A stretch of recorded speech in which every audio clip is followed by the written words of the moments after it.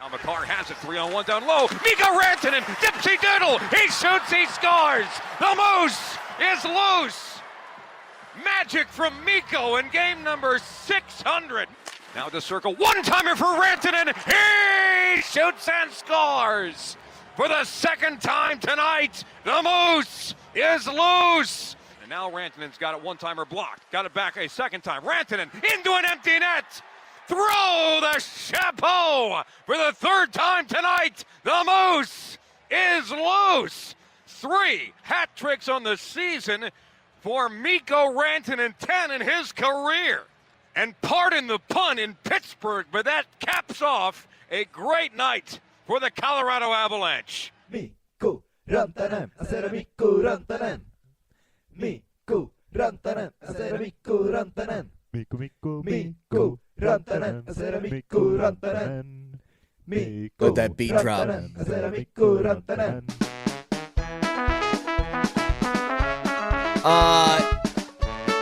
That's the way to close out a road trip.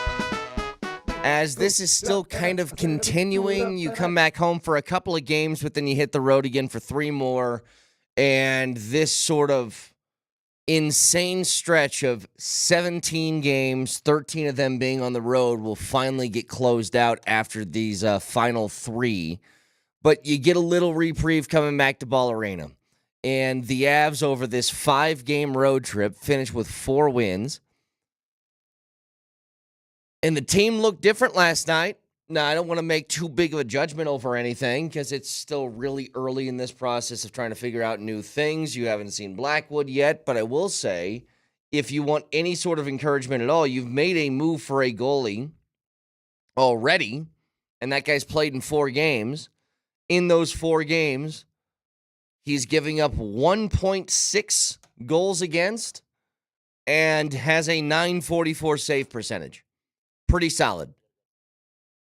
There is a massive shift in the way that I think most people see the Avs now after a couple of moves as opposed to what they were maybe a month ago.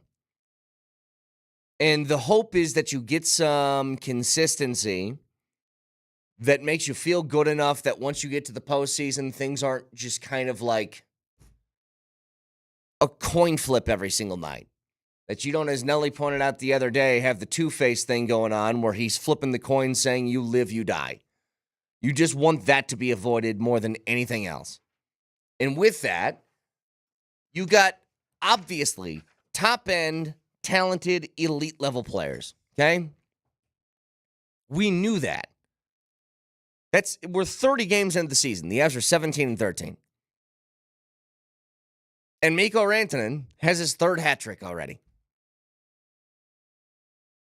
And so all of that talk about Mikko and, what we should do, we should flip him for... Nope, what you knew is you pay Mikko Rantanen. Pay him. Pay that man his money. It's my favorite accent to do, by the way, is John Malkovich and Rounders. Because I have never quite heard anybody talk like that before. And I go, I guess that's Eastern European. I'll take your word for it. But just Malkovich, bad Russian is your favorite accent. Yeah, like he's obviously, Malkovich is a good actor. He's making a choice there. I don't know what the choice is, but if you hear somebody say pay him, and the first thing that doesn't come in your mind is pay him, pay that man his money, then I don't know what you're doing. You're living life incorrectly. But let's talk about a few of these here. Because over the course of this game, it's pretty wild, especially from the start. So Wedgwood takes the shot early. So he's in the crease. And who the hell was it that got through there? Was it O'Connor?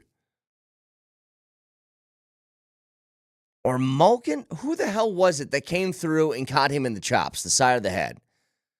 And Wedgwood goes immediately down, face down on the ice, and starts doing like this quarter rotation. And you're thinking, uh-oh, does he have a concussion? Did something happen? Able to stay in the game, everything's good, but the last thing you wanted to do, as you just made these moves for these 2 different goaltenders, is have Wedgwood come out of the game and bring in Trent Miner. Didn't want that to happen. Thankfully, Wedgwood stays in and he plays great. 25 saves on 27 shots. And Pittsburgh was constantly kept at an arm's length. Wedgwood in 3 of his 4 starts, he's given up 0, 4, 0, and 2. I think you take that. And I guess it's 3 starts, and then he came in relief for 48 minutes for Georgie in his first appearance. But you take that. And then shortly afterwards, the Avs try and dump the puck into the zone, and it goes into the bench, ricochets off the glass in the bench, and then clips the backup goalie in Pittsburgh's eye. And he was gone for a good, period and a half, and by the time he does show up back on the ice, he's stitched up with a black eye and swelling around there. You're like, good Lord. The hell? Why are goalies taking ricochet shots? Say those numbers again, by the way, that he has in terms of saves in each game. Saves in each game? I thought you said, yeah, he had, Goals. goals allowed, yes. 0, 4, 0, and 2. 0, 4, 0, and 2. So that is 6 goals allowed in 4 games. So that's an average of 1.5 goals allowed per game.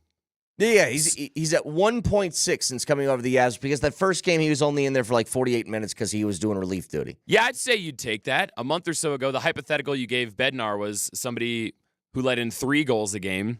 Why don't you cut that in half? Seriously. That's what Wedgie's rocking so far. And with him playing that way, I don't care who's between the pipes as long as you get that kind of production. If it's Wedgwood, then it's Wedgwood.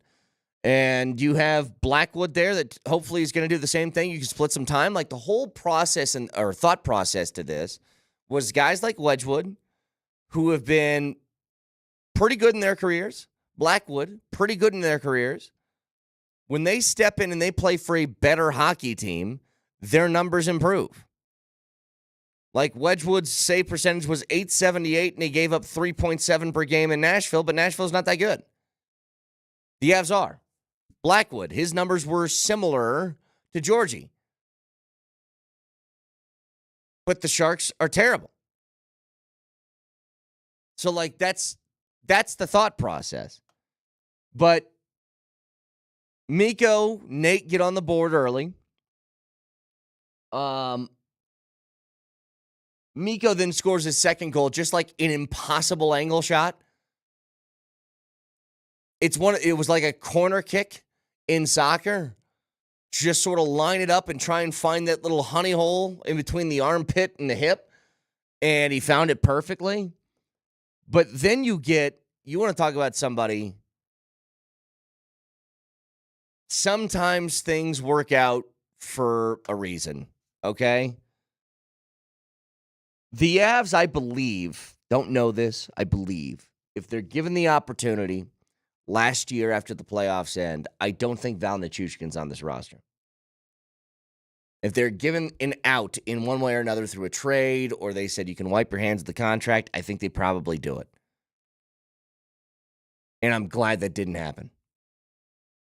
Because Val Nichushkin, in his last 8 games, has scored a goal in 5 of them. He's just an incredibly productive player that can do anything. And that move he made last night, that little power move right in front of the crease, get around the edge of the goalie, pound it in before he can get his toe to the post. That's rare stuff for a guy, especially of his size. A 6'4" dude who's 215 pounds, whatever he is. That's rare type of talent. And yes, I know the caveat that comes with, I complimented Val. Here comes other person saying, yeah, well, I hope he's there for the playoffs. We all know. All of that's in the back of everybody's heads. I don't feel the need to mention that every time we talk about Val Nichushkin. But good Lord, is he an incredible player who really helps this team. And you can go back and Val Nichushkin gets in the lineup and the Avs are winning hockey games again. That's not some sort of coincidence. That's been a theme for 2.5 years. But God, is he good. So you get him with the power move to the front of the net. He finishes. Lecky with a great shot to get the 5th goal off an unreal turnaround feed from Mikko, because Mikko was doing a little bit of everything last night. Arturi Lehkonen, heard of him? But when the game gets cut down to 3-2, and I believe that's after Wedgwood got 5-hold, you needed to make a couple of plays. And that's where Val stepped up and made his. And then Wedgwood with a couple of just an amazing blocker save. He had a great kick save with that puck that was just hanging there right on the goal line. Made sure to kick that out, and the Avs took control. Like that, what I've been begging for from the Avs and the Nuggets for the better part of a month now is, can you look like the teams that I recognize? That's all I wanted. It's like you've built these teams in a certain way, and for a good portion of this season, I think the Avs mostly through injury, the Nuggets, I don't know what's going on there. Still, I don't know. But I wanted to see a team that was a reminder of how you built it and the way that it's looked when they were championship level. And the Avs in the last 5 games have done a lot of that. They've eased a lot of those fears that I had where I hadn't seen those before, and now we're getting those back. Those games where you go, yep, that's what the Avalanche look like. They score a lot of goals, and they do a pretty good job on their own end. You know, it's not necessarily shutouts, but it's, you know, you score 5, you get an empty netter, and you allow 2. That's the Avs I recognize. And now they get the opportunity to come back home, at least for 2 games against Utah, who isn't great as a team that just moved over from another city. And you got Nashville, who was also terrible. They're 7-16-6 on the year, only 20 points so far this season. So a couple of easier opponents coming back at home before you hit the one last sort of extended road trip where they're going to be out from Monday to Friday of next week. And then you got a long stretch of home games coming that'll take you into basically February. So a lot of that to look forward to in the coming months. But the Avs with a great game. So 303-504-0925. We're giving away a pair of tickets to Nuggets game, the Nuggets game against the Clippers on Friday. Every hour today. Every hour. So just text this hour's keyword. The keyword this hour is jolly. Like old St. Nick. So jolly to 303-504-0925 along with your first and last name. We'll announce the winner for this hour at about 55 on the clock, so 6:55. Tickets still available for the game at nuggets.com/tickets. Again, to enter for this hour's tickets, text the keyword jolly to 303-504-0925 along with your first and last name. Good luck and stay tuned all day as someone is winning a pair of tickets to that Nuggets game on Friday every single hour. Back after this.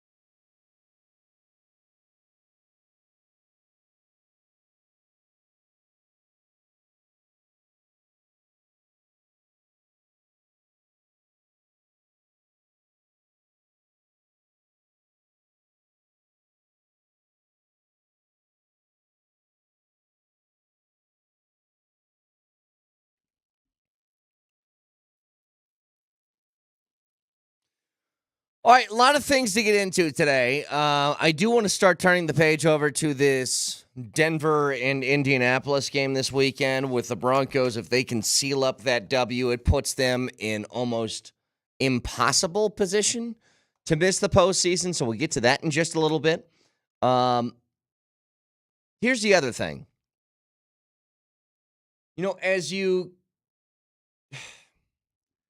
look towards the college football postseason, and I keep saying stuff like this, you know, I see these tweets about Shedeur Sanders being compared to Dylan Gabriel, and how is Dylan Gabriel a Heisman finalist and Shedeur Sanders isn't. This is where the perpetually mad CU fan, I think, needs to relax. You got a guy who's he's going to win the Heisman in Travis Hunter, and it's not going to be close, who resides on your team. Can't you kind of understand as to why two of your players aren't up there? Are they the two arguably best college football players? Yeah, they are. But a lot of times what happens with awards is you know somebody's giving one, so you just give love to other people just to give them love. Like, you ever notice how MVP and Offensive Player of the Year in the NFL is like the MVP is like a quarterback and the Offensive Player of the Year is usually like a running back or wide receiver or something like that? It's like, if the MVP is a quarterback, then how does he not win Rookie of the Year? Well, because he's got one award, and so you're going to give one to the other guy. Dylan Gabriel was the quarterback on an undefeated football team and the only one left in college football this year. I think that matters along with his numbers being pretty good. So I don't have any issue with that kind of stuff. Funny thing about where CU is at and what's sort of next. I was thinking about the way that the playoff went about making their decisions. And there's a whole bunch of people that are upset with how they came down to the conclusion of these 12 teams making the postseason. And I've also heard a lot of people complaining that Oregon is now getting an unfair shake at this because getting the 1 seed means they have to play against a really good team on their path. You know what? That's how it works sometimes. Like, again, I don't know, and maybe it's just tradition of how people think that college football has always operated. I'm here to tell you. Every other sport, teams that are 1 seeds don't always get the easiest path to a postseason. Not everything is built equally. When the Nuggets won an NBA championship, they had a pretty easy run towards it. But how did they get there? They got there because the 1 seed was upset by the 8 seed on the opposite side of the conference. And you got to play an 8 seed in the NBA Finals. Sometimes that's just the way it goes. Other times, there are better teams that are seated in, I'll give you an example. You look at the NFL standings right now. And if the season were to end, what the matchups are. You have a team like Philadelphia. They're 11-2. Tied for the 3rd best record in the NFL. They would be matched up with the Green Bay Packers, who are 9-4. Another 11-2 football team, the Minnesota Vikings, are a 5 seed. Is it fair? I mean, I don't know. There's a certain set of rules. There's a standard. And the standard is you win your division, you get a home game, and if you're the 1 seed, you get a bye. And then you just kind of play who you play. When it comes to the college football playoff, there's a set of standards. If you are a top 4 team who has won a conference championship, you get a bye week and you get seeded as follows. And I don't know why there's so much hand-wringing all the time about college football and this idea of what's fair. It's like it's not fair in any other sport. Is it fair that the Toronto Blue Jays have to play in a division that features both the Boston Red Sox and New York Yankees who spend a whole bunch of money, as opposed to the AL Central that has like nobody who spends money? No, it's not fair, but that's your matchup. That's what you get. Sometimes you play in an easier division or conference. Sometimes you play in a harder one. But when there's a clear standard and set of rules, nobody cares all that much anymore. It's why nobody complains in the NFL about somebody's path to a championship. Here's the standard. If you do this, it's typically going to be easier. If you don't, then it's not. So I just don't get it. All the time in college football we're talking about now with these new rules. Well, Oregon's got to go through potentially Ohio State. And okay, then they got to go through that. So what? Ohio State and Texas could be their path there. Well, not if Clemson beats Texas or Tennessee beats Ohio State. And you're the best team in the country, then yeah, maybe you got to go through something a little bit tougher. I just don't get it. It's totally fine that we live in a world where sometimes you get dealt the short hand or you get dealt a bad hand, and you got to find your way to navigate through it. Now, I've mentioned this before. Like, let's say that CU got in. CU would be in the place of Arizona State, probably at number 4, potentially number 3. Well, Arizona State's going to have to play probably Texas. But at least they get the bye from the start because they would have won the conference. Like, that's the rules. And anybody in the SEC wants to complain about them having a harder conference schedule? I don't have sympathy for you because you get the benefit of the doubt most of the time. I guess the only time I could think of that argument being used in pro football was during the Patriots' reign of terror with Belichick and Brady. People used to say, well, look at their conference games. The Jets suck. The Bills suck. The Dolphins suck. Right. They get spotted 6 free wins every year. Yep. But I mean, that to your point, that's how it goes. Sometimes, yeah, your division sucks but good teams find a way to beat the bad teams. You can only, I'm going to use the oldest cliche in the book, you can only play the teams in front of you. Well, what's really funny to me is people in the NFL, they look at like, if we were to do the same thing with college football, the same thing in the NFL that we do for college football, which is at the end of the year, it's not about division winners or anything like that or where you're at in the AFC or NFC conference standings. We do it by the eye test. And we take strength of schedules and resumes and we put them side by side and we say, this is how we're going to determine who's seated where. Here's what's funny about strength of schedule in the NFL. You ever notice that a lot of the good teams usually have a bad strength of schedule? And do you want to know why that is? Because when you beat a lot of teams, you deal them losses and their strength goes down. That's what happens. It's a byproduct of being good. You make the teams that you play against look worse. For example, the Chiefs are 12-1 this year. Had they not gotten wins over teams like the Chargers twice, I bet you the Chargers would then be a much better opponent on paper than if you beat them twice. If they didn't beat the Ravens in week 1, the Ravens would be a, quote, tougher game and make their strength of schedule tougher, but they won. Texture says, divisions are unfair and obsolete. All sports should do away with them. Incorrect. Now, divisions just it doesn't matter in basketball for whatever reason. Being a division champ in basketball means nothing because they do their seeding by conference.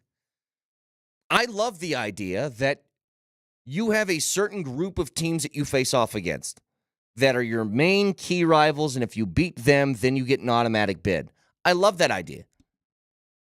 I don't know about divisions, but I feel like conferences in college football are trending towards obsolete because they used to be regional. And I feel like years and years ago, they were created to have these pockets of the country where you have these rivalries based on geography. And also, it was just to cut down on travel time, right? Because you're playing people in your pocket when travel wasn't available on the mass scale that it is now. But now you have Cal and Stanford playing conference games in the, let me check my notes here, Atlantic Coast Conference. I'm going to go out on a limb here and say Berkeley, California is nowhere near the Atlantic Coast. The geography of conferences is absolutely pointless and obsolete now. How is Colorado playing in the Pacific 12? How close are the Rocky Mountains to the Pacific Ocean? Well, for the geography part, I get it. I'm just saying overall for conferences, you, especially in a league that has like 130 teams, how the hell else are you going to parse through it? Like, you have to do it that way. And so giving automatic bids, like, you reward teams who play well. What's wrong with that? And by the way, again, to the conference sort of chatter, Texas football was this close to winning the SEC this year. Texas, if they still played in the Big 12, would not be as respected. Not because their team would be any worse, but because your perception of them playing in a, quote, lesser conference would have them taking a hit. And I think that's crazy. It's what I've argued the entire time is just because a team isn't in your halves conversation of conferences doesn't mean that the team can't catch lightning in a bottle and is any worse than any other team. Like, the assumption here is basically what you're telling me is this. If Georgia played in any other conference, they go undefeated. That's not the case. It's just not. Like, Bama wants to argue we had such a tough schedule this year. It's like, well, you lost to 2 6-win teams. What do I do with that information? And you have 3 losses overall in the year. And you didn't make your conference championship game. Like, I'm seeing a whole bunch of cons in the pro-con category. Now, wanted to get to something else. And with winter meetings going on, I think it's just interesting to keep an eye on a few things. So the Rockies it was tied for the best odds to get the number 1 overall pick in the draft. They ended up with number 4, which is a bummer. You wish you could just take the number 1 and run with it. But the big news yesterday is that, according to, let me make sure I got this right. MLB on Fox, Bob Nightingale, both had this report that I've seen, that the Cardinals are allowing Joel Wolfe, who I think is the agent of Nolan Arenado, to speak to teams directly to help facilitate a trade for Nolan Arenado. And so everybody can do their go dunk on Nolan thing and say, ha, didn't work out. You left us for a team that's just as bad. Like, you can do all that stuff. It's nice to have a little victory lap. I got an idea for a trade. I'll throw you a Gomber. I'll throw you a Montero. And you pay off the rest of his salary for him to come back to Colorado. How about that? You know what's funny? If Nolan was actually available, let's say, just in a make-believe world, that Nolan said, I want to come back to Colorado. And you let bygones be bygones. This isn't a personal thing. Just the player. I don't know if I'd take him. Like, he's still good. But I like the infield that the Rockies have. We're hoping that the veteran slugger's Brian. No! The fact that you got another one of those to play every time I talk about the Rockies. I really don't think I would. You got a stud at shortstop in Tovar. You got Rymack, who is playing arguably as good defensive third base play than Nolan did when he was here and in St. Louis. And Rymack's stick has gotten a lot better over the last couple of years. I like the left side of the infield. I don't think I'd touch it. But it's pretty crazy that all of this stemmed from, and the reason I haven't been too big on dunking on Nolan over the last few years is because I kind of understood where he was coming from, and I think everybody else would if you looked at it objectively. He signed a contract to stay in Colorado. He did not sign that contract thinking that once he got that money, they had no more money to spend. The rumor is there was assurances that there would still be spenders in free agency if he got the big deal. And the Rockies didn't. They didn't find a way to help him and bring more guys in that made them contenders in times like this of winter meetings. Now, who won the trade? You know, we talk about this a lot. I know it wasn't a one-for-one trade with the Broncos getting Bo Nix and Russell Wilson going for the Steelers. It was a free agency pickup and then a draft pick, but it's essentially that. Where both teams kind of end up on the winning side, that Pittsburgh gets a quarterback who's playing really good for him right now, and the Broncos get a quarterback who feels like a franchise guy. This is a case where I don't know if anybody won. I mean, the Rockies, they had to pay off a huge portion of his contract. And on top of that, they got Gomber, who's okay in the rotation, and not a lot else. Meanwhile, St. Louis gets Arenado, who just didn't play up to the standard I think they were expecting, and the team was terrible. Like, this was a lose-lose. I don't know if anybody came out on the winning side of that. And Brett, look, I just want to send a message to Rockies Nation, Rockies Pile. What's the fan base called? Yeah, the Rocks Pile. The Rocks Pile out there. Everybody last night was freaking out on social media about how the Rockies did not get the first overall pick, even though they had fantastic odds. But I'm here to tell you something. Let's go back to 2016, 2017. The Avalanche had that absolutely putrid season that everybody wishes they could forget. And shout out the San Jose Sharks for having a worse season a year or two ago. So now it's not the worst season in NHL history. We'll take that silver medal here. Everybody thought that the Avs were going to get the first overall pick in the lottery because they had pretty good odds. And instead, they fell to fourth overall. You know who they took with that fourth overall pick? Have you guys ever heard of the Conn Smythe? That's right. They took Cale Makar fourth overall. So you know what, Rockies fans? You heard it here first. The fourth pick does well in Denver history in terms of lotteries. Rockies are about to draft a future Hall of Famer. Well, I hope that's the case, because I would love it. You know, they got that other Holiday kid that's out there, by the way, that's supposed to be near the top, and maybe you get a Holiday back in Colorado. Who knows?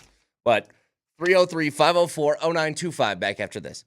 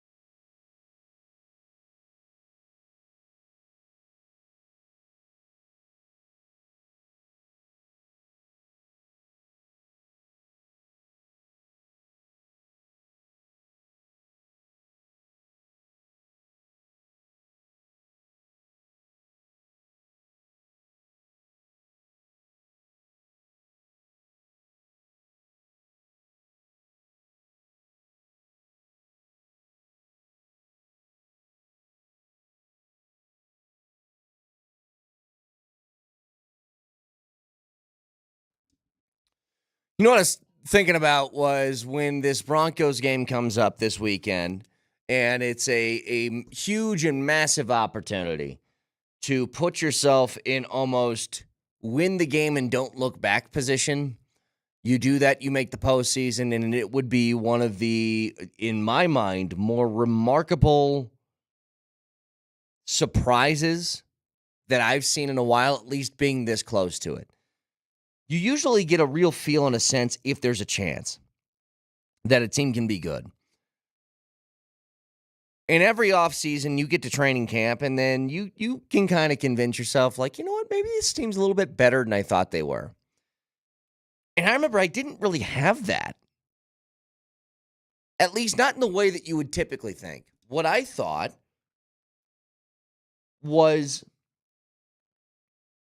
this team's a lot more solid than I thought they were. But if you have a solid roster with a rookie quarterback who's going to be figuring it out in year one, you aren't thinking that's translating to success. You aren't. And so, bottom line is this. You entered the offseason thinking this was going to be a huge rebuilding year. I was under the impression the Broncos were probably going to be picking in the top 5 by the time this season was done and over with. And I was okay with it, given the circumstance and thinking where they were at as a franchise. But you look now 13 games into the season, you're 8-5 and in a playoff position. You have a chance to win a game against a team that is directly below you in the standings, to which would put them almost firmly out of the playoff picture. And if you do so, you're about a win away in the last 3 weeks of making something happen to where you solidify and punch your ticket with nobody else having a shot. That's a pretty remarkable turnaround. And if there's ever a game in which you have a few injuries that you're dealing with, even off the bye week, it doesn't sound like Riley Moss is going to be ready to go this weekend. If there's ever a week for Riley Moss to miss, I think it's this one. And here's the reason why. For all the faults of Jameis Winston, the amount of picks that he throws, the amount of bad decisions that he makes, he can burn you if you aren't on your game. He can. The Colts quarterback can't do that. He might hit you for a couple of pop plays, but I'll just give you some numbers from Anthony Richardson this season. In 9 games that he has played, Anthony Richardson has 1,500 passing yards. He is completing 47.5% of his passes, which this would be on pace, I believe, for worse than Tim Tebow the year that he was the starter for the Broncos, 47.5. He has 7 touchdown passes. He has 9 interceptions. You watch the Indianapolis Colts operate as an offense, and it's going to remind you of a college football team. There's going to be a whole bunch of designed quarterback runs. They're going to put Anthony Richardson in positions where he's going to get hit and try and break tackles. But their whole thing is they don't want to throw the ball too much because they know they can't trust it. And he can hit you for a shot downfield 50 yards. He's got an amazing arm. But he has terrible accuracy issues. And if there was a week that you were going to miss Riley Moss in a very key situation, this is the game. Because this isn't going to come down to, can you guys cover well enough? It's not. It's going to come down to, can you stop the rush? And I trust the Broncos in that category. And more importantly, if you can get after Anthony Richardson early, he'll get tired, and then he'll want to go take a nap. So you can get him out of the game. There you go. That's the funny thing about him, though. It's that guy doesn't get sacked. He's too big. So I just gave you all those numbers. Anthony Richardson in 9 games has only been sacked 11 times. Like, he is very, very difficult to bring down because he is like 6'5", 250 pounds. I mean, 6'4", 250. And he looks bigger than that. Like, you watch him just stature-wise, Anthony Richardson is a lot like Cam Newton. He's very, very difficult to get your hands on, and even when you do, he's even more difficult to bring to the turf. But the concern here for the Broncos is if Riley Moss misses a football game, then who steps in and who turns into the guy who's responsible for not letting a Jerry Jeudy go off for 200 and some yards? That's not happening this weekend with Anthony Richardson throwing the football. It's just not. And he's got a little bit of the Jameis stuff where there's a lot of mistakes. But at the end of the day, you take care of your business and you just stay on your P's and Q's. That's all that really matters. Because he is not going to burn you for like a 22 of 28 game. A lot of other quarterbacks can do that, especially if they have a backup they feel like they can pick on in the secondary. Not this one. You know, again, it feels as if you were preparing for some sort of, not military school in college, I guess, but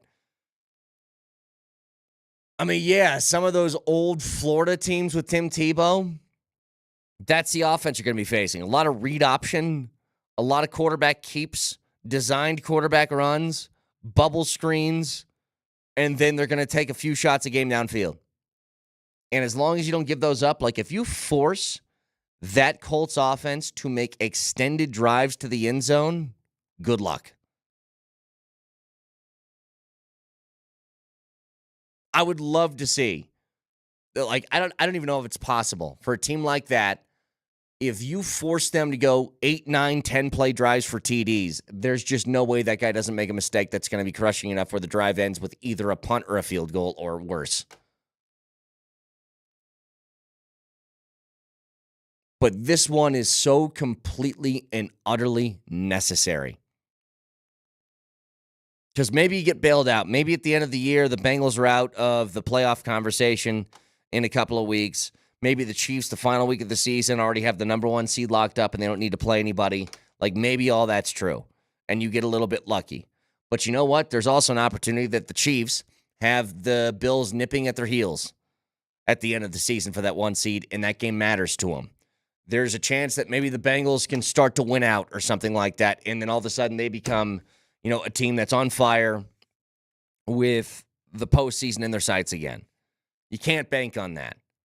Win the game against Indianapolis, get yourself to 9 wins, and essentially make the final 3 weeks a 1-3 stretch.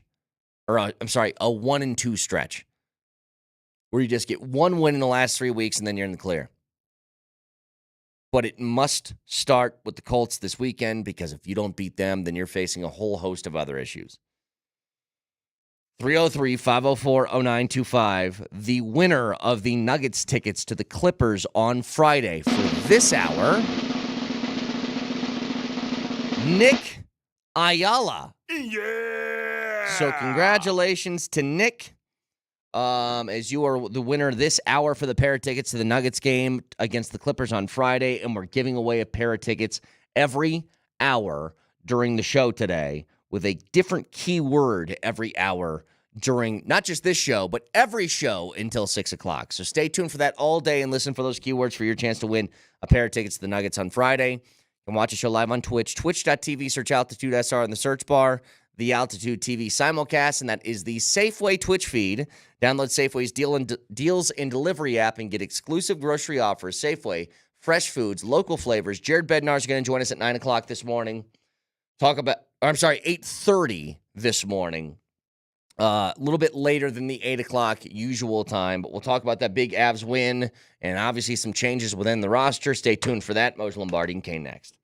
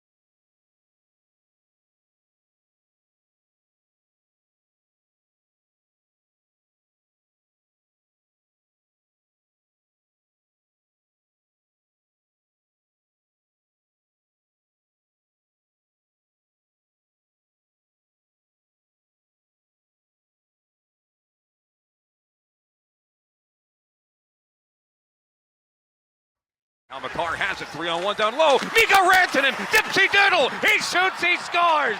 The Moose is loose. Magic from Mikko in game number 600. Now the circle, one-timer for Rantanen. He shoots and scores. For the second time tonight, the Moose is loose. And now Rantanen's got it, one-timer blocked. Got it back a second time. Rantanen into an empty net. Throw the chapeau for the third time tonight. The Moose is loose. 3 hat tricks on the season for Mikko Rantanen, 10 in his career. And pardon the pun in Pittsburgh, but that caps off a great night for the Colorado Avalanche. Mikko Rantanen, Mikko Rantanen. Mikko Rantanen, Mikko Rantanen. Mikko Rantanen, Mikko Rantanen. Mikko Rantanen, Mikko Rantanen. Had to wait for the beat to drop. Mikko. Someone's gonna get paid. Yeah. Well, what are you saying? Having 3 hat tricks in 30 games is a pretty good start to the season because it feels like it for Mikko. Pay him.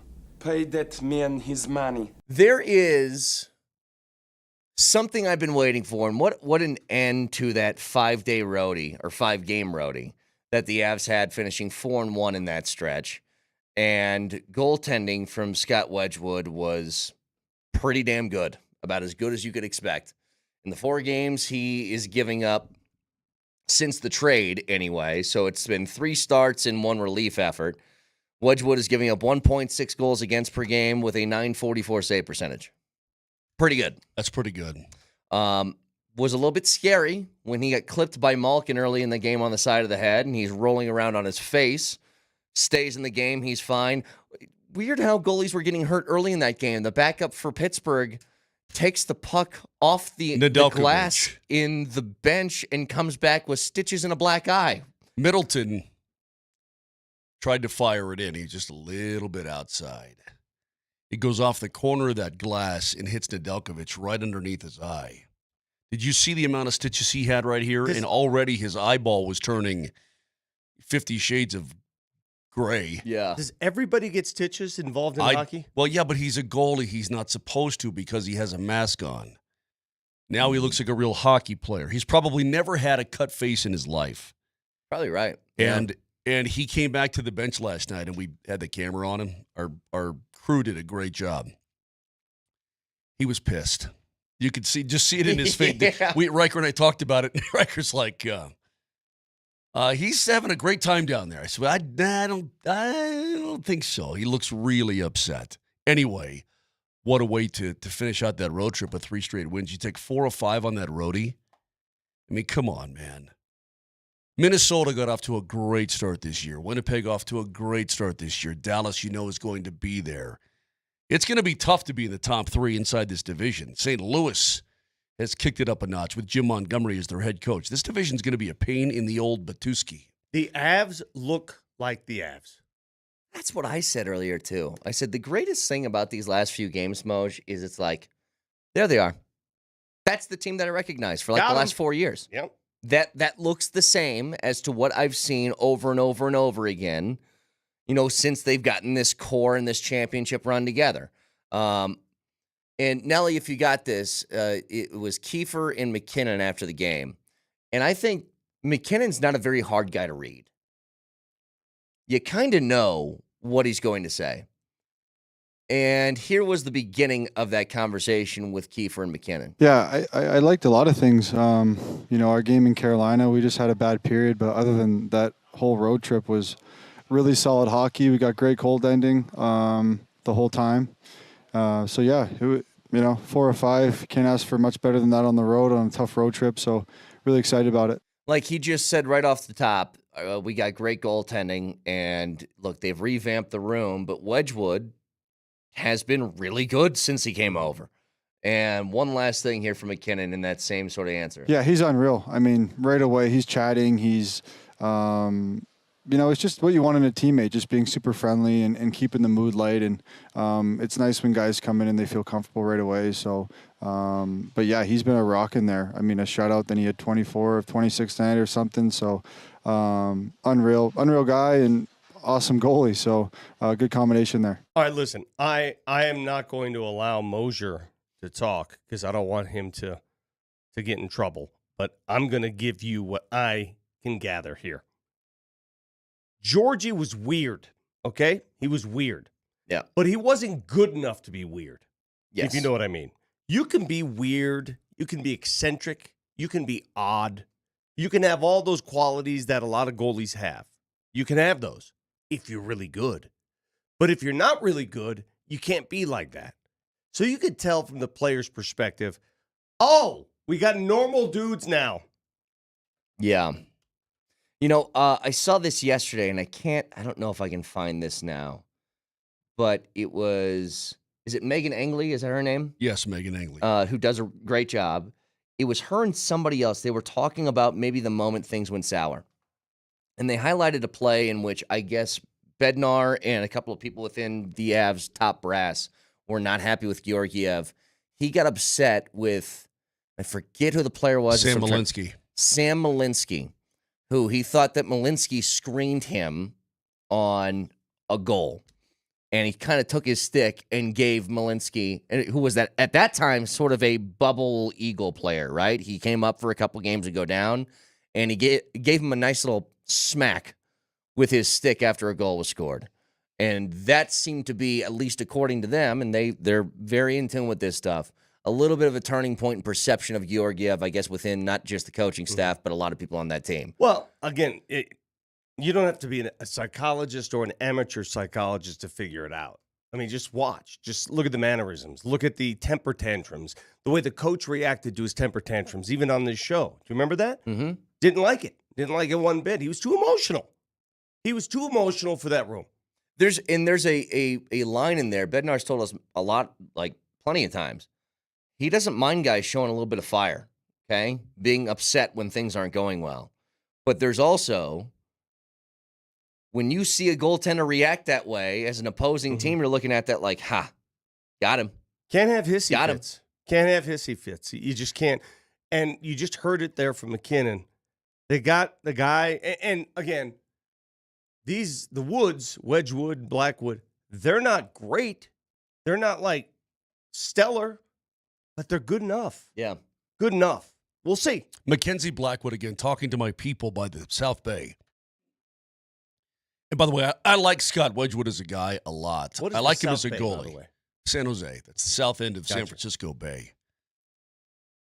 They say that he's the best goalie they've had since maybe Evgeny Nabokov. Like, it's been a long time since they've had a guy that they thought was really good. I saw him dunk a basketball. Yeah, we showed that last night. Did you see that? Yeah. That was at Ball Arena. Why was he dunking basketball? Well, he must have been there for some reason, and the Nuggets court was up, and he was out there with his teammates when he was with the New Jersey Devils, because it was still at the time Pepsi Center, so this is some years ago. Yeah. But 6'4" him, he's going up, drive, missed. If you could Little dunk a two-hander, basketball, and then a one-hand thunder dunk, bam. if you can dunk a basketball, you're my goalie. Yeah, I like that. Oh yeah. You're my goalie. Yeah. If you Do you agree? Do you think Shesterkin can dunk? Do you agree or not? Could Patrick Waugh dunk? Do you agree with me or not? I don't think the. If you could dunk a basketball, you're my goalie. No, I don't think it. Can Jared translates. Goff chug a beer? I need I don't know. Maybe. I need my quarterback to be able to chug a coldie. What do you mean, maybe? How excited was that plane? How excited was his team? How excited? Not really. No, there wasn't. There wasn't sort of really a whole lot businesslike? of. Yeah, it was very businesslike. I'm telling you. And again, you heard Bednar yesterday talking about the win in New Jersey, and I asked him about the seriousness of his club. He's like, I think we've been serious, but now we're focused on the details. There was just a sense when they took the ice for that skate in Detroit, it was almost like, okay, enough is enough of this crap. Let's go be us. And like you talked about, Kaner, when you see the team, you see what you recognize. Yeah, like that is the team that I've come to know for 5 straight years. We're going to talk to Jake Coyne in 10 minutes, as he's going to break down if there's anything even possible for the Nuggets to do, kind of what the Avs did, which was just make a change to maybe bolster a group a little bit. Can you please remind everybody who Jake is? Jake is he's a big stats and Say what it is. well, you would call him a nerd. I would say he's a learned man on all the rules of NBA. Well, can't we do both? I mean, I think that Does he speak fluent Latin? He's a learned man who also is an absolute CBA geek, and we love him for that. He's also an enthusiast of both birds and aprons. Yes. So we'll talk to him about if there's anything possible the Nuggets can do in 10 minutes. Reminder to you guys, all day today, across all shows, every hour, we're giving away a pair of tickets to the Nuggets game against the Clippers on Friday. Okay? So every hour is going to have a new keyword. The keyword this hour is Yule, as in Yuletide, because it's the holiday season. So Y-U-L-E to 303-504-0925 along with your first and last name. We'll announce the winner at the end of the hour. Tickets are still available for the Nuggets at nuggets.com/tickets. And again, enter for this hour's tickets. Text the keyword Yule to 303-504-0925. Good luck and stay tuned all day as someone's winning a pair of tickets every hour. You'll shoot your eye out, kid. Mm-hmm. How Yule, many people, as in that. Yeah, how many people you think are going to type in YOU''LL? That's why I'm trying to tell you guys it's Y-U-L-E as in Yuletide. It's like mule with a Y. Nobody ever uses that word. Nobody does. Just dumb. Like dumb Yuletide. word. What do you mean? Yuletide Nobody ever greetings. uses it, Yeah. except this time of year. Well, why don't we bring it back? Whatever. If you want to start talking Latin on the show, do it. You know what I miss? I miss old with the E at the end of it. I want that to come back. The only Yule in my life is Yul Brenner. Understand that. Yule is, he was just YUL. He didn't even have the E That's on the only it. Yule in my life. It's a winter festival historically observed by Germanic peoples that was incorporated into Christmas during the Christianization of the Germanic peoples. Oh, so now we're being racist. Why is it racist? Just catering to Germans and only Germans. Wow, I'm German. I feel racist that you said that. Totally racist. I feel racism coming from you. Mm-hmm. Well, Vic, the Germans have never done anything bad ever, so it's okay to, throw I'm them a sorry. bone once in a while. If it was pronounced this way, Yule, then I'm sure it'd be okay with you, wouldn't it? Well, I don't like this at all. What? Some members of the Church of Satan and Whoa! other LaVeyan Satanist groups celebrate Yule at the same time as the Christian holiday in a secular manner. Okay. See? You see my suspicions? Well, text You in, see I how guess, this- the satanic Yule. This schnoz can sniff out bad words? Can I say one other thing we can get? How this- did Yule even hang like in the vernacular all these years? It's in like Christmas songs. Because I'm looking right here, hauling a Yule log in 1832. Yeah, whatever. Dude like just got his Yule on. Like, hey, I'm going to go get me some Yule, and this is my Yule log, and this is my mule. His name is Yule. I have bad vision this morning. Everything's like out of focus. Can I say one other thing about the Avs last night, and we'll do a lot more as we go along today. And I want to get in this in more detail. I think the Avs are incredibly fortunate in one respect. Had they gotten, I think, what they wanted, and I don't know this, but this is my assumption. Had they gotten what they wanted at the end of last season, which was an out for Val Nichushkin, I think they would have taken it. Whether that's by trade or if the NHL said, hey, you're off the hook. You could They tell would've by taken it. you could tell by their reaction to the questions. I'm glad they didn't. He's really good. Like that goal that he scored. He's really good. That goal that he scored. And I know what comes after anytime you bring up Val. There's never been denying that he's really good. Of course he's good. But you know what comes next. What's my next question? No, I know that. That's why I'm just like, leave that on the back burner for now, because I just want to say this one thing. This team has a much better shot at a championship with him than without him. Watching his power move to the front of the I mean, net. good Lord. He's such a big man, but he gets on those edges and he cuts. Can you imagine at And top how easy, speed? How easy Yeah. just At top speed, coming down the wall, cutting through the bottom of the circle, taking the angle on the D-man. Then you go from this way, 90 degrees parallel, and you stuff it inside the post. And not only that, you have to be going fast enough that goalie can't make a full push and get his skate to the post. Yep.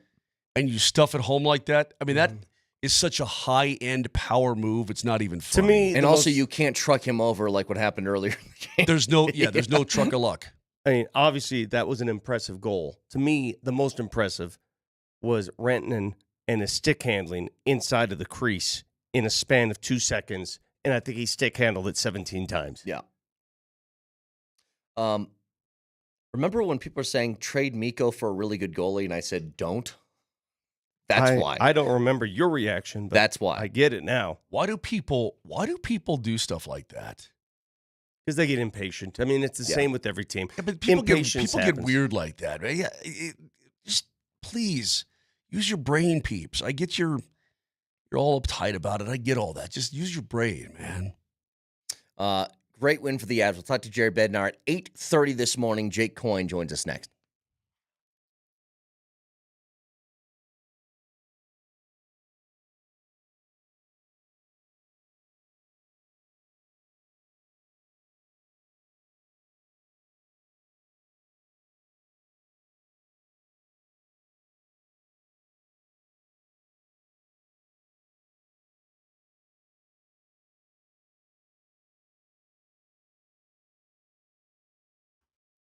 Guys, it's the holiday season, the season of all kinds of hustle, all kinds of bustle. Is your energy down? Are you sleeping not that great? You don't feel like the guy you once were? Maybe it's tough for you to get excited for the holiday cheer. Do yourself a favor. Find out if you've got low testosterone. It's very simple. Early to mid-30s, guys start losing 2 to 3% of their testosterone production every single year. It happened to me. I didn't know what to do, and I finally figured it out. Call the Rocky Mountain Men's Clinic. Maybe you're putting on a little weight. Do yourself a favor. Take the low T quiz on their website. It's super simple.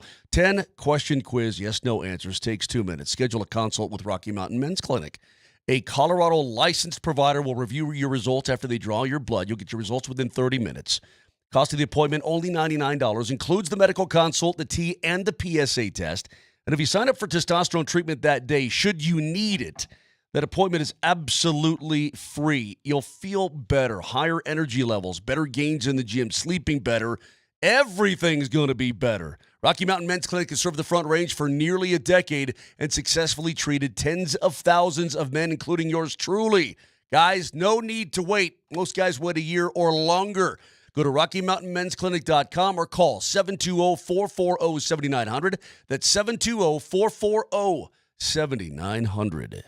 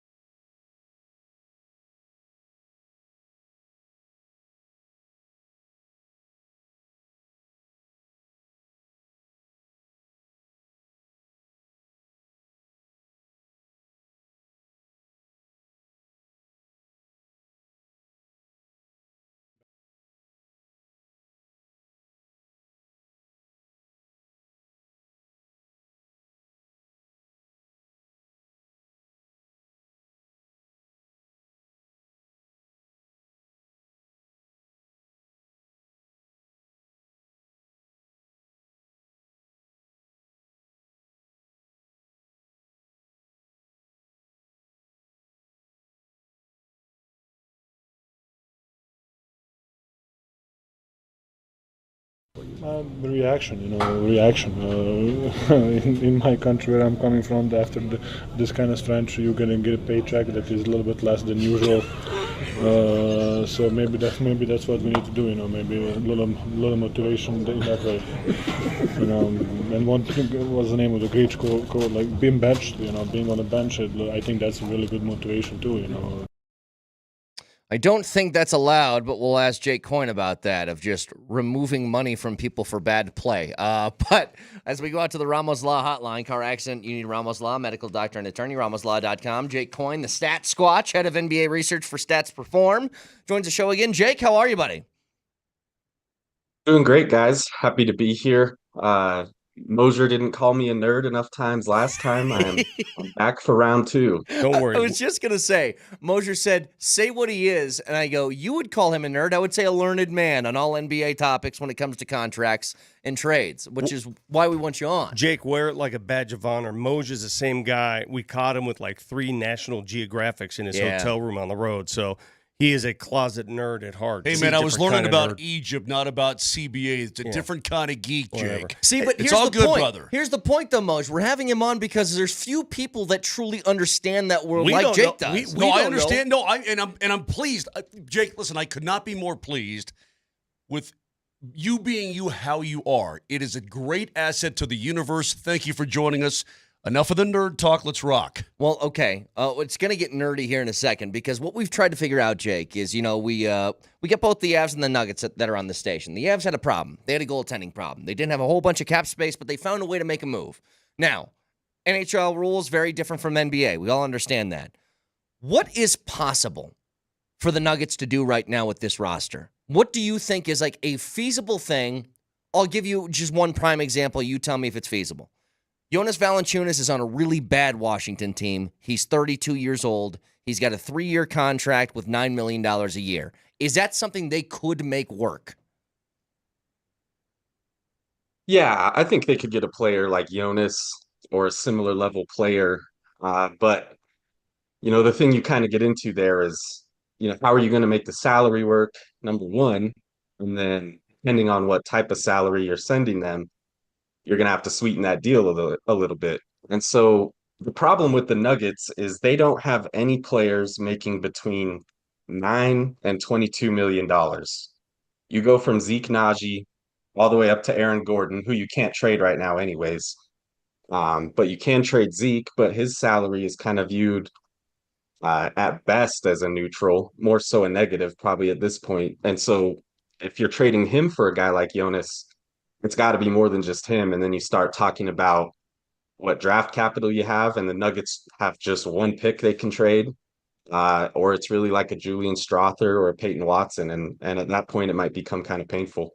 But another team, regarding Zeke, let's just focus on Zeke. His contract doesn't expire until 2028. No one's going to take that on just to take on money. They're going to take him on because they think he can still play, right? I mean, no one's going to say, hey, just give me $8 million salary and we'll do what we... You've got to be able to think this guy can play to take on that salary. Yep. Yeah, I don't think people are going to take Zeke Naji on that deal just as kind of a salary dump unless there's some really strong motivation for them to do so as far as other assets in the deal. The good thing about his deal is, it's declining. So by the end of it, he's making less money. As the cap goes up, the percentage of the cap that he's taking up goes all the way down to like 4% by the end of it. So by the end, it's really not an expensive deal or anything, but the length of it does make it difficult because, teams don't want to have that on their books for a long time if they don't think he can play. Jake, tell us why it's so difficult for the Nuggets to include draft picks in any trade package that's out there. Yeah, so the Nuggets have kind of, I guess, burned through would be one way to put it, but they've gone through most of their draft assets, the last handful of years. This next draft, they'll still be giving up a pick from the Aaron Gordon trade. 2027, they're giving up a pick that was from the Peyton Watson deal. Peyton Watson. 2029, you'll be giving it up because you got Julian Strother. And then 2031 is the one pick you can trade because in the NBA, they don't let you trade out of future drafts in back-to-back years. So for that reason, the Nuggets can't trade 2026, 28, or 30. But they can only trade 2031. And so, because of that, it really limits what the Nuggets can do. And they've also gone through all their second rounders and in a bunch of different deals. I don't need to go through them all, but yeah, it makes things really tough. Jake, let's go. Let's be clear about this, though. I want to sort of backtrack so that listeners can get an understanding. All of these rules are put in place because of equity, correct? So that teams can't stack, that it gives everybody a fair shot at building a roster that they believe can win. Is that not the way it is? I think in an ideal world, that's kind of your motivation.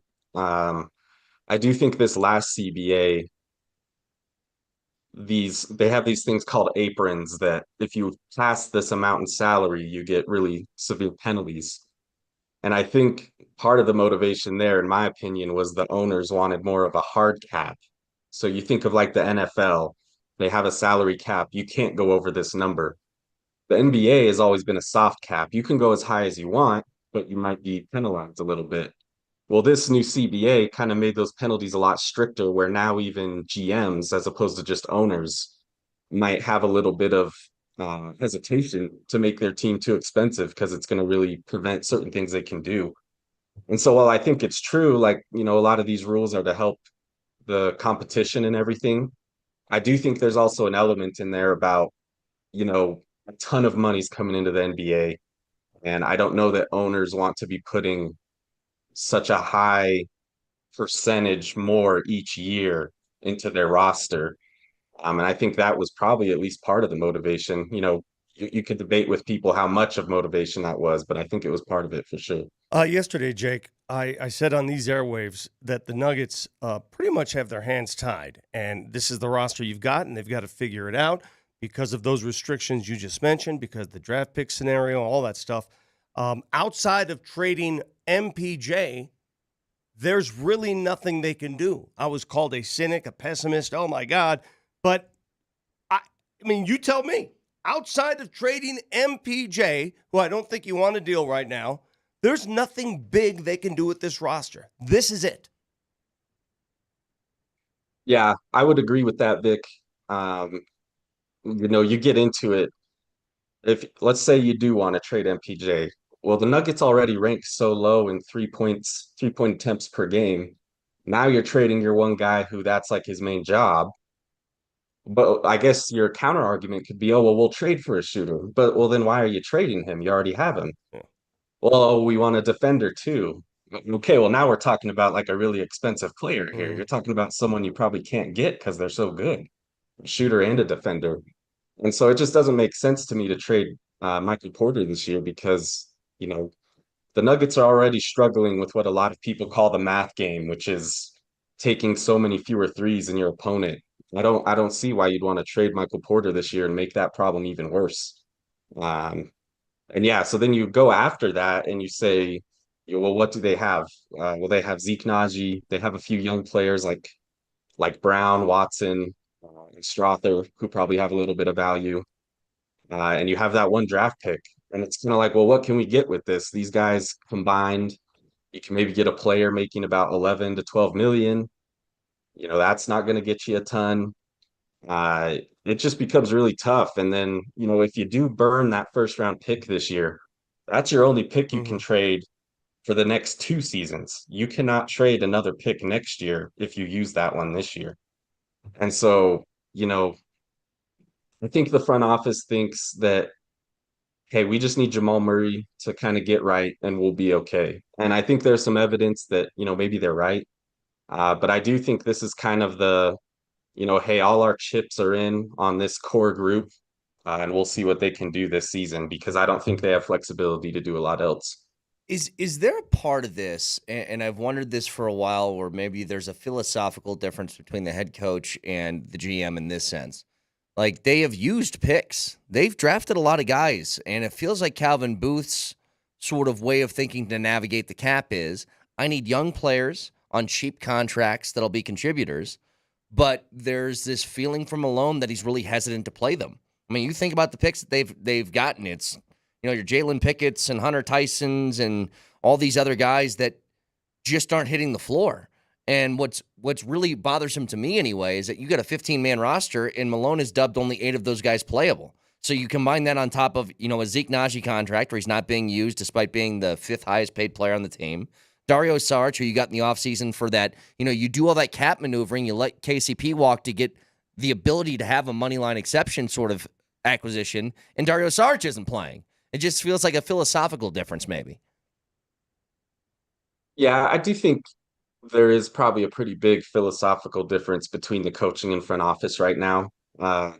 I would say I don't think that's super rare. I think there's a lot of coaches in front offices that maybe don't see eye to eye the best in the NBA. I don't think there's a huge problem with that.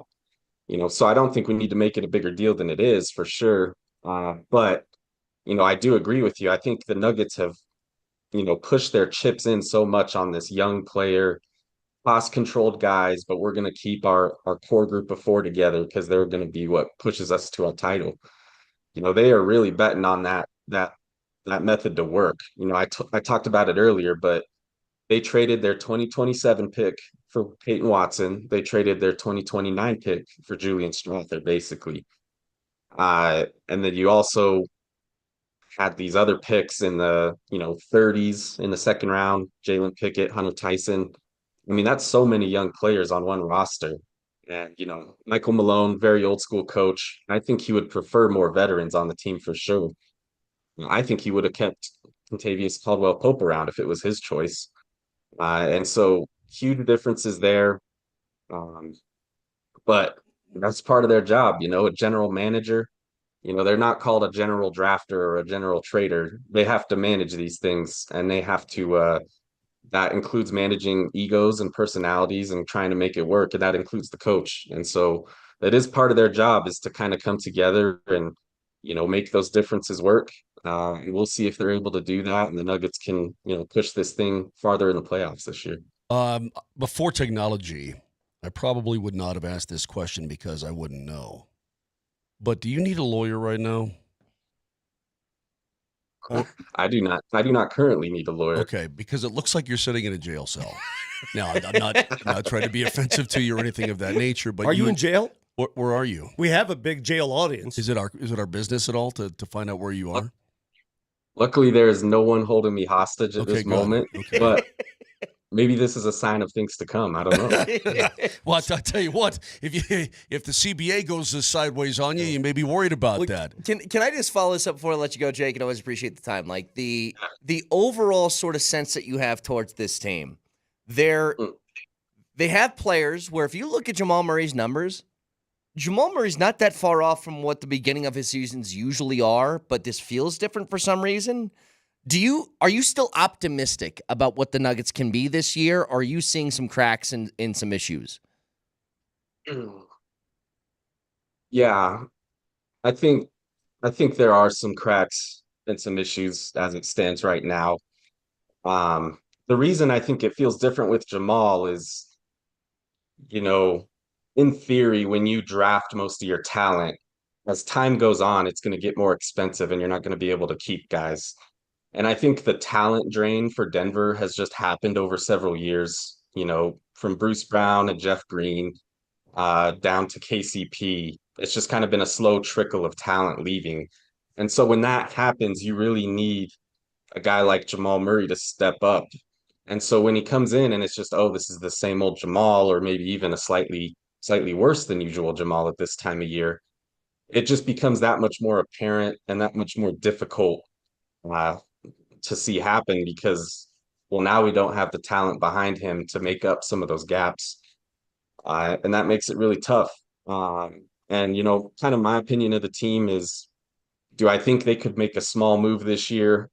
Maybe they move Julian Strawther in a deal to get someone that can play a little more readily right now. Sure, I think they might do that, but I think they're going to hang on to that draft pick for this summer in case they need it, because I do think they're saying, hey, we're giving this core one last shot here. Let's see what they can do. If it doesn't work out, we're going to do bigger things this summer that will maybe surprise some people. So I do think there are some cracks, but if Jamal Murray, starts playing at an all-star type level, I think it covers up a lot of those. So that's a lot on his shoulders, admittedly, but they put their faith in him with a big contract this summer. I think, that's their plan. That's their plan A, and we'll see if it works out. What's sad, Jake, is I thought Deron Holmes really could have helped him, and especially now with this rotation, with Dario Saric not being able to play in the rotation for whatever reasons. So having those injuries certainly heaps a lot more pressure on the current situation. Jake, thanks as usual. Head of NBA research for Stats Perform. Whenever we have a question of this nature, we always go to Jake. By the way, I'm looking at your Twitter profile, and you have just a random lady kissing you. Do you have random ladies just kissing you all day? Is that what this is? Mhm. Well, if they are, it's definitely not for my CBA knowledge or any other reason. So is that Like a I said random last- lady, or is that your girlfriend? What's going on here? No, I told you last time. I have a wife. She's okay. very wonderful. All right. So wanna make luckily, sure. not a random lady. Okay. My wife would be very unhappy if it was a random lady. So Have you ever recreated that meme of that guy in the club that's yelling at that woman with the weird face, and he's just yelling sports takes at her? Like, it's just a picture of you saying, no, they can't sign this guy because they're in the second apron now. well, as my wife knows, I get pretty worked up when I'll be listening to podcasts and they'll propose some type of trade or whatever, and Yeah, right I'll there. just be bugged all day. Yeah.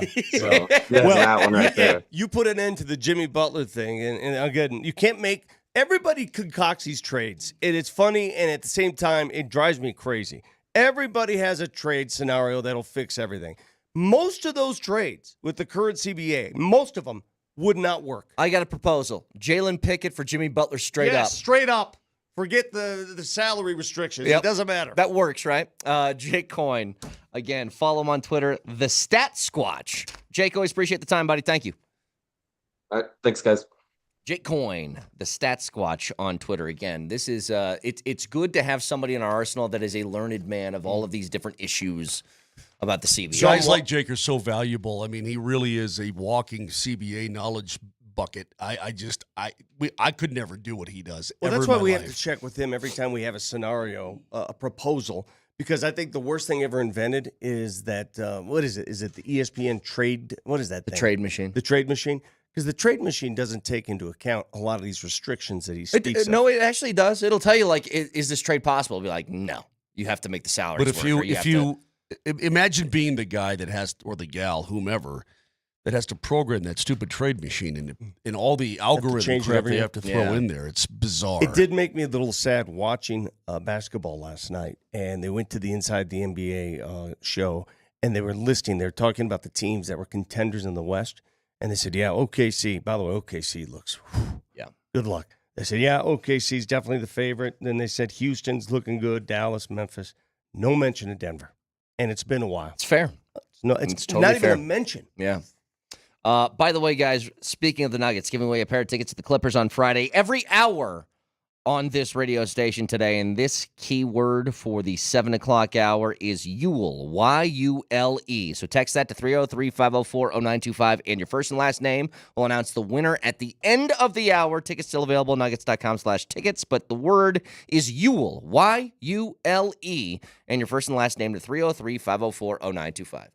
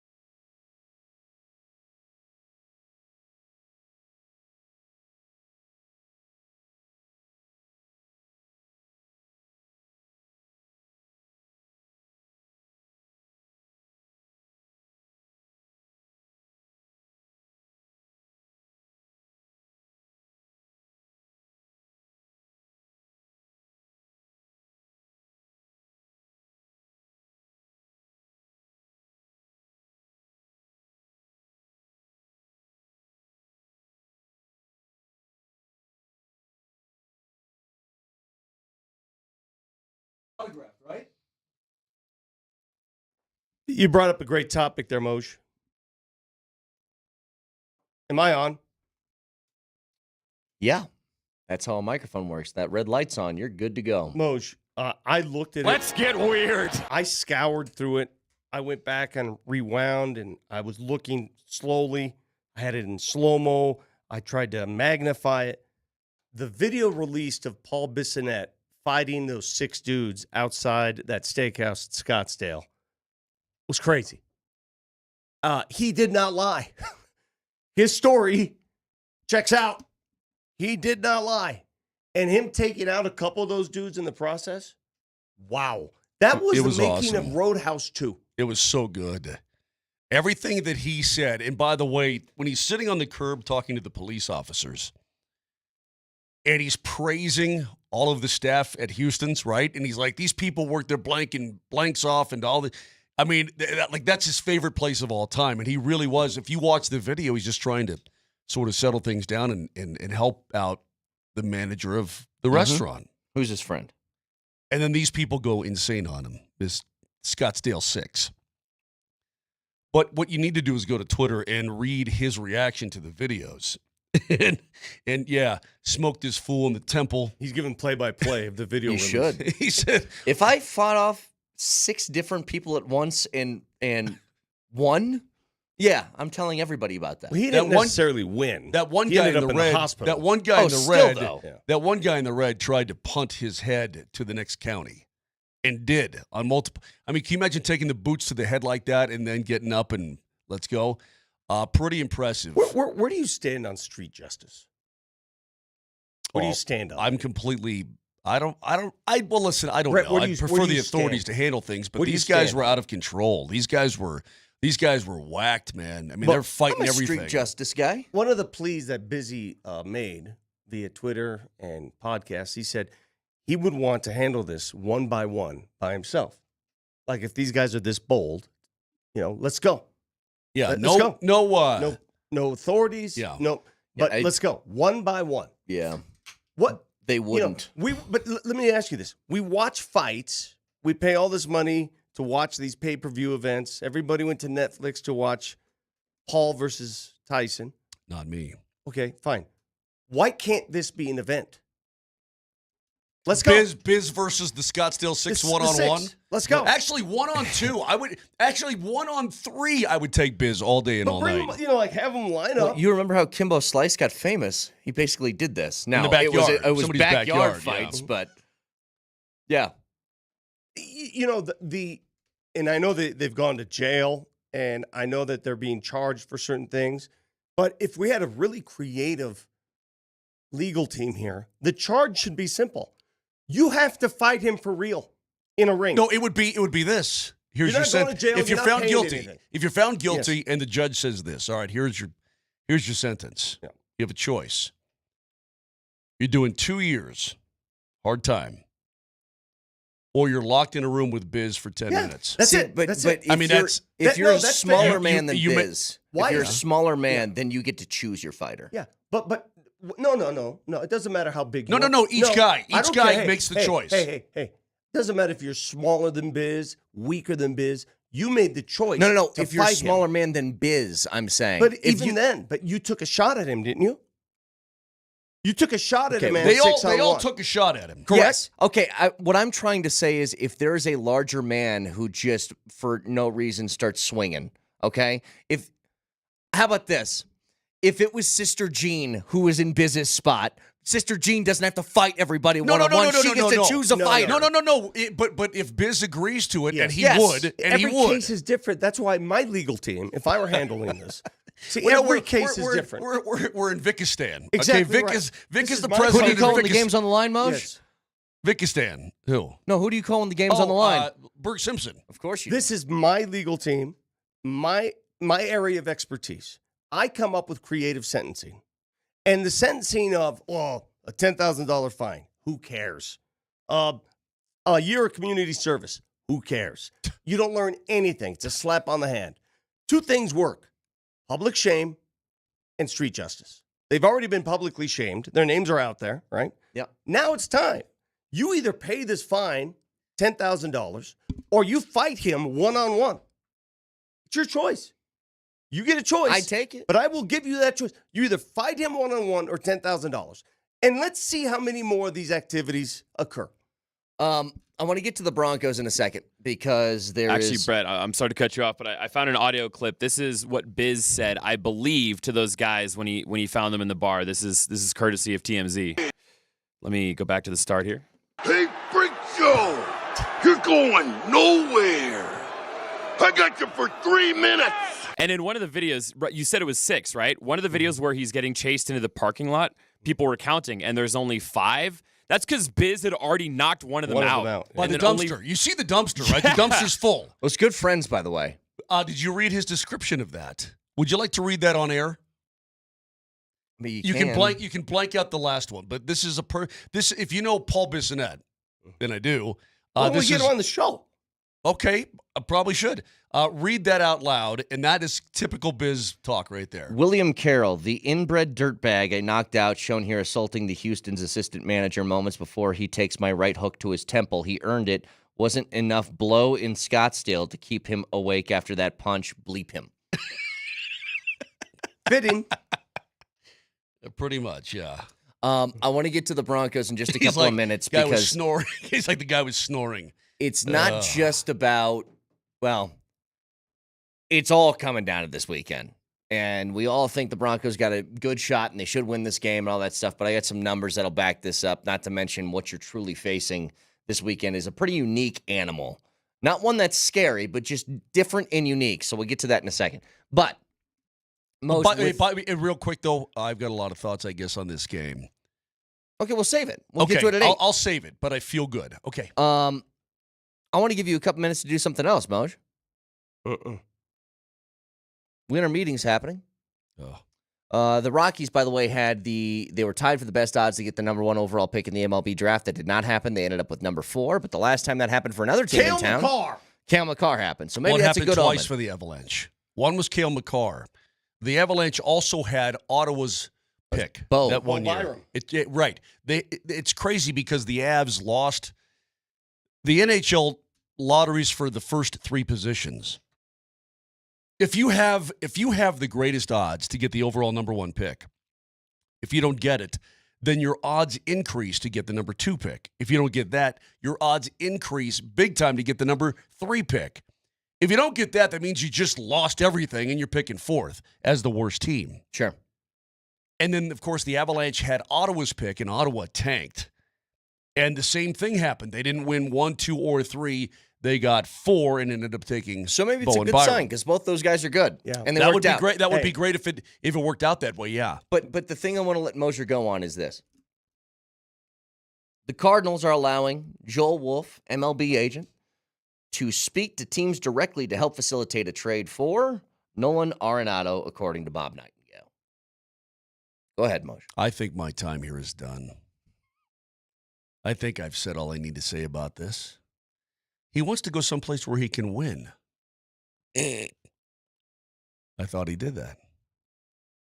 Turns out the Cardinals became a giant, I mean redwood tree, tall suckhole. Partly thanks to him and not playing up to what Nolan Arenado's standards are. Mm-hmm. Remember how many we were on the Dong Watch last year? Remember that? Excuse me? We were on the Dong Home Watch. run watch. How many dongs did he have last year again? 16.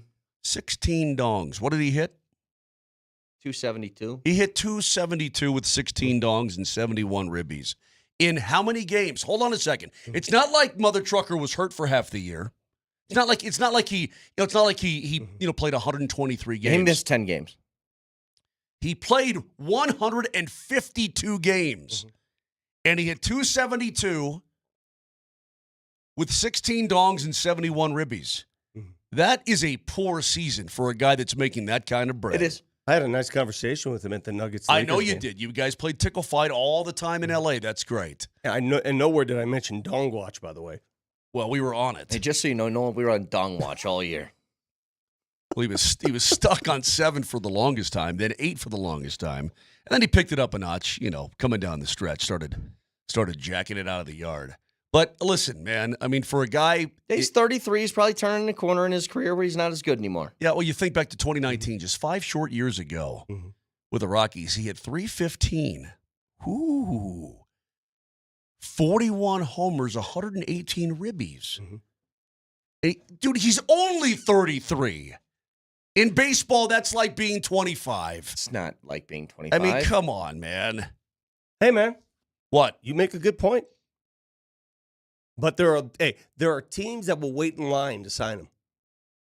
They will. Well, they don't have to wait in line. They need to trade for him. Well, that's what I'm saying. Okay. Whatever. Well, teams go ahead and waiting in line. Go to ahead do and work. exactly I mean, that. go ahead and work that out. I mean, look, I my days of the Nolan stuff are gone. I've said all I need to say.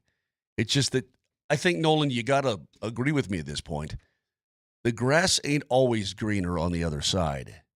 I've never felt this kind of love.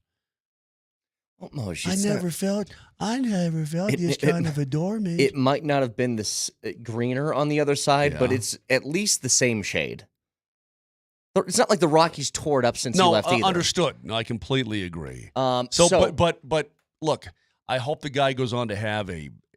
I don't blame in this regard. I don't blame him. He's 33 years old. Father time is ticking. Does he want to win? You're dang right. He wants to win. I think that should be your main motivating factor. Once you have all the money. Jared Bednar is going to join us at 8:30 this morning. About So stay 8:35. tuned for About that. 8:35. 8:35. The winner of the Nuggets tickets for Friday for this hour, Friday night against the Clippers, the winner is Ben Lucas. Congratulations, Ben. As you are the winner for the 7 o'clock hour. A new keyword coming your way with another chance to win Nuggets tickets to Friday's game against the Clippers next.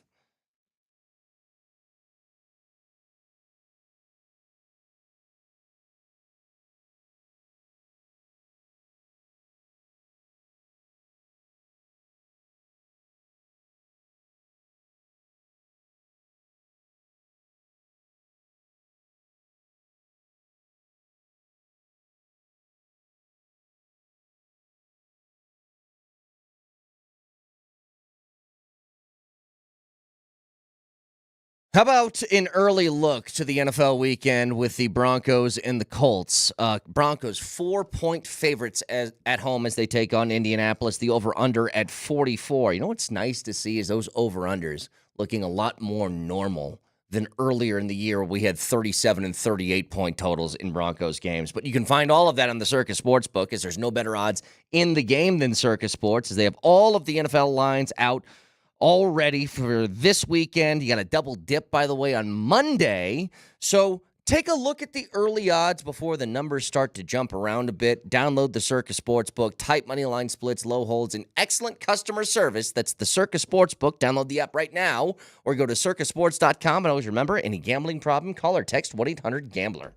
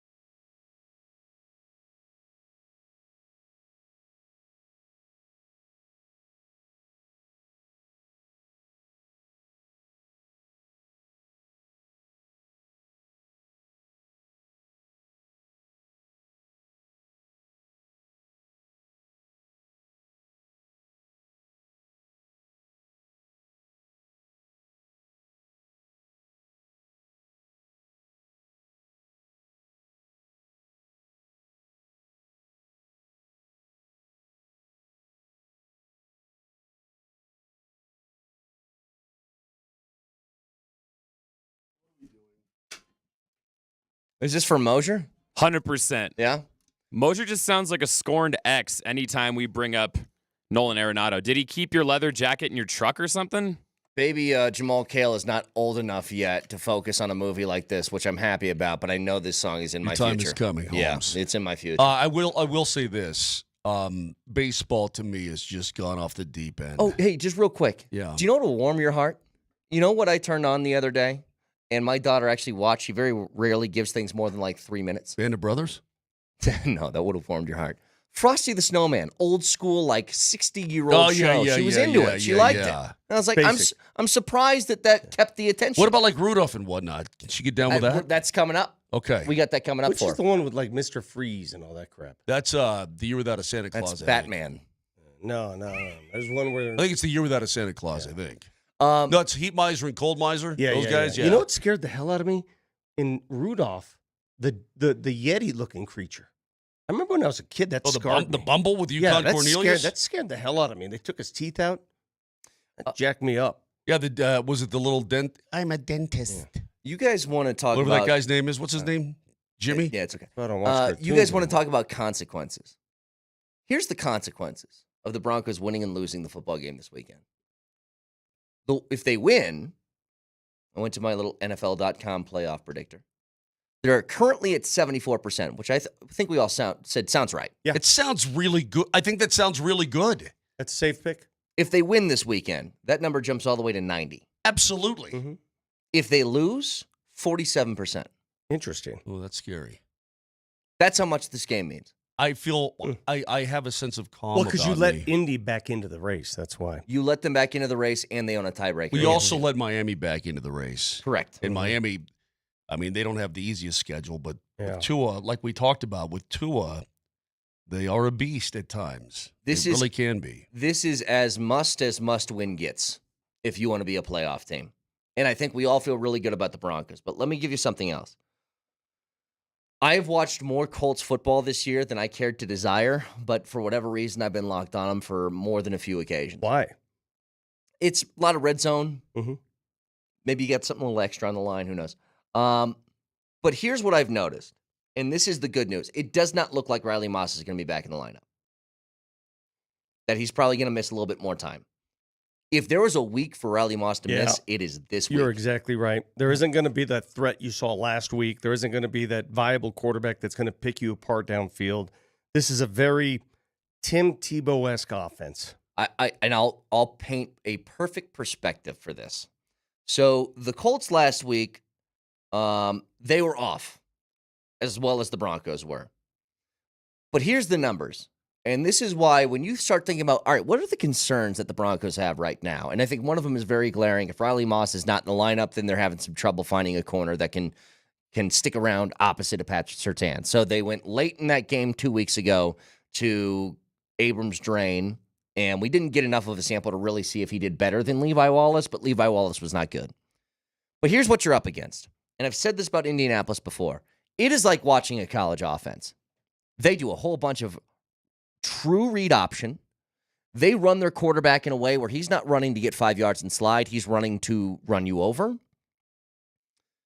And they don't throw the ball all that much. They don't. But this is what their throwing offense consists of. A whole bunch of incompletions and then a 50-yard bomb. That's what they do. Here's Anthony Richardson on the year. He's played 9 games.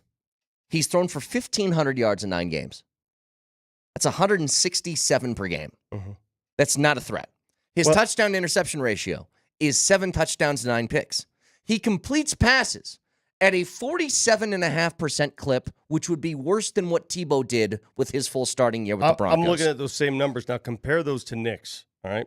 Both rookie quarterbacks, or Richardson's in his second year, essentially. Tebow would have loved these numbers, and he didn't come close. Bo Nix, 17-8, touchdown to interception, with a 64% completion rate. Mm-hmm. 64. That is 20% better, basically, than Anthony Richardson. These aren't even the same offenses. No. You're exactly right. That is a college offense that the Colts employ. And so if you can stop the run, you're going to have a really good shot at holding the Colts to probably under 14 points. If you can't, if you let Jonathan Taylor go crazy, the most difficult part with that offense is making sure that Anthony Richardson does not find a rhythm in the running game, because that opens up a whole bunch of other stuff. But they don't. What do they run read option? What do they run? They do that a lot. Oh, yeah. I mean, they have a traditional running game with Jonathan Taylor because he's really good. But if you have a threat, and make no mistake, guys, watching Anthony Richardson is kind of like, as far as a rushing attack, it's like watching prime Cam Newton. If they need 3rd and 1, it's not going to Jonathan Taylor. They're going to run him on like a quarterback power right up the middle, and he's going to bowl over 2 guys for 2 yards. The scary thing is that kind of offense, as we saw firsthand, they're going to run it. They're going to run it. He's going to fake run it, and then he's going to stop and throw a deep ball over the top. Mhm. You cannot let somebody behind you. Correct.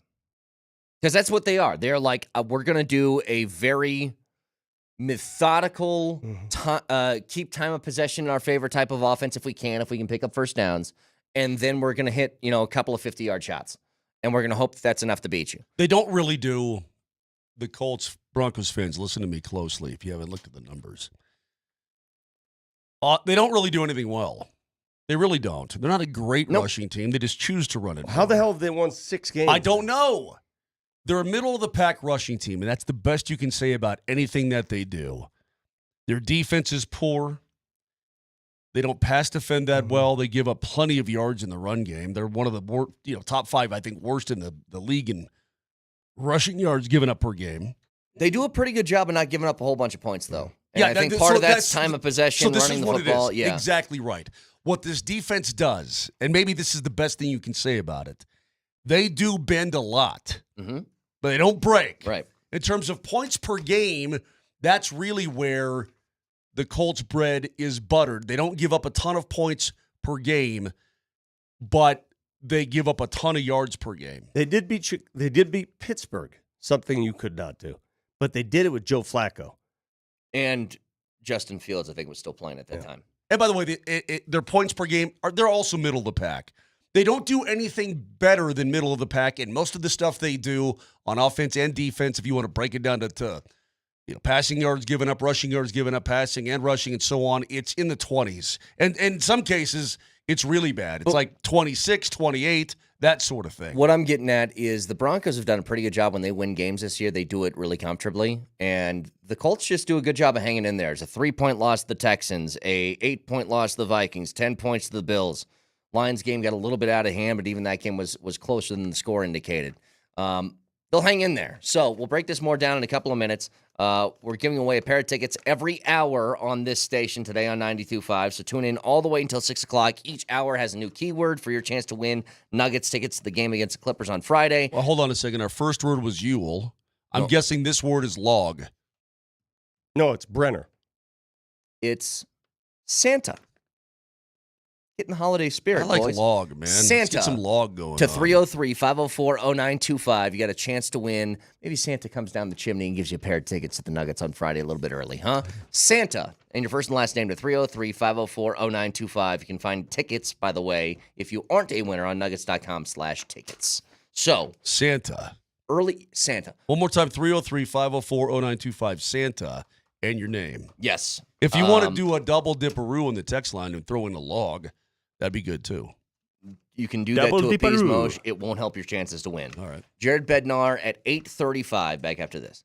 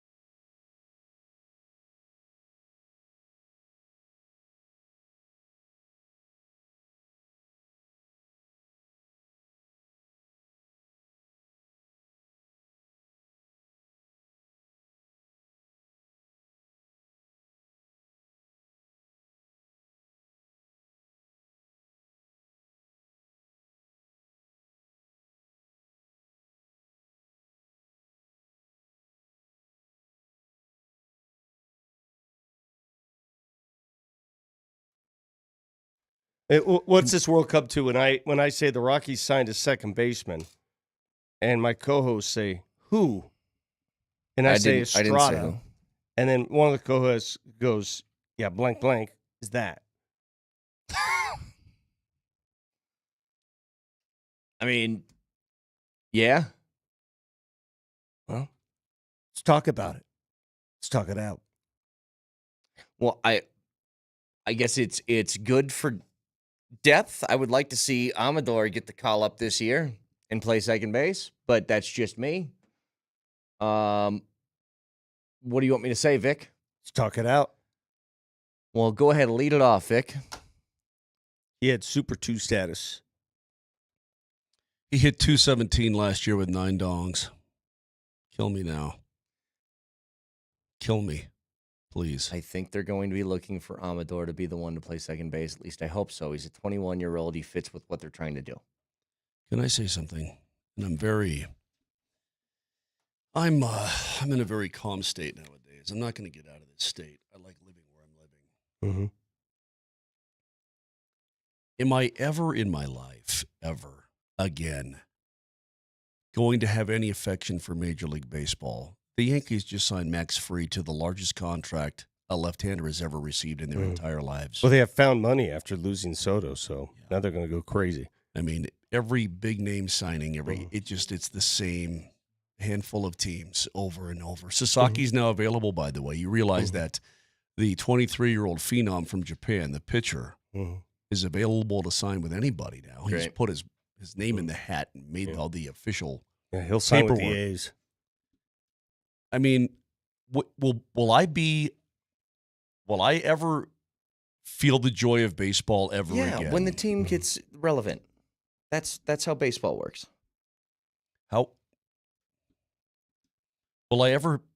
Yes, they will be be good happy again. to sit in the sun They will and have be good a dog again. Yes, and a cold. yes, they will be good again. They will not and go hear the 50 crack of the years of bat. 62 win seasons. That's not going to happen. The crack of the bat, the greenness of the grass. You know, one thing that I thought was really funny, because I actually feel both sides of this. Rocky Colavito died. I saw that. According to John Heyman, the Yankees wouldn't budge on one detail that Juan Soto wanted in his contract. So remember, this guy's already getting $760 million in a deal. But what he also wanted was a suite that was included at Yankee Stadium for home games. And the Yankees said no. He wanted a free suite. And the reason they said no is because Aaron Judge and Derek Jeter have to pay for their suites. Why do you think you wouldn't have to? Now, Steve Cohen in the Mets said, go ahead, have the suite. Yeah, we're not selling it anyway. So here's one thing. I would say you're making $760 million. You can buy your own suite. The other thing is, why is Derek Jeter paying for a suite at Yankee Stadium? Because they could sell them? Well, he owns the Marlins, doesn't he? Or he's running the Marlins. No, he's not. He's not involved in running it anymore. I think he still has part stake. In it, but, Peyton Manning has a suite at Mile High Stadium. Yeah. John Elway has a suite at Mile High Stadium. They pay for him. Yeah, I guess you're right. I don't know how this works. I don't know how that operates. Do you remember when Kevin Brown pay for things? When Kevin Brown signed with the Dodgers? Well, this isn't radio. Not everything's free. I think Derek Jeter gets quite a few free things in his life, actually. Quite a few. I know a bunch of ladies. And did. I think he gets quite a few of those from the Yankees, actually. I just wondered if the suite was part of that. Out the door, they got a gift basket. Yeah, he just certainly gives those away. He probably got those free. It doesn't matter. Kevin Brown, when he signed with the Dodgers, said, "Oh, listen, I know I'm getting all this bread, but by the way, I would also like to use the private jet." And what'd they say? Sure. I said, sure. Yeah. You wanna go a little PJ style? No problem. Sure, Make it Kevy. Kevy gave no more frequent flyer miles. That's somebody that's a looked great it up scene. on Twitch. Says a suite at Yankees games depends on the suite, either $10,000 to $25,000 in that range. Good Lord. Per game. Per game. Okay, I mean, so that's a lot of people in a suite. That's 81 home games. That's a lot of money per year. That's for a lot of suite. millions of dollars. You mooch off our altitude suite at Avs and Nuggets games. That stuff's not free. It is for me. It is for you. Hey, I know you guys saw this. I was actually I was shocked. I don't know what I would do if I was in this situation. So I had no idea the beef that was held from Mark Gastineau about this for all these years with Brett Favre. So when Brett Favre, tail end of his career, Michael Strahan is going for the sack record in a single season. That is held by Mark Gastineau. And Favre essentially does Strahan a solid. He said it was the end of the year. The game didn't matter all that much. I saw Strahan in front of me. I took a dive. He got the sack. He got the sack record for the season. He did Strahan a favor. So in this ESPN documentary, The New York Sack Exchange, there's a clip of Favre is at a memorabilia place. I don't know if he's selling autographs or what he's doing, right? And Mark Gastineau, I guess, finds out he's there. And he decides to give Favre a piece of his mind. Let's preface this by saying, during this documentary, whenever Gastineau spoke, he sounded deranged. Yeah, there's something missing there. There's something going on. Obviously. But he walks up to Favre, and Favre's got a smile on his face. He goes, "Hey, yeah, I thought we met a while ago." And he quickly realizes this isn't a friendly chat. We met a long time ago. At least I saw you. Right. How you doing? When you fell down for him. I'm going to get my sack back. I'm going to get my sack back, dude. You probably would hurt me. Well, I don't care. You hurt me. You hurt me. You hear me? Yeah, I hear you. You really hurt me. You hurt me, Brett. We got to get back to this, Brett. I'm sorry. Anybody will tell you Brett Favre took a dive. And you know it. She knows it. He knows it. And everybody knows it. I didn't know what had happened. The NFL should have stopped that and said, listen, no. That's not a sack. He took my record away from me. That's hard to hear. Yeah. That man is troubled. So, from what Favre said, Favre had a whole bunch of tweets about this yesterday. And he was, you know what? I'll give Brett Favre total credit. He was very sensitive the way he reacted to it. He was. Because part of me, if I'm Brett Favre, would be like, he dude, knows. kick rocks. No. He knows. But he knows too. Yeah. And I actually didn't think about some of the stuff that Favre mentioned, that all of a sudden speaking engagements and your football cards are less money and your autographs are less money. Like, that stuff does take into it. I just never thought about it like that. How do you think Pete Rose made a living after baseball? He was the hit king. He made a living at card shows. He had nothing else he could make a living off of. Dude, I'll never forget this, that I went, this was around the College World Series time in Omaha, and there was a speaking engagement that I rarely go to these things, and I went to this one, and it was Bill Buckner. And he talked about the play that defined his life, along with what his life was afterwards, and some of the struggles he's had with it, and all that stuff. And I thought about it, I was like, you know what? For as bad as that play was for his life, because he was a really good baseball, he was really good, but he's only remembered for a boneheaded play. He's getting speaking engagements off of a play. Yeah, you can know argue what I mean? it made him famous. Yeah, exactly. Or at least more famous than he would have been. But I saw that and I was like, if you're Favre, that's got to be a weird thing. I think when he first says, you hurt me or you took my sack, I think I would have laughed and been like, oh, yeah. Did Favre know that he was mic'd up? Did he know that that was being filmed? Because the camera was like on the other side. That could have gotten ugly. Yeah. I don't know who produced that documentary, but that could have gotten really weird. Well, it's ESPN. It's at least ESPN's family of documentaries. But they buy a lot of these documentaries under the ESPN umbrella. So, but that was pretty wild. And I mean, he's how I'd react. He's dealing with dementia. He's dealing with Parkinson's. Is that fact? Well, that's what his ex-wife says. Okay. Yeah, well, that's hard to watch. And the tough part is, that's hard to watch. The tough part is she called it karma. Yeah, that's tough too. Yeah. I just As that someone who whole thing knows- made me feel uncomfortable, and now it feels like ESPN is peddling that to try to get viewers. You know what I mean? It's released to the public. You said something that I was about to say. I don't like that. I don't like the fact that this is on television and that it's for us to see, because it's hard to watch for those who know what dementia can do to you, to a family, to a loved one. Yeah. I've seen it firsthand. It's not who that person is. Yeah, you're. That's not exactly. It's not who the person is, and it's kind of being capitalized. I don't know. It's tough, and that was tough to watch. We'll talk to Jared Bednar here in a couple of minutes, just quickly before we get to that. So, Word on the street is that Bill Belichick has basically left this up to North Carolina's hands. That he has given them essentially, according to some of this reporting from a guy named Ollie Connolly. Here are my demands. Yeah, he gave them whatever they're calling the football Bible on how this is how I would become the head coach of your team if you got me this and this and this. Talking about NIL money, I get total control over this and that. Mm-hmm. If you're UNC, why would you not just say, okay? I have no idea. Like, why is this even a discussion for people at UNC? What do you have to lose? Yeah, exactly. Well, you have to come up with the NIL money to make it work. See, I heard Bill Belichick on McAfee's deal the other day, and he laid out what his intent would be if he took the job. Mm-hmm. He would make it a farming system for the NFL. That's it. If you're interested in going to the next level NFL, There you go. I got you. Listen. Let me put this in capital letters. If I was in a college program, the college program would be a pipeline to the NFL for the players that had the ability to play in the NFL.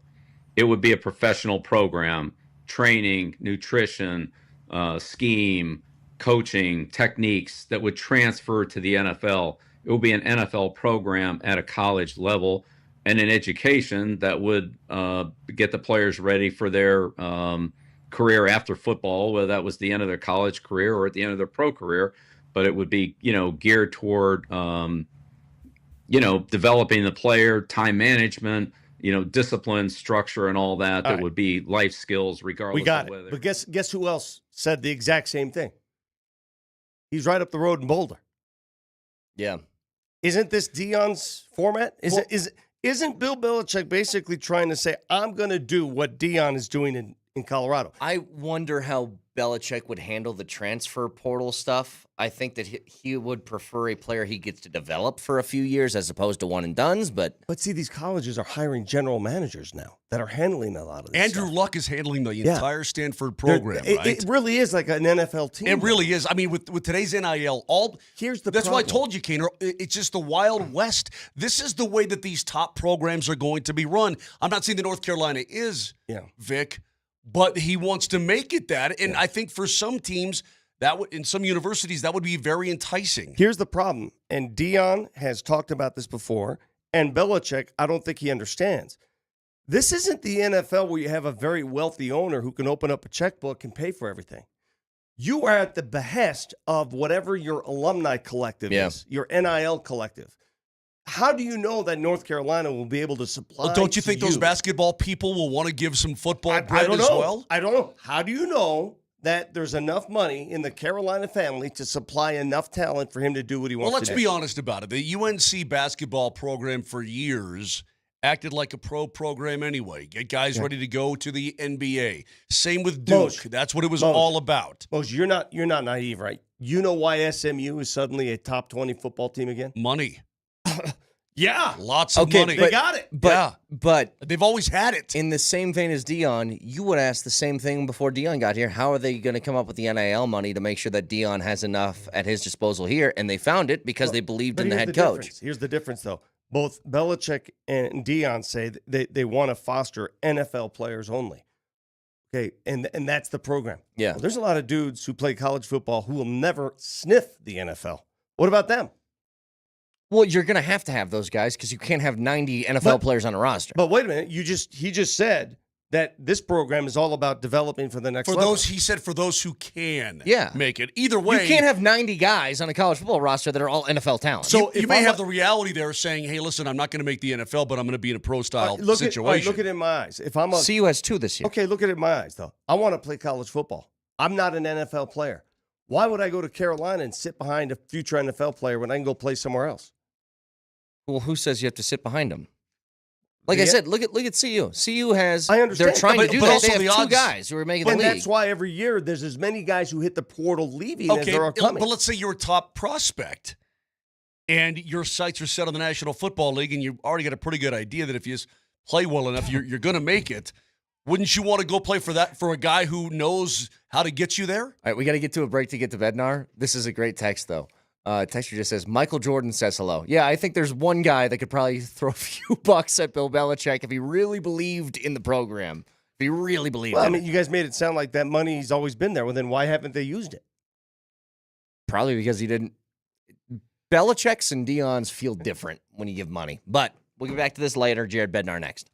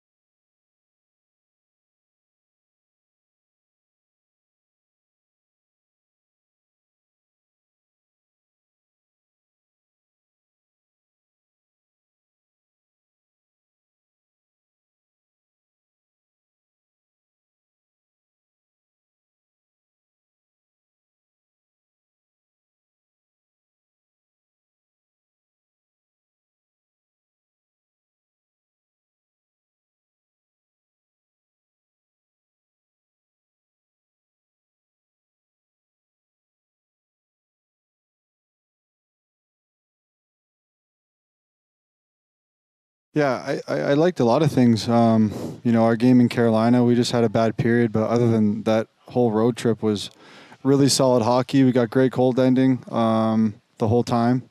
So yeah, 4 or 5. Can't ask for much better than that on the road on a tough road trip. So really excited about it. Winners of 4 of 5 on that long roadie. The head coach of the Avs, Jared Bednar, joins the program on the Ramos Law Hotline now. Coach, first of all, congrats on the road trip. Super successful. But can we start? I just want to start with the trade because it's very rare that you get a team that before Christmas revamps an entire position group, and you guys did with the goaltending. How long did you kind of feel something like this happening, and how happy are you with the results? Yeah, not long. I know that when you watch their game over the first 20 plus games there, and there was some inconsistencies in the goaltending position, and when we got Wedgwood, that didn't surprise me. Just especially like him, just knowing who he is and what he is as a player, veteran guy, great in the room, and just has the ability to, stabilize things. He's a guy, I guess a good comparison is he's like a guy like Frankie, like everywhere he goes, he's really well liked. He's got this energy about him. He's a competitor. He shows up at the rink with a smile, and then he competes hard in the games, and he has the ability to string games together, and just like a veteran backup goalie that's able to kind of ride in that spot for a while if you need him to in big games or road games back to backs. He's always had some level of success there and has been well liked where he's been. So that one didn't surprise me. The second move came as a little bit of a surprise, but it's one of those positions where we feel like that we could possibly improve it and, long-term solution possibly. And getting a guy like Blackwood for me was super exciting because he's number one, he's a really big goaltender. He's super athletic, and he's really come into his own over the course of his career, like it's Jersey through some down years and then now San Jose, and he's really stepping up his game, and everyone's starting to notice his talent and size, the mixture of both. Again, really good team guy, and we're excited to get him on our team. Like, we feel like we have a pretty good team here. Hopefully we can get healthy and solidifying that goaltending position with 2 veteran guys that have been around, and that an up and comer like Blackwood, and then the wily vet and Wedgwood. I think it's an interesting tandem for us, and our room is starting to step up their game, and we're looking forward to see how we can build this thing in the second 2/3 of the season with some new goaltending back there. Coach, the crazy thing about the Georgie trade is that his final game with your team, he played really well. He had 29 saves. Does that trade go through if he doesn't play well in that game? Was it contingent on that performance? Did it have anything to do with it? I actually don't know, but I would say usually my gut feeling would say nothing to do with it. Okay. Yeah. I don't think someone's getting traded on the performance on that particular night. And that was if I'm not mistaken, that was the best, from an analytics standpoint, that was the best goaltending performance that we'd had all year to that point. Mm-hmm. And when it comes to goals saved above expected, it was a great game. And that's the thing. We know Gorgie's got that in him. And I believe that, or I'm hoping, and I hope I'm right. I think this could be a good trade for both parties. Gorgie has the ability and the talent to play really well for stretches. It's just the inconsistency in that position for us this year kind of hurt us. And there's 2 parts to it. I think Wedgwood coming in, it's not just the saves he's making. It's him stabilizing the game and game management. So if you look at these last handful of games that we've won, like we've made mistakes just like we have throughout the course of the whole season, and we've played well and put some pucks in the net, but we've had our breakdowns. Every team does. That's why you need the goaltending back there, but it's the management of the game for me where Wedge is really good, and it's a difference between a young goalie and some other goalies. It's, you know, you get in your zone, you're playing hard in D-zone coverage, someone gets a shot, a scoring chance. For Wedge, if you watch it, it doesn't matter. Like, if it's in his glove, he catches it and freezes it. If it hits him in the chest, he smothers it, gathers it, freezes it. If something comes to the net, a shot that's not that dangerous, he doesn't kick it back out. If it's hitting his pads, he's getting ready with his hands, he's freezing it. So the other team never feels like they're gaining this momentum. His game management has been outstanding. You know, like, it's they may get in your zone and may get a chance or may get feel like they're starting to go, and then he just ends it, freezes it. You have a chance for a face-off where you can clear the zone, get new bodies on, do whatever you got to do, and then you can go try and take over the game again. But just when they start to feel like they get ready to go, it's a whistle, and you make your adjustments and you go again.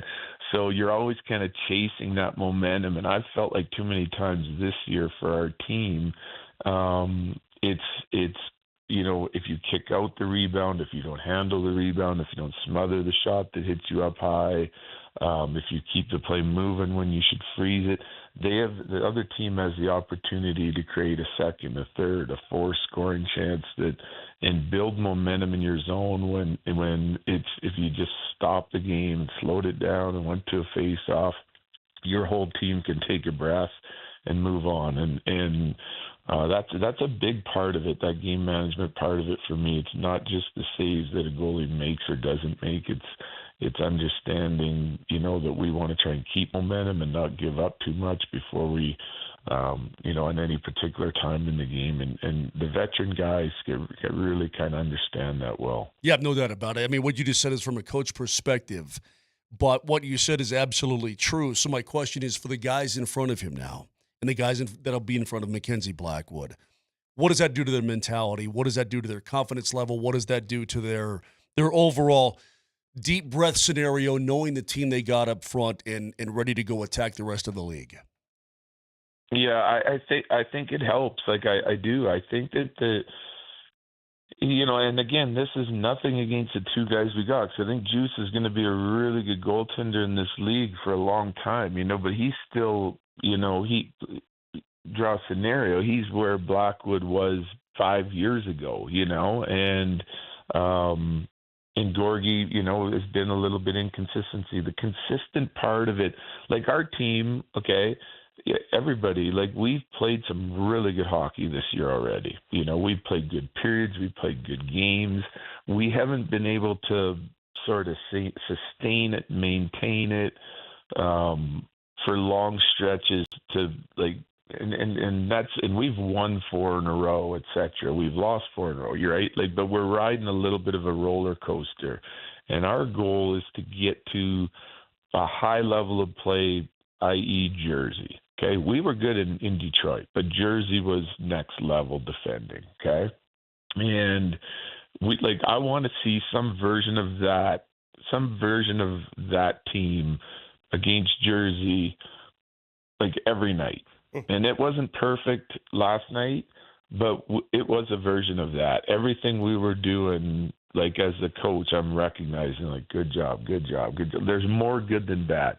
Like one player may make a mistake, but it's not compounded. Like if we gave up a scoring chance, a D could get beat 1-on-1. Someone gets knocked down or out-battled, they make a play. It's a man advantage 5-on-4, right? Like the scoring chances we're giving up, it still looks like we are in control for the most part of the game that we're playing. And the goalies help with that. If we need a big save, the goalie is the last line of defense. So if you have a mistake, you want your goalie to come up with some of those saves, and they are. And our game, it just looks so much more recognizable. There's less chaos. and I, we're going to put some pressure on our guys. We did already last night to go play a version of that game.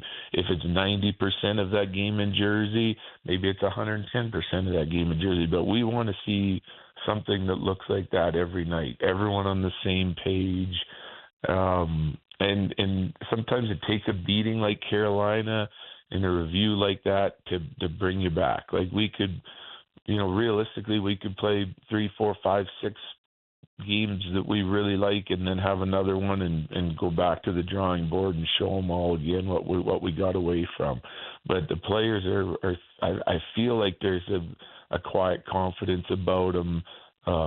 The individuals, the lines, the groups of 5 that are on the ice, and our whole team that says, yeah, I think we can play like that and still produce offense, be committed on the defensive side. And it feels like something's like clicked for us a little bit. It doesn't guarantee you a win on every single night 'cause the other team has something to say about it.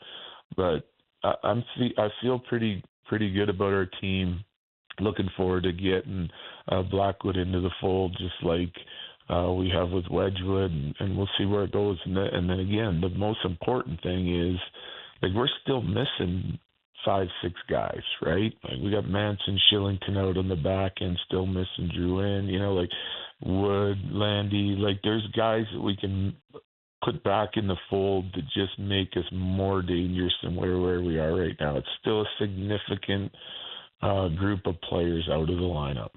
I want to ask you about that in just a second, but head coach of the Avs, Jared Bednar, with us. Well, I know this isn't your department, the contract department, but there's one guy who's on the last year of his deal that has 3 hat tricks this season and is 3rd in the league in goals.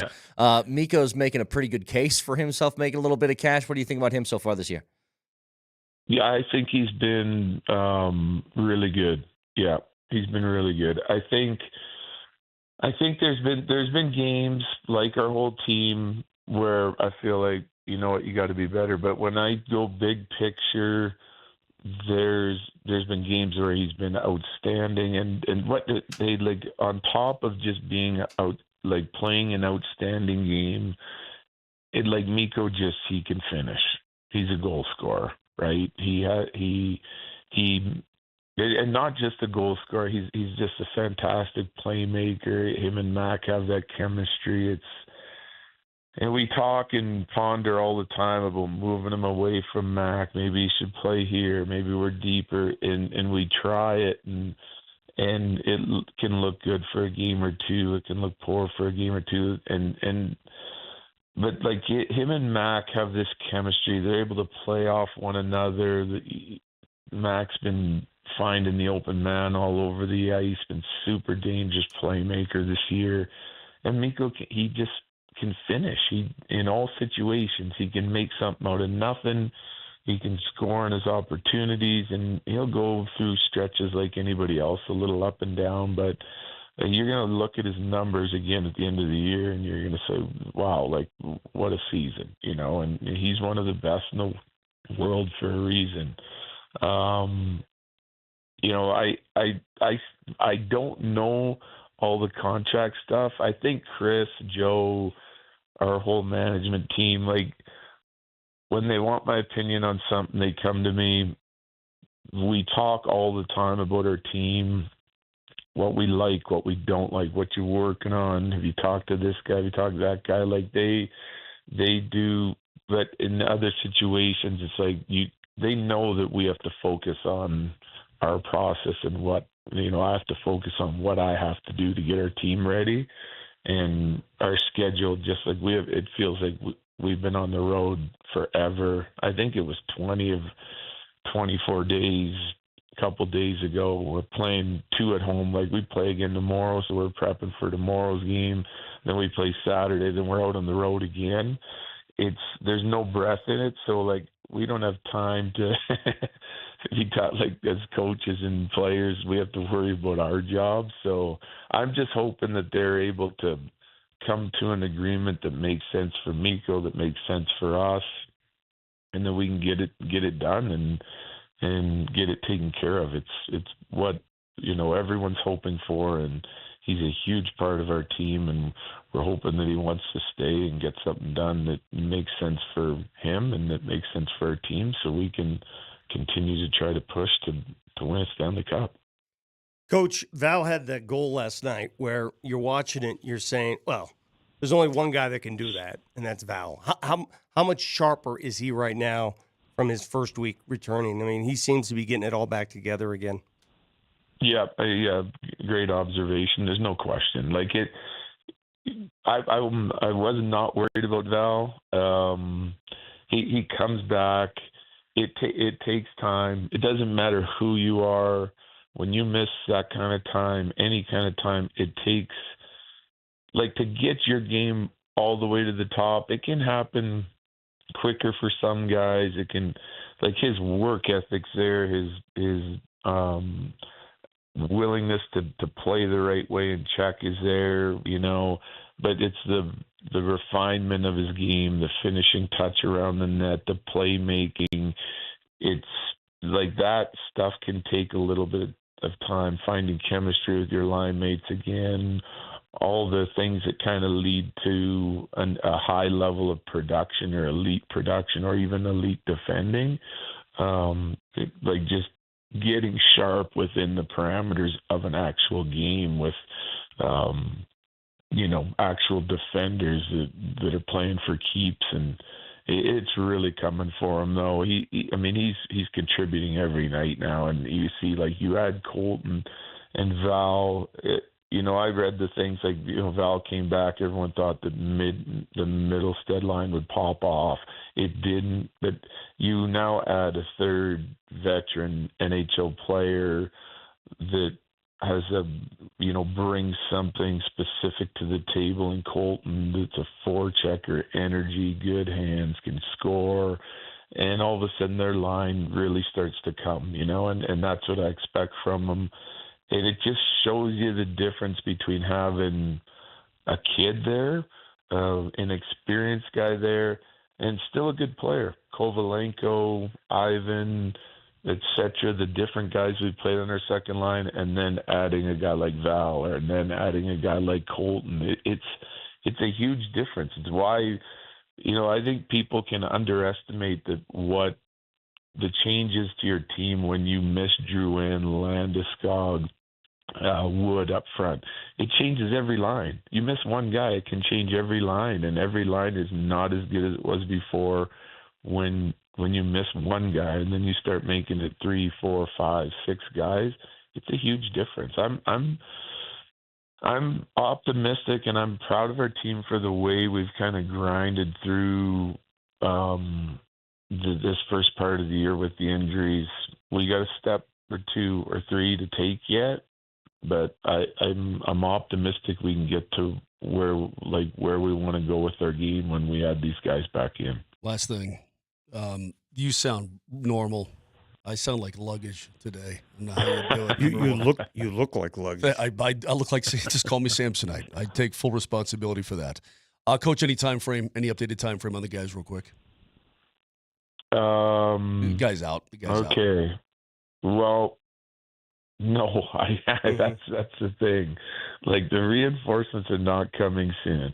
Manson's been on the ice skating hard, trying to get ready. We know that he's got that upper body injury, so he's able to be on the ice, do his thing.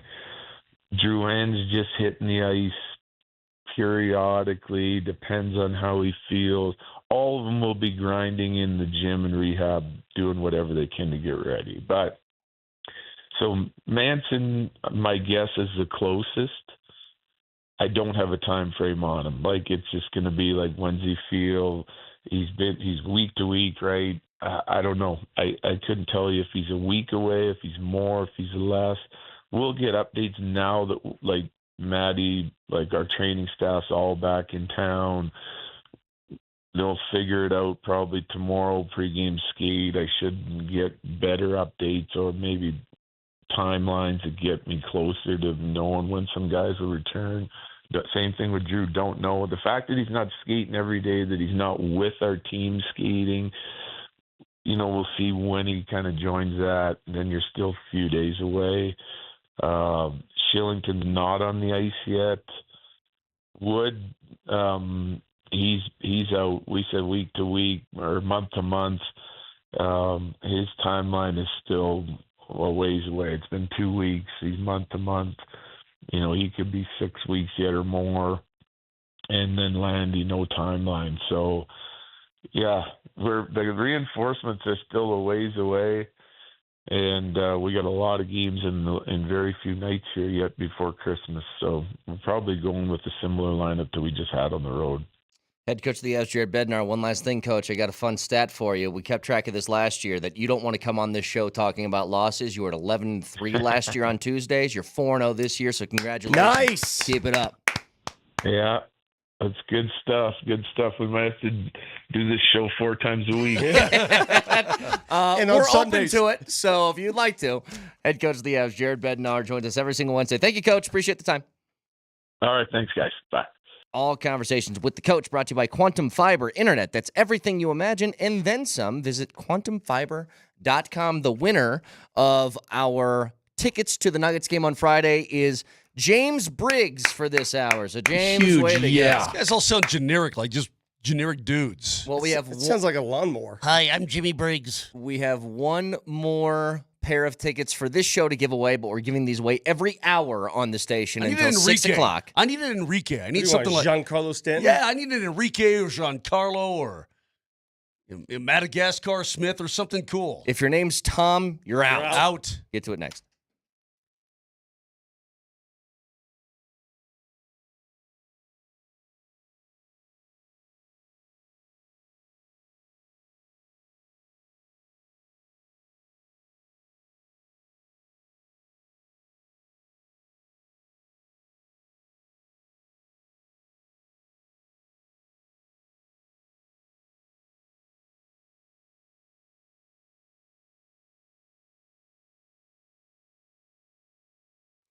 Dan Kaplis Law has a motto, and that motto is the truth wins. In high-stakes personal injury cases, it takes a lot of skill, experience, resources, and a ferocious determination to prove that truth, which is why Dan Kaplis Law has won so much. Take a look at the track record. Record-setting results, including an unheard of 5 straight multi-million-dollar jury verdicts in Colorado crash cases. That only happens when your cause is true, when you chase and find the truth. Dan Kaplis Law, a serious firm for serious cases. He has offices in the Tech Center, Fort Collins, Loveland, Greeley, across the Front Range. You can find him. You know where he is. You can call him if you need Dan's help, 303-770-5551. That's 303-770-5551, or hit him up at dankapleslaw.com.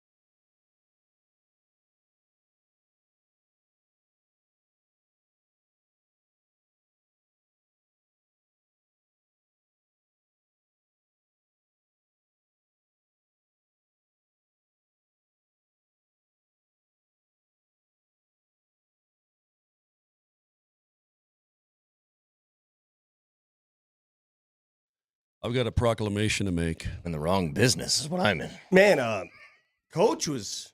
You could tell he is feeling good. He's feeling it. He is like reinvigorated. You could sense it in the way he talks about his team. He saw them play a near perfect game already on that road The trip. Penguins were no pushovers. They had won 5 of their 6 previous games and playing well, pouring goals in. They've been really finding themselves as of late. And you saw Crosby bust his stick over the crossbar last night. Busting it out. Busting it out. He was incredibly frustrated, and the Avalanche made them Busted it out. Yeah. The Avalanche made them feel that way. I got a proclamation to make. Just quickly on that Yeah. subject, just real quick, Mosh. Sorry. Watching the game, you guys had this little package. I don't know if it was during intermission or what it was, but it was a lot of players on the Avs, some of the younger guys saying, "Oh yeah, I did this because Sidney Crosby did it. I wore this helmet because he did." it was Christmas stuff. Yeah. He had But 3 the specific amount guys. of guys in that team, which would be an incredible feeling, like all these guys in the league are like, "I did this because Sidney Crosby did it." And you're like, "Wow, well, how cool would that be?" If Well, you're Sid? if you could go back to Sidney Crosby, he would say, "I did it because Joe Sakic Right. did it." Right. And there will They be all kids. got their guy. There'll be Zach would say, "I did it because Gretzky did it." Absolutely. There are kids right now in playing hockey who will be in the NHL someday who are getting Nathan McKinnon sticks. Sure. Or McCarr. you get an Avalanche hat, whatever. I thought Casey Middlestat was funny. He said, "I've had a lot of Sidney Crosby jerseys over the years." He goes, "I think most of them are from China." like his parents are like, "Enough, we're going to buy the cheap off-brand. We're not getting the big time stuff, kid. You're getting, it says Crosby." Oh, yeah. Crosby or whatever it says, that kind of thing. Before your proclamation, I have the last keyword we'll give away for a chance to win a pair of Nuggets tickets to the Clippers game on Friday. Please tell me it's log. So this is all holiday themed, obviously. We started out Christmas with Yule. And logically, you would go to log. Yule log. So what is this hour's word? It is? Log. Merry. Merry, as in Merry Christmas. So 303-504-0925. Text Merry in your first and last name for a chance to win a pair of tickets to the Nuggets game Friday against the Clippers. You can also go to nuggets.com/tickets. Again, Merry to 303-504-0925. And every show, every hour, we'll have a pair of tickets to give away with the keyword. Why do those British peeps say Happy Christmas instead of Merry Christmas? Because they lost the war. Oh. Very simple. Well, it started on July 4th, 1776, and they said, screw that. You win a Revolutionary War, then you can say Merry. You But can if no longer you be merry. did not, then go to your side and say Happy. All right, Mosh, proclamation time. Go ahead. I'm not telling stories anymore. I have a pretty... See, I don't like this. I don't like this attitude. I have a that you're taking decent... here. Hold on a second. At all. I have a decent story about... There's a Christmas market in the little square there in Pittsburgh. Mm-hmm. You like these pop-up Christmas markets and pop-up Christmas bars? I also went to a pop-up Christmas bar. What does that mean exactly? Is that like the Halloween shop that popped up next door here? it's kind of like Spirit Halloween for Christmas, but let's say you're in this area and this is a vacant space. Now, some bars will turn into Christmas bars during the Christmas time, right? And decorate and all this kind of stuff. This is a pop-up Christmas bar, which means it's an empty bar, but people run it out for like a month and a half and they decorate. It's total Christmas. And then there's a little Hanukkah in the corner. A little Hanukkah. You spread it around. I didn't see any Kwanzaa stuff going on, but nonetheless. And it was fun. It gets you in the spirit, right? I mean, they did a great job. They have a whole wall full of like Christmas sweaters and animals. And I'm a Christmas spirit guy, by the way. I like Christmas songs. I like Wait a minute. all of that. Did I you like hear the lights D-Mac's outside. idea? I actually called in the show. D-Mac wants to bring in a giant tree for this large area here in the studio. And he wants to have all of us show up one night and decorate the tree. I'm not doing that. not into that. Okay. Now, why do you draw the line at that? Because he's not my daughter, okay? yeah, That's hey, why. listen, dork. If you want to sit here on the world's biggest stepladder and decorate that 15 That's why he footer, wants then everybody go here. ahead. He needs to have like me and Right. Hastings reach the top of the tree for he things. needs Hastings to lift him up by his little bum so he can put the star on top. He has visions of you handing him stars and ornaments. And That's insane. Anyway, I have there's a pop-up Christmas market, this temporary Christmas market. But I'm not going to tell you the story. Hey, good. See, but this I'm is not what I pining like. for the story. Moj was, I won't say what happened. Moj has been very hesitant to tell these stories because he doesn't want people just to jump on him. He's on a bad stretch. And what I don't think you understand is that part of what I might makes, be going through a story slump. I might be. I admit but it. that's the thing. You just got to keep hacking, dude. Keep putting up the shot. Like, here's the thing. When those stories hit, my God, are they hilarious. You're in a 1 for 26 slump. You got to keep swinging. But even when they don't, Moj, it's still funny. Mm-hmm. It's still funny. It's just a different kind of funny. Let us be the judges if the story works or not. Go ahead. But I think the last No, thing... I'm not doing it. The last thing I want is... It involves candles, and nobody wants to hear about candles. Yeah, it doesn't you're right. matter. You're probably right. Well, if By you the want way, to I use love some candles. judgment, I love that's fine. No, candles. that's all the story I need to hear. You're. That's a good... I'm just letting you know. Hang on. I'm just letting you know. If Steph Curry's 0 of 10, I want him still to shoot. Now you should go to the bench. I still want him to No. shoot. Sit down right next to me and think about what you've not done. Okay, just a couple things here, because I want to go back to something that we were talking about earlier, and I want to emphasize, because for some reason, I'm not feeling that this week. I'm not feeling what I should feel. This game for the Broncos is as big as any game that they've played in a long, long time.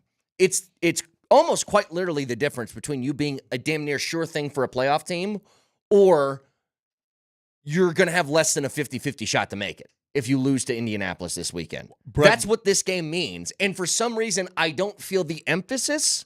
And maybe it's because Indianapolis isn't that good. Maybe it's because of the bye week. Like, I don't know what it is. There's too much of an assumption that the Broncos are going to win this game hands down. Perhaps that's it. And yet the number is only 3.5. Yeah. Think about that for a second. It's not like the Broncos are expected to blow them out of the water. The number, what was the number against Carolina? What was the number against? Well, that was 10, I think. This is 3.5. This is basically a push. I don't know why it would be that way, because I gave you the facts earlier. I gave you the statistics. I gave you the positioning of the Indianapolis Colts on offense and defense, and then breaking down the offense and defense and things that they don't do well, and it's pretty much everything. They don't really do anything very, very well. They do some things decent, but they're not in the top 15 really in anything in the league. So why is the number 3.5? I don't know.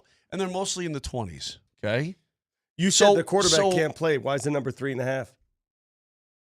You said it. You gave us all the reasons Richardson can't play. Thing is, like, dude, he can't. I mean, he doesn't. He doesn't throw the football a lot. I don't know if he can't play, but he can't play conventionally. Richardson can do something that is very unconventional that can work, much like Tebow did a few times. Like, it's so weird that it almost catches you off guard. I think this is the final line is this. It would be a devastating loss for a team that is arrow pointed up, that is on a march to the playoffs, on a march to prove people wrong. If you lose this week to Indy, wow, that would be bad. If you lose this week to Indy, this is how confident I feel. And I know and then you got guys a Thursday nighter 4 days later against this tough team. Yeah, you Wow. can't look ahead. I think that and Sean, then you got another tough team. Wow. I think Sean Payton will have them sufficiently focused and prepared for the task at hand on Sunday. That being said, there's a lot on the line, all this kind of thing. Number one, I feel remarkably calm, cool, and collected going into this game about the Broncos' chances. Number two, if they do lose this game, then they are far from what I thought they were. And not that anybody can't come into your house and beat you. I mean, it's any given Sunday in the NFL. But the Broncos should win this damn football game. The Broncos should win this game, be a 9-win team, and have to win one of their final three games to get in. It all sets up perfectly for them. Perfectly. Do you think part of it, too, is because the Broncos haven't had a single game this year in which they've lost, and you've been like, they shouldn't have lost that game? The losses that they've suffered are ones that you Kansas understood. City. They shouldn't have lost Kansas City. But going in. But going into the game, okay. like yes. When they've played teams that you're like, they should win this game, they've won. Yeah. Every time. Without exception. But think about the They've stupid also Chiefs. won games they weren't supposed to win. Sure. Think about this at Tampa. But they haven't had the opposite. They haven't had the game where it's like, you're the favorite, you should win this game, and they blew it. Yeah. They haven't had one of those, knock on wood. And that's all yet. you can ask for, really. Right? Yeah. Think about the stupid Chiefs. They block a Broncos field goal. The Raiders snap the ball too soon, and it hits O'Connell in the chest. They squeak by the friggin' Panthers, and they doink one in against the Chargers. I mean, this is the luckiest team in America right now. Broncos aren't that. Broncos they're earning what they get. And I think they're going to earn another victory. And before you say, oh my God, that Cleveland game, not only did they win, but they covered. And yeah, Jameis, they went crazy because Jameis can do that. Jameis is a very talented quarterback.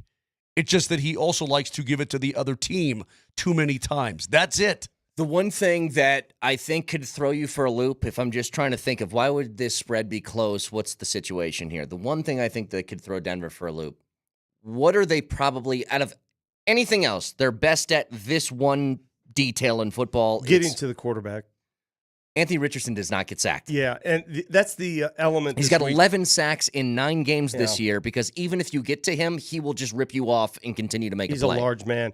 The area of concern, if you have one going into this week, is the defense has to look better. Because the defense, let's be honest, they did provide some great plays, the 2 pick sixes and the other, but for the most part, It was canceling out. Catch-up. It was canceling out some of the bad things. Defensively, they need a better performance. Yep. We'll see if Riley Moss plays. It looks unlikely if he's not practicing this week. Mm-hmm. And if he doesn't practice, he's not going to play. You don't take this many weeks off and then just throw him into a game. Thing It's is, not he gonna only gets happen. 4 more days before the trip to L.A. to play the Chargers. Right.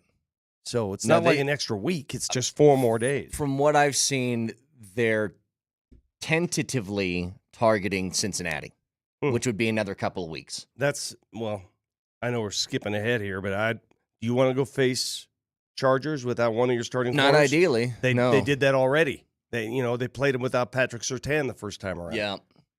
But the implications of this game are so massive, and it does have sort of a trappy feel to it because you should win this game, and then you're in for 3 tough ones at the end of the season to really put a stamp on this It's year. only a trappy feel if you have Mosier's attitude going into these games. The attitude that, it's done. They won. Let's move on. I'm not saying it's done. They won. No, but I'm saying you know the attitude. The same attitude he had going into the Cleveland game. Mm-hmm.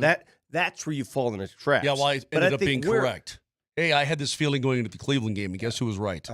Pretty close. Yeah. Was I right? It was pretty close. Did they win? Moj. I'm asking you. I don't want to hear another word out of your mouth. Moj. Cleveland had the ball in their possession. See, with it the lead sounds in to the me fourth like there's a quarter. lot of words coming out of your mouth that it's not yes or no. Did they win? Yeah. Did they cover? Yeah. Well, then shut it. You guarantee a win this weekend? You're damn right I am. Chance you want me on that wall, and you need me on that Broncos wall. Chance to win Nuggets tickets, pair of tickets to the game Friday against the Clippers. Text Mary to 303-504-0925. What has she ever done? And every hour until 6 o'clock, every show will be giving away a pair of tickets, so stay tuned. All tape. She birthed Jesus. Good for her. Back after this.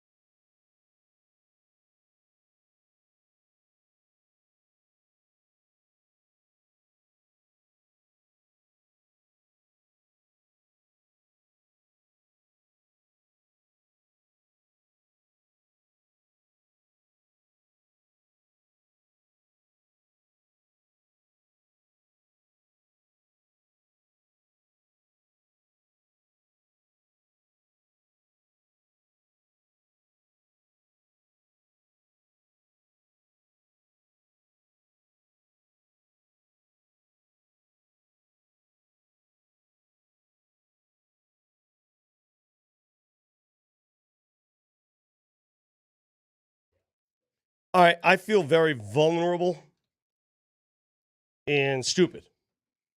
Well, that's like your sounds normal basic sort of operating pattern. So I need you guys to confirm my vulnerabilities and feeling of stupidity. Do you know what a 3D printer does? Because I keep hearing about these things. Hey, my buddy's got one. What? All right, Moshe. Yeah, it makes stuff. Okay, so you and I are What are you confused about? Have you ever seen one? I've seen Yeah, them I've on seen it. television. I've never seen one in No, real my buddy life, has but one. I've seen I've them seen on it printing something. television. What is it? You put a design into the computer, you say what you want, and then it.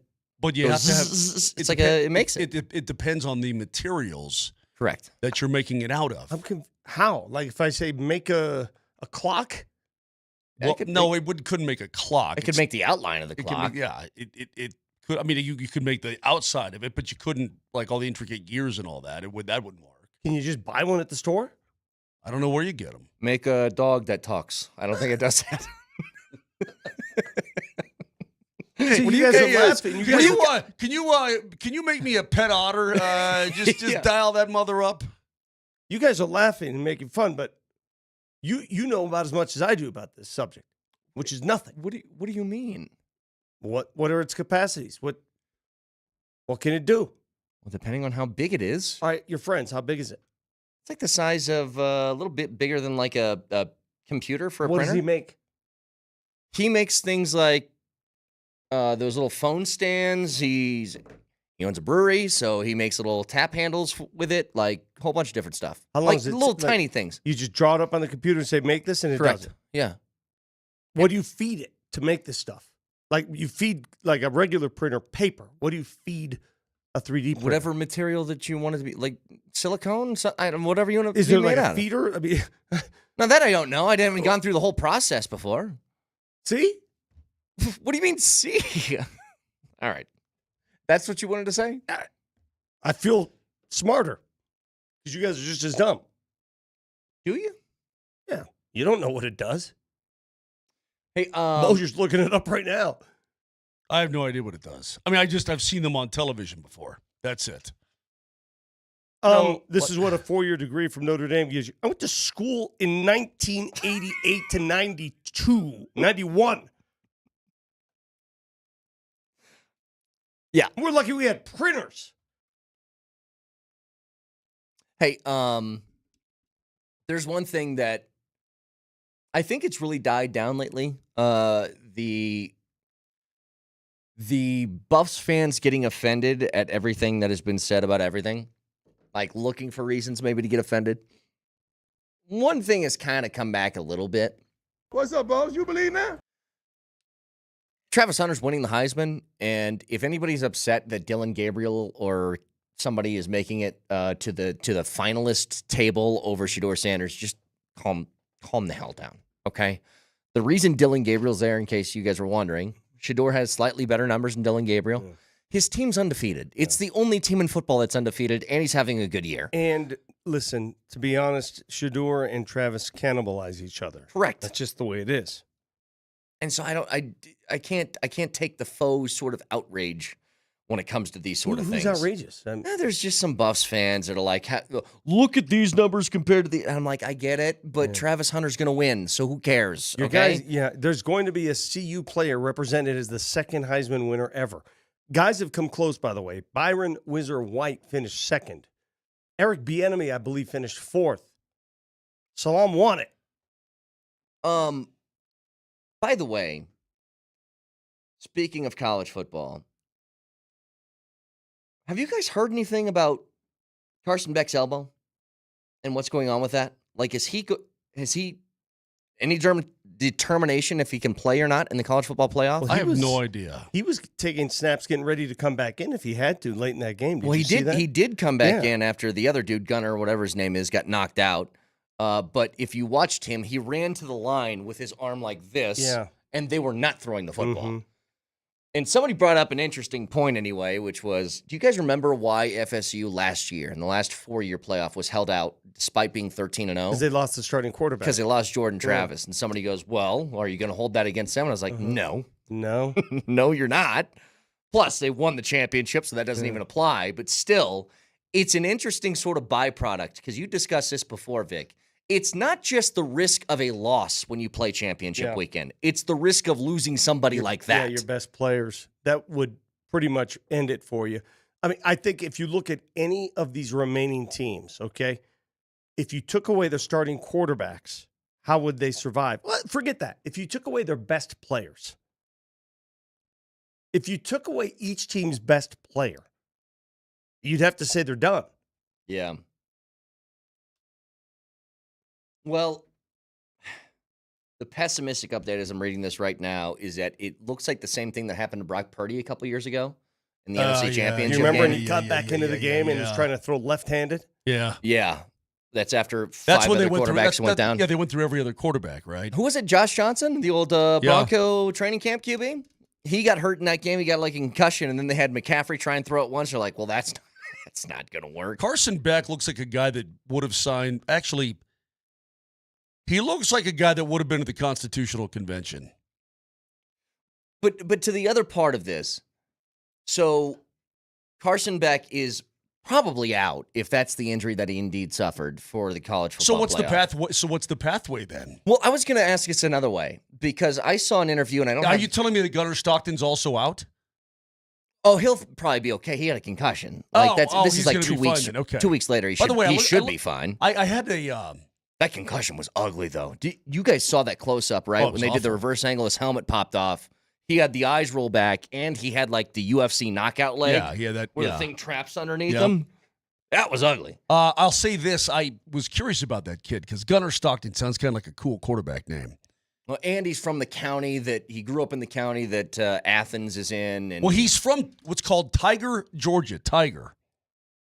It's like Tiger. Yeah. Population 574. It's a pretty cool story. I mean, he's an absolute hillbilly. Well, they get an extra week of rest because they get a bye anyway. Right. So. Right. But the other thing I wanted to mention was I saw Dan Lanning, and I am very wishy-washy with Dan Lanning. Sometimes I hate the guy. Sometimes I think he's all right. But you know what? He's got every reason in the world to be confident in his football team because they have not lost this year. And they asked him, what many people are saying is, what's the benefit of being the number one seed if your path to the college football championship game might go through Ohio State and then Texas? And he basically said, I don't care. If you're the best team in the league, you're going to beat these teams. And that's what we are, and that's what we plan to do. And he, out of everybody else that's kind of like, I guess, feeling sorry for Oregon, like, wow, look at the matchup they have as opposed to what Boise State has to go through. It's like, well, you know what? Sometimes it's just the way it goes. I don't know what to tell you. People in college football get really concerned about which teams have the easier paths and who's earned things more and strength of schedule. And I'm like, no other sport operates that way. Only college football does. People are concerned about that. Nobody cares what your path is once you make the NBA playoffs or the NFL playoffs. They don't care. Listen, we can look at one of the worst divisions in pro football in the NFC South and say, somebody's going to win that division with 9 wins again, right? Or 10, maybe 10 max, that kind of thing. Right. It's the way it's set up. It's just the way it goes. Sorry about that. And I kind of appreciate the way the college And football by the way, are we judging these teams? Are we judging like Tennessee or, Ohio State? Are we judging them on how good they are or their name? I don't know. Let me ask you this. And those listening. Because Penn State is ranked above Ohio State. They're ranked above this Texas. whole ranking above stuff. Notre Dame's ranked above Ohio State. It doesn't matter. Above Texas. None of this stuff matters anymore. Just win. Yeah. Win, and that's you win in a smaller scale tournament, and it's time to forget about rankings. Nobody cares. All right. Let me ask you this. How closely will you be watching these games? All these games, not just the ones that affect your team or your conference. 100% must watch. All of them. Must watch. I will not miss a game. Yeah. Absolutely. I will not miss a game. I'll not miss a quarter. I will not miss a damn minute of it. It starts Friday night, next Friday. Yep. Yeah, with Notre Dame. we are 9 days away from college football. This is what stinks. You got a hockey game that night? Yeah. I don't have a hoops game. Hold on. For the Broncos game, we're in San Jose. Oh, man. Yeah. Don't have anything the 21st either. This is sweet. All right. For the Broncos game, we're on the road at San Jose. Okay, it happens. But we're back-to-back the next night in Anaheim. Man, I got to talk to Bettman.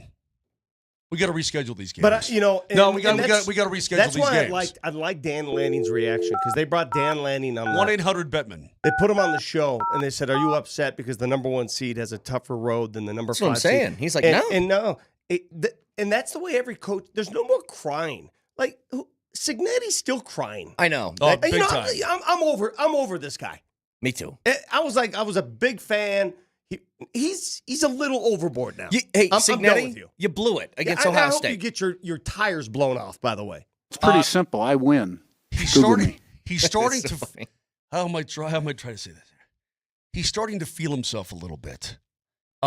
Listen, Indiana's really good. He's walking with a very unearned confidence at the moment. He How did about that? Yeah, he did something that I never could envision He in my put them on entire the life. freaking map. He got the Indiana Hoosiers football team into a national playoff, the 8th-ranked team in the country. Brett, for my entire life, when was Lee Corso the coach there? Way back when. Well, I don't even think I was born yet. Was I? I don't know, maybe the 70s?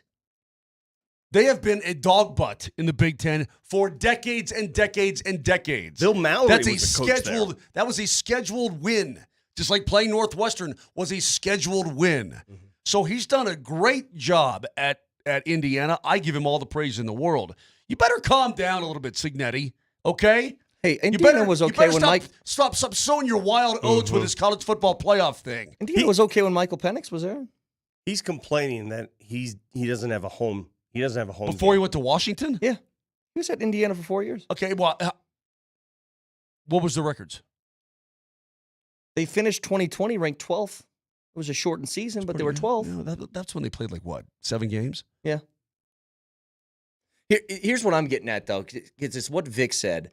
There's 2 things that I love about this. Number one, the ratings for these games are going to be so unbelievably gaudy. Like, everybody is in on this. Everyone. Not and everybody. For the one texter says, "I'm not that interested." Well, okay, then whatever. I don't know what you're interested in. Do you like football? You know what? I'm glad this guy. I don't know who you are. I don't know who you are, and I love you. Regardless, you're listening to our radio show. I don't like people. I don't understand. Let me preface. I don't understand people who say, "I'm only an NFL guy. I'm only a college." Football's football. Take me to a high school game right now. Take me to one. You can have a preference, but it's just. But saying you don't watch the other or pay attention to the other, I don't understand that. Well, here's the thing about this, and the Help me understand that. I can't. Maybe that guy's just weird. I don't know. The 2 things that really stick out to me in looking at this, and we're just a few short days away from all of this really ramping up. Everything we've talked about totally negates the idea that it'll make college football not matter as much during the regular season. I didn't feel that at all. Not once this year. In fact, instead of about 5 teams in the last couple of weeks thinking they had a shot to win the championship, you had about 20. Dude, we're getting games that mean everything before Christmas. But then this is awesome. This is a gift. Here's the other thing that I love about this that other people don't like. I love it.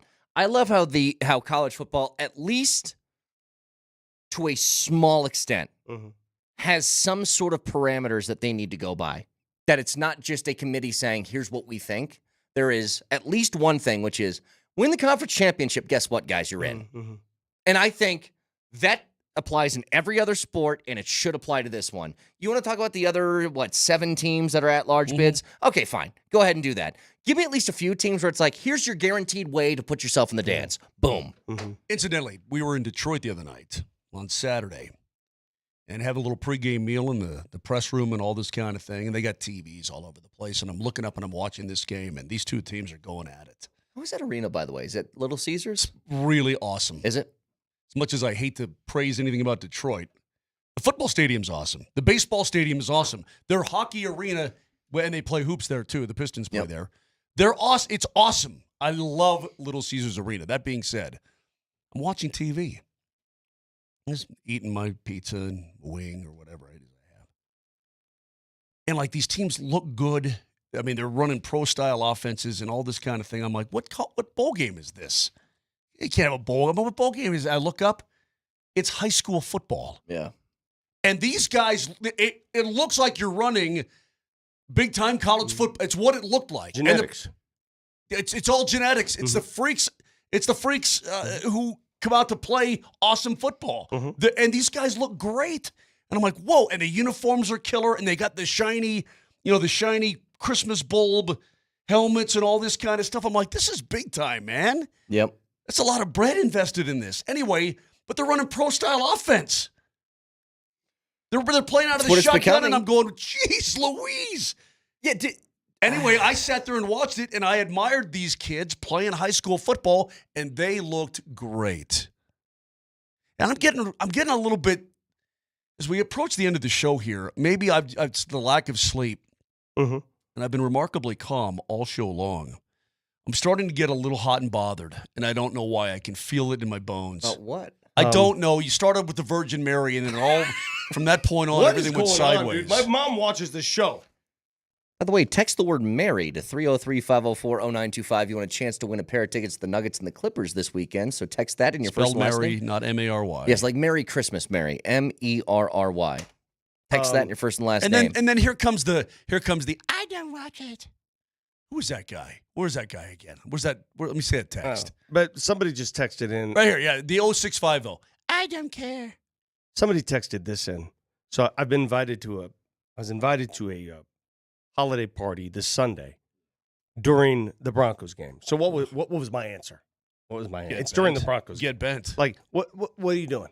Listen, I will come. What are you doing? I will come, but I need holiday a room. party like somebody's house? Yeah. I need a room. During the game. Yeah, I need a room dedicated to the game and to me, and I don't want to interact with anybody. So if you want me to show up and watch the game at your house, that's fine. Here's a better one. Some guy says his kid's youth football team. I've been there. I coached my kid's youth football team for years. They're holding their banquet this Sunday. Oh, come on. At the same time of the Broncos game. These are football coaches, football people that are holding the football youth banquet during the Broncos game. What, did the coaches do it or the parents? I want that league to forfeit. I want that team to forfeit all games next year. You're done. You're folding. You know what you do? You have a breakfast.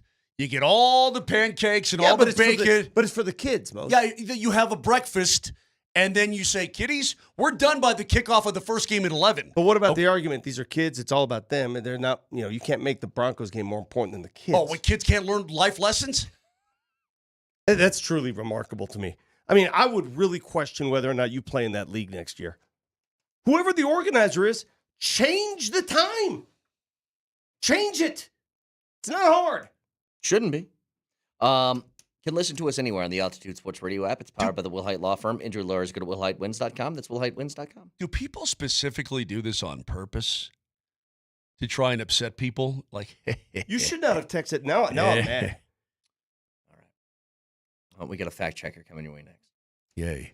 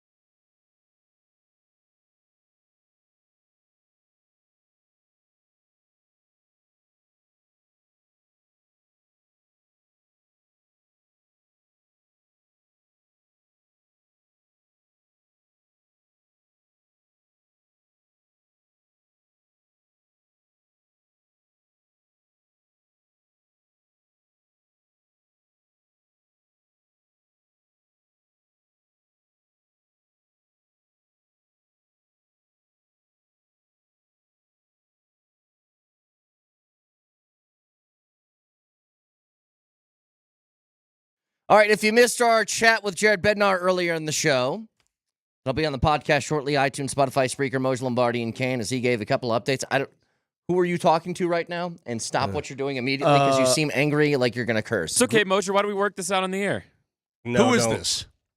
This is Third Eye Blind. Third Eye Blind. This is not the Semi-charmed Spin kinda life. Doctors. I said I hate the spin doctors. I hate this. Whatever this is, I hate it. Third Eye Blind rules. You shut up. Oh, they rule. Griggsy has a question on the Twitch. Vic Barstool had an interview with Steve Young. He was talking about spending time in Denver, almost replacing Elway for the 2000 season after he retired. Was this loud news in the Denver media? Yes, it was. Very loud news. It almost happened. When I was at Channel 4 and this was happening, we sent Gary Miller to San Francisco to chase down Steve Young, and he found him. And it was crazy because he had to hang out outside his house. And at the time, the Broncos thought they were going to get Steve Young. Well, he was almost 40 years old at the time. But they thought they were going to sign Steve Young. It was very loud. It almost happened. That should be illegal, by the way. What? I don't like how you news reporters just get to hang outside people's houses like that's not a big deal. Like, Dude, that's very intrusive. I know. It was the worst part of the job. To be But how honest was with that you. legal? I don't know. If somebody was just camping outside on the sidewalk in a tent outside my house, I could call the cops and have that guy removed. When Nene's contract was up with the Nuggets, it's good to see him at that game the other day. yeah, by the way. when he remembers me from an episode. What's that steak place on Larimer Street? That right by the Comedy Works. What is that? What's that steakhouse? Oh, the very popular one. Yeah, the hell is it? Ruth's Chris? No, not that. No, one. it's Anybody, help me out. Yeah, everybody. it's right across the street, right next. It's been there forever. Forever. I know Ocean Prime's right there on the Nah, corner. Yeah, across that's the on the street. corner. That's not it. It's across the street. Garden Grace? No. Capital Grill. Thank you very There you much, go. Whiskey There you go. Jose. Whiskey Jose is a good name. Anyway, so he's in there and he's negotiating with the Nuggets. And I'm hanging out outside. And someone told me, hey, they're trying to go out the back. And back in my news days, you had to chase the story. So I'm going to the back alley of this Capital Grill. And they're taking off down the street. I'm running after Nene and his agent down the back alley. And at that point, I said, look at Lois Lane over here honest to tracking God, down the story. At that point, I said, what am I doing? What is this? What am I doing? You should have gone to jail. I mean, seriously. What is this job? Chasing a 7-footer down a back alley of a steakhouse. For what? To verify if he's re-signing with the team? What is this? Look, Vic, as you know, I'm not a journalist, so I don't know this world. But when you're in some sort of media scrum, especially with the president, is what I don't understand. They go up to the podium, God bless our troops and God bless the United States of America, and they walk away. And then it's 50 voices. Do they think they're going to get their question answered? There's a fine line, though. That's news. That's serious stuff. This is sports. Nobody too. cares. I'm chasing a guy down an alley for a sports story. How much money did you make, champ?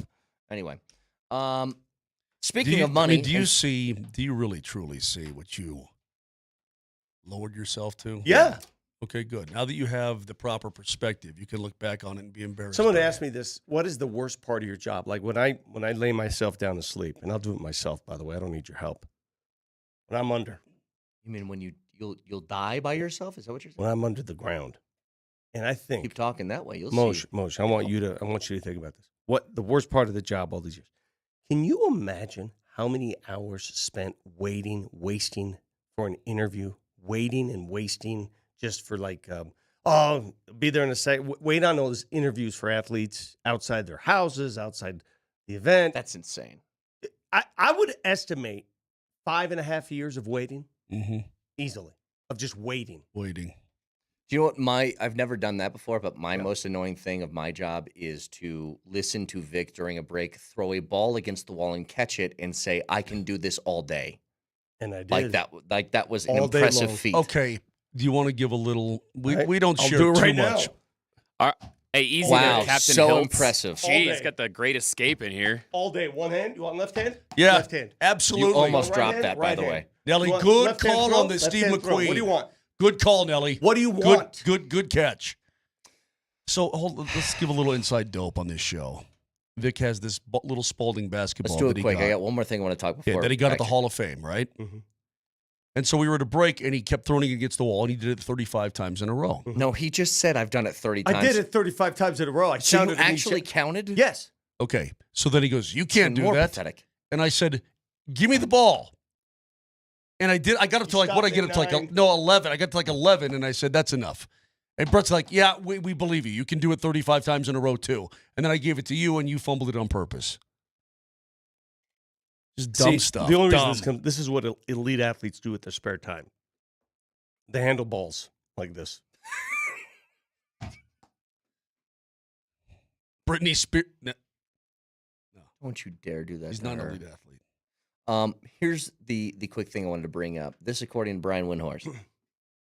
The Golden State Warriors are targeting LeBron James and Jimmy Butler. Good. That's my response. Good. How desperate are some of these franchises when whatever. You mean to tell me they're going to try to make room for a $57 million contract and a $52 million contract? I mean, come on a team already above the how? How does it how? Beyond the how. It's just so funny, though. That's just so comical. I truly believe this. Truly. I don't think I would like being a fan of that. I don't think I'd like being a fan of a team that just does this. Like, I don't think I could. It feels so inorganic. Well, you'd root against and them, right? manufactured. Like Steph Curry, LeBron, Jimmy, you'd root the hell against that team, right? I would be so happy Well, to root yeah, against them. but I'm saying if I were a fan of the Warriors, if I were a fan of the Lakers or somebody like that, and it's like when you were a Warriors fan and you got Kevin Durant in free agency to pair with already a team that was winning 73 games in a season, what's enjoyable about that?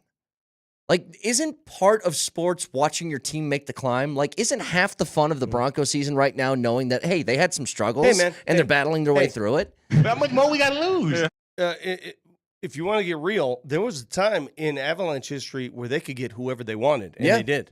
Yeah. So the Avs sort of lived that. Moj, you remember? Well, yeah. I mean, they paid a price to get, Rob Blake. Well, first of all, they got Waugh.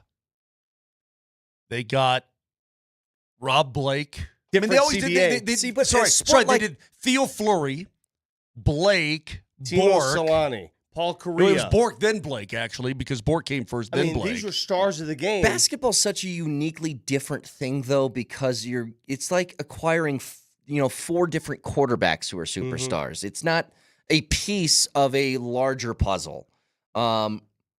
Basketball's just different. Baseball's kind of like that, too. I mean, they're trying to trade Jonathan Kuminga, by the way. I like his game. The Warriors are What going does he out there. make? They want to What does trade he him make? badly. How I don't much? know. Check it out. I'd love You like getting nailed by the king? I love his game. They don't like him there. I think he's just too up and down. He signed a 4-year, they don't like him $25 because- million deal. they don't like him because he's not one of the top 5 players in the NBA. That's Dude, why. he's right there inside the Najee stuff. He's right there. Why would they See, do but it? we already I don't talked know. about this with Jake Coyne. We went through this. Please don't make suggestions where you want to offload a player because he's not playing here for a really, really good player who's playing.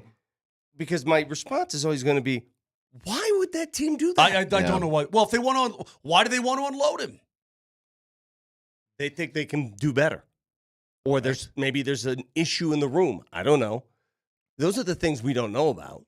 The issues in the room. Correct. Shit.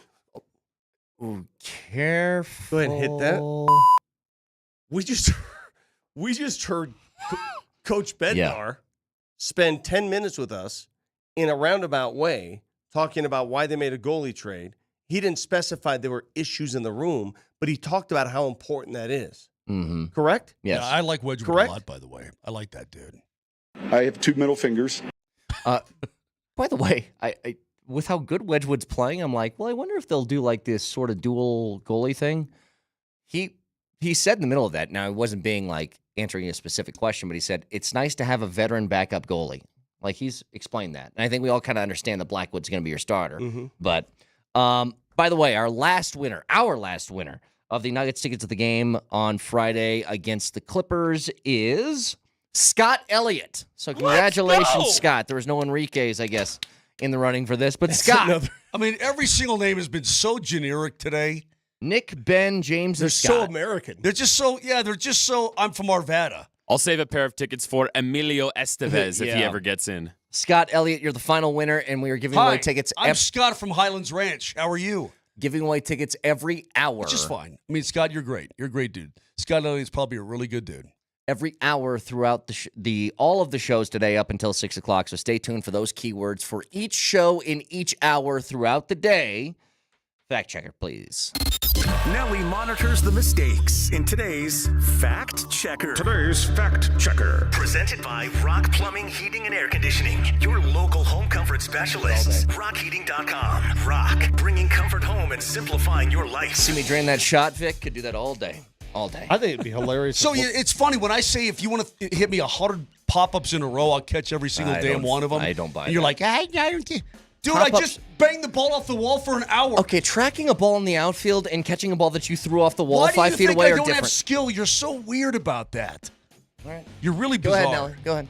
I get to outsource my fact checker today because Vic did a little fact checking earlier. Second segment of the show, we were talking to Jake Coyne, who is our NBA stats guru, and Vic needed to clarify something. By the way, I'm looking at your Twitter profile, and you have just a random lady kissing you. Do you have random ladies just kissing you all day? Is that what this is? Well, if they are, it's definitely not for my CBA knowledge or any other reason. So is But that like a I said random last- lady, or is that your girlfriend? What's going on here? No, I told you last time. I have a wife. She's okay. very wonderful. Yeah, I don't. Why would you assume that's anybody other than I at remember least a he- girlfriend or wife? I remember Jake telling us he had a wife. Oh. No, I got it. My professional picture that I'm going to use for a professional Twitter account is going to be a whole bunch of hookers that I hired just a couple weeks ago kissing me. It's great. Oh, I'm just laughing at the notion that if LeBron went to Golden State, he'd tell his son, "Hey, remember that thing we did? I'm out." iTunes, Spotify, Spreaker, Moj Lombardi, and Kane. Talk to you guys tomorrow. Have a wonderful Wednesday. Love you. Bye.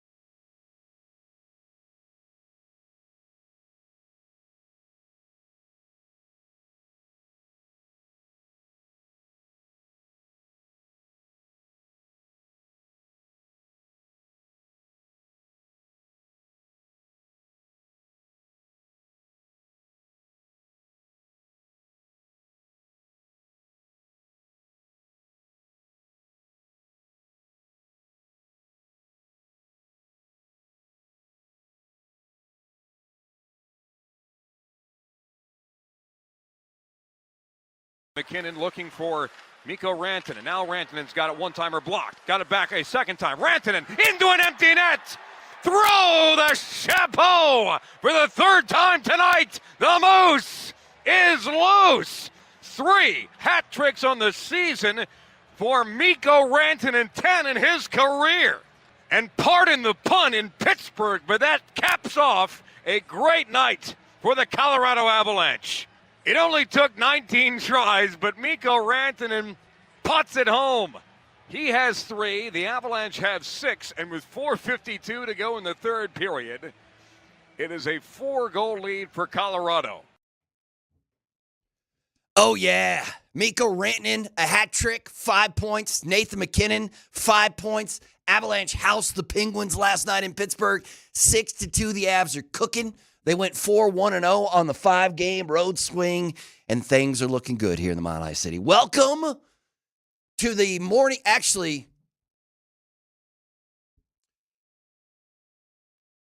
one of you guys was thinking about sex when you came up with the name of this show, man. I keep calling your show The Morning Quickie, and it is the morning. It's the morning sprint. Berto, you're going to come on this 10 to noon, just good times, and you're going to throw shade at the morning sprint? I just thought, I can't get the morning quickie out of my mind. We're fitness enthusiasts, man. We are running. See, I thought you were going. sex enthusiasts. I thought you're like, we're going to talk about sports, and we're going to talk about sex, man. Am I male? Am I in my 40s? You're like, I'm not just the ball coach, I'm the love coach. Hey, if you're watching us anywhere on the digital platforms, YouTube, Altitude SR, or Twitch, I'm just going to say that the video copy doesn't do the beautiful locks of the Silver Fox, Mark Bertinoli, any justice. Thanks, because man. you Thanks, look like, and big tip to my man Mark Mosier, but you look like you are ready as a war general in the 1800s, ready to surrender. And you combed your hair. Those were wigs, though. Those chuckleheads were wearing wigs, right? I mean, that's so perfect. That might be a wig. I might start pulling at that in one of these breaks. Like, did George Washington had wooden teeth and fake hair, right? Or am I wrong? Was that George Washington's actual hair, man? It was. It was his actual hair? I mean, Benjamin Franklin, I hope that wasn't a wig. I mean, that's true. Yeah, you're right. Yours is more kind of Robert E. Lee vibes. It just goes everywhere, man. I have no control over it. It's just, it is what it is. It is what it is. But either way, welcome to the morning sprint with Mike Sanford, and I'm filling in for Alex Ryanemi. Raj is out today, and we've got 2 hours to talk about anything in the world of sports or sex that you would like to talk about. Wow, Dr. Drew's in the house today. We got some Dr. Man, Drew. you can just look at you and think, you like, you know what? Mike Sanford's a sensitive lover. You can just look at him and tell, man. You can just tell, man. With that haircut. Hey, let's just say the name of this show is appropriately titled, baby. It is the morning sprint. We're giving away some Nugget tickets. We're giving away Nugget tickets every hour today on the station. A pair of Nuggets tickets to the game this Friday against the LA Clippers every hour. Just text this hour's keyword. So let me give you the keyword, and you'll text it in to 303-504-0925 along with your first and last names. We will announce the winner for this hour at 10:55. And tickets are still available for the game at nuggets.com/tickets. Again, to enter for this hour's tickets, text the keyword, which is reindeer. The keyword is reindeer. They're not letting me pick the keyword. I was not going to go with reindeer. I was going to go with something freaky. Well, based off how you read that, based off how you just read that piece of paper, for you it should have been bifocals. You should have had some of those 1800s bifocals because that paper was about an inch from your eyes. Reindeer. Text in the word reindeer. 303-504-0925 and here at 10:55. No, wait, what time is it right now? It's 10, right? Yeah, 10:55. It's 10:06, actually. I'm losing all track of time and space. It's all time and space. Oh, goodness, man. Look at the way this show is starting. Oh, this is good, man. Listen, I'm not supposed to be awake right now. Y'all need to recognize. What time do you sleep till? Noonish. Noon? Yeah.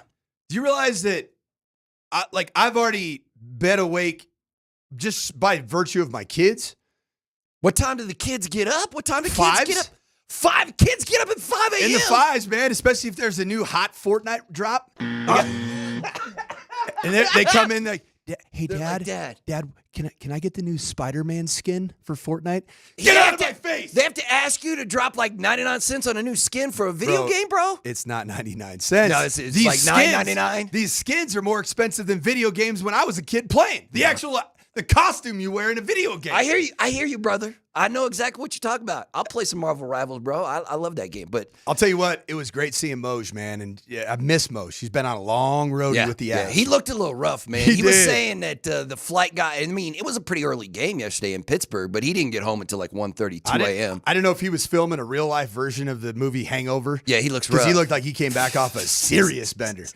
But I'll tell you what, though, 9 man, days or something. it was really good to see him and just hear from him that the vibes are good around Avs land, man. Yeah. He said it. He's like, we left for a road trip, got a goalie, and we came back. We got another goalie. How cool is that? Yeah. And you know what? I think the biggest impact of everything that's happened with all the wood between Wedgwood initially and now Blackwood is that you have really good vibes. And I cannot overstate the importance of locker room energy. And I guess. the Avs have it now. He won't, Coach Bednar won't stop talking about it, so it obviously has to be a big issue, or it had to be a big issue before, because now every time he's asked about the goaltending situation, when he talks about Wedgwood and Blackwood, he talks about what they do on the ice. And he said yesterday, he told us that, the first thing we evaluate is how you are playing, how well you are playing. But then after that, he was like, what made Scott Wedgwood so great is what he does in the room when he's not on the ice.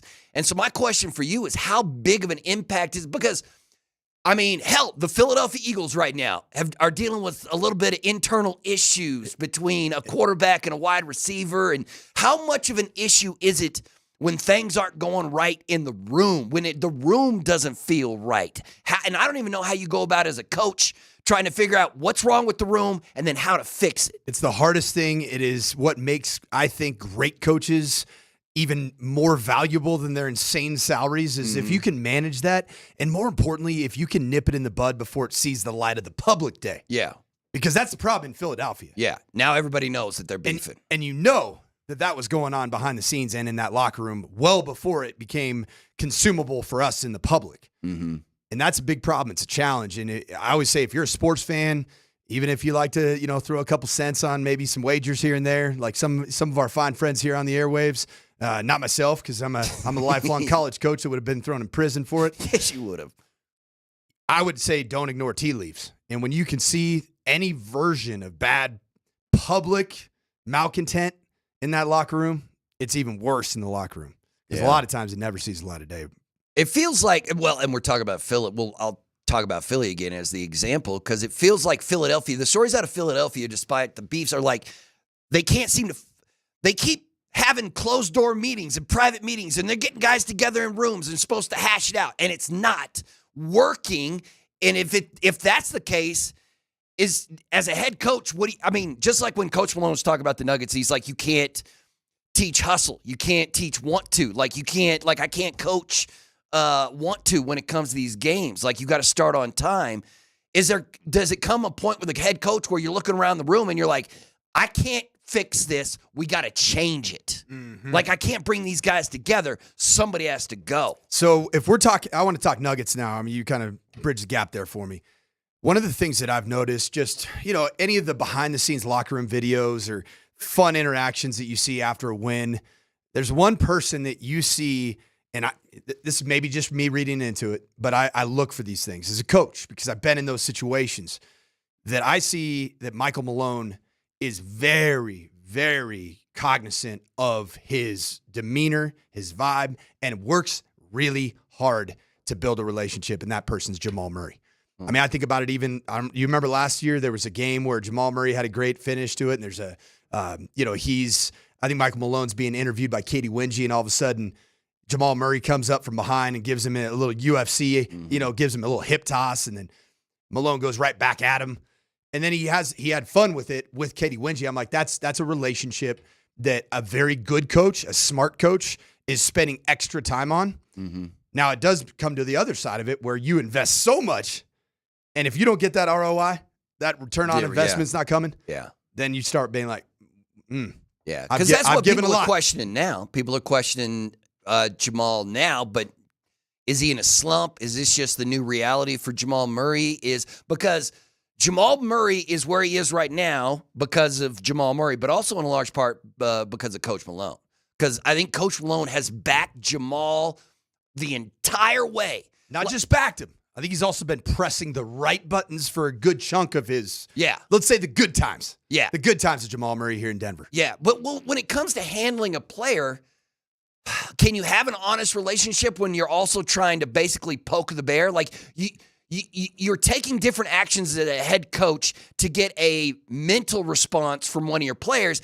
And a lot of times, and that's great when you just have to be a rah-rah guy and like build up confidence in a person. But when a player responds better to negative emotions, or, I mean, how do you go about having an honest relationship with a player while also trying to mentally get him into a place where he plays his best ball, even if that is a negative space? You know what I mean? Even if you take it from you're questioning, his game, his manhood, his honor, whatever it is. There's some players who respond to negative input and some who respond to positive input. So how do you balance the two? That, what you just brought up, that balancing act of the relationship, but also the demands, right? And there's an old quote for coaches that nobody cares how much you know until they know how much you care. Yeah. And I think that applies. I do believe that while Michael Malone is, by all accounts, a very demanding coach, particularly on the defensive end,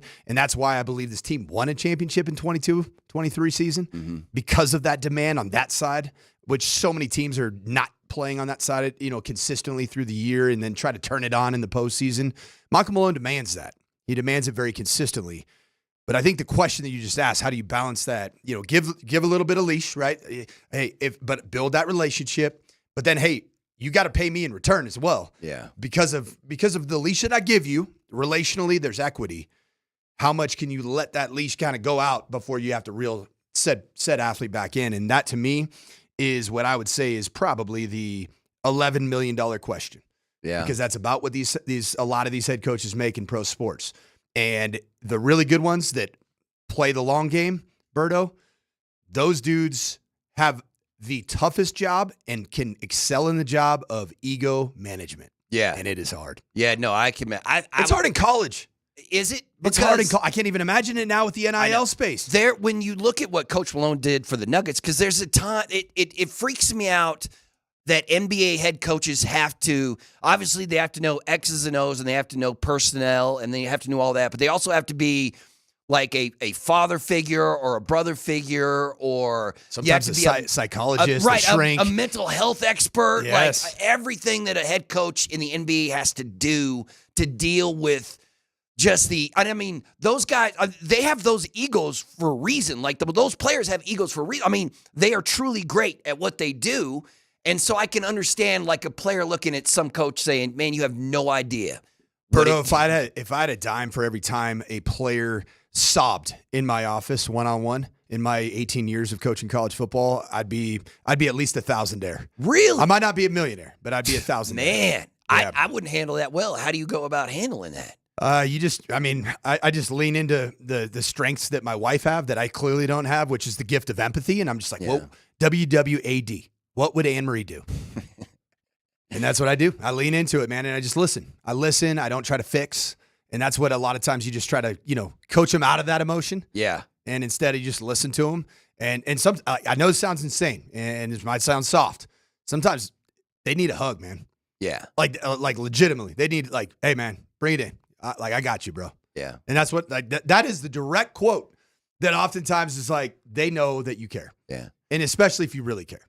Is there more or less pressure on college athletes now with NIL and because it feels like college athletes have more freedom, but they also, when you start dealing with the amount of money that some of these kids are dealing with at that age, it feels like that's a path that could lead to destruction. Because if you gave me that kind of money when I was 18, 19, 20 years old, I don't think I'd be alive right. I would have done something stupid. You'd have a constant nosebleed, Berto.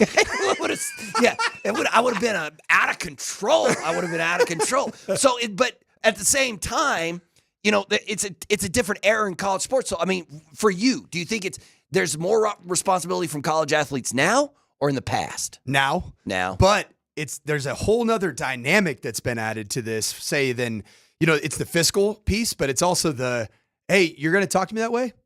I'm leaving. Oh, yeah. Oh, I don't have a contract? Oh, wait, I'm not locked in for 3 years? Yeah. Oh, I can just call my agent and be like, yeah, I'm out. And Yeah. they have agents. Yeah. And some of these agents, as Jay Norvell talked about at his presser this weekend, some of these agents are getting 20% off the top, off Tiz.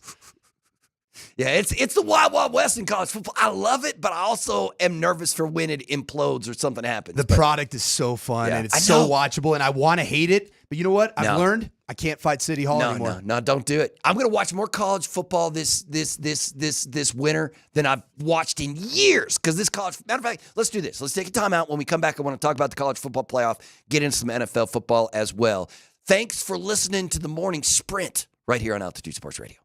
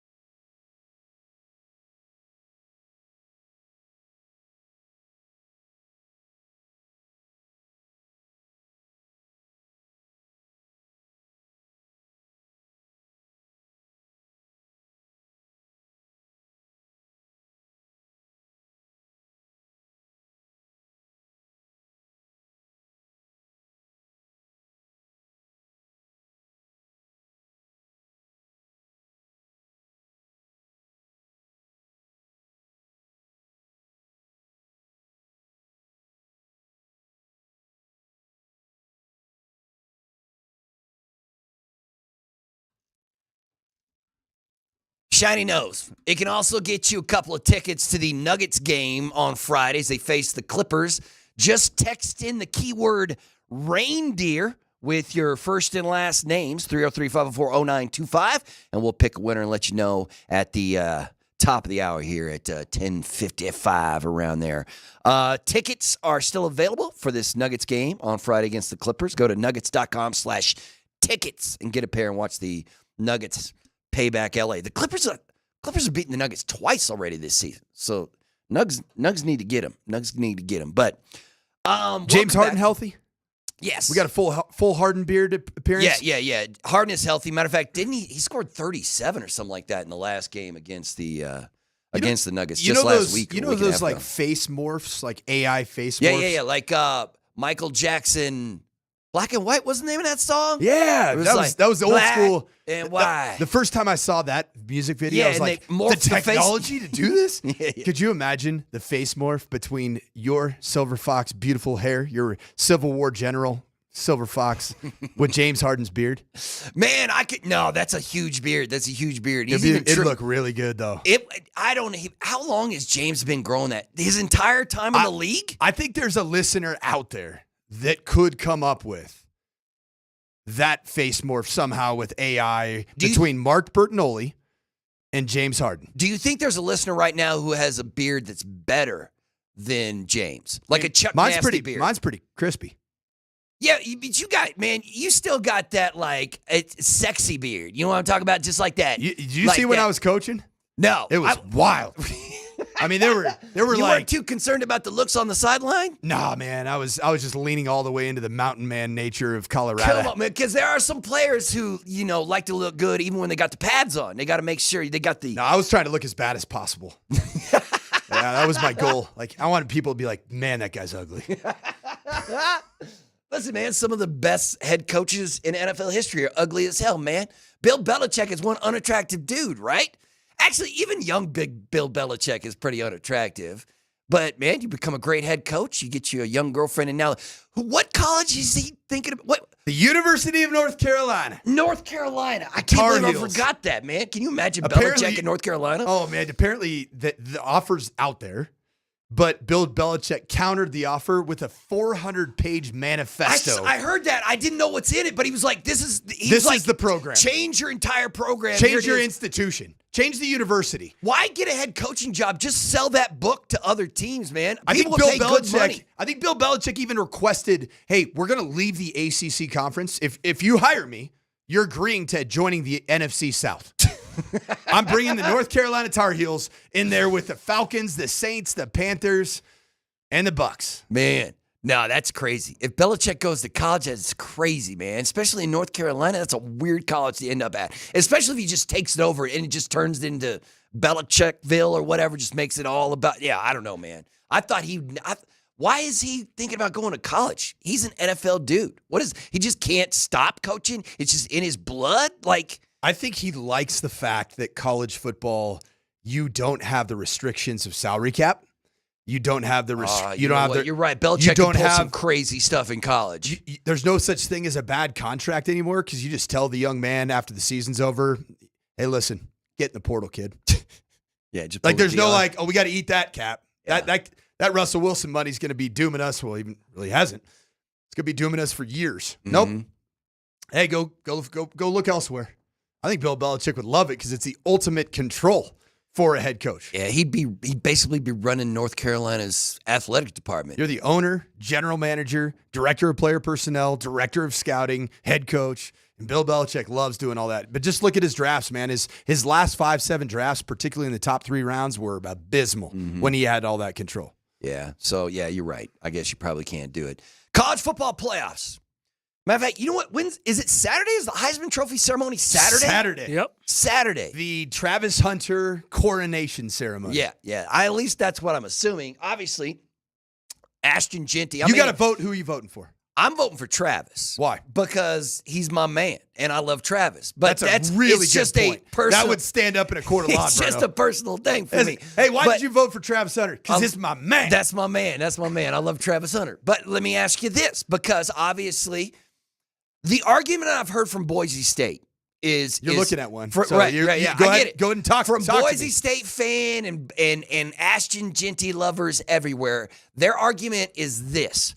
If you took Ashton and you put him on CU, and you took Travis and you put him on Boise State, CU would have won the Big 12 and Boise State would have missed the college football playoff. Do you think that's the case? I don't know, man. I just think that sometimes we just assume things. Yeah. And these we're gonna transition two players from team to team, and man, there's so much more that goes into it all. Like even the design of Boise State's offense. Yeah, it's all Ashton. It's all Ashton the time. Jeanty. Yeah. Would the design with Shedeur Sanders have been run the ball to Ashton Jeanty 33 times a game? No. It wouldn't have been. No, So but that's he's a terrible argument. But you So I think hate he's a you, special Boise State back, fans. right? Because He's amazing, man. He is amazing. I've also heard this argument from various Boise State people and from people in general. But Mike, let me just ask you, because Travis Hunter is going to be the first overall pick. If not, it's going to be Shedeur, and Travis will be the second overall pick. It just depends on what team ends up there. So, there were some people trying to make the argument that Ashton Jeanty is going to be a better pro than Travis Hunter. But my question just to you, just in general, is a great corner or great wide receiver less important to a franchise, an NFL franchise, than a great running back? Although I guess you could call Ashton a generational back. Could we call Jeanty a generational back right now? The numbers would say so. Okay. Based off the workload that he's had all year, the availability through injury. So the dude is a horse. He breaks tackles. So his stats, his stat line, and I know he's playing against Mountain West teams and there were some bad ones in there and I get that. But his stat line was his yards after initial contact by itself, just yards after contact, he would have still led the country in rushing yards.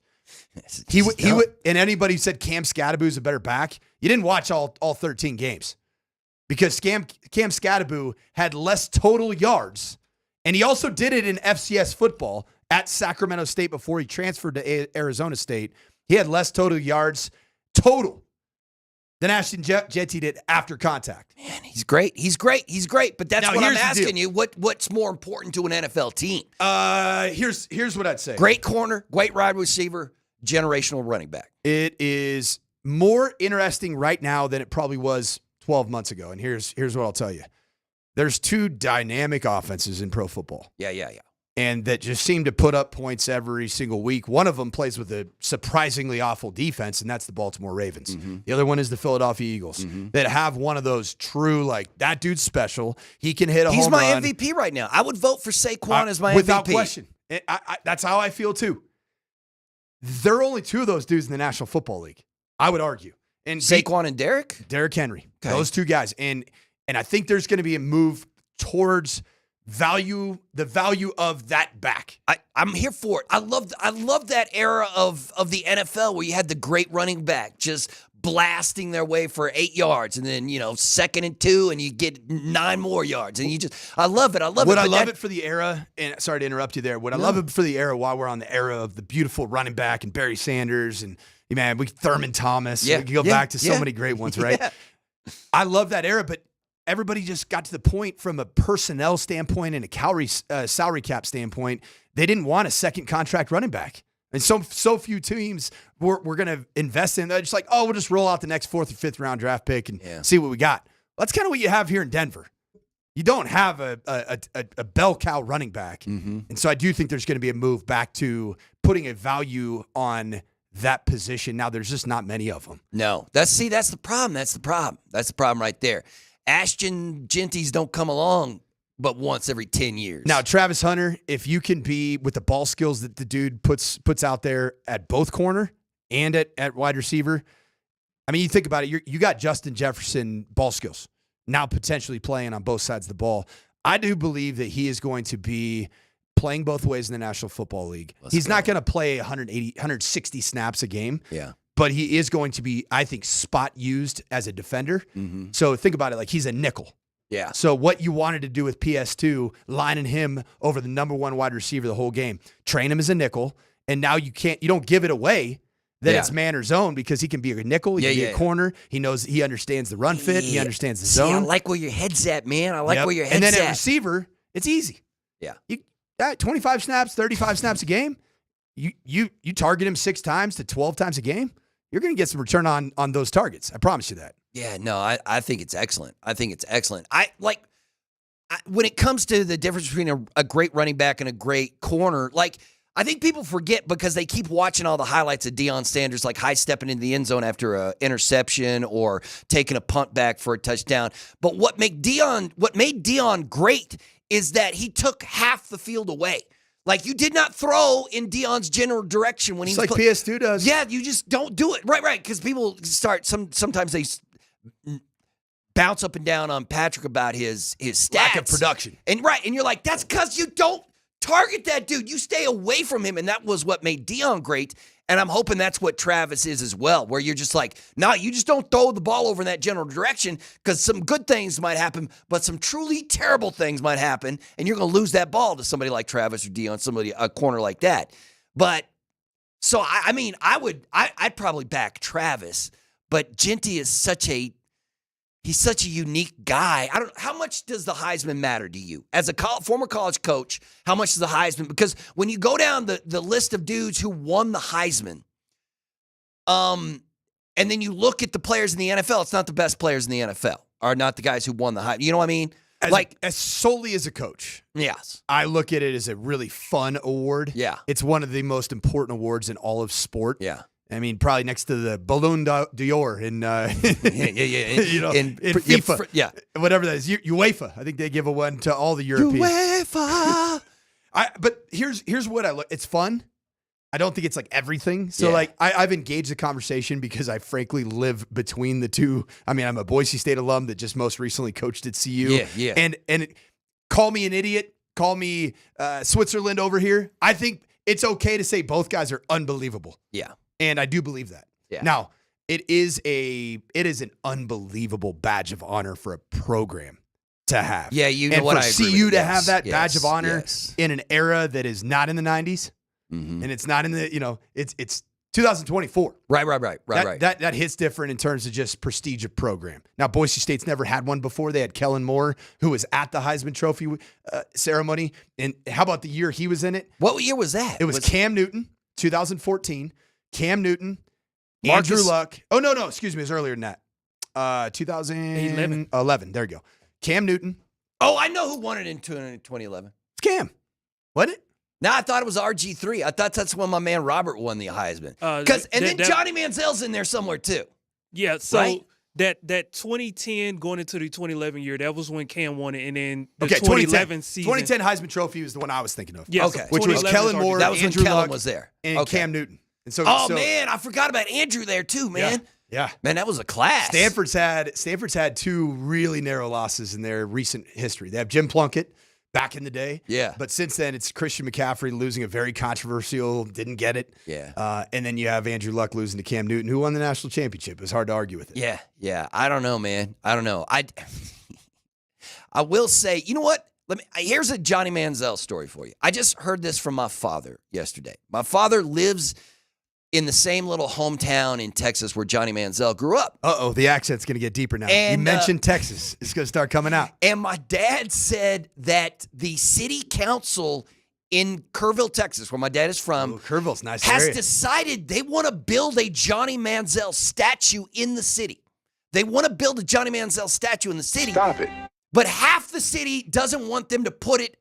They were going to put the Johnny Manziel statue on the high school campus where he played high school ball and everything. But then a bunch of people were like, no, he did a bunch of drugs. He's a bad person. Don't put a statue of him in the high school. So they split the difference, and they're just going to put a statue of Johnny Manziel downtown in this little Texas town. It's going to be like there's going to be a Circle K, a 7-Eleven, a Dairy Queen, and a big-ass statue of Johnny Manziel right there. And my question for you is, why would they even think that this is a good idea? Like, let's put up the Johnny Manziel, Johnny Football statue right here in the middle of this town. Because he's Johnny freaking Football, man. He's JFF. You know that. Could you imagine the amazing collection of degenerates that will pay homage to JFF? No, it's going to be weird, man. And can you imagine some of the paraphernalia, we'll call it, that they'll leave at the statue? It's going to be right. Did you go come grow to up in pay Kerrville? No, I didn't grow up in Kerrville. Man, My dad. hey, the moved Hill there. Country. Yeah. Hill Country is. No, yeah, Texas Hill Country don't play. It is so good, Yeah, man. yeah. Texas So- Hill Country. If you haven't been, everybody wants to throw shade at Texas because you take over all the ski resorts here. Go to the Hill Country. 10 out of 10. Highly recommend. Yeah, no, man. I was like, they're gonna build Johnny Manziel a statue. When he didn't, the last time he played college there, high school ball there was like 15 years ago. It's blowing my mind. Anytime he drops a pod, though, man, we're all. Yeah. What's Johnny gonna say? Gonna say What's something Johnny wild. got for us? I can't even get a Joker statue outside this building, and they're building Johnny Manziel statues out here, man. Whatever. All right. We still got to talk some Denver Bronco football. Let's take a quick time out, and we'll address some NFL next right here on Altitude Sports Radio.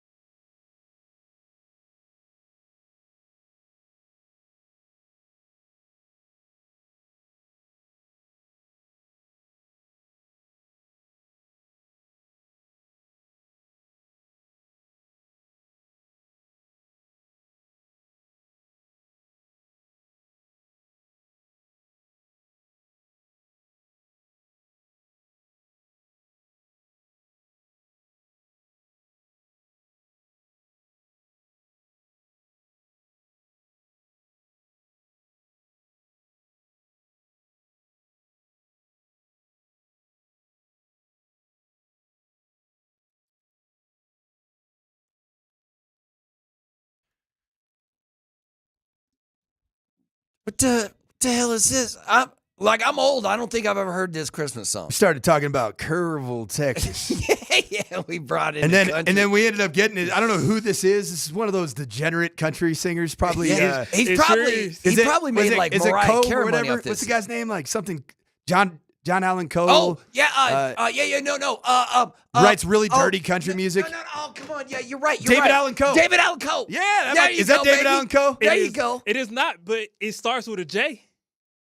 Nah, I ain't gonna get it, man. You gotta give it to us. Give it to us. It is Joe Diffie. Oh, Joe Diffie. I like Joe Diffie. Yeah, He's a little classier, even though I did hear the first time I've ever heard the sound of, I think what it was, reindeer diarrhea in that song. I don't know. Did you hear that when he called in sick? No, man. No, I missed the reindeer diarrhea. That's a new sound for me. New sounder. Either way, text in the keyword reindeer. Reindeer. Text in the keyword reindeer to 303-504-0925 with your first and last name because we're giving away some Nuggets tickets. We got a pair of tickets to the Nuggets game against the Clippers on Friday. We're giving away a pair of tickets every hour on the station today. So keep listening. We'll announce the winner for this hour at 10:55 here in about 9 minutes. Berto, am I eligible? Am I eligible to win these? Nah, man, but you know what you can do is just cheat it and just get KJ to, the ticket winner is Mrs. Sanford or, whoever, whatever it. Yeah. Listen, I don't know numbers by heart, so, right. Because I want to go.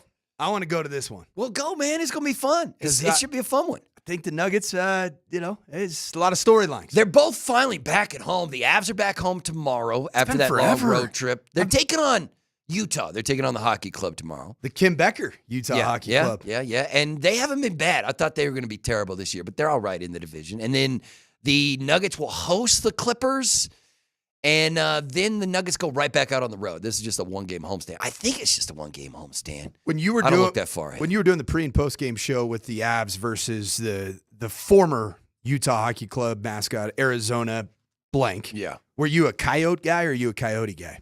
No, I'm a Coyote guy. We just called them the Desert Dogs. Okay. I'm a Coyote guy. Yeah, Desert Dogs. I don't know why I'm a Coyote guy. Why? I don't know. It just sounds cooler. It's how I choose to live my life. It sounds like I'm I'm a local somewhere. Yeah. Yeah. And I don't know where the heck I'm from, so I'm really a local nowhere. It is weird that Utah just didn't pick a damn name. And they decided, let's go with the hockey club, and then if we find one we like later, we'll just change it. And I was like, I don't know, man. I really don't like calling them the Utah Hockey Club. Should have been the Utah Silver Foxes. Listen, man, they should do anything. They can do anything other than hockey club. That's a little lame. The NFL announced today that they will play a regular season game in Berlin next season. The NFL is playing a game at the Olympic Stadium in Berlin. Come on. No. Why are we playing games in Germany? I mean, just to obviously expand the sport, but Achtung. I don't know what that means, man. It's like dangerous. Danger. Oh, okay. Be quiet. Isn't that like a U2 album or something? Isn't that the name of an album? How do I not know? How do I know that name? It's a command in German. Of sorts. Man, are you one of those Achtung, baby, by U2. Oh, okay. So there you go. Achtung means danger. All right. I nailed it. I had no idea, man. I took a semester of German in college. Did you really? Yeah, I took a semester of just about every language and minored in Spanish. So I took 2.5 years of Spanish and can't speak a word of it. Yeah, so I think that we're going to get Sean Payton in Berlin, Germany. And instead of, talking to Jarrett Bell, our great guest from yesterday, instead of having 2 lattes, 45 minutes later, it's going to be 2 schnitzels. 45 minutes later. I don't know. Got a little carried away. Is that what you think? Sean Payton's locked in? I do want to talk about this Broncos game this weekend because it is the biggest game of the season so far, right? Broncos and Colts. Like, this is a playoff game for Indianapolis. If the Colts lose this game, they are officially eliminated, right? They're out. They're gone. They're done. So the Colts have to win this game to keep their playoff hopes alive. If the Broncos win this thing, they're almost guaranteed to be in. Their odds of making the playoffs go, all the way up to 90%, right? And they're sitting at 70 now. But if they lose it, it dips below 50%.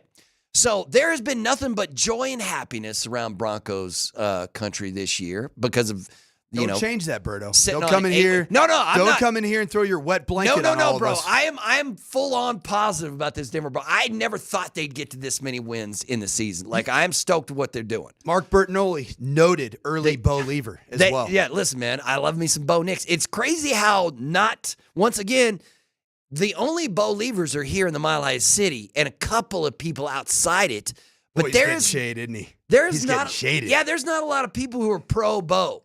There's not a lot of people pro Bo. Matter of fact, we got right here. Pro Bo, no? No, yeah. There's just, I don't know what it is. Is it just because the way he's doing it is so vanilla? There's just not a lot of sparks. I don't know. Like, what is it? Why aren't they embracing Bo? I mean, the Broncos were gonna suck this season. They were gonna be bad, not just bad, like super bad. I thought they were gonna win like 3-4 games. And they've got 8 wins and a quarterback who might be able to lead you in the future. Why is it that some people just won't embrace Bo or don't like his brand of football?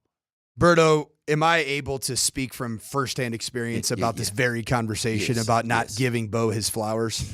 I had to make a real decision. After what I said is you took the 6th quarterback in the 12th draft position. Therefore, that's an overdraft. And based off what I saw at the combine, in terms of arm strength, in terms of the way the ball jumped out of his hand compared to other quarterbacks, and I think I did put too much value on the underwear Olympics because that's not football. It's fake football. Yeah, but I'm with you. I always say I'm going to, look at what happened on the field. But then you see 4.12 on that 40 dash. No doubt. And you're like, and you see like the ball speed coming out of J.J. McCarthy's hand. And I was like, I thought J.J. McCarthy had a weak arm. And I see him right next to Bo Nix. And I'm like, oh my goodness, this is the 6th most talented quarterback in this draft. Well, guess what? It was clearly a pretty talented draft period. Yes, it was. Talent. Yes. You know? The thing I think is that you have to make a decision if you're somebody that puts out in the universe a take before the season starts. Man, you gotta double up like an 85-year-old grandpa, like my old grandfather, Sandy Sanford, and you gotta be stubborn. And I think that's what's going on with a lot of national media people. They just don't want to be wrong. I just woke up one day and I'm like, you know what? I'm done. Okay. The guy has shown me my checklist of what I evaluated in the quarterback position. He's done it as a rookie on a team that was predicted to win 5.5 freaking games. Yeah. So, I saw this today.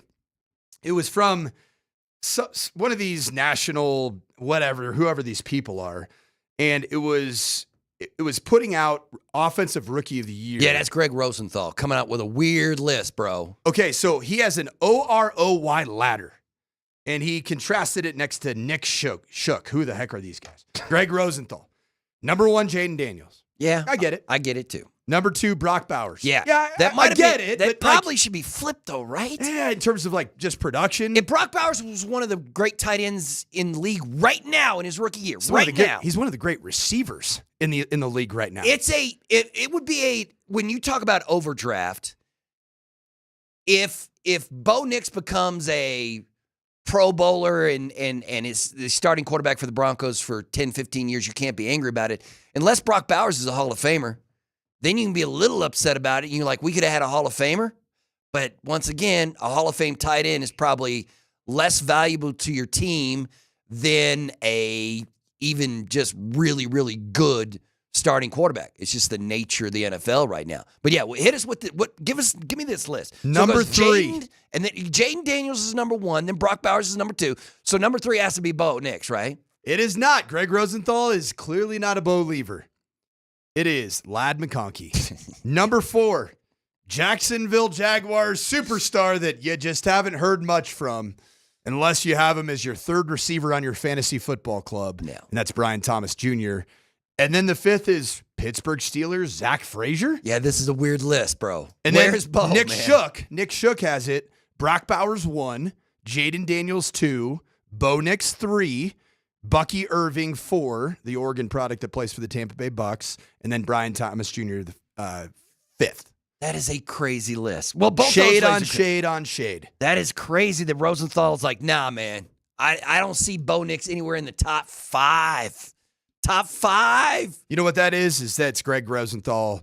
And I heard his explanation, And to be honest, I was following the same advanced analytics. Yeah. And I got so deep in the weeds about these advanced analytics, completion percentage over expected, the time to target, separation rate for his receivers. And if you go the advanced analytics route, yeah, you're not going to love Bo Nix right now because he's grown into the role. But isn't that part of what makes any NFL quarterback good is that they're playing their best football at the end of the season when their team needs them to get into a playoff position. And that's what Bo Nix is doing. Yeah. And to me, that supersedes any of your stupid stats, your dumb basement nerd stats. Yeah. Get him out of here. Yeah. I will listen to the argument for Jaden. I will listen to the argument for Brock. And that ends. To me, the conversation ends. Right. That's it. Those are the three. Bo, Brock, and Jaden. And that's it. Those are the only ones I want to listen to. But it's just absolutely crazy. How about we give away some Nugget tickets? Let's give away some Nugget tickets. So, right now, your winner, 2 pair of tickets, or just a pair of tickets to the Nuggets-Clippers game on Friday. The winner is Anthony Chavez.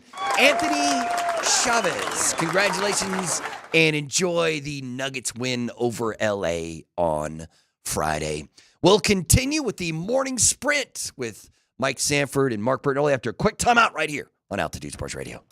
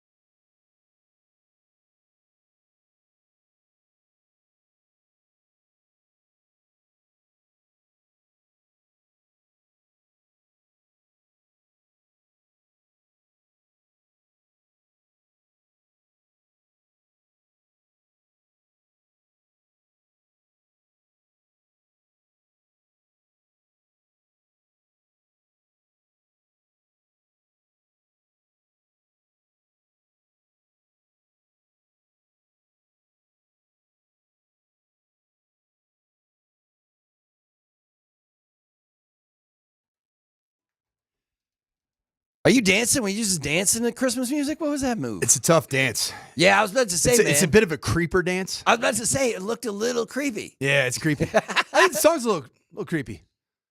Yeah, some Christmas songs are. There's what Christmas song where it's like, have you ever roasted chestnuts on an open fire? No. I don't even know what a chestnut is. Matter of fact, I don't want to know, I don't think. I mean, you can let your mind get a little wayward and get a little weird there. Oh, brother. We were just talking about the morning quickie. Welcome back to the morning sprint.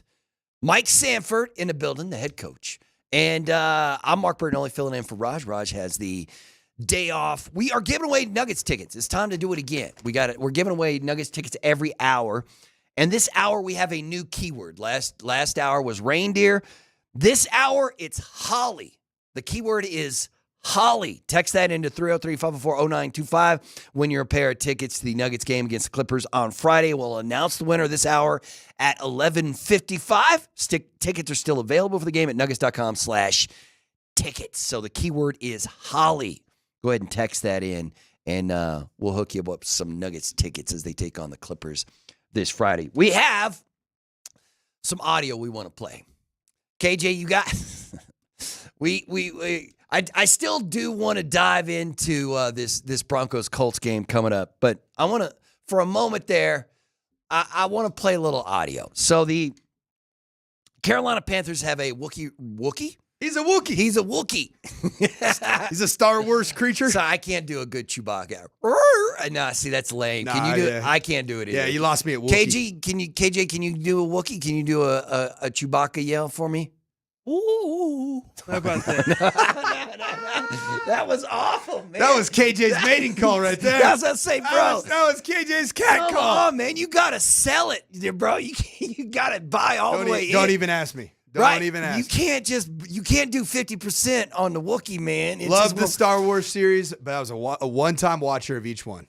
Not a repeat watcher. Really? Nah, man. Star Wars is in my heart, bro. I love me some Star Wars. You also man. look like you could be a captain with one of the captains on the ship. Yeah, I hear you, man. I hear you. So, Panthers rookie wide receiver Xavier Legette was on a podcast recently, and here's what he had to say.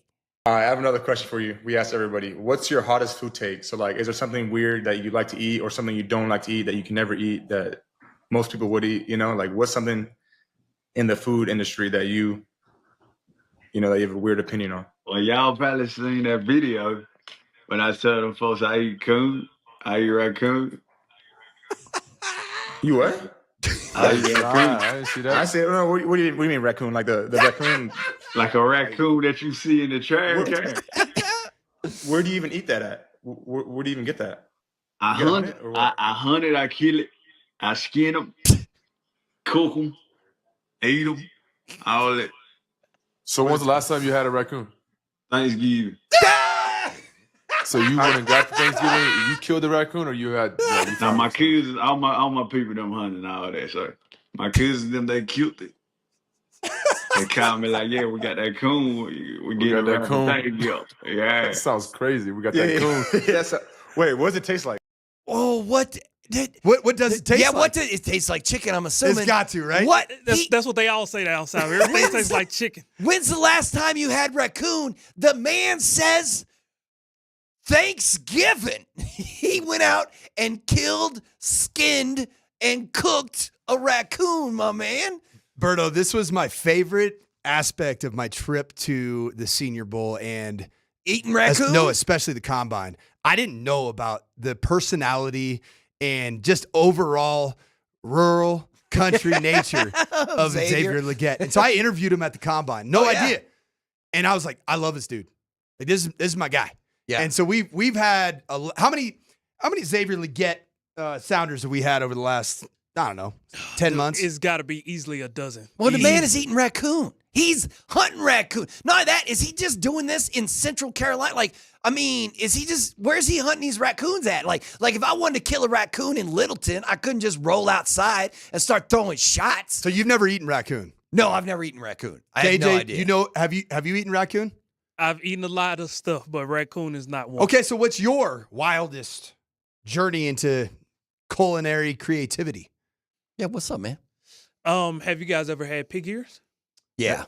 Pig ears, pig feet? Yeah, my dad loves pig feet. I've had He's a I've had psycho. oxtail. Oxtail's good. Oh, yeah, oxtail's good. Some hog mogs? I don't even know what that is. I What's like that? the way that sounds. What's that? It's I've had chitlins. I have. It's a fancy way of saying pickled pig ears. Oh, really? You ever seen how chitlins is spelled? Nah, is it like chiclets? I don't know how it's spelled. You seen it? Uh-uh. It's actually chitterlings. Really? Yeah. And they just I mean, who wants to say, hey, guys, you want to come out and have some chitterlings? Well, hey, who wants to come out and have some raccoon? Like, or pig ears, man? chitterlings are going to be on. I've had rattlesnake. I've eaten fish heart. Buffalo balls. I've had fish heart. Really? Yeah. What kind of fish? So it was hamo fish in Japan. I went over and did a football clinic for a bunch of football's alive and well. There's a pro league. I did not know that. And it's called I think it's called the X League. Perfect. But yeah, so I was flown out there and I clinicked with the University of Tokyo, clinicked with Fujitsu Frontiers. Interesting. This was about 15 years ago. It was when I was pretty new to coaching. I went out there and then there was some dude that funded this entire clinic, and he's some diplomat, some really important dude. So we were out in Kyoto, which is where all the palaces are and the golden roofs. Yeah. And we went to this restaurant, and there's this type of very rare Japanese fish called hamo.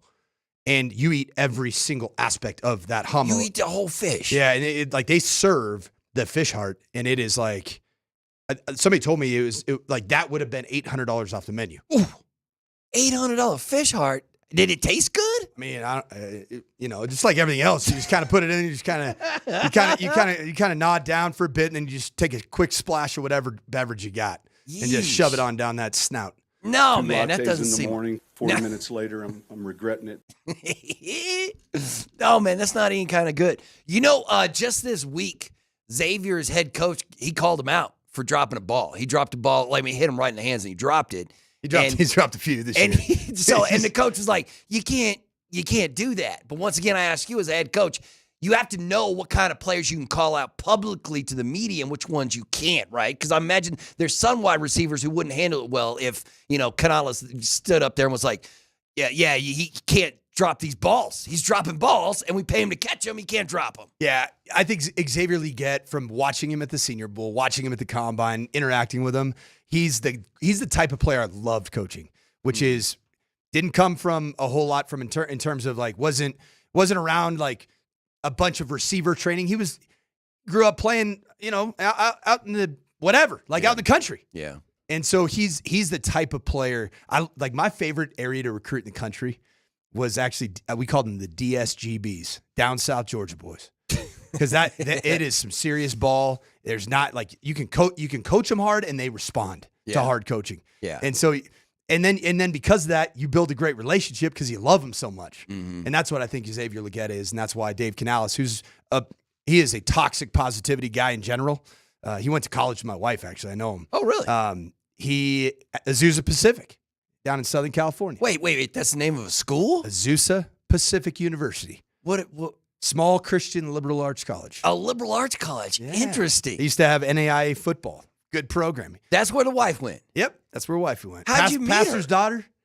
I met her at her dad's church. My dad was coaching at Stanford. Oh, wow, yeah, that's man. a true love I story. married the pastor's daughter. That's like one of them Netflix Christmas movies, man. You It could really star on was, one of actually. those. It ended up being a kind of an arranged marriage because our parents went to church together. How? Oh, really? Oh, yeah. No, it is arranged. How long did you date before you got married? I only mention this because the Avs played the Pittsburgh Penguins last night, and Sidney, you know how long Sidney Crosby dated his fiancée for? No. 15 years. Whoa. Dated for 15 years. That sounds like a Birdo play. Yeah, Sidney knows what's up. So my question for you, how long did you date the wife before you locked it down? 2 years dating, 1 year long distance. She moved to Boise, Idaho. I was finishing up my that is college true career. love right there. Yeah, she moved to Boise, and I got to talk with Pastor Mark. It's like, so Mike, what are your intentions here?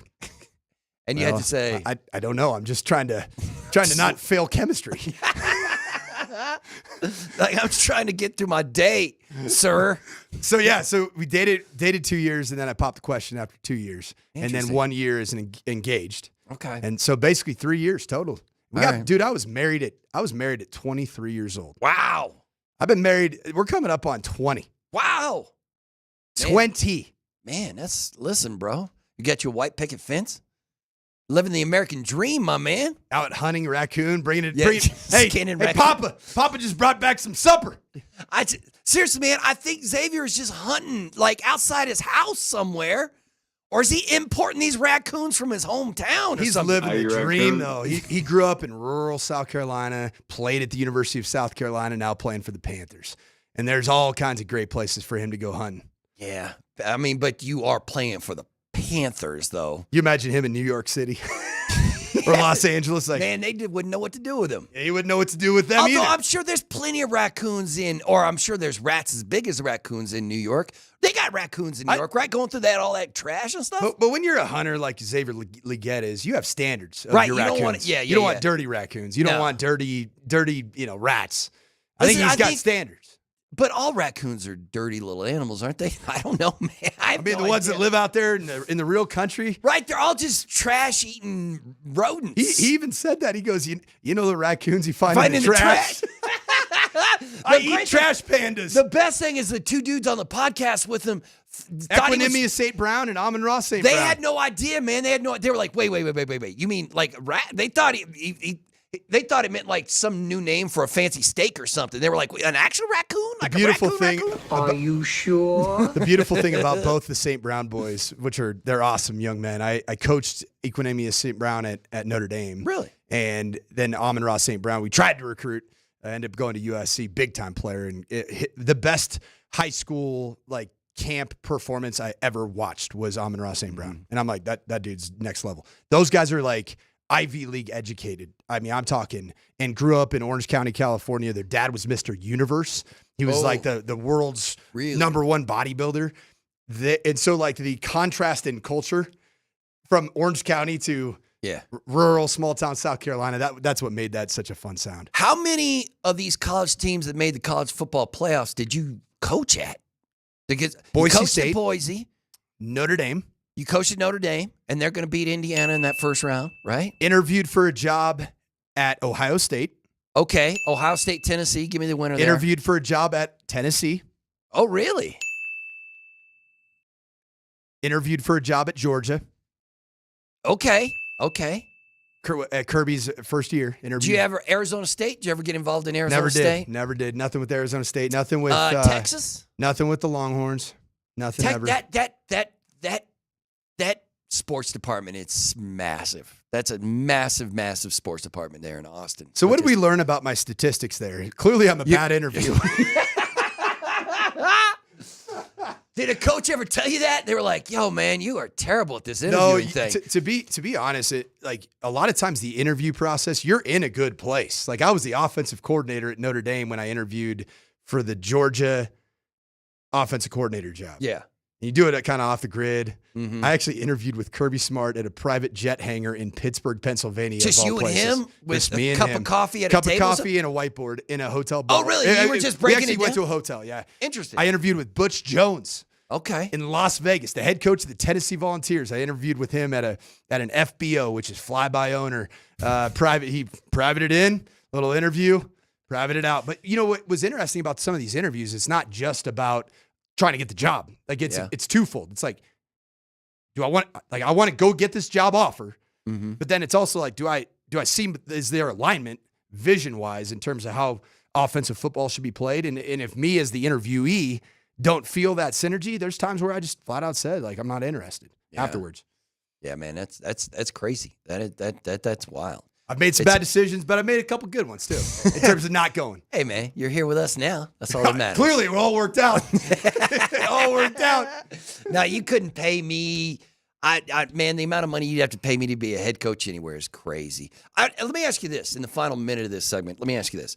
As a coach, we were talking earlier about head coaches having to make decisions about, the mental health of players and being a father and a brother and a psychologist and everything you have to be as a head coach. How often do you think these coaches completely miss what is actually going on? If they're when you're trying to deal with a player and you really have you're totally mistaken with how you're gonna to want to deal with a player, or you think a player will handle this type of coaching, and you're completely wrong. How do you go about adjusting what you're doing when you realize, oh no, I was completely wrong about this player? I gotta rethink this entire thing. Boy, the number one thing right now going through college football is you got to get the quarterback right, as we know. And same with the NFL, right? And there's nothing worse than going into a year, I might say it like it was, like myself at CU in 2022, where you just get through about 2-3 games, and you're like, yeah, we don't have one. Yeah. There's nothing worse. And then what do you lean on as an offensive play caller? You lean on the ground game. What if that's deficient? Yeah, then what do you do? You get fired. You get fired. Yeah, no, I should have thought about that. You probably right on the money on that one. You go into radio. You hang out with the Silver Fox. That's what you do. Man, embrace it. Embrace the joy of theater of the mind. Hey, Coach, the text line quickly wants to know, what's your dream job? Oh, yeah, if you could coach any team in the nation, Arsenal. Man, that's a good question. I'm telling you, Arsenal. My dream job would be, I want to be the director of player personnel for the Colorado Rapids.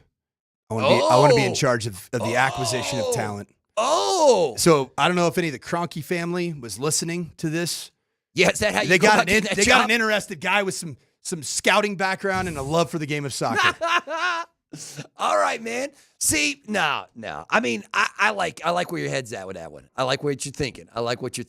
Now, college job, like the I guess would be Notre Dame. What really? That place is so it's a spiritual experience coaching football there. My dad did it. I was a ball boy. I did it, and it was every game day is just like you're at church. Yeah. I mean, it feels like it. You get to see that touchdown Jesus in the background and the band, the fight song. I've seen some people taking Notre Dame to make it all the way to the national championship game. Yeah, and then Make it Marcus through Freeman those. taking the Chicago Bears head job right after. Listen, they're going to need a new head coach. All right. We got our text line word of the day. It's Holly. Text in Holly to 303-504-0925. We're giving away a pair of tickets to the Nuggets game against the Clippers on Friday. We're doing that every hour right here on Altitude Sports Radio.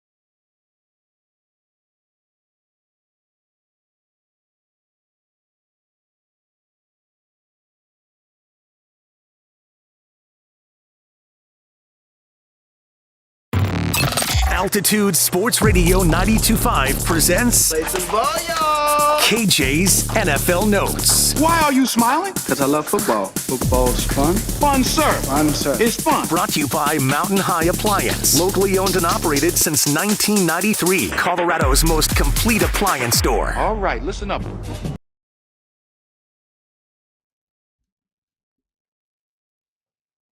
It's that time. It's the time of day that everybody looks forward to. It's KJ's NFL News and Notes. KJ, how you doing, man? I'm good, man. Berto, the Silver Fox, how you feeling? I'm doing great. I'm doing great, even though it's a Wednesday. Am I just nothing over here? I'm just a massive skin. Coach Michael Sanford Jr., how are you? I'm not a junior. My dad and I have different middle names, so I'm not doing well because I was called by the wrong name. But it's okay. It's everywhere. It's that way on Wikipedia. What's the I've been middle living name? with this my whole life. What's my dad is Michael Charles Sanford. I'm Michael Gunnar William Sanford. You want my social security too? Yeah. Okay. Yeah. Yep. A PIN number would be great. Yeah, and I won't dump it or anything. Where did the middle name come from? My parents. Gunnar? My parents clearly established that they were going to be Switzerland themselves, just like their son is with the Ashton Genty, Travis Hunter discussion. And they named me after both of my grandfathers. Okay. My grandfather, migrant from Denmark, Hans Christian Gunnar Sorensen, and then William Sanford on the other end. All right, man. Yeah, man. That's why I love the beautiful game. That's why I love the beautiful game. All right, KJ, what you got, man? All right, the Broncos defensive end, Zach Allen, was on with CBS 4's Romy Bean recently, and they discussed the Broncos' success this season, what's going into it, what does it look like. Zach attributed the success to the locker room and the culture that's being established that ultimately has spearheaded the change thus far.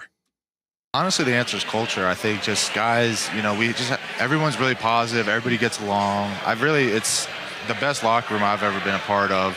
And I think it's just guys that generally, want to be accountable to each other and not let anybody down. There's not a lot of, yelling and, fighting. And it's not like that old school kind of coaching, I'd say. I'd say it's just like, look, like this is the work that's got to be done. If you believe in it, like you're here. If you don't, you're out. And I think a lot of guys have bought into that because of obviously Sean's pedigree. And I think you look around the room, it's a lot of talent. Obviously it might not be the national names, but I'd put position groups up against everybody in this league.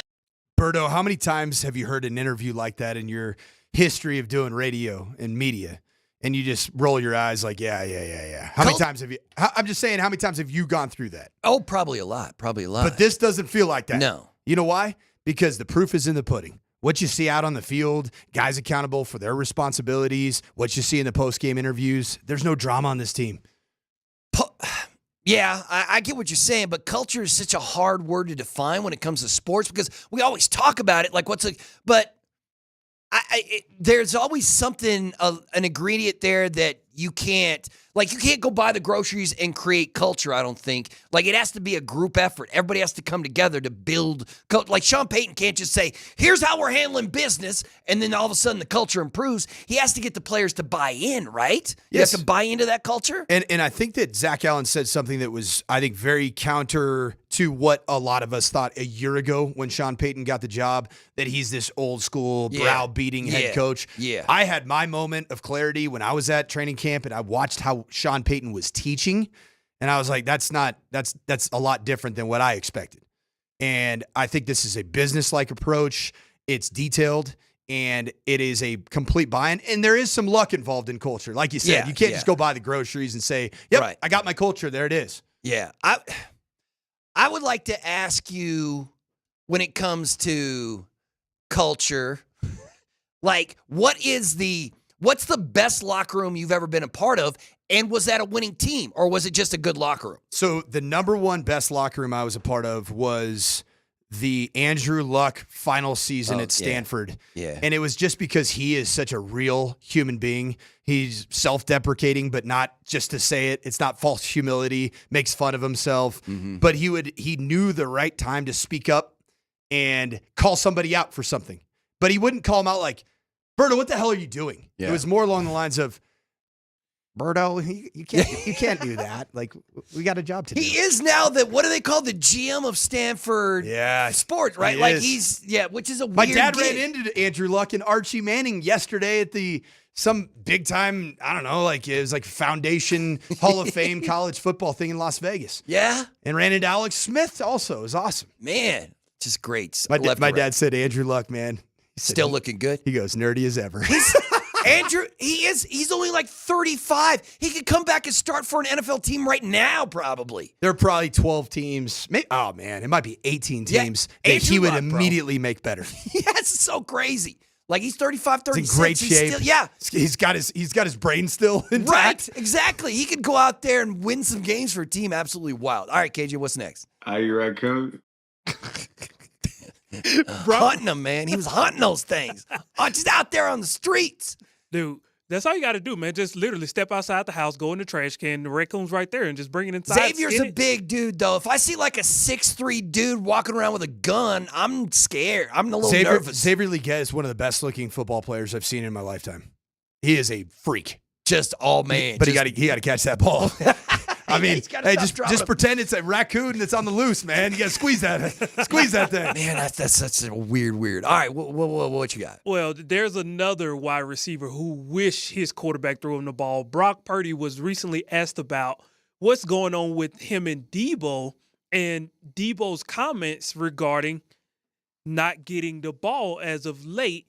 And Brock Purdy just takes the bullet of all bullets. And he took the bullet of all bullets during what Coach calls diva season.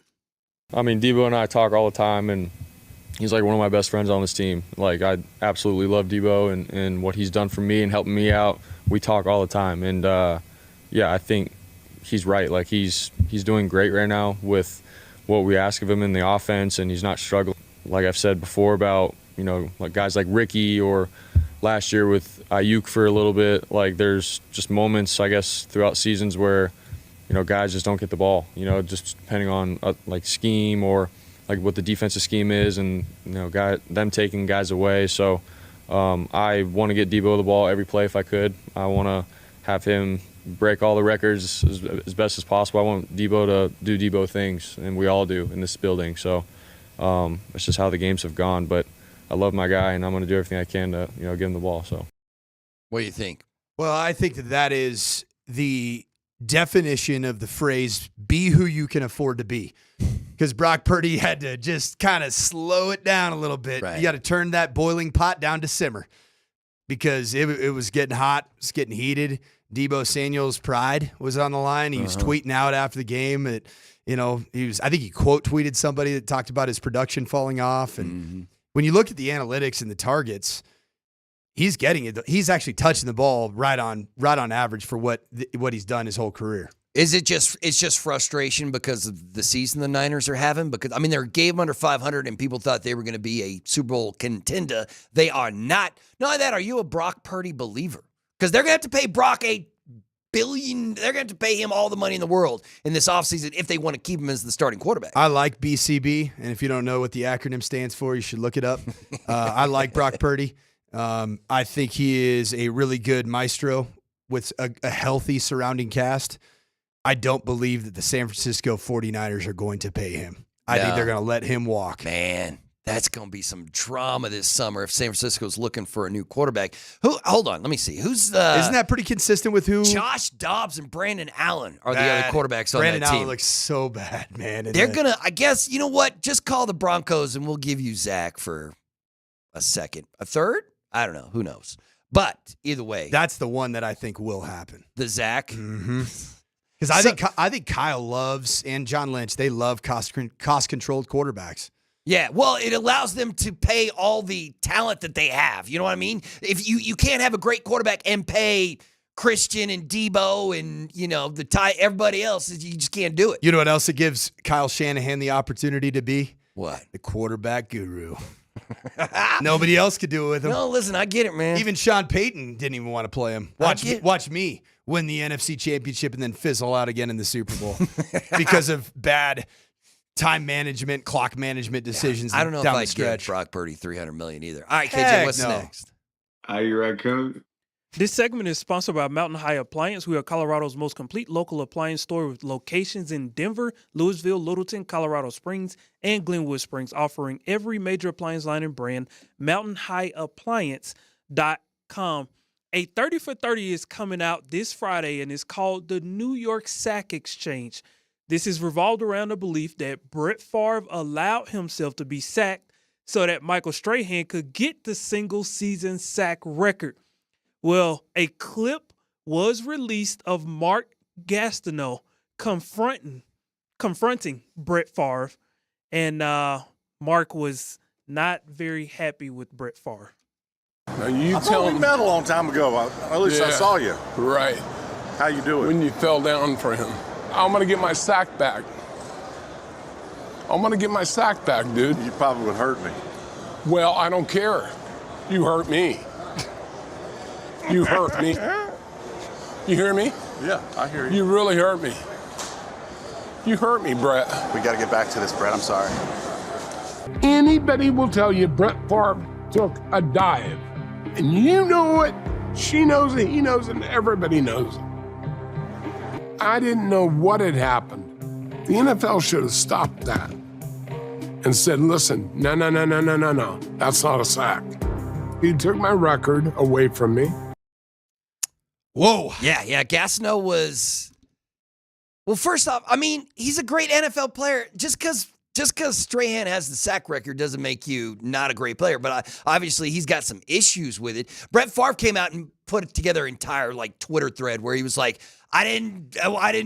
He's like, let me explain exactly what happened. I didn't fall down. I wasn't trying to give Strahan blah, blah, blah, blah, all that kind of nonsense. But how do you feel about it? Like a player who upset with another player for something that happened because a third player broke a record that he had held. Brett Favre one of his tweets was that he booted out of a run thinking it would be wide open, saw Strahan standing there and ducked down. The game was over. There was no need for me to do anything spectacular. It probably wasn't Michael's best sack or tackle for loss. I mean, dude, I don't think that any quarterback is willing to just go and give somebody a sack record. Mm-hmm. I mean, who knows with some of Brett Favre's other maybe antics out there? Was there any? Yeah, I don't. Was there a little under the table deal going on with the way Brett Favre has been talking about it? At first, I was like, is he saying that yes, I did go down? But now he's saying, yeah, I went down, but it was because it was the end of the game. I had nothing else to do. Matter of fact, he says, in a different game or situation, I would have made a bigger effort to avoid the sack. So, but once again. Brett Favre, yeah, it's bringing up old business. But have you ever been in one of those situations? Like I have never been to one of my high school reunions. Oh yeah, and there would be maybe a Mark Gastineau moment with some of my exes. Yeah, no, this happens to me all the time. But I'm terrible at reading. I've had this conversation before. I am terrible at reading body language. Like, you could have had the worst night of your life last night. I would have had no idea. And I'd be like, what's up, Sanford? What's up, baby? And, just kidding around. And the whole time you'd be looking at me like, I hate him and I want to murder him. Well, I do feel that. That happens to me all the time. I'm terrible at reading body language. I have no idea what anybody's thinking at any given time. And it makes me say stupid stuff to the wrong people constantly. And it's been happening for years. So have you faced like an old demon? Yeah, this has happened to me before. Matter of fact, a dude almost swung on me, and Josh Dover was there. I could tell, like, me and Dove, I was like, I think I just made this guy so mad he's going to take a swing at me. Did he actually swing? Yeah, but it was more like coming at me, and then somebody jumped in between. And the whole time I was like, I thought we were having a good time. I was like, this is great. So it had a little bit of the fake tough guy vibes. Like, somebody hold me back. Yeah. Somebody hold me back. I'm going to knock this dude out. It is one of my seriously, hold me back, flaws. please. No. Hold me now. Yeah, the people who can read body language without, those people are amazing. I'm a body language reader. Are you? Yeah. See, I'm terrible at it. It just ruins my life. Although my wife always tells me I can never read a room, so right. I don't know. Who knows? Who knows? All right, that's KJ's NFL News and Notes. We will continue after a quick timeout right here on Altitude Sports Radio.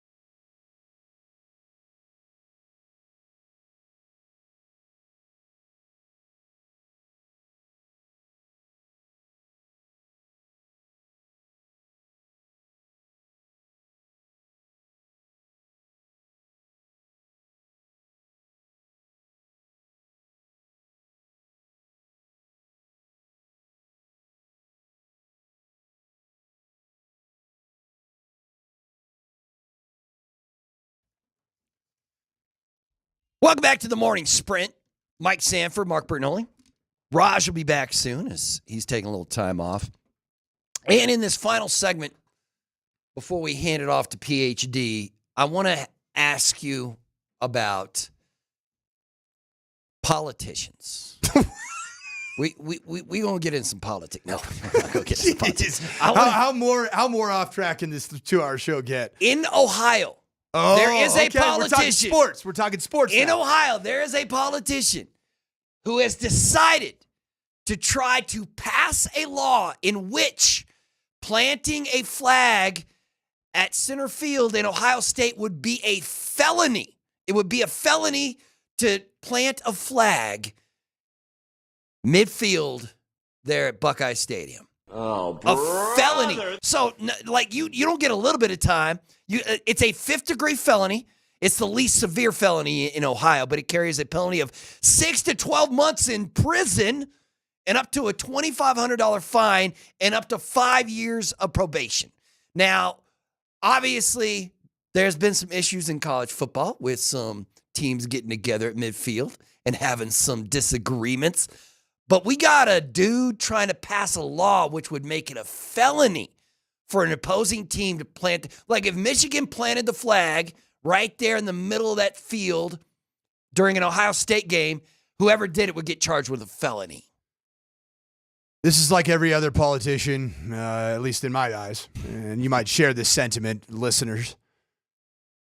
What are you doing? I don't know, trying to get votes. Fix the problems in your community. Right, the flag this ain't planting. one of them. Right, flag planting is not probably that big of an issue. You know what?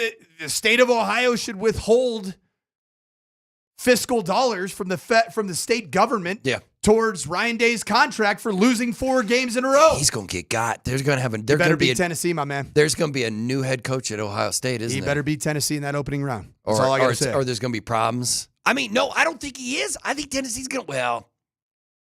That's a coin toss game. The winner of that game plays Oregon, right? And that's what there's some people who are arguing about. They're like, yeah, Oregon has a tough path. Oregon's got kind of a tough path. But see, I love the fact that when it comes to the college football playoff, we are now arguing about the 12th, 13th, and 14th best teams in college football instead of the 2nd and 3rd best teams in college football. The playoff is where it's at. I am so excited for this college playoff. But yeah, Ohio State, that dude, he going to get got. You can't do that at Ohio State. Yeah, man. I mean, you think about Oregon, the number 1 seed. Dan Lanning, shout out the Dan only Lanning. undefeated team in college football at the FBS level. He's going to play the winner of 2 extremely expensive NIL rosters. Tennessee, Ohio State. Whereas Boise State, who, you know, I've said a lot about my alma mater. I'm proud. But at the end of the day. No, they're going to house whoever they get. They're not playing Tennessee or Ohio State. They're playing SMU or Penn State. And And they'll house either one of those teams. I don't know about house. No, they're house. Nah. Like I got they're no gonna faith dominate in, I don't like Penn State. Like, man. are you saying 2 touchdowns? Yeah, I'm talking about double-digit win by Boise My State against goodness. either one of those teams. Tell you either what, the one Silver of those. Fox might need to. You might need to be given the keys to the city in Boise, Idaho. I got no love take. for Penn State. But you know, I did want to ask you a question about Dan Lanning in Oregon. So he's got the only undefeated team in the nation. They're sitting there. Everybody's happy.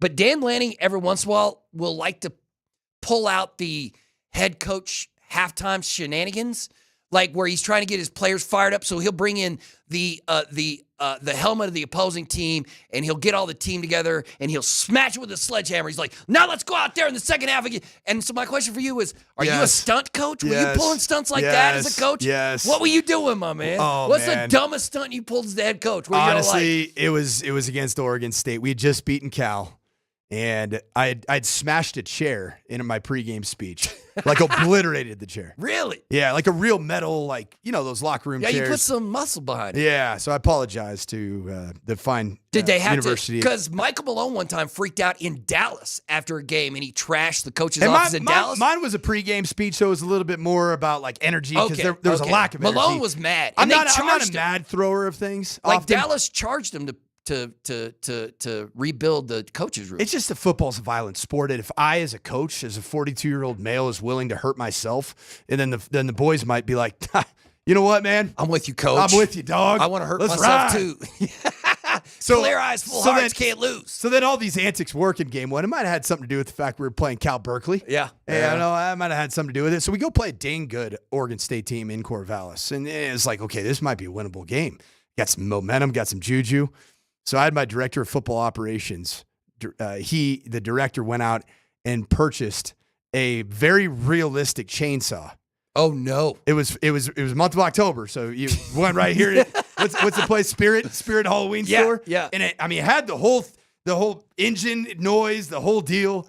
And I had him. It was hidden, and then I have it, and then I started just smashing this thing.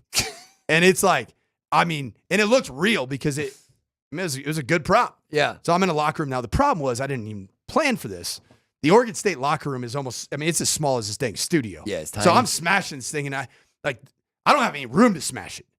Like I'm trying to find just a square inch because the players are all right. up on me. They're ducking and dodging pieces of the chainsaw. Yeah, and then we got our absolute tails kicked that Okay, game. so So yeah, it was good. I didn't no pull more out the smashing chainsaw again. Yeah, so I think even one of the players that I had a good relationship was like, hey, Coach, you're not gonna smash anything anymore. I said, yeah, I think we're good. This is a bad idea. We have Michael Penix Jr. in the Washington Huskies up next. Yeah, we're not going to be pulling that. What coach I'm not gonna was kick it? a dog. There was a coach. We're not going to bring a live dog in here. No, there was one time when I was doing sports radio where me and a host decided that, you know what, as just a joke, the Broncos are playing the Dolphins. We're doing this show live at a bar downtown. So why don't we're going to tell the people that we're going to bring a live dolphin down here, and you can take a hammer or a bat and hit the dolphin in celebration of the Broncos-Dolphins game that night. A live dolphin. Yeah, a live dolphin. We were trying to convince people. What year was this? This is like 15 years ago. Yeah, because you imagine what would happen nowadays Yeah, if it was you a did terrible, terrible idea. We got into so much trouble for it because they were like, what are you guys doing? That's an idiot. The bar got upset. They're like, people aren't showing up because they think you're going to kill a dolphin. And we're like, these are the jokes, people. But my question for you is, what was the head coach his whole theme was chopping wood. So he brought an axe. That was Greg Schiano. Okay, and Rutgers. the punter tried to chop wood and planted that axe into his foot, right? Or his leg? Something along those lines. Yeah, it was before the widespread social media where there's a camera everywhere, I think. Did they even have footage of it? Yeah, I don't think so. But the story got out there. Yes, that he was like, we chop wood here. And so they had an axe and a piece of wood, and you could chop it in the locker room. And hey, look, it's Scott Hastings. And what a good-looking the punter fella. Missed the log and put that axe right into his leg. Yeah, it's not a great prop. At least mine was a plastic chainsaw. I was a little nervous for a while there that my DFO was going to go out and get a real chainsaw. Dude. And what if I rev this thing up and dude, all of a sudden you should have done it, man. We have dismembered parts of our locker room. Our starting left tackle doesn't have his left arm. Yeah, that wouldn't have been ideal. Wouldn't have been ideal. Month of October. We got to give away a pair of Nuggets tickets. We're doing this all day, every hour on the station. Nuggets and Clippers on Friday. And this hour's winner is John O'Brien. John O'Brien. Congratulations. Like your favorite Irish pub, baby. You got yourself a pair of tickets to the Nuggets and Clippers games. There are still tickets available for that game at nuggets.com/tickets. And that is the Morning Quickie today for Mike Sanford. Was that the Morning Quickie? And I'm sorry, this is the Morning Sprint. I can't get that name out of my head, man. I've seriously thought that you guys named your show the Morning Quickie. It is the Morning Sprint. My bad on that one. For Mike Sanford and KJ Grandison, I'm Mark Pernola saying thanks a lot for listening. We've got PhD next.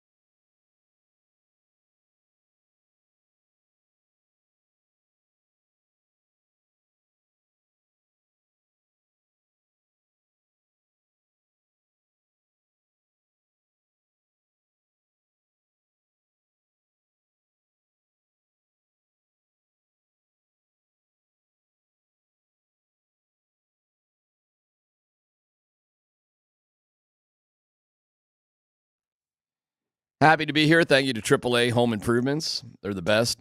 AAAHomeImprovements.com. Kind of a bright day as we roll into the Bacchus and Shanker studios. Their passion is justice. I'm all right with today. A little chill, a little sunshine, a little holiday spirit. Way warmer than yesterday. Way warmer than yesterday. I agree. Good day to sort of get outside and realize we live in Colorado. Ain't nothing wrong with Less that. sunny, though. Was it dipping a little bit? I had some sunshine on my way in. Yeah, Is but it I kinda- thought yesterday was sunny. The wind. It was cold. though. Yesterday was freezing. bitter. Dude. And we are in the spirit of things, forgiving. I got to tell you, the office is looking a little better. We got some of them red plants there. What are the forsythias? Poinsettia? Poinsettias. That's what I was trying to say. Got a couple of them banging Red around. ribbons on there. Yeah, man, a little bit. Every day, a little bit more Christmassy around here. I like it. Oh, you only got 14 days. Why, it comes up quick, doesn't it? What? Dang. Well, get it together. How about this, though? Watched the two Christmas shows last night and one this morning. Oh, very nice. You got time for the morning Christmas shows, huh? Well, it was really quick. We got some Nuggets tickets to give away, but go ahead. What you got? Well, I today I tried the kiddo, Junior Warden, to school. Yeah. Do the music out loud and blah blah blah blah. Good. Went and got a haircut. Spectacular. Looks good. Gotta let it grow in for a couple days before you're on TV again. Yeah, I got a couple days of that. When you got it? And then I went and I'd done some reading earlier, so I went, hey, I'm gonna put a movie in. Have you guys seen Violent Night? I have seen that one came out last year, right? Yeah. Remind me, but I have seen it. Santa Claus delivering the house. Oh, yeah. Dude. Doesn't go well for Santa? It's or does Santa raise some hell? Well, Santa. Hey, who's the that's what problem? It's Die Hard times 1,000. Yeah.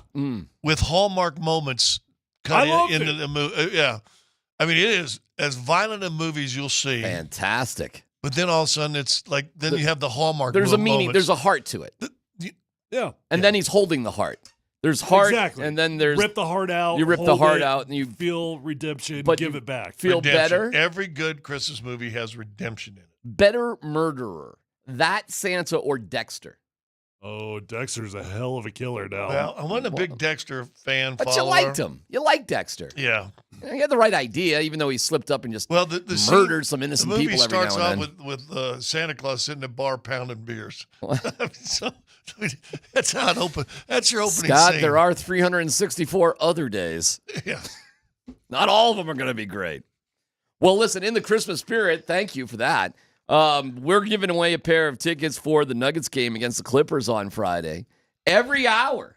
So all you have to do is text the keyword Rudolph. Dan, we got any little... Oh, thank you. Oh. Rudolph. Run, Rudolph. Chuck Berry, I like it. Yeah. 303-504-0925. Along with your first and last names, we'll announce the winner for this hour around what time is it? Noon. Oh, my clock's all weird. 12:55. Did you forget we started at noon? For a second I did. Because I'm clock like, says what? Dude, I'm like, I'll show you. I'm like Anchorman, man. 2:05. Hey, we're almost Hey, done. this will be the shortest Time to show go, ever, baby. man. Hey, Nate and Andy. Paul Kreckman and Lindahl. Hold my beer, Nate and Andy. All right. Again, tickets are available for the game at nuggets.com/tickets. Again, to enter for this hour's tickets, it's Rudolph, 303-504-0925. First and last name. Good luck and stay tuned all day as someone is winning a pair every hour. Those texts are coming in at an unbelievable rate right There now. you go. That There is you go. actually unbelievable how fast that's coming. Well, I in. bet you for the You Friday. got time. You don't have to kill yourself. You don't have to kill It's yourself. for the on Friday this. night game, right? That is correct. So probably Clippers. that's when people start coming in, because Christmas is in the middle of the week, right? You think they're coming in on the what is today? Today's Wednesday? a 12th, Monday. 13th. Today's the 11th.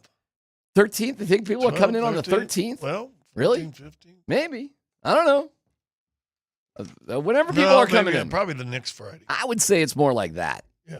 But, who knows, man? This would be a long stay. Well, maybe this would want to get away because it's the last time before all the family comes, and then you've got to start. Well, there you go. Yeah. Well, I mean, there's that too. Yeah.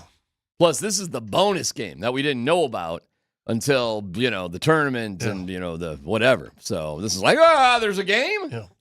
You can't see it on your schedule. Get out, have a wonderful night down and watch the Nuggets play at Ball Arena before Uncle Eddie gets in town. What Nuggets? Uncle Eddie's a problem. Does he get to stay inside or does he got to stay outside? He's more comfortable outside. Hey, get yourself something nice too, Clark. Yeah. Something real nice. Get yourself something real nice. All right, well, there you go. And good luck. Boy, they're pouring in. People are listening, and we appreciate it. We say thank you, thank you, thank you. We're the three You don't Santa seem Claus as here. off today as you had the I'm last good. couple I of got days. outside Oh, today. you want to quickly get him on? No, he doesn't seem off D-Mac, today. you seem off. You got some vitamin D today. Can't do it. When I don't get outside, when I don't get on the bike, I just need to wake up. It's chilly out. Like, get on the bike. Just go out on your little deck you got there. It's covered and sit out there, bend a little bit. I know. I probably should do a little morning reading. I should have. I should have yesterday. I You should can do it every day now. Well, I can do it every day. Do you drink You're right. coffee? I live on it. Do we drink Oh coffee? my God, my Lord. Every up in the day morning? Lindahl walks in here, he's like, "Who's got the creamer? Yeah. Who put? What is that smell? What is that smell?" Well, we may be the three biggest coffee consumers here at the station. We nonstop. can say. At I noon. drink a lot of coffee. Which I'm shaking right now because I left my coffee cup in the car. You're having a little. And I'm Are like, you oh, shaking because you had too much coffee? no, because I haven't had my He's shaking because second think full about cup. the exercise from here back to the truck. Well, and back there here. you go. I like to push the caffeine just to the point where I crash, and then I got to keep consuming to get shaky. That's my goal. Well, I every like day. to go to the shake, and then you start drinking tons of water. True or false? Could I hear something smart out of Brett Kane in the morning? False. Does it involve cows? It does not this time. Okay, then probably not. Probably false. Heard an interesting comparison from our friend Brett Kane. He compared the Colts and AR-15 to Tim Tebow. And he just said, look how they run things. Look how they do things. Look at his completion percentage, which is below Tim Tebow's. However, the one thing he's got in his bag is the ability to physically run with the ball and huck the ball 50 yards down the field, which was kind of what Tebow could do too. Yeah. I mean, You like, can huck it a little bit. yeah, he could just get there and fire the ball. If it was a punt, pass, and kick competition, Tebow would probably be crush it. I mean, he'd probably come in second or third. He's not that good of an athlete, but I mean, he would be doing well. It's funny going to the College Football Hall of Fame, and congratulations, CU's Deion Fingers went in there yesterday. How He's about just that? now going in. He just Hard went in to believe, yesterday. right? Wow. Yeah. Well, way overdone. College Football Hall of Fame is probably the coolest Hall of Fame of any of them. Yeah, They do it I agree. right. It's They got it's cool pretty awesome. technology. Like the whole thing it's an experience. It's way better than Canton. Oh yeah. I have not been to the Basketball Hall of Fame in Springfield, ironically, even though I'm from Massachusetts, never got there. Drove past it a lot. Was at Baseball Hall of Fame. If you're into baseball, really into baseball, you're probably going to love the Baseball Hall of Fame. But for the casual person, it's a little rough. It's a lot of history in the Baseball Hall of Fame, which is fine. It's a Hall of Fame. Canton is just bad.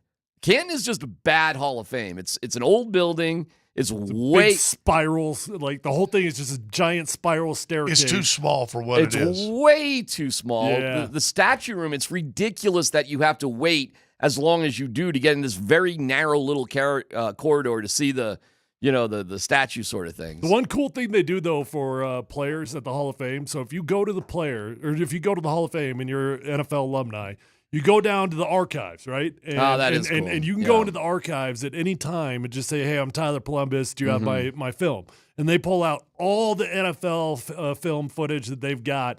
Every single player is categorized. I couldn't believe it. When I went there, I was expecting to have like 5 minutes, not even 5 minutes. They had like hours worth of footage. Tebow's career completion percentage. I bring up the Hall of Fame because Tebow is the player of the decade for when he was in college. For who? In the College Football Hall Okay. of Fame. In Okay. college football, he was the player of the. It's wild. Like there's a room with all the. Who had a more, like if you were talking about impressions, who had more impressions on the world, Johnny Manziel or Tim Tebow? Tim Tebow. Oh, man. By a mile. By a mile? By a million miles. Mm-hmm. Really? They were doing the Tebow, I don't know, man. the Tebow pose in Paris. Yeah. Now I know they do a lot of blow in Paris too. So I mean, Right. maybe there's the Manziel effect. I I don't mean, know. they Maybe. they might be the sources. But. Perhaps. Tebow's career completion percentage 47.9 For college or pro? Pro. Richardson 50.8. So not quite as bad as Tebow, but kind of in that category. And then I'm like, wow, the Indianapolis Colts are trying to win.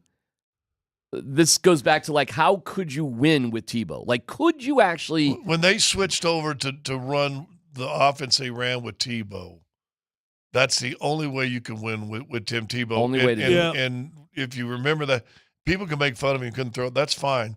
It was a fun time during being a Bronco fan. Now, X's and O's here a little bit, and this is another nice little fun coinky dink. The Broncos' record right now, 8-5, is the same exact record in 2011 when Tebow was the starting quarterback, 8-5. It's just that the Broncos lost those last 3 games, but they did win the AFC West title because, things went their way and yada, yada, yada. Yeah. Broncos can't do that. Chiefs have already won the division already.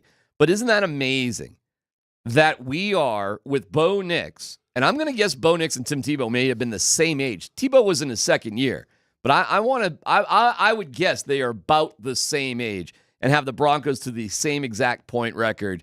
Here we are from 2011 to 2024, 13 years later. Well, it's good that we've got a radically different feeling of that. rather than we have no clue how the hell we're winning football games. Man, you got a quarterback you believe in now. You got to do a lot of things. The Anthony Richardson comparison for Tim Tebow, I understand. You know what was amazing about Tebow? He really was not that athletic. He was just a bruiser. He little was just, stiff. Yeah, he was. Yeah. He had no fluidity. No bad hips. Just like was a fullback. But he weighed more than the tight end because what was it, Green? What was one of the tight ends? He did? We got a problem with Tebow weighed Virgil more Green? than in 2011. Virgil Green, because I went and looked at it. Oh, and Virgil Green. Yeah. Virgil Green was like 255, and Tebow was listed at 255. I would go, your quarterback's as big as your tight end. Virgil was extremely athletic, and I thought he had something like a 38 vertical jump or something like that. He wasn't really coming out of Nevada. He wasn't really. He was known as a wide receiver. Correct. He just changed his game. Yeah, and then he became our best blocking tight end by far. All right, so here's my big question right here. Can the Colts succeed with Tim Tebow 2.0 with AR-15? If you are agreeing with my premise that he is very Tebow-like and they're running a Tebow type of offense. Well, I understand the comparison for sure, because anytime you've got the high highs and the low lows that Anthony Richardson has, that's a very Tim Tebow-like experience.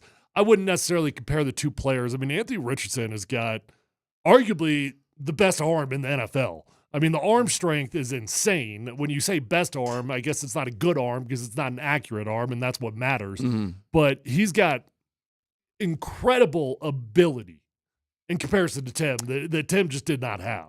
Pure arm strength is always such a fascinating thing. Do you guys remember Tom Brandstater? Yeah. Remember the name. Big, tall guy. Was my teammate. Was a backup quarterback for the well, you could attest to it, certainly better than I. But of all my years going out to the, Dove Valley there, maybe Cutler, but Brandstater may have had one of the strongest, I can just throw the football, over the mountain, Uncle Rico arms I've ever seen in my life. But that's not enough, is it? You've got to have something more. And that's why, in my opinion, arm strength, it's more or less a pass-fail in the NFL, because there's a threshold that if you can't meet that threshold, it's not going to work. But once you get past that threshold, you know what? It pays off on the tight window throws here and there. It's like the 225 bench press for offensive linemen. Right. Like the magic number, get to 23. If That's you get good to enough, 23, right? you're good enough. Right. Get to the pass line for a QB, and you'll be okay. Yeah, very rarely do you need to throw a 75-yard ball in the air all that often. Maybe it helps once in a while. Yeah, once every 4 years Ish. when you got a Hail Mary and you're on the 40-yard line. Yeah, I mean, And you know what you can do in those situations if you got a quarterback that doesn't have a great arm? Put in a different dude for the Hail Mary. I guess if you need I'm being dead serious. Put in a different dude. Like, what do you think the distance that you need to be able to throw relatively accuracy with touch or whatever? What's the distance? 60. 60? No, well, 60 is pushing it for sure. I mean, that's a bomb. I would say consistently, you got to be able to throw about 40. I would say you're more somewhere in there. Like, no, I'm not talking about like how far you can throw it. No, I'm no. just talking about like being really good. You know what it is? You got is? to be really good up to 40. When Bo Nix made that throw to Marvin Mims, can you make that throw? Because very rarely do you have to throw the ball all that much further than that or more accurate than that. But can you make that throw? Which is a 30-yard dart. Well, that has you put it to the right guy's hands and off and running. Yeah. Bo Nix thrives about 25 to 35. He thrives, man. Pretty good. I would say 5 to 35. So how do you stop a Tim Tebow type of offense? Well, here's the difference between Richardson, though, and Tebow. Well, hold on. So there's a difference? Yeah. Well, hold on a second. 255 pounds. That's what the difference right there. Well, he ain't no Richardson's no. He ain't no Tebow. He's no lightweight either. We'll get into it. Plus, Michael Malone will join us at 1 o'clock. It's PhD on 92.5.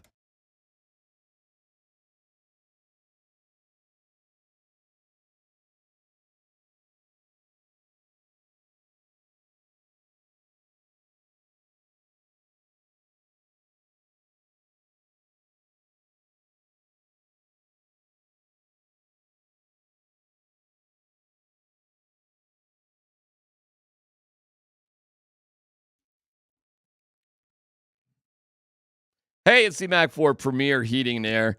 Name says it all. They are the premier heating and air experts in town. I love hosting the Premier Heating and Air Show every Saturday morning at 7:30 right here on Altitude.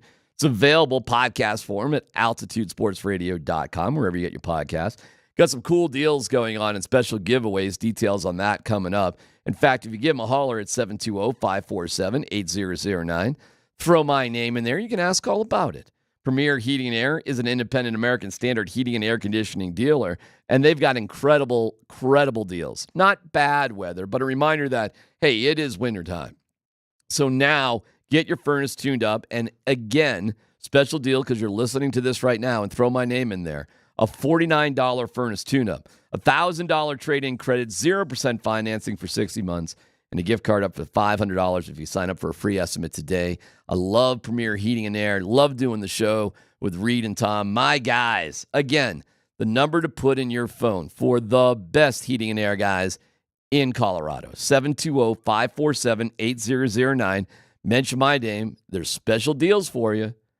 Take advantage of it, 720-547-8009. Premier is an independent American Standard heating and air conditioning dealer.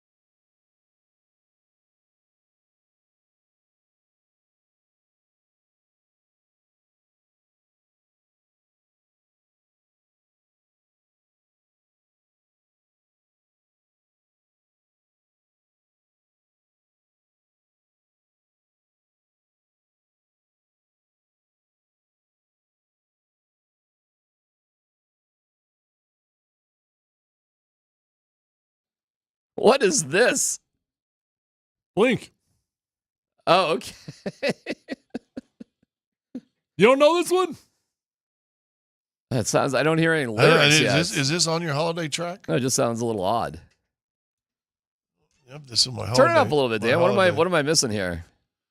I'm feeling this. I think it's just the instrumental. But Oh, it's an instrumental. it's one of their most famous songs, D-Mac. Oh, Come on. okay. But Well, it's not a Christmas song. Could be. No. Everything's a Christmas song. No. All right. Okay. Blink instrumentals. D-Mac loves the instrumentals. They're tough to sing along with. I'm not going to lie. The instrumentals are. I need help.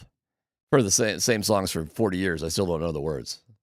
I don't either. I need a guide to help me through it. Yeah, we're going to have Chris Dempsey. He's going to join us here in about a half hour or so. He's at Nuggets practice. They have a little practice, little media, so we'll see what's what. Then we'll have Coach Malone on after 1 o'clock. Maybe we'll get an update with Jamal, see how he's doing, and the remarkable 48 hours. Andy sent me a note. We played that song in our band. That means I've actually played drums to that song and didn't That recognize drummer it. was actually pretty good. Oh, Travis Barker? Yeah, he's unbelievable. I'm just listening for that. I don't know that. No, I mean, did you sound that good when you played this song? Of course not. Because like the secret sauce to Blink 182 is the drummer's the best musician in the band. So Andy would come with this like really easy guitar part, like Blink 182 said, let's do this Blink 182 song. Because he figured it out. I'm like, thanks. And then you've got to. Then I got to figure out Travis Barker. Are your wrists supple? They're not the way they used to be. I had to buy gas. That's the key though. You know what's funny is it really has impacted my get off speed. I'm just not as quick off the line because my wrists aren't. How far are we going to go? I don't know. What's the best way to defend Anthony Richardson? And is it the same as Tebow? And I remember the Tebow defense that worked against him. It was pretty comical. It's pretty funny. So when you're playing a guy like that, obviously you go heavy on blocking the run, and the key, not let him beat you on the big plays. So, look, with guys like that their only hope is to hit you on the play action, and it's like the Tim Tebow experience against Pittsburgh. That was the biggest like double barrel middle finger defensive game plan I've ever seen in my life of what Pittsburgh had for Tim Tebow there. Daring him, flat out daring him. Can you throw it over the top on us? And then it happened, right? And so the only way that you really get beat is when your safeties bite hard in those situations. But it's not overly complicated. You take away what they're good at, and I'm not sure what that is. I'm really not entirely sure what that is for the Indianapolis Colts, but you put the ball in his hands as much as you possibly can. I remember the Bills and the Lions defense against Tebow. The linebackers would just kind of stay where they're at. Yeah. So it kills all your crossing patterns. You They can just- get that. Because the only way that Tebow can really beat you is if you get those linebackers and those safeties to bite up. If they bite hard on that run action, which like the famous one that Tebow was so good at down there in the lower red zone with the little pop pass, right, where it would be a quarterback dive or whatever, acts like he's going to run the ball, and then he just pops up and dumps the ball over those linebackers' heads. That's where they get you when they try to get you to fall in on the run. All right, so do you need to trick up your defense here this week or not? No. You don't have to trick it up. I think the Broncos just gotta be disciplined in what they are defensively, because when they do what they do, they are damn good. Best in the world at what they do. And it feels to me every single time they've veered off from what their identity is as a blitz-heavy team, as a man-pressured team, it always comes to bite them in the rear end. Okay. I'm feeling good about the game then. If they don't really have to trick it up, the numbers for the Colts aren't real positive. Well, but hold on. Would you call what they did against the Ravens tricking it up? Yeah. Yeah, well, I would, yeah. I would call it getting out of changed what it you up. did. Yeah, I call it changed up to what you're strong at. If anything, they actually made their defense more simple when they played the Ravens. They stopped blitzing. They stopped bringing the house, right? But it was a change up, which I think is more or less the same thing Yeah, as I'd say tricking it up. Yes. Whatever semantics you want to use. Trick it up, change. Don't change. No. I wish it wouldn't have changed against Baltimore. And against the Browns. Why change? I don't know. Well, because they were afraid of something. They were. All right. How often in sports do coaches overthink things? If you go back and look at failures in playoffs, I would assume it is a higher number than not. Like, is time your worst enemy as a coach? Yes. Can be. I heard Jay Leno say something pretty interesting back in the day, because they said, well, what about doing like a weekly show? And he goes, it doesn't matter if it's a weekly show or a nightly show, because at the end of the day, whatever your deadline is, you work up until the moment you have to stop. So whether you have more time to work up to that moment or less time, it doesn't matter. You're still working up to that time. So I'd rather just get it over in a day and start all over again. More time gives you more time to drive yourself probably nuts. Yeah. I've always wondered, maybe one day we should bring Mike Sanford in here, and I'd love to get the breakdown of what coaches do from about 8 p.m. to 1 a.m. Yeah, what exactly are you getting accomplished then? What do you get done? Other than overcomplicating things and questioning yourself. You know, I was relatively friendly with Adam Gase, to the degree that sometimes we would just chat. That hasn't actually happened in a long time, but there was a time. And he's in Miami, and we're chatting about kids and whatever. Really, we weren't even talking about football, just whatever. Then I go, all right, I'll talk to you later. I said, you probably got to go to bed. He goes, I'm still at the office. And it was like 9:30, 10 o'clock my time. And I'm like, putting on Pearl Jam. He'd put on Pearl Jam in his office and watch films. Well, I'll tell you what he just did. He just spent 35 minutes talking to me instead of going home or whatever, still being at the office. And I really do wonder, like, what are you doing? I mean, I'll tell you. What is getting done there? So when I was playing in Washington, Mike Shanahan was famous for leaving the building right around midnight, a little bit after sometimes. And when he would leave the building, he'd kind of go door to door and say goodbye. You know, like, hey, see you, Chris. Hey, see you, Pat. You know, we'll see you in the morning, right? And all the coaches would just be sitting in their office waiting for Mike to do his round while leaving the building. And the second he left the building, it was like an exodus. The entire building is out of there within 2.5 minutes. That makes sense. But they just sense. needed Mike to leave the building first before they could actually leave. Have you guys ever had a job where you had to punch a clock? No. Ever? Yeah. You did? I had one. I loaded trucks. Okay. I cut grass and did maintenance, believe it or not, at a water treatment plant in Ipswich, Massachusetts. And boy, it was like the poop farm, right? Like it's the processing there in the little town. That grass grew. Our boss was a pretty smart guy, because it's all sorts of, technical stuff with, whatever you got to do there. So he's a smart guy. Well, he would leave every day right around 3:30 or so. It's one of these 6 a.m., 3:30 type of jobs. We were done at 4 o'clock. The rest of the worker bees there, but he would leave at 3:30. As soon as he would leave, we would stop working, but we wouldn't leave. We would go into the office and just sit there for like 15 minutes, because if you worked past like 45, you got credit for the rest of the hour, because we had to punch out. And I always thought this was the stupidest job of all time. We're not literally doing anything, but we're all hanging in there for the extra $8 or whatever it's going to be for that quarter of an hour that showed we were there. I think sometimes, a lot of times, football teams or sport teams seem exactly like that. I had a coach at CU tell me, and it was during the Dan Hawkins era, and he was big at telling everybody, yeah, I'm the last one that leaves the office, and would make sure the media knew. Yeah. To where a handful of his coaches got tired of him always saying that. So one night they got together and they said, we're not leaving. They ain't doing that. They're sitting in their office. And Dan's in there, and he said he was kind of checking, seeing. Nobody's leaving. He said finally, like at midnight or whatever it was, late, he goes, you win, I'm going home.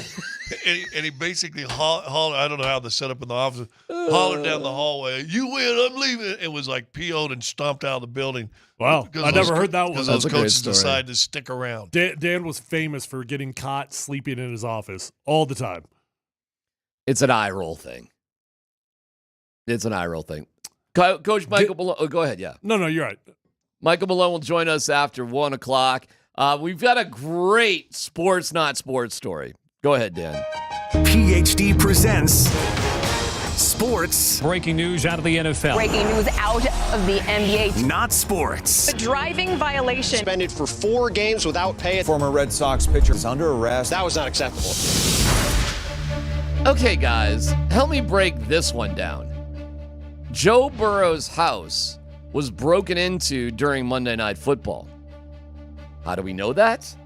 Because a hot chick told us. Olivia Ponton, IMG model and influencer, discovered the break-in when she arrived at the residence. After the break-in happened between 2:30 and shortly after 8 o'clock. But she's not his girlfriend? Okay. They're friendly. The video was about to be made. So she noticed she's employed by Burrow.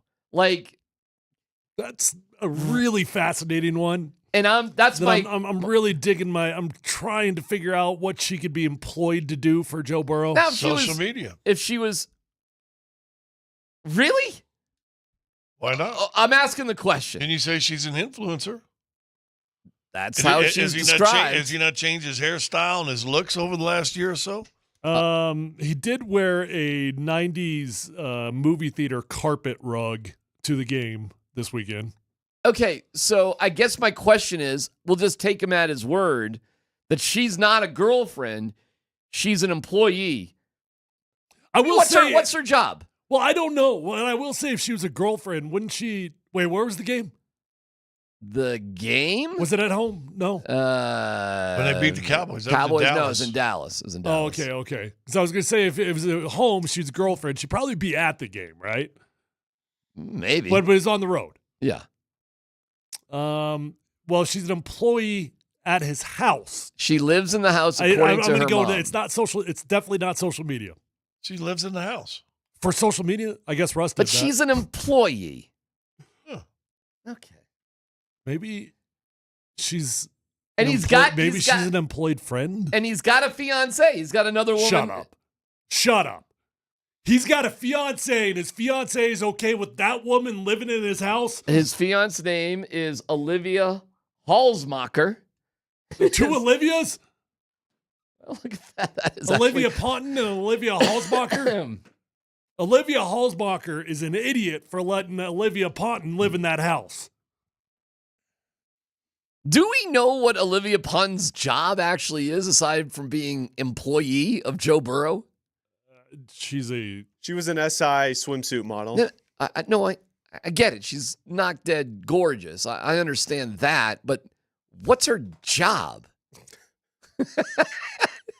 And it's a job that necessitates her living at the house? Let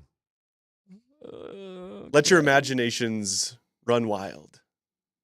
Is Joe Burrow the most fascinating guy in the NFL right now?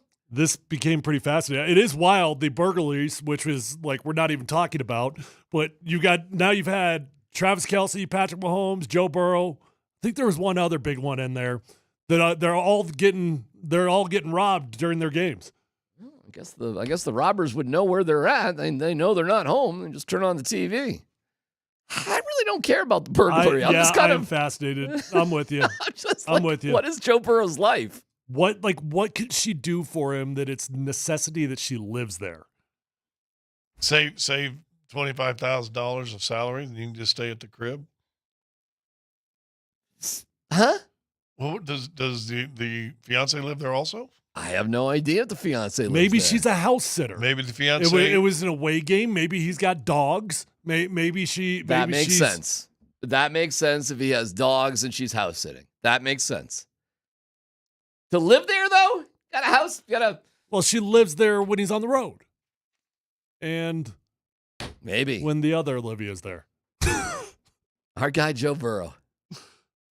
Joe Burrow, man. Well, now I got to see photos of his actual fiance now. You know, he doesn't skimp on the wardrobe either when he's showing up. He's like, he just is leaned right into No, really. Maybe that's the influence right there. Really, the last one, it was literally a 90s movie theater carpet rug that he was wearing. I saw it. Joe Burrow's a really interesting cat, as it turns out. Football question. I'll get back to sports, not sports. So this chick, she rose to stardom where she exploded in TikTok because she lived in the infamous Los Angeles hype house with other top influencers. Maybe he's trying to get a hype house. Joe Burrow, my man. Can he win the MVP on a losing team if his numbers Can I just are say next this? level? Any possibility she was a side piece and he covered it up with she's an employee? I think there's a lot of possibilities, Tyler. You know, none of your businesses. I think there's all sorts of possibilities. That's what makes it interesting. I'm just asking. I'm just trying to figure this thing out. Can he win the MVP without on a losing team? No, not on What's that the record have to be to win the MVP? 500. I'll go with that. Yeah. Well, you can't be 500. You can be 8-9 or 9-8. You can't be 500. Not anymore. You're right. What's it got to be? 8-1. God. You know what? Right now, it looks like Joe Burrow's. So what you're asking is, can Nikola Jokic win an MVP? Wow, I was not asking that, but we can throw that past Michael Malone. He'll join us after 1 o'clock. Chris Dempsey at Nuggets practice joining us next.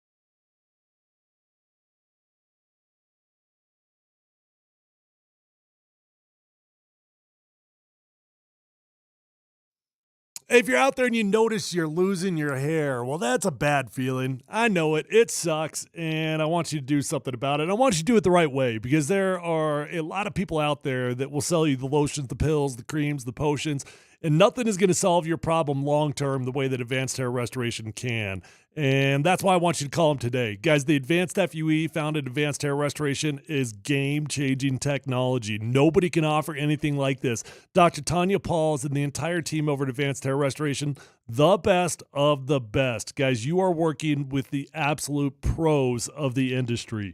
I worked with them. They did a phenomenal job for me, and they've changed tens of thousands of lives. Now it's your turn. You're going to be in a calm, relaxed environment with the most experienced professionals. Guys, and when you go to Advanced Hair Restoration, the best part is that your own natural hair is going to start regrowing the very next day, and you can be comforted in knowing that it's guaranteed for life. They guarantee your hair is going to grow for life. That is a comforting feeling when you invest in yourself. Do it the right way with a company that believes in their product so much that they guarantee it for life. If you call Advanced Hair Restoration today, you're going to get $250 off and 250 free hair grafts. But that is a limited time offer. So call 720-459-HAIR. That's 720-459-HAIR or advancedhair.com.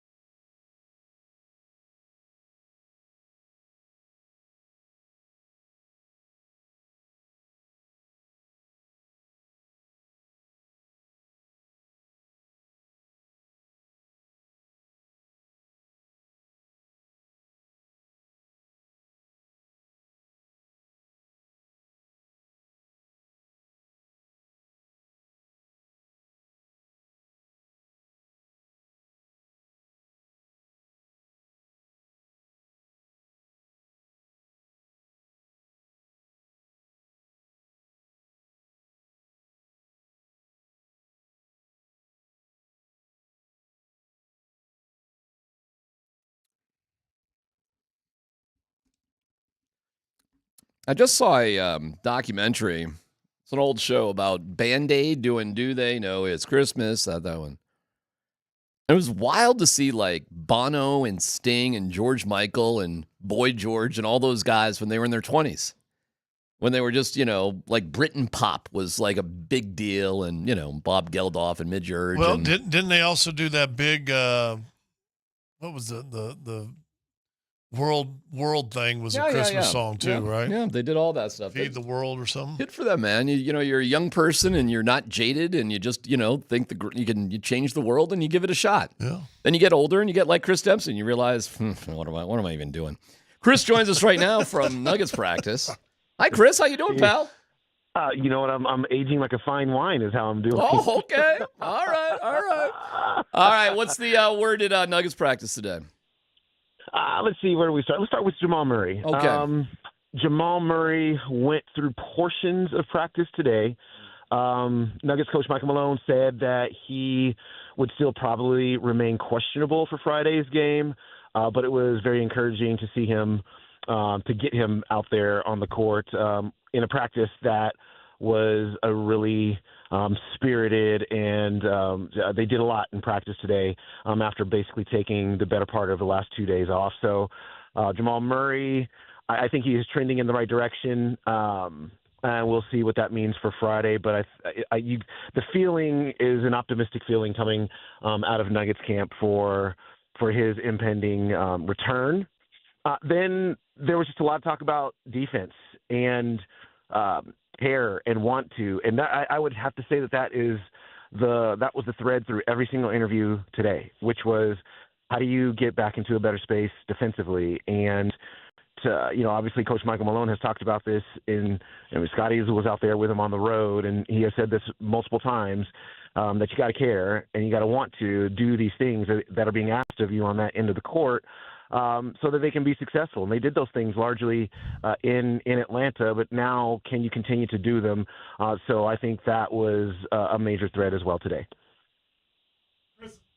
Chris, I was reading an article from Harrison Wynn this morning, and he said there's been a lot of things bubbling under the surface for the last 2 seasons. It feels like the whole building's been coming to a head now. You've got the Jamal portion of it. You got the Calvin Booth, Michael Malone conflict, which has been a thing.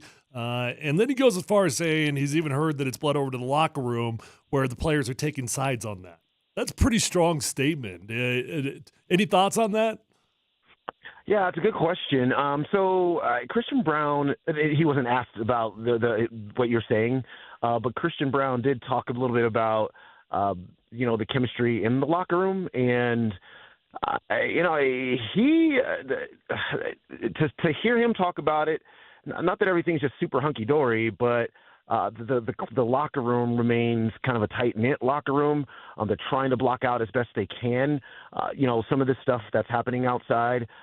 That is spurring a lot of conversations, that can, quite honestly, rip at the fabric of the team. And so his emphasis today was on, how tight-knit they are, how much they're kind of circling the wagons a little bit.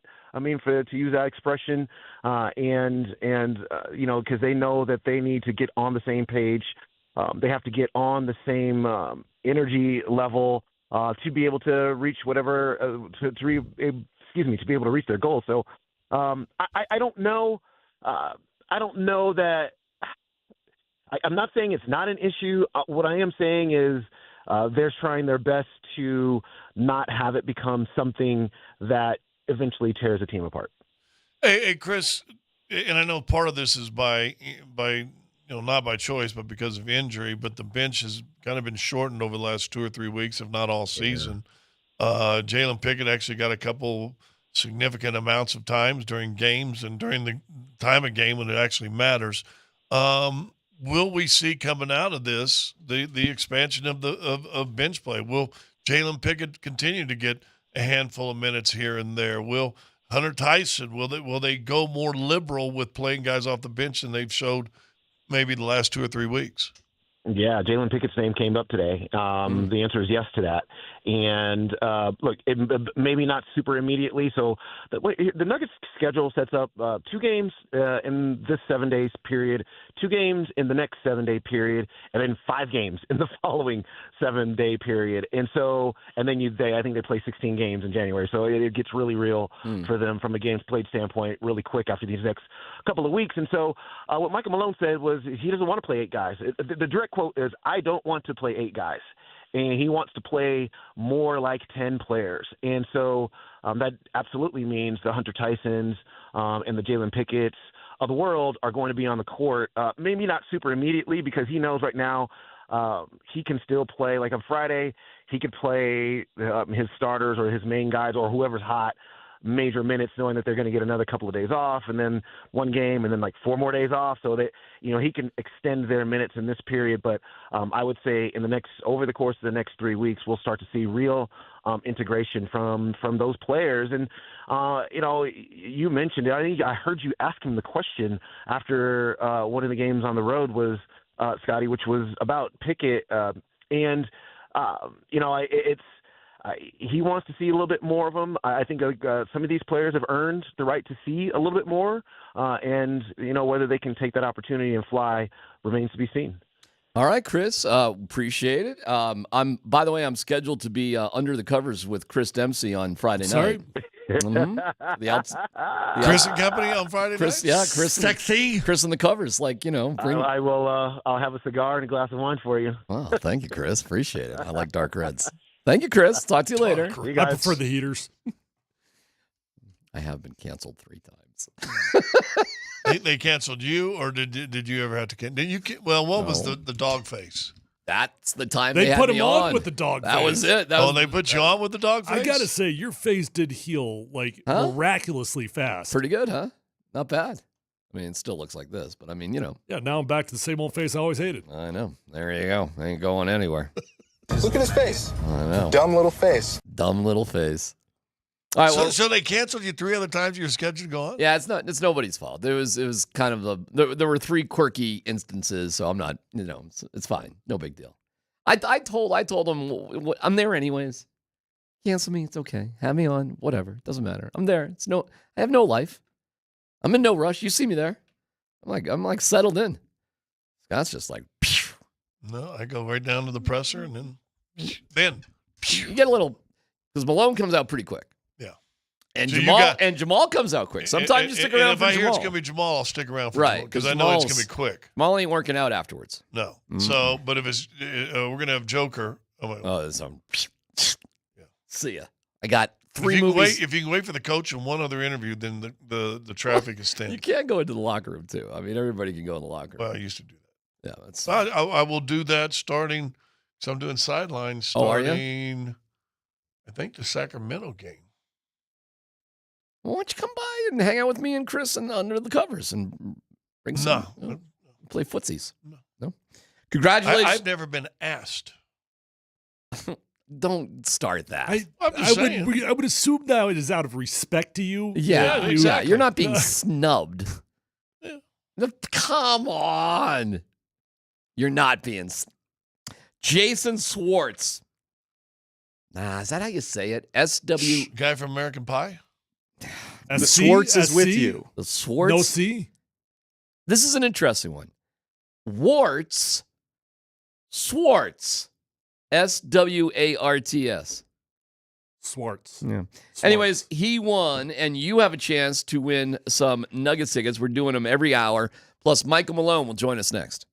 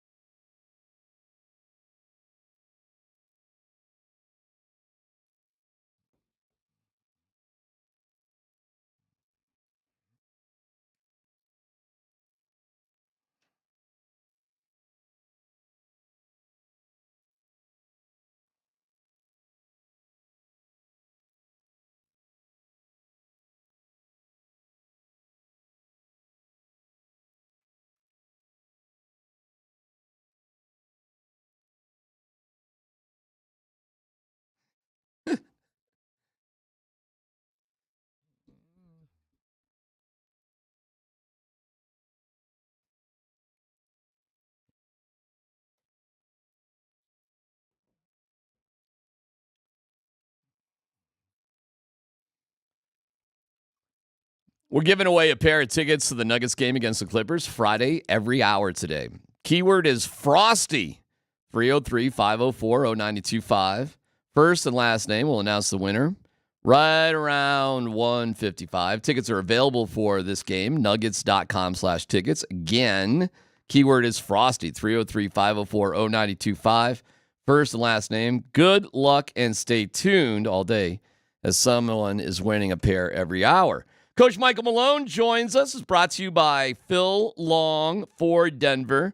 They'll beat any dealer by $5,000 with Colorado's largest selection. Go to phillongdenver.com. Coach, we appreciate you being on with us. How would you describe what you guys went through in a 48-hour period with obviously a tough loss to Washington, but bouncing back nicely? What was that like behind the scenes?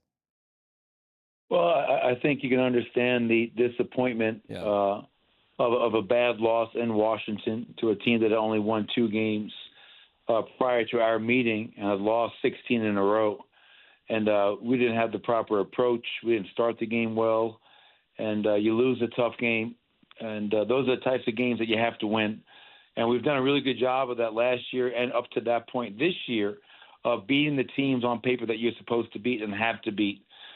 And then, obviously, on the flip side of that coin, less than 24 hours later, you're playing in Atlanta, a team that had won 6 games in a row, playing very well, and you come out and you are ready to play. You send a message from Jump Street.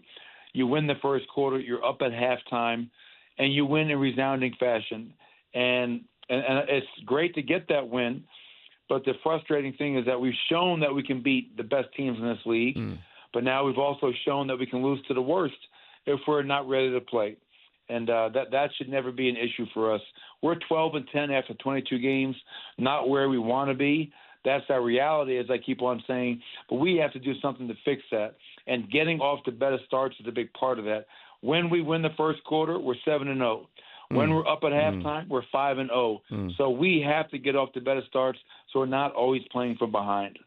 Coach, a really weird schedule. We just talked to Dems. You got a game, then a few days, and a few days, and a game, and a few days, and so on and so forth, which we know the practice time has been short, but then it it bunches back up. How do you get with your coaches? What is the process you guys go through of saying, okay, let's plan for A, B, C, D during these days in between games?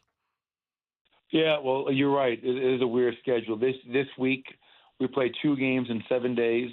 Next week, we play 2 games in 7 days. Then after that, the schedule gets real. The week of Christmas, we play 5 games in 7 days, obviously 2 back-to-backs. And then you look at that January schedule, and we play a lot of games there. So you want to be smart about how you use these days. Monday, we had a complete day off, let everybody kind of get their minds and bodies right. Yesterday was more of a player development type day, get your lifts in, your treatments in. And then today we had a great practice. But for my staff and myself, what we do in those days is we try to identify what are the bright lines here, what's really holding us back from being a better team. And we've identified 3 things that I talked to our team about today that we're nowhere close to being where we need to be. That starts in transition. We're 26th in transition points allowed per game. That flows into our paint defense.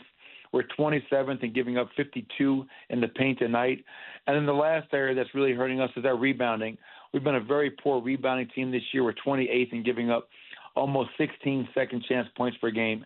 And my challenge to our guys, Scott, is this. And I always talk about this when we start each season in training camp. We have to do a better job with our one more mindset.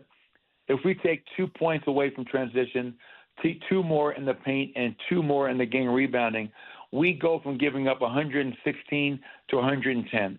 Just by one more sprint back, one more trap the box, one more containment, one more physical block out, one less leak out. So we think that we're 12-8. I really believe that we're getting ready to get, and now that we have Aaron Gordon back, get Jamal healthy, find some consistency, and get back to playing at a much more consistent and efficient level, especially on the defensive end of the floor, because for me, that's where it always starts. Coach, obviously Jamal's out right now, so it's a little bit different, but the chemistry between Russ and Jokic has been pretty incredible to watch, and I'm kind of curious if Any surprise at how quickly that developed? And also just, in a perfect world, how often do you like to see those guys on the court together throughout the game? Yeah, well, I couldn't agree more. Obviously, Russ, and what he's doing for us, the numbers he's putting up, are really impressive, obviously. Last game in Atlanta, 11 assists, 9 points. And you're right. I think he's even said this to me. He said it to the team. We all have the luxury of playing with the best player in the world. And anytime you pass him the ball, it's probably a pretty good idea. And Nikola obviously coming off of a 56-point game and a 48-point game. And that's been wonderful to watch. So I think their chemistry, I'm not surprised because Russ is a veteran. Russ has a high IQ, and he understands at this stage of his career, I'm playing with that guy. I'm going to excuse my language. Sorry, but I slipped out. That's all right. We're in the locker room, Coach. You know Don't what? worry about it. First time we've ever heard it. Merry Christmas. Yeah. Yeah. That's don't worry about it. That wasn't my intent. We'll put $1 in the jar for you right over here. That's okay. We got you. He's smart enough to realize, I'm playing with this guy. Let me get him the ball. And as far as your second question about how much, I think when Russ is out there with Nikola, good things happen. And so what I've tried to do recently, even before Jamal got hurt, was getting Russ into the game earlier so he has as many minutes on the court to share with Nikola Jokic, because I think that two-man combo has been really effective on both ends of the floor. So we'll try to get them as many minutes together as we move forward. Whether that's Jamal back or we have to wait for Jamal to come back, Russ Nikola has been a real positive. The Michael Malone Show is brought to you by the Central City Casino Parkway. Take I-70 to exit 243. The Central City Parkway, your 4 lanes to fun. Coach, you've mentioned on a handful of occasions, post or pre-game, about Russ's voice and how loud he is and getting after guys. And you even mentioned after one game at home that I need other guys. And you mentioned Nikola and Jamal. I find that interesting. 2 days later, in your post game after the Atlanta game, you go, "Hey, we had a good walkthrough, and Joker really spoke up." I'm not even asking what he said, but was that a little bit like an E.F. Hutton moment for the team when Joker during that shoot around said, "Hey, guys, let's," whatever he said?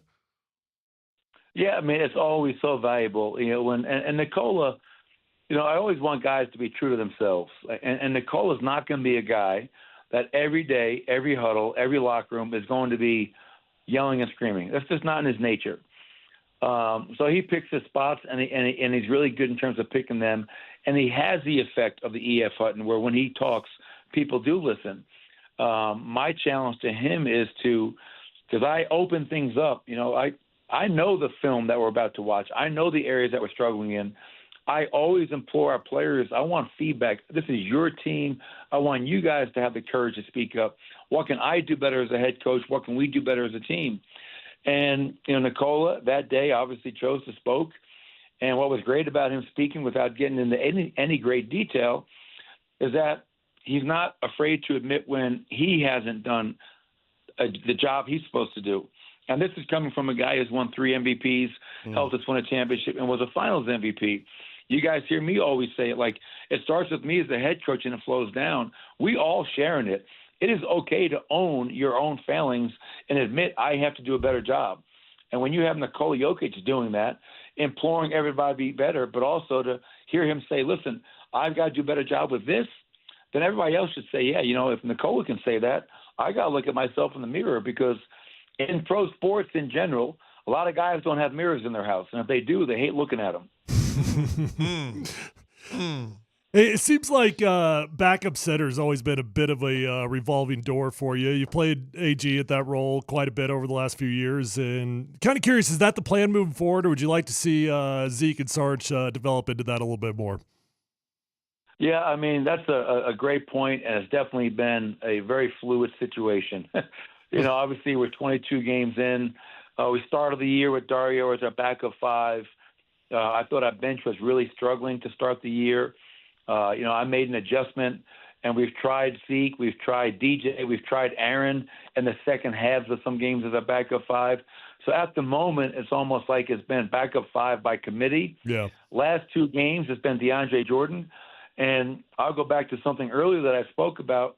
our defensive rebounding struggles. And one thing about DeAndre Jordan is that he has proven, even at this stage of his career, he is a very effective per minute defensive rebounder, and he gives you a rim presence. So we're just trying to find a unit and a back of five that can give us some consistency and be the anchor of our defense. And right now we're using DJ, and I think DJ has been really good. And we'll continue to evaluate that as we move forward in this month and throughout the season. Yeah, I want to ask about a guy real quick that looks. Let's be honest, Coach. He looks like a young Malone. PJ Hall. Any thoughts over in the last handful of games? And maybe I give this cat a little bit of run. Well, it's funny you say that. Going into these last couple of games. And PJ's been with us for a while. We called him back from the Grand Rapids Gold, and he's been practicing with us. And the guy plays really hard. He's very strong. He's physical. He's a much better athlete than you would anticipate. He's skilled. He can shoot the three. And I'm not trying to make him out to be George Mikan. I mean, because if he's all these things that I'm saying, probably the retort would be, well, why the hell aren't you playing him? But he has played well enough and done enough things in practice where we have had the discussion. I would not be afraid to throw out PJ Hall because he is a guy that against guys in practice that he's not afraid. He will compete. He is physical and built like you when you were younger. Mm-hmm. Oh yeah, exactly. He actually looks like Miles Teller. Every time I see PJ, I think he looks. That's a good one. He kind of looks like the guy. He kind of looks like the guy who punched Robbie Benson in one-on-one. Like that was Anderson from CU. Was it really? Yeah. Oh, okay. All right, Coach. It's funny. That was one of my favorite movies. It was great. One-on-one, Robbie Benson. Yeah. Robbie got on that. He's the amphetamines. What was he on? He was on something. Speed or something.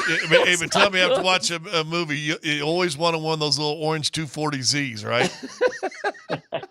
Well, it's funny. Somebody gave Robbie Benson those pills. Okay. He was hyped out of his mind, and the coach in the movie was looking at him like, "What the hell are you on, son?"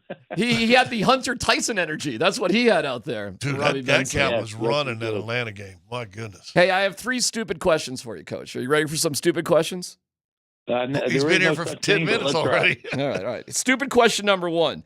Because this game on Friday is technically part of the tournament, I guess it's the replacement game for the tournament, are you going to have the yellow floor? Wow, that's not a stupid question because I don't know the answer to that question. Okay. So I don't think it's no longer part of the cup because we've been eliminated from the cup. So I hope we don't have that yellow floor. You hope you don't have it, but it's still kind of. Dude, that blinds you though when you walk on it. All right, next stupid question. Why don't you just shoot more threes? How do we shoot more threes? Yeah, but because everybody's shooting it. I told you it was a stupid question, so I'm warning you ahead of time. That's a good question. I mean, we have that discussion every day, and we had a lengthy staff discussion this morning talking about how in our last 5 games, I think we're shooting 26 threes a game, which should be historically low. And part of that coincides with Nikola's dominance and him shooting a lot of 2-point shots. He has not been double teamed nearly as much lately, and one of the best ways to create an open three is to force the defense to put 2 defenders on the ball. So when he's being guarded one-on-one, they're basically saying we're going to let Nikola try to beat us with 2s. The other factor is I think we have some guys that are turning down looks that they should be shooting. Oh, okay. And what happens is when you turn down open looks and now you drive the ball into a shrink defense that they're waiting for you, some of those turned down open threes are turning into turnovers and runouts. So it's a accumulation of things going on there. But trust me when I tell you, this is not us saying before a game, hey, we do not want to shoot threes tonight. We'd like to shoot probably 36 to 38 threes per game.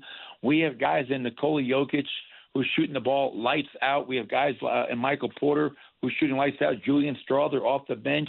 So if Nikola's at 50% on 4 attempts, I'd like him to take 6 to 8 threes per game. Michael Porter is shooting 39% on 6 attempts. Let's get Michael to 8 to 9 attempts per game, even 10. Those guys are shooting it at such a high percentage. We want them shooting more. So we can definitely generate more looks. Not a stupid question at all. I'm feeling better about my here's the last one. I'll get you with the last one. You can't take Jokic out with 48 points. You got to get him. You got to get him. Come on. Stupid question. Now that is a stupid question. You know what? But if you go back, I did not take him out. I let them run. The last play, I know. while he was in the game, was for Nikola to get a post up. Yeah. Because I'll be honest. I have no idea that Nikola Jokic has 48. I put the guys up to the scorers table, and one of my coaches behind the bench, who shall remain nameless, hint, he played for the Nuggets and has a crooked pinky. He says, "Hey, Nikola's got 48 points." And so we ran a play for him, and then I just, at that point, when they deflected it, it went out of bounds. I hate taking anything to chance. Let's be honest, fellas. If Nikola Jokic gets hurt at the end of a game that we're up by 30 points, that spells double trouble. Yep. Barney Rubble, double trouble. We had to get him out. But 48 and 56 the night before is still a really impressive back-to-back. Yeah, that don't stink. No, that's in awesome. my mind, Yeah. the greatest player in the world once again. All right, we go away from the show just wondering what would Robbie Benson do. Maybe we just take that into heart. Thank you, Coach. We'll talk Thanks, to you. Coach. I hope he got off them pills. Okay. All right, thanks, Coach. See you later. The Michael Malone Show brought to you by Phil Long for Denver. They'll beat any dealer by $500 with Colorado's largest selection. Go to phillongdenver.com. Also brought to you by Central City Casino Parkway. Take I-70 to 243. The Central City Parkway, your 4 lanes to fun. Okay, I thought that was kind of a stupid question, but it turned out to be all right. We should just shoot more. It's Well, simple you as look that. at it. I mean, they're very effective when they do shoot the threes. They make them, so why not shoot them? I guess so. Every time I hear him, we've had him on twice now. He feels like the Dan Campbell of NBA. Like, that is a dude that I would do anything for that guy. Like, he's an incredible motivational figure. I think he's great. I mean, I'm a fan of Michael Malone, so you don't have to twist my arm on it. But it makes sense what he says, too. And he breaks it down for you well, too. And Jamal, I would assume Jamal's not going to play in the next couple games. That's what I would take from that, too. Maybe Monday, but Friday seems... Yeah. I saw you were writing down when he gave us the 3 things that he told the team. Yeah. Recap the 3 things. Transition allowed buckets, paint defense, and rebounding. And then what I wrote next to that was want to. And those are that's rebounds. All 3. We need one more mindset. That is want to. It's not ability. It's want to while you're there. Well, that's what he's emphasizing. And that certainly would line up, I would think, Scott, with transitional defense. Want to. Well, and recognition. There was a great quote from a junior reporter, one of those kids, asked some basketball coach, and I'm sorry I can't remember who it was. I think kind of a big time NCAA coach. Coach, is defense about execution or effort? And he goes, I've been sitting up here a long time and no one's ever. That's an excellent question. It's execution. And more times than not, it is, because the effort's there. I mean, they're not coming out just walking up and down the floor. And here's part of execution. You talk about transition. Shot goes up. You got 2 options. Shot goes up. You have 2 options. You're on the offensive end. Either crash the glass or get your ass back on the other side of half court. Mm-hmm. When you get yourself on the other side of half court, guess what there isn't? Not a fast break. Guess what if you crash the glass and you get an offensive rebound? Guess what there isn't? A fast break. Yeah. But to stand there and watch it, that's where you get in trouble. And my guess, too, just like football or any pro-level sport, everything happens so much faster. So your instincts to do whatever you're going to do have to be way quicker than the normal person would translate. So that want to has to be driven in you that you're like that. When I was in college, we had a bad start one season that started in transition defense, and we basically kind of put in a rule: you're below the free throw line, get to the rim. Mm-hmm. If you're above the free throw line, get back past half court. Pretty simple. Yeah. That's the stuff that as a fan you look at it like what's on coaching, what's on players. Want to is always on players. A coach cannot motivate a player to want to do the dirty work, to want to do the extra effort. That has to come internally. That is not something a coach can force into the player. But you can point out. You can point it out. Well, yeah, you can call them out. And then you reinforce it with film. There it is. This is what I'm talking about. One more here, one more there, one thing here, one thing there. There you go. Also interesting, as good as Nikola plays, he's not perfect either. And, he's It's on him. I didn't get it to with Malone, but I will be curious because let's see how things go. But you know how every year is different and you can win in different ways? What if this is a year that Nikola does have to shoot more? Like, he does have to score more. Like, is there anything wrong with that inherently? Or is that just the way you have to win this year? Like, this is what you have to do this year to do what you want to do. Is there anything wrong with that? No, probably not, as long as it wins. Well, history would tell you that that's not when the Nuggets win. It is. History would tell you. Well, it'd tell you in a lot of teams. There's been a lot of teams that, I mean, how many, other than maybe Michael Jordan, leading scorers in the league win championships? Yeah.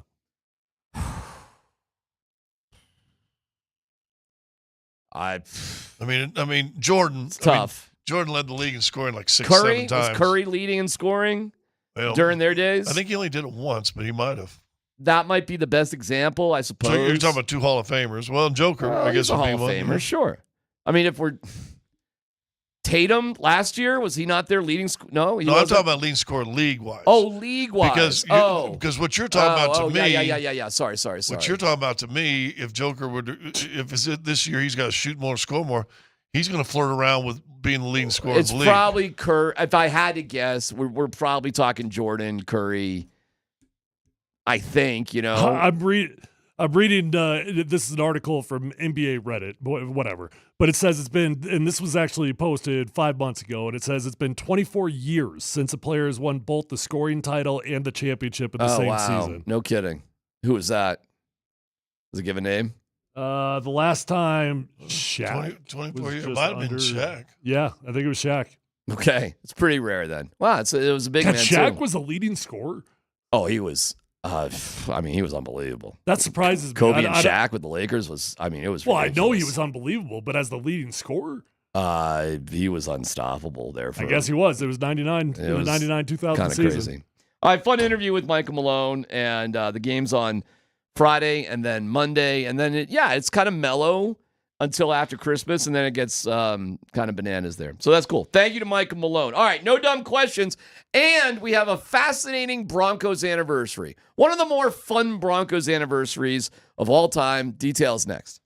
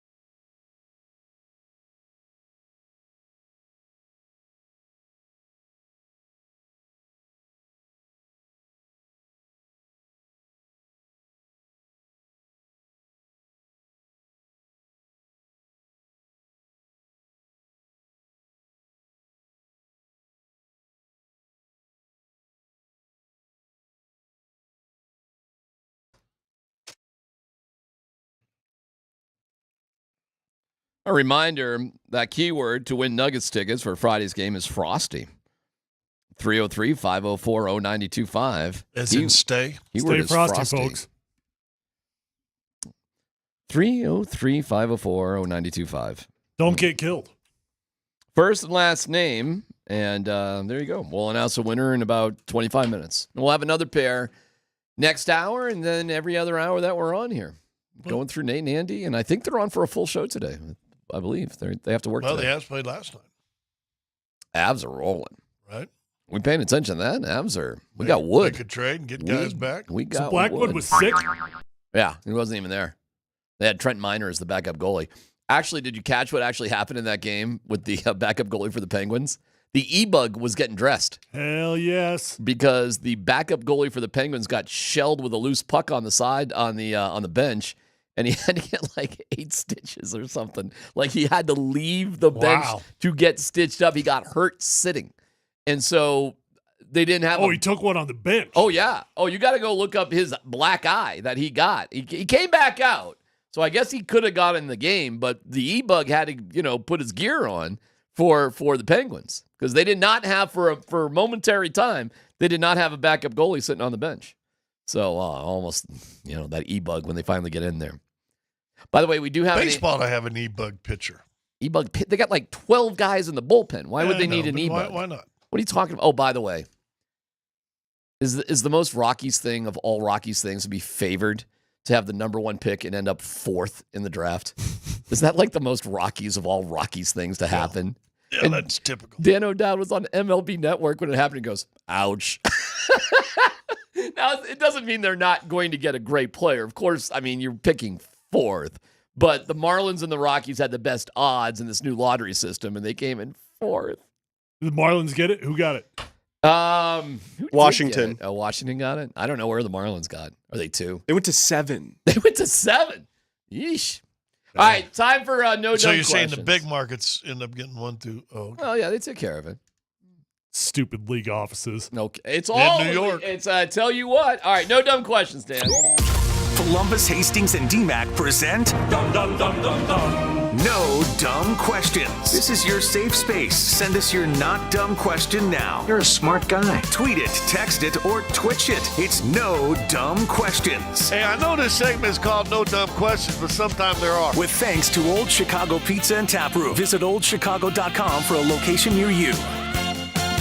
Thank you to Old Chicago. Find them online at oldchicago.com. Now, I do got something, but I don't want to step on your toes. So if you got something first, I'll get to mine later. I got one. Has nothing to do with sports. I've got a fun anniversary that does have to do with sports. Do your second. Okay. I'm going to put everybody to sleep after mine. Okay. All right. You guys start wrapping gifts yet? No. No. Do you wrap your own gifts? I've got no choice. Yeah, true.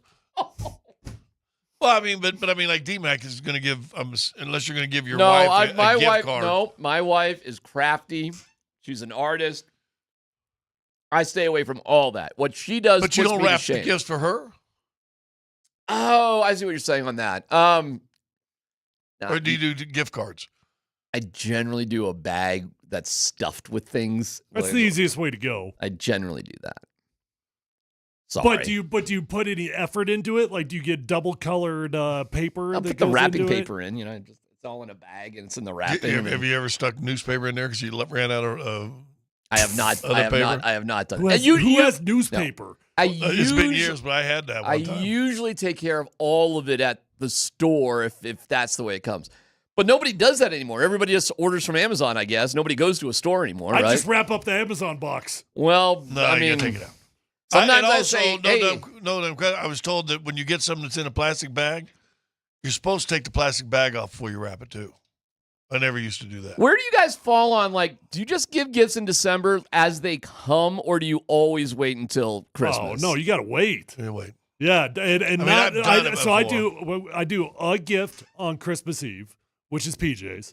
And then on Christmas, that's when you get your gifts. You don't get it before. Well, listen, I get it with kids, but I don't have little kids anymore. So sometimes when we want... Well, what's the point of the holiday if you don't wait for the holiday? Well, because, I don't know, it's the spirit. We have something we want...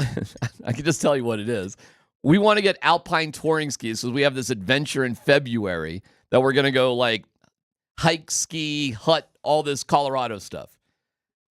That's going to be a Christmas present to each other. You know what I mean? Like, so do I got to wrap up the skis? I mean, we're going, they're expensive. They're somewhat expensive. Well, yeah, it's just us. It's just me and Kim. So what are we supposed to do? Hold on a minute. Truck that. Well, you got your boys are going to come over Christmas Day for dinner or something, aren't they? I have no idea what my 20-something-year-old kids want to do. I don't know if they're. My kids got friends that have houses and stuff up at Breckenridge. My other son's flying all over the country to watch ASU play. I have no idea where they're going to be on Christmas Day. You always got to get her at least something she isn't aware of. Yeah. You got to get some special. You can't settle with just guys, with the skis or whatever. I have tried it all. She hates surprises. I don't know what to tell you. Listen, we can't really judge him. I mean, he still wants the same. I mean, we can say you should do this, right? Right. Whatever we say, don't listen to. But here's my no dumb question with rapping. Yeah. Because you have rapped before. We've all rapped of before. Of course, it's terrible, you get the but scissors. I've done it. Yes.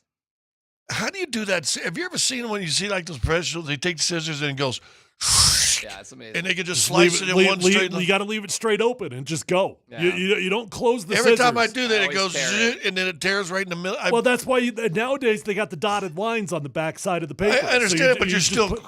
No, you just got to go fast. One smooth, fast motion. I've never been able to get that done on purpose. It's actually a really satisfying feeling. I know. Like I like the sound of it. I like the whole, like the experience of the straight shot. Going down fresh powder. It's like going down fresh powder on the mountains. It just. But I like the other night I did one, and it looked like I had a saber-toothed tiger on one edge of the paper because it like I was trying to do stand up and I'm on a bed underneath and I'm like jagged teeth all around the thing, and I'm like, and I try to do the thing and I can't do it either. By the way, you're making me sound like a horrible person. The vast majority of Christmases in Colorado, we're up skiing on Christmas Day. We ski that's on a cool Christmas. tradition. Yeah, I mean, we're very Colorado with what we do. But, like, giving the gifts that morning is a little tricky if we're up in the mountains and, what are we doing here? Do you spend Christmas Eve up there or you just drive up? We've done it every single way you can imagine, but we try to be up there on Christmas. Christmas Day is usually a pretty awesome morning to ski. There's not a lot of people out there in the morning. It tends to be one of the better days of the entire year. I'm sure. So, I don't know. But we do all the Christmas Eve stuff. I don't know about you, but growing up as a Roman Catholic, that's what I was. Christmas Eve service. Christmas Eve was the banger. The Christmas Day really wasn't where it was at for all the stuff. It was really, for our family, Christmas Eve. We would get in and go to the in-laws. No, I don't know if I've ever done church on Christmas Day. Oh, okay. Oh, all right. Well, we would do. I can't tell you how many midnight masses when I was a little kid I fell asleep in. Yeah, I don't do the midnight thing, but. Oh, you don't do midnight mass? No. Oh, man. We would be coming back from the in-laws, my grandparents' house, and it was like, let's knock this one off. But it's funny, you don't knock it off, though, because those midnight masses, it is showtime, man. Like, those things go. When they're singing the Lord's Prayer, we're in there. We're in a show. It's not just, for Catholics it's a show. I mean, those, Catholics are pretty boring services. I don't know how you grew up, but getting these priests to be entertaining. Sometimes be a little something, right? It's just the Catholic my first thing. time I ever went to Catholic mass was in Fayetteville, Arkansas with Joe Klein, and they did it in Latin. That's taking it pretty serious too. Yeah. When you get the Latin, the whole thing. But what's the point of that? What's the point of doing Latin? Seriously, what's the point of doing a service in Latin when nobody can understand the message? It's for the old people. It's the old people. It's my grandfather was with the bucket and the money. My dad was a altar boy. Acolytes. Oh yeah, my mom went to Catholic. I mean, they all know Tyler. The old people all know the Latin. At least that part of the Latin. The young people just sit there and I don't know what the hell they're talking about. I wasn't asking for a recreate them. It wasn't Pig Latin, that's what I'm saying. When Igpe Atenley. Do you want me to get to the anniversary here, or should I wait? Yeah, we're good. I can wait. Hang on. It's a fun anniversary, and I have a mock draft for you. Yeah. D-Mac's got the solution again. It's PhD on 92.5.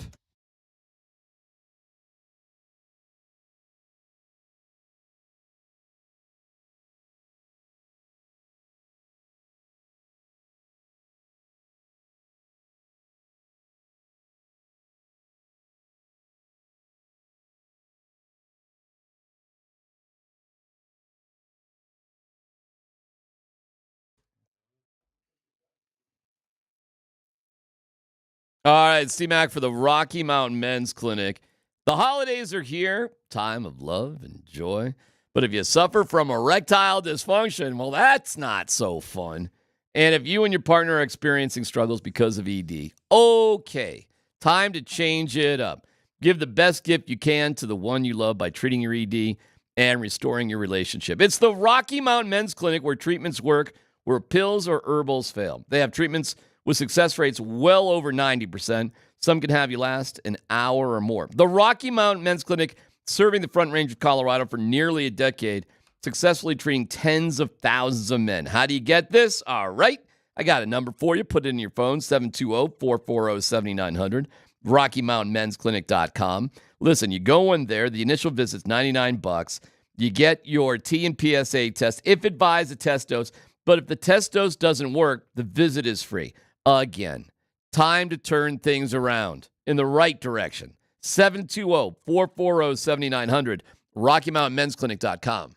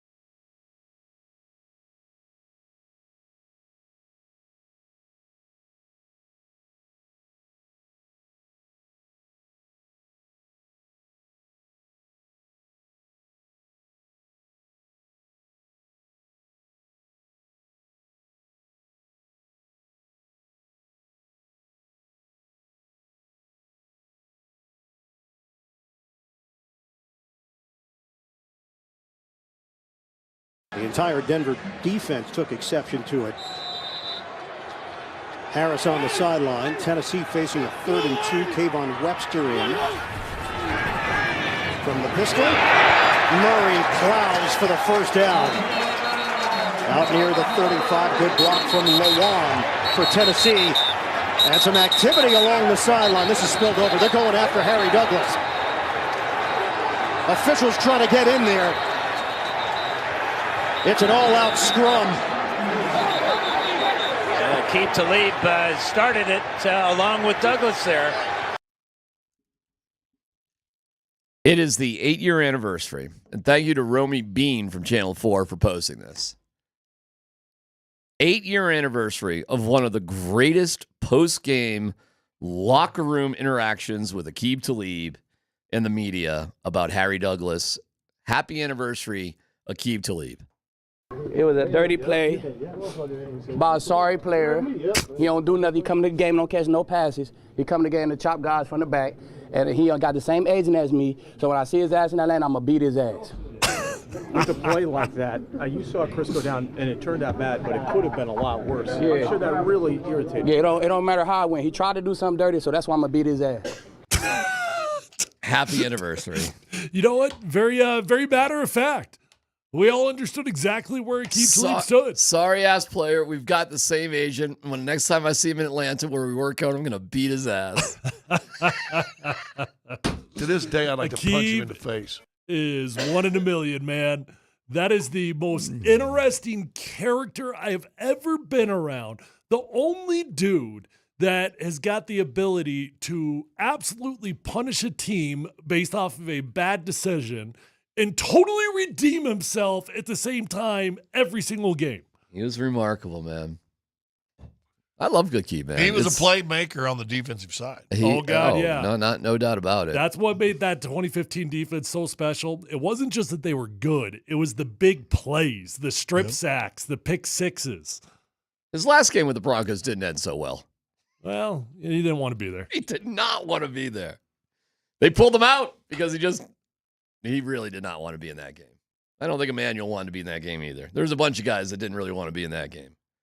And what are you supposed to do as a coach when it is wild seeing somebody like just give up on the football field? I'm like, hey, boy. Mm-hmm. But Aqib's legacy is Super Bowl champion and one of the greatest ball hawks of all time and hell of a personality and just the loudest voice in every room. The only dude I've ever been around that has been in the middle of a team meeting, Gary Kubiak will be like we're in the middle of like a motivational speech and Kubiak will say something and Aqib will just like stand up and start roasting the dude and Coop's just like, all right, cool. Aqib, you done yet? Can you tell the Russell Okung story? I wasn't there for that. Oh, you weren't? Oh, all right. I thought you were. I'm sorry. From what I understand, it was after something like a loss and like Gary said, has anybody got something to say? And Russell like started talking and Aqib just told him to shut the because your offense was stinking so bad. How many years was Aqib here? He goes in the Ring of Fame, right? 5 or 6, wasn't he? 5 long enough, right? Yeah, it was it definitely over the 4-year minimum. It wasn't that long of a career with the Broncos, though. Is it worthy of being in the Ring of Fame? Oh, yeah. I mean, it gets really challenging with that team in particular because, goodness, you want to go down the list of guys that are worthy of being in the Ring of Fame? I mean, offensively, DT, Emmanuel, obviously Peyton. Do we have anybody else on off? Ryan Clady is worthy of being in the Ring of Fame. Defensively, you go, the entire defense is worthy of being in the Ring of Fame. So what's the cutoff point? It's almost like you just, you know what they should probably do? Put up a no-fly zone, like, plaque. I don't know. I think that should be a statue. That's what. Okay, that's cool. I'm a big statue guy. That's cool. I mean, put something up to honor all those guys. A no-fly zone. How about that? A no-fly zone outside of the stadium. Yeah. With all those guys somehow memorialized somehow. That'd be pretty awesome. I mean, but if you were going to go in order of those guys, Chris Harris is probably he's one. The first. Yep. He's got the length of service, all of it. Well, and he came back too, and they let him retire as a Bronco, right? He's one. So that Talib's that two. puts him up there. Talib's two. Talib's two. I don't know. TJ's 3. I don't know if TJ's Ring of Fame. TJ's, well, he's 3rd in the no-fly zone. Oh, We're yeah, just yeah, talking yeah. about, and Darian's 4. Yeah. And then you get into some weird territory, like Roby's in there, and David Bruton's in there. Mm-hmm. Anybody else in there? I don't think so. Okay. I mean, both Roby and Bruton played a lot that year. Well, you Roby go was down Nickelback. Yeah. You go down to Kayvon, and Kayvon was upset about being left out.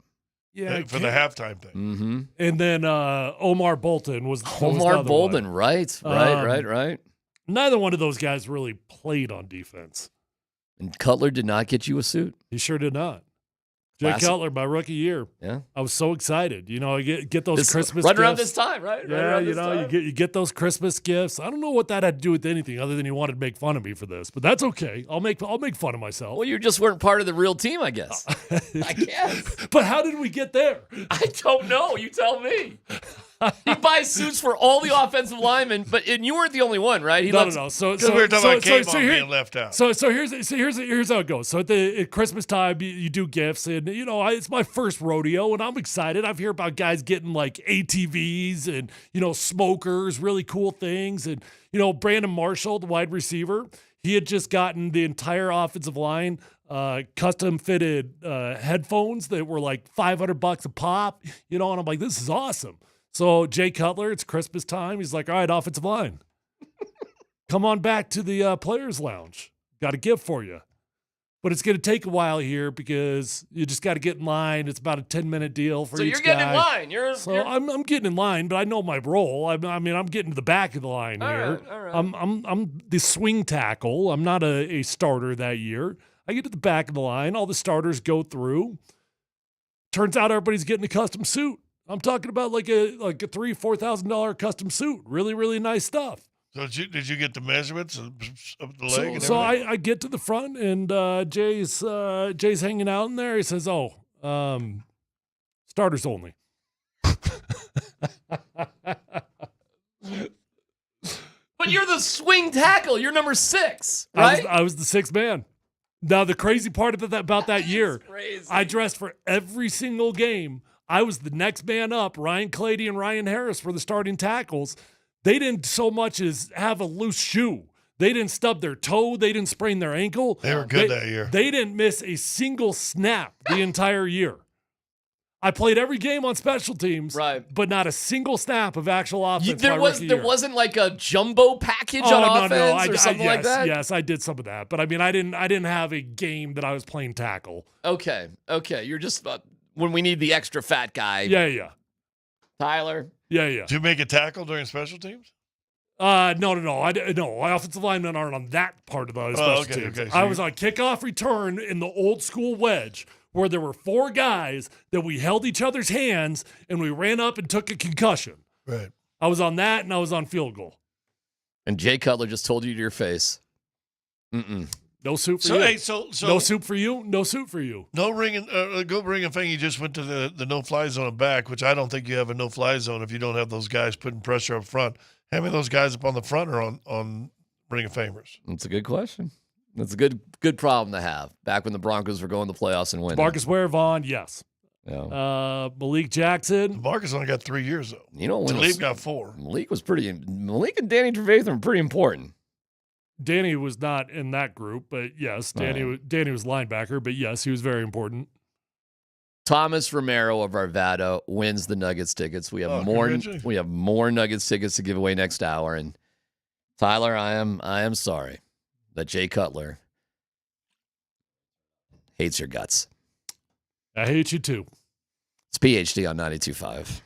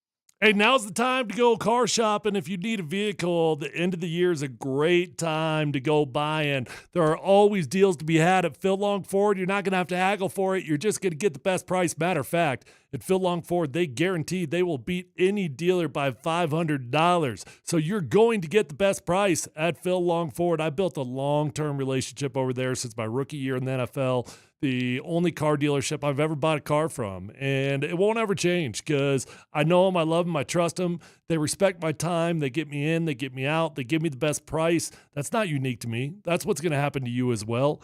And when you go to Phil Long Ford, we're talking about one-stop shopping. No reason to drive all over the state of Colorado looking for a vehicle. Go to one car dealership, get the best price, and find the vehicle that you want. I don't care if you're looking for new or pre-owned, car, truck, van, SUV, electric vehicle, even commercial fleet vehicles. They've got over 1,000 cars, trucks, and vans on that lot, so you will find the vehicle of your dreams at Phil Long Ford.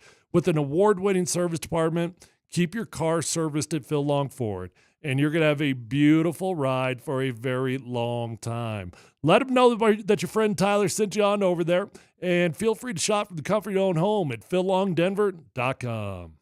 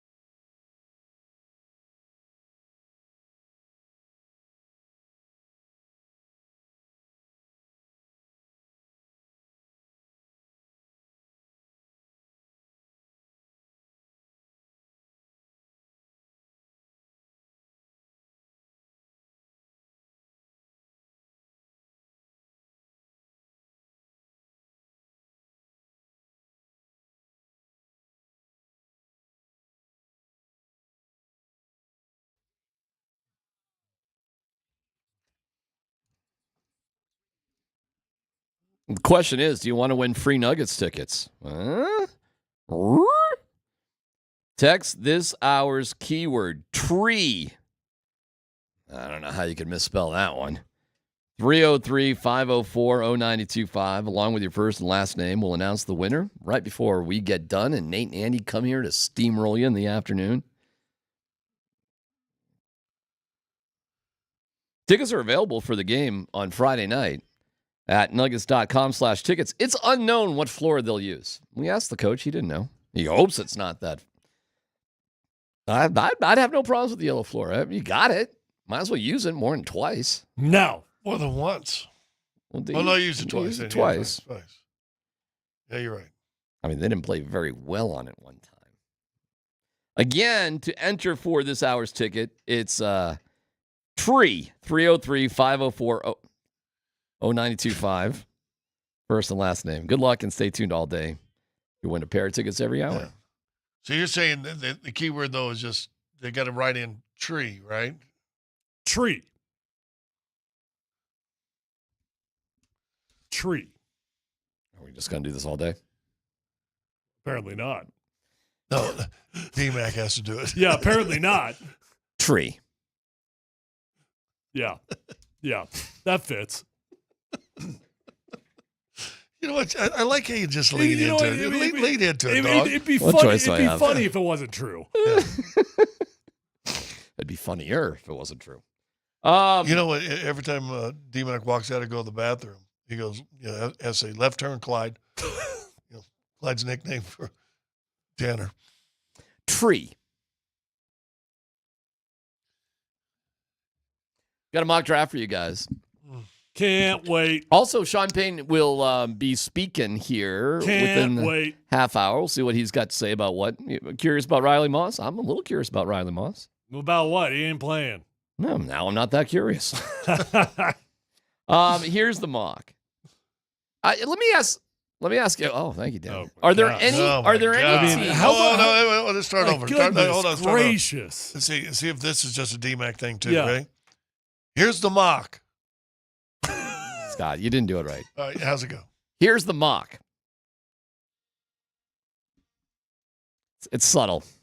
Subtle difference. Are there any teams you don't want to see Shedeur or Travis go to? For whatever reasons. That's a good question. Kansas City, Raiders, and Chargers. Okay. So in division. Don't want to root against them. No. Okay.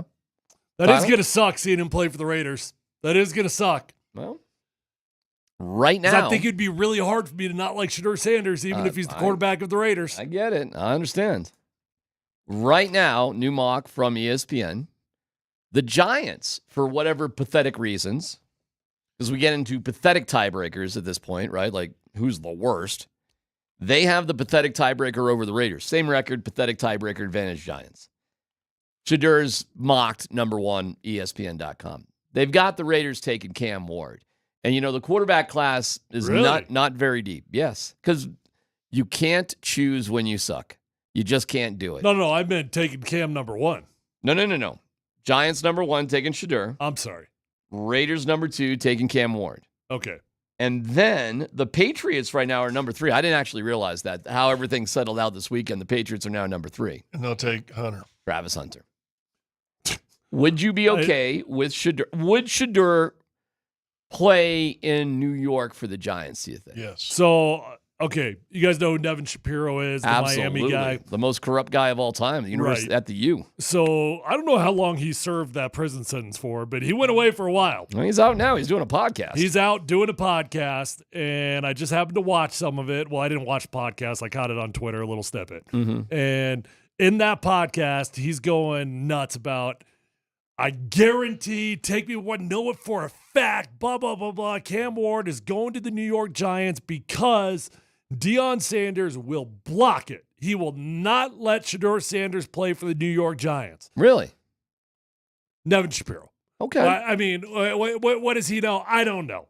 But he's acting like he's got some sort of source there saying that there's no chance Deion will let him play for the Giants. Why would that? What's under what theory? Like, why would That's a crap organization. Why do I make it a crap organization? But you could argue that with the Raiders too. Exactly.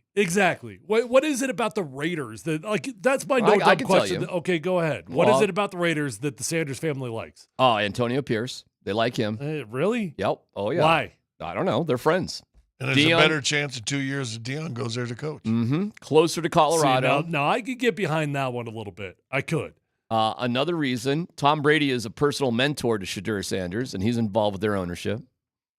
The location is way better for Deion in terms of being here at Colorado. And I mean, if you just want to do location, fine. There's a lot of stuff about it that's I'm going to guess he's had conversations behind the scenes that the Raiders will draft Shiloh as well.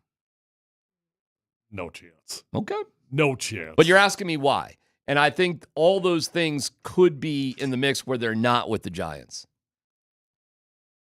You lose me on the Shiloh thing. The rest of it, I mean, I can understand. Do you not see the video with I mean, I know it goes back to last year. A year ago. I know it is, but he said draft the Sanders boys. Yeah. He didn't say draft Shedeur. He said the Sanders boys. Yeah. And then Shiloh played this year. He was okay until he got hurt. You want to be a big move and put your foot in the ground about where your older son's going to play? Make sure that you can guarantee where your other son's going to play too, because I know Shiloh's older than Shedeur, but you know what I'm saying. Yeah, I think we're really pushing it if we think Deion's got that kind of power to get Shiloh drafted. I think the Giants are a terrible location for Shedeur. I think it is a crap organization. I personally, I'd worry about Shedeur in Vegas. I would. Oh, really? Why? Yeah, and it's look, his nickname is grown. So Deion Sanders calls him growing because he's mature and he doesn't handle, he doesn't worry about distractions, whatever. Dude, I think Vegas is a tough spot for any young man with a lot of money. And especially when you're a Sanders, especially when you're him. Come on, man. That New York, I know it's a big market and there's certainly distractions in New York, but it's a radically different kind of distraction. You know what? To be fair, though, to Deion and his family, as showy as they are, I haven't, and if I'm wrong, I'm wrong, but I haven't heard any rumors about them partying or sort of doing all that kind of stuff. They go to things, they participate in certain things, but I haven't heard any rumors about them sort of being out of control or not having discipline or any of that sort of stuff. Have you? I haven't. No, anybody? No, I was trying to think. I haven't heard anything at all. It would no. I think, although New York is closer to Paris or Italy for Fashion Week. No, it's not. It's a closer flight. Than where? Than Vegas. Oh, that's true. Yes. You say 3 hours. Well, listen, New York is New York, y'all. I mean, it's a valid point. New York is the spot. Sure, you can get a transcontinental flight easy. Hey, listen, you can also get a charter and when you bring on flight. What are we talking about here? I think they're bad organizations, both of them. Of course. And that's where I kind of roll my eyes at handpicking the bad organization. All right, you want me to keep going down the list here? After the Patriots is Carolina. They sticking with Bryce Young? Yep.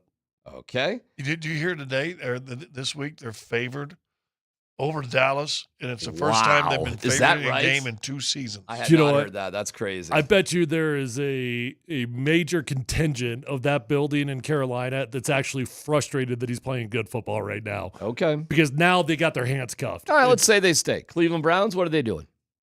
Quarterback. If they've got the ability, they will absolutely draft a quarterback. They're not keeping Jameis and paying him $30, are they? No, because they're in financial hell. So their only way out of it is to pull the Denver Broncos. Right, well, unless they could use some help with the offensive line. Yeah, that's a crap organization. There's your first. Next left up is the New York Jets. How they doing these days? Quarterback. Pretty crappy organization, right? Yep. Tennessee Titans. You want to rank Tennessee Titans in terms of an organization? They're the one NFL team that to me has fell off the map and you just don't even think or hear about it. Yeah, because they fired a good coach for no reason. There you go. Next after that is the Jacksonville Jaguars. How are they as an organization? Hasn't been good. Okay. After that's the Chicago Bears, but they're going to keep Caleb Williams, even though they're a lousy organization. And then we just keep going down. There's your second tag. The truth of the matter is there are so many bad teams this year. It's kind of crazy. And if you just want to rate the organizations, that's like one bad organization after the other. So who are you holding out for? if you're the Sanders family. Well, that's my point. What are you hoping for? Vegas is closer. And, Right. And Dion will be able to make absolutely every single home game. Correct. It's got to be their favorite in the I clubhouse. do think there is something to be said about maybe Dion would prefer that he goes to a team that retains their coach. Because if he goes to a team that's got a brand new coach, well, that dude's going to get a 3 or 4 year lifespan. You go to the Raiders. Who's the Antonio coach? Pierce. Who's the coach of the Giants next year? I Dable? doubt it. I doubt it too. That's my point. I think they keep Antonio Pierce. I think they do pull a strongman move. Well, they're paying a lot of money to their fired coaches. I think something happens and the Raiders will end up with the number 1 pick and take Shedeur. They'll do something. And the Giants' consolation prize will be Cam Ward. Not bad. What's amazing about it, just first round, probably only going to have 3 quarterbacks drafted this year. Yeah, I'm and looking. Jalen Milroe probably goes, I would say, anywhere from 16 to 32. Yeah, Second half of the first round. I'm looking in this mock, and I haven't found him yet. Oh, he'll go in the first round. Well, not according to this mock. Well, neither did Bo Nix. Bo Nix was going in the first round Not of to every like mock. the last 2 weeks. He was in the first when round. you were in December of last year, Bo Nix was not in the first round. He was all over the place.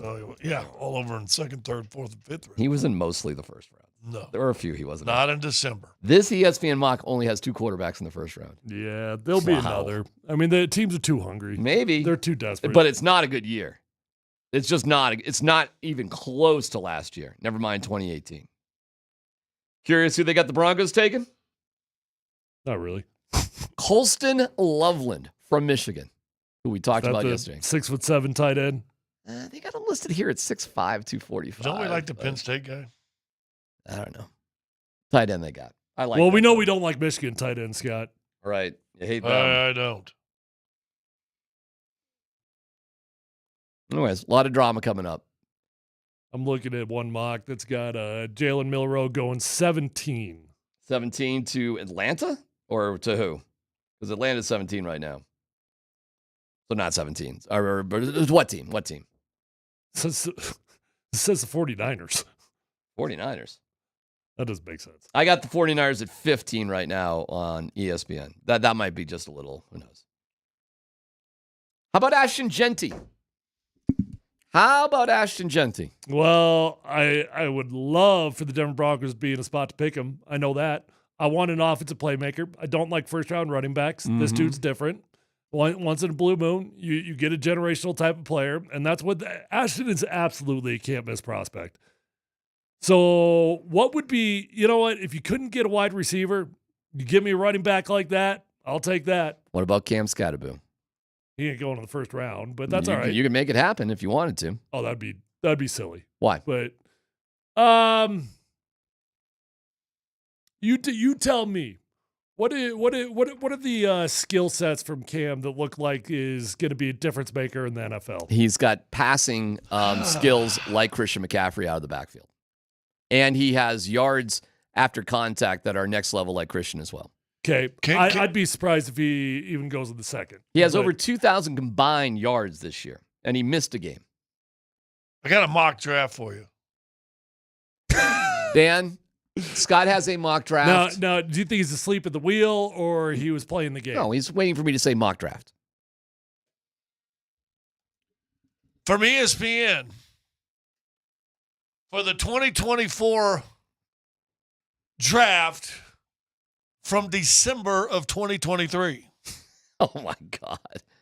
Number 1, Caleb Williams. Number 2, Jaden Daniels, Washington. Number 3, Drake May. Number 4, Marvin Harrison Jr., Arizona. 5, Minnesota takes J.J. McCarthy. They actually got that right. Giants, Malik Neighbors. Tennessee, Joe Alt. Atlanta, Latua Latu. Falcons. What are we doing? Romo Odunze, 9. He's proving Bo Nix was not in the first round on New York a draft. Jets, Brock Bowers. 11, J.C. Latham. Number 12, Denver Broncos, Dallas Turner. Why don't you just do the Bo Nix one? Bo Nix ain't in the first right, round. that's his point. That's my point. There. So we're looking I guess at Penix not in there either, I guess, right? No, neither great, one. Great mock draft. So, but Nailed it. But you're sitting there giving one for this year. All right. So you can't but you got to use one yardstick. If you're going to bust and try to say this was all holy and mighty, and then say last year's well, they all suck in December. That still listed 4 quarterbacks in the first round in the top 10. So and they got that right, but that's because the other 2 guys were considered considered six. You're calling me to a mock draft standoff for me to find another mock draft besides ESPN that's got Bo Nix in it. To Scott's point, though, it wasn't until you got after the season that you saw Bo Nix even get close to the first round. All right. After the season, it started creeping up. I don't have the memory that you do. Hey, by the way, for your Scatterbo, I'd love to get him maybe 3rd or 4th. I like him. If you give me that in the 3rd or the 4th, I'm down. Sure. I don't think he's going to last. I saw some video of him today. Oh, yeah. Oh, he's got a little. You know, he remind me He's got of a little attitude, too. He remind me, I don't think he's as tall. What was our fullback, halfback, running back for Tampa Bay all them years? Allstott? Allstott. He runs a little bit like Allstott. He was pounding on dudes. Oh, yeah. That's it. But he's got a little more wiggle, I think. Can I tell you the attitude, too? You know where it comes from? Mom. You know what Mom's got? Sleeve of tattoos. Nice. Mom's got. Dad's all tatted up, too. So sleeve of tattoos just all of a sudden mean attitude? From your mom? Yeah. Really? Oh, from your mom? Do you realize how many sleeves of tattooed moms are going to be over the next 20 years? There's a lot of attitude out there. All right. Let's Football Goes next.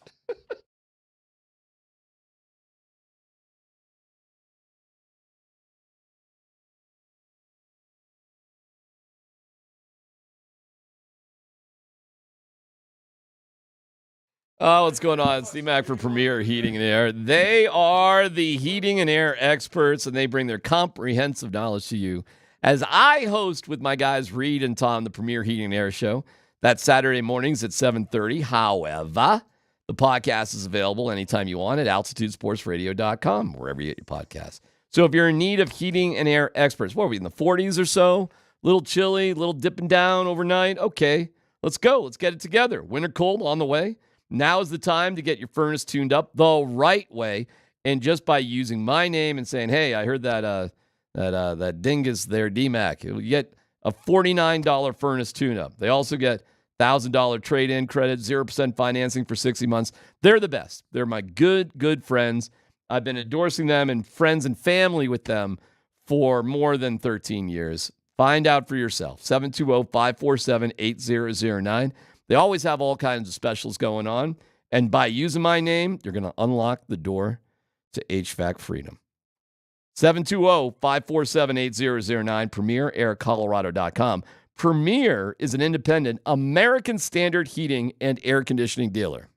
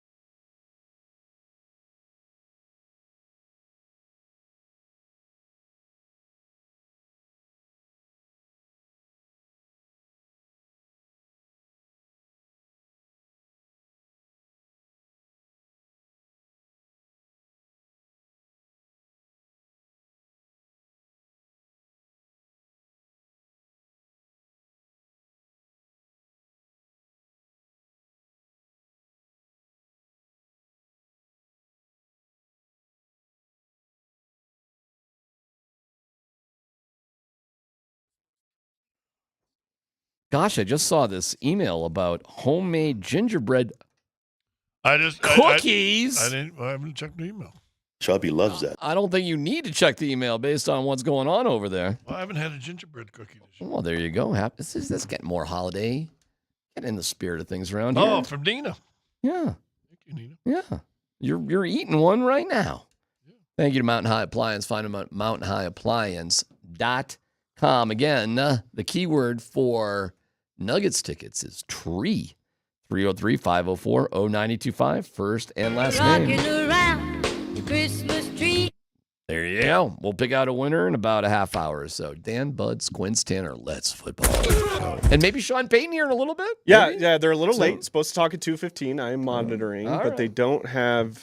Here we go. It's up. So we'll get that going here shortly. But while we wait, let's hear from Broncos defensive lineman Zach Allen. He joined a friend of the program, Romy Bean, last night, and he was asked what has been making the Broncos season so successful thus far. So good. Honestly, the answer is culture. I think just guys, everyone's really positive. Everybody gets along. It's the best locker room I've ever been a part of.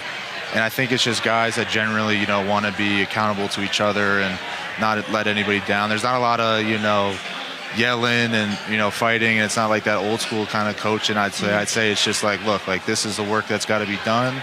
If you believe in it, like you're here. If you don't, you're out. And I think a lot of guys have bought into that because of obviously Sean's pedigree. And I think you look around the room, it's a lot of talent. Obviously it might not be the national names, but I'd put position groups up against everybody in this league. So other than X's and O's that Sean Payton is so good at, is culture building something that we maybe didn't see coming with Sean Payton? Well, they got the fog machine that set off the fire alarm at Empower Field. I mean, they've been cranking up the fog machine.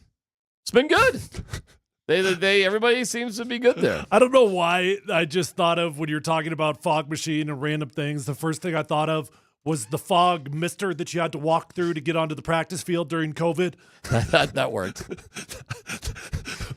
You have to go through the car wash. Just take a second and just wonder where go that back, thing go, is now. Go back, why go don't you back still in time. use it? Go back in time and picture NFL players walking through a fog machine to go out onto the practice field. That was one of many, you got to be kidding me moments.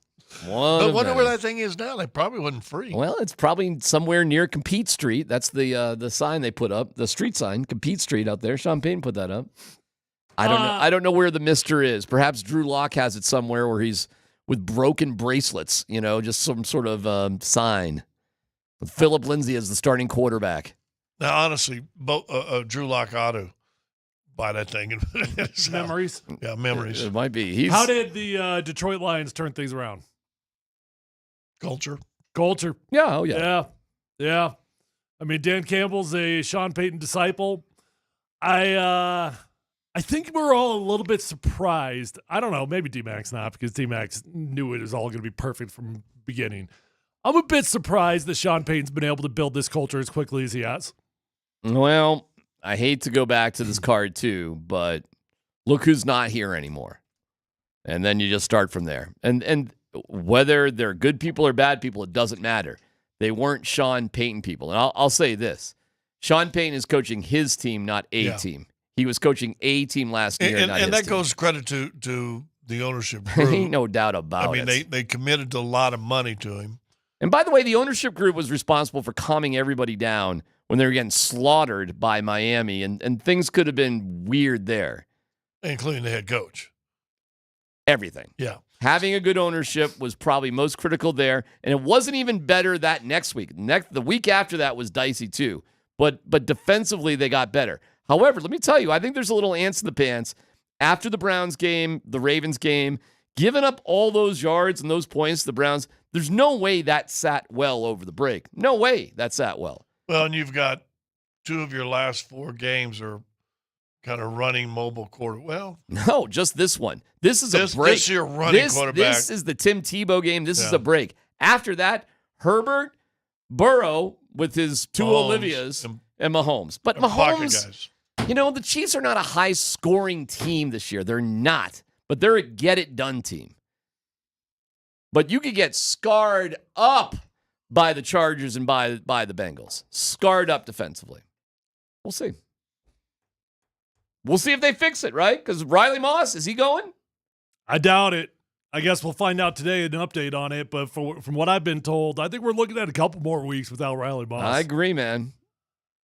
I think you're right about something. Right I think this Thursday game is kind of a whatever against the Chargers, and they are amping up for that. I think that Bengals game is circled, and it's all focused on that Bengals game. Well, I know you don't like it. If it works, it's a brilliant plan. That's all I could say. I don't know why you would intentionally make life more difficult on yourself, but that's what they chose to do. It feels like that, doesn't it? It feels like they think they can beat the Colts. We'll get the Chargers game over with one way or the other, and we'll give ourselves our best chance. Yeah, but what to happens beat the during that Bengals. game you're just trying to get over with? You have a stupid injury because you played on Thursday night. Who do you think is a better team, the Chargers or the Bengals at on the road? Team, Chargers. Chargers are a better team. I think Bengals are a better offensive team, but I think Chargers overall a better team. What do you think? Yeah, I gotta agree with that. I mean, what's the drop off from Joe Burrow to Justin Herbert? There's a drop off, but it's not that significant. No.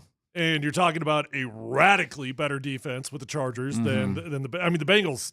They give up big plays left, right, and center. Hard to play in Los Angeles or Cincinnati. Cincinnati, especially if it's going to be a night game Thursday, and if this weather front here goes boom east. I mean, you might be playing in like 27-degree weather. Well, they played the Chargers first, then Cincinnati.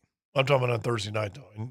No, they ain't playing. But where are you going with that, though? It's Thursday night. Yeah, they're playing the Chargers Thursday night in L.A. Then it's a week and a half. Oh, that's in right. Cincinnati. That's right. Well, and you're indoors for that one. Where are you going with that, though? Are you saying because it's harder against the Chargers, you just write it off? I don't know what I'm saying. I'm just trying to think how they're thinking. I'm just saying it'll be tougher to play in Cincinnati, even though it'll be a Sunday afternoon game because it'll be the weather will be nasty. I think Cincinnati is a way harder game. I think the fans and SoFi is more comfortable for Broncos fans, period. I think that stadium is going to be loaded with Broncos fans. Of course it will. So why don't you just play that on a normal day? Say no to the move it up because maybe that's the game you can win. It's a really, really good question that I think Sean Payton has a bad answer for because there's not a lot of logic there, and they could have turned it down. Next story, Dan. All right, let's hear from Travis Hunter. Did want to give you an updated Heisman odds here. So Travis Hunter is the overwhelming favorite, fellas, with odds at minus 2,500 to win the Heisman. Ashton Genty comes in second with odds at plus 1,000. And Dylan Gabriel and Cam Ward both stand at plus 2,500. So there's your current Heisman odds. It looks like Travis Hunter is going to win it. Well, let's hear from Travis Hunter. He was asked who are his top 3 cornerbacks of all time. But I'll probably say my top 3 corners of all time, definitely my coach. I used to watch a lot of Richard Sherman. You know, I was a 49ers fan, so we had to play him all the time. You know, just the way he went about the game. And, you know, I don't like to talk smack, but, you know, the savagery that he had, he was always a savage, you know. I like Patrick Surtain, you know, he's just a technician. He's just so relaxed, you know, he don't ever, you know, get rattled. Those are my 3 all time. You guys agree with Travis Hunter's top 3 corners of all time? Throw Patrick Surtain in there. Nah, he's just throwing him in there because he wore the T-shirt. And we're forgetting about Champ Bailey, I guess. We're forgetting about, he doesn't know. He's too young to know some of these guys. He's not forgetting. He don't know. Yeah, it's fine. It's his opinion. He's more than entitled to have his opinion, but he's a young guy. He doesn't know all the corners. He doesn't know Darryl Green. Like, he doesn't know Champ Bailey. We put Richard Sherman top 3 of all time. No. Good corner. Good corner. What was the one with the corner with all the kid? Patterson? Well, Patrick Peterson, but that's not him though. It's But he had a role there for about 5-6 years. He was one of the best in the league. Yeah. Ramsey. I mean, Revis Island was up there. Yeah. Revis. Yeah. By the way, who's the NFL player that I heard this week had 5 kids last year? Last year? Yeah. Tyreek Hill? It was. Yeah. It was. Yeah, with like 5 different women. Yeah. And I think there was a month in which 3 were born at the same time. Did you hear that story? Yeah, I read it somewhere. Jeez. I think he's up to 9. All right. Next story, Dan. All right, I just wanted to play this for you guys. How This tall is is more that of woman? a. Oh, she is so short. She's such a sweetheart. Are we talking about 4'5"? Oh, I mean, for me to call somebody she is such a darling sweetheart, she's so nice. But if she's cracking 5 feet tall, I So you beat her by what, like an inch and a half? Next story, Dan. All right, let's hear from now. This is more of a sports, not sports soundbite here for you guys, but this is Aaron Rodgers on the Pat McAfee show yesterday talking about, and this is all over the news, so I'm sure you guys know what's going on, but there are a ton of drones flying around New Jersey. Do you know what's been going on in Jersey lately? Well, and I'm not talking about the football. Not just talking about the football. There's been some crazy things going on. Talk about the football. There's some like McDonald's? There's some drones in the sky. Yeah, there's some interesting things going on. Interesting things with the drones. I don't know what's going on with them. Maybe it's just some kids messing around. Maybe not though. Hold on, this is happening in New Jersey? This is a New Jersey thing? Yeah, the New Jersey. There was a senator that just made a comment about it, keeping our citizens safe. They need to tell us what's going on, if it's military or non-military or UAP or whatever the hell it is. But there's people in Jersey. It's people interested. What the hell's going on with these drones? So my question is it aliens, Tyler? Well, I'm not sure aliens are flying drones. Definitely Chinese. The funniest thing I heard from Aaron Rodgers recently is that when he was done playing, he would go away. He wouldn't be in the media. We wouldn't see him again, just be gone. That dude loves the sound of his own voice about whatever he wants to talk about more than anybody out there. There is zero chance he just goes away. Because where is he going to, his drone story, whatever. Can I just say, though, have you guys seen the flight map of these drones? Yeah, they're crazy. It is insane. It's insane. Have you not seen it? Have you seen it? You're rolling your eyes? I have not seen it. What crazy conspiracy do we want to come up with this one? They start off small and they've gotten real big at times too. Dude, it's hundreds of thousands of these things everywhere. Mm-hmm. Keep going. What is it? I don't know. The government is. What do you want it to be? Oh, that's not what it is. Bunch of kids getting ready to set up a Christmas prank. Oh, okay. That's what you want? All right. Well, there's all the signs. What do you think Aaron Rodgers wants it to be? Massive government conspiracy. They're dropping a new virus on us. Exactly. Exactly. So it's all what you want it to be, I suppose. It can be whatever you want it to be, I guess. If you don't want time to put the mask back on. Let's go to They are missing like 100,000 vials of this some bad stuff lately. That's what. See, they're all in those drones. Speaking of misters, there's your misters. And the only guy going to be protected is Drew Lock. Except he broke his bracelet. Yeah, but he's got his mister. He's got the mister, but no bracelet. He'll just be in his man cave and have the mister rolling. Let's hear Sean Payne for a few seconds. Oh, you know what they could be also? Oh, what's that, Tyler? The birds that are recharging. Okay. Attention. Birds aren't real. To it. We don't really have time. Look, it's the coverage of our game. It's 6 weeks ago, I'd always kind of roll my eyes, but now you get into 4 weeks left for all these teams, and each team knows exactly where they're at and what they need to do, and ourselves included. All right. More from Sean Payne as we follow it with any breaking news. We'll try to find out what's going on with Riley Moss. It's PhD on 92.5.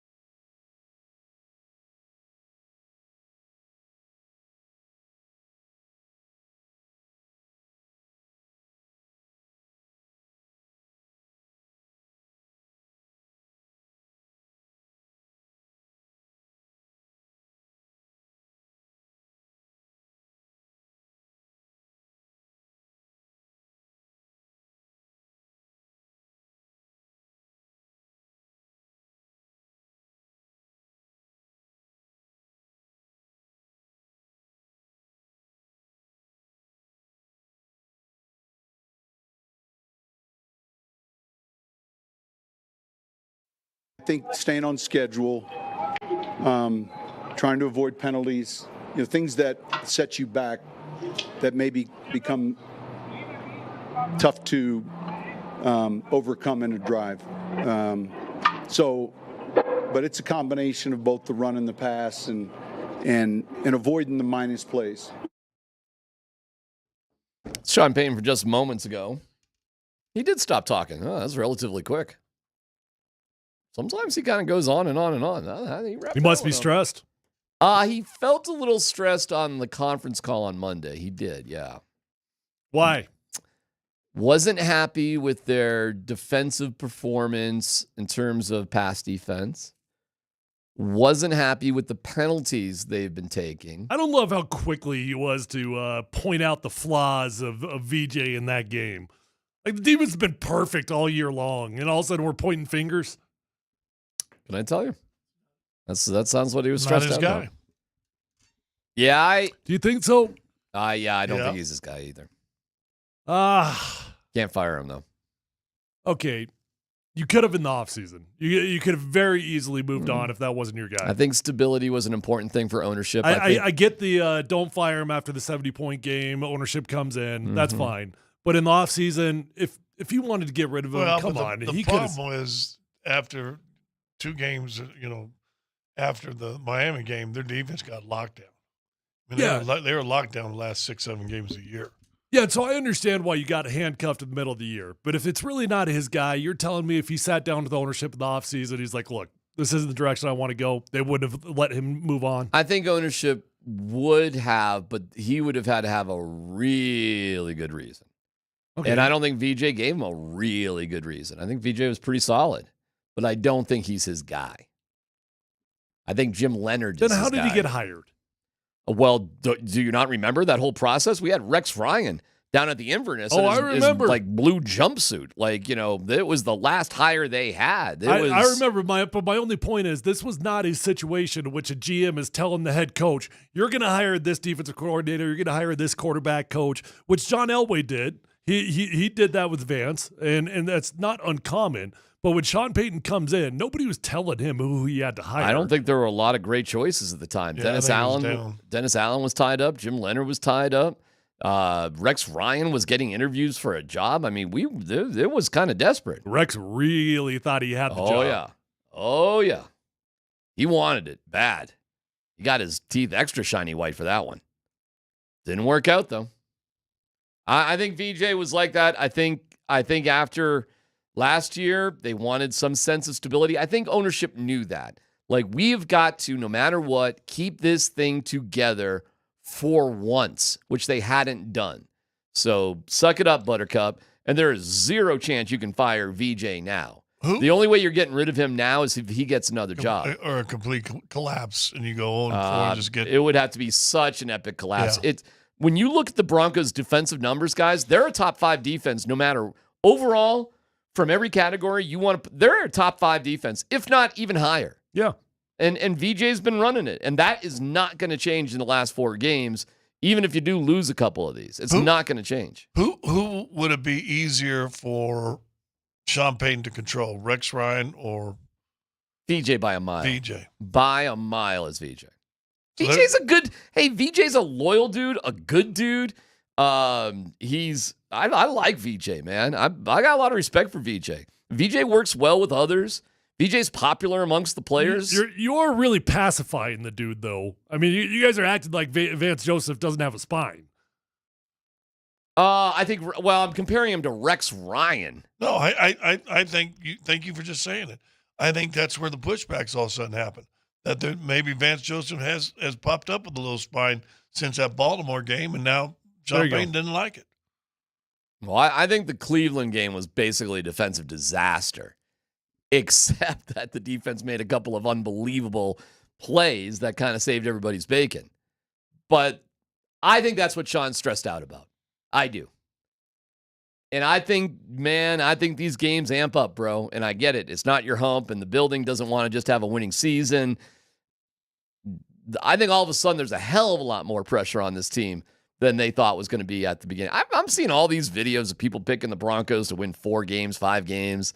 The over-under was, 5.5 in Vegas. The Broncos have way exceeded expectations. And Bo Nix, at the worst, would finish runner-up for Rookie of the Year next to Jane, Offensive Rookie of the Year. No, things have changed, man. And I think when things get real, coaches, I think they tighten up. And it feels like Sean's right there. And maybe start getting too involved, whereas maybe at the beginning of the year you weren't as involved. It's your team. Yeah, well, that's true. I mean, what color do you want your car? You want to paint it purple? Go for it. I guess I'm not as convinced as you guys that there's this tension and animosity between the two guys. I think they've worked pretty well together.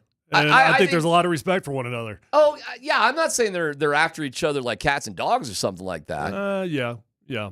But I mean, I think Vance Joseph's got autonomy to do what he wants to do. Well, that's a great question. To the degree that every coordinator does, meaning every head coach at the end of the day has got the ability to step in a third and long situation and tell you what he wants to do. Riley Moss is out. Is it Sean Payton say, here's what I want to do? Or is it Vance Joseph saying, here's what we need to do? My guess would be Vance Joseph sitting down. They're having their staff meetings. Here's my thoughts on the game plan. Sean says, sounds like a good idea to me. My guy, Shane. Once again, DMAC has no clue. Sean Payton picked him. It's obviously his guy.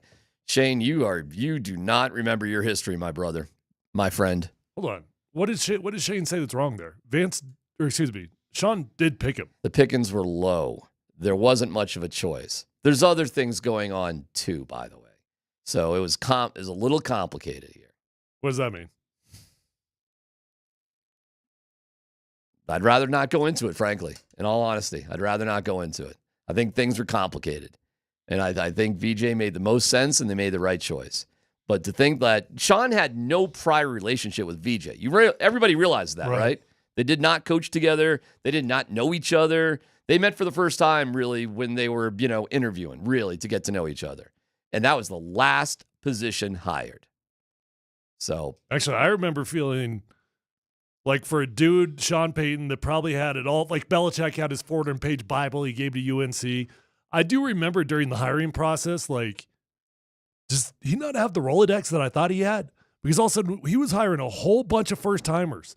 That first year, you looked across the offensive staff in particular, you had 4 coaches, first time they'd ever done the job. And I was really underwhelmed by the coaches he hired at the time. Well, don't forget, Sean was the Broncos' third choice. He's wearing coded ties on the broadcast to give messages to the Broncos ownership. After he was interviewing with the Broncos, he went and had an 8-hour interview with the Cardinals. And that's when he was wearing his coded ties on Fox that he admitted to. Listen, guys, it was Harbaugh first, DeMeco Ryan second, and Payton third. Well, by the time you get to your third choice, what's happening to all the assistants out there? Well, they're gone too. And what happened to Prime 2 his first year? To be honest, he just was shooting darts. Maybe this guy, maybe that guy. We'll see how they do. He replaced all of his guys. You guys are forgetting who the original choice was for defensive coordinator. Oh, I guess I do. Who? And I kind of forgot too, till I just read it on the text line. Vic Fangio. Right. That's right. Why did that go sideways? Because Fangio didn't want anything to do with the Nuggets or the Broncos. Yeah, he didn't want anything to do to come back in that building. He loved the Nuggets. He did actually stand the Avalanche. Yeah, he liked the Nuggets. Didn't know what jersey he was wearing. I think he was bitter. Vic? Yeah. As most people that are fired are. I'll tell you this, man. We know why he sat out a year. He wanted every single penny from the Denver Broncos that they owed him. He wasn't going to give them a break. Turned out okay for Vic, didn't it? He's killing it in Philadelphia right now. Is Vic Fangio going to win a Super Bowl for the Eagles? No. Because they hate each other. The Eagles are going to fall apart. I was thinking just more, like they did last year. You're right. It's the same storyline. At the end of the year, Jalen Hurts could not throw a pass, and the Eagles fell apart. Do you remember how hot the Eagles were at the beginning of the year last year? They had one of the most epic collapses of all time. Congratulations to Dennis Barella from Longmont. He won those Nuggets tickets. We had a great interview with Michael Malone. What was your best takeaway from the Michael Malone interview from earlier today? I think you can find on our app. That I think he's aware of other guys that maybe haven't had a lot of time. How about PJ Hall? Yeah.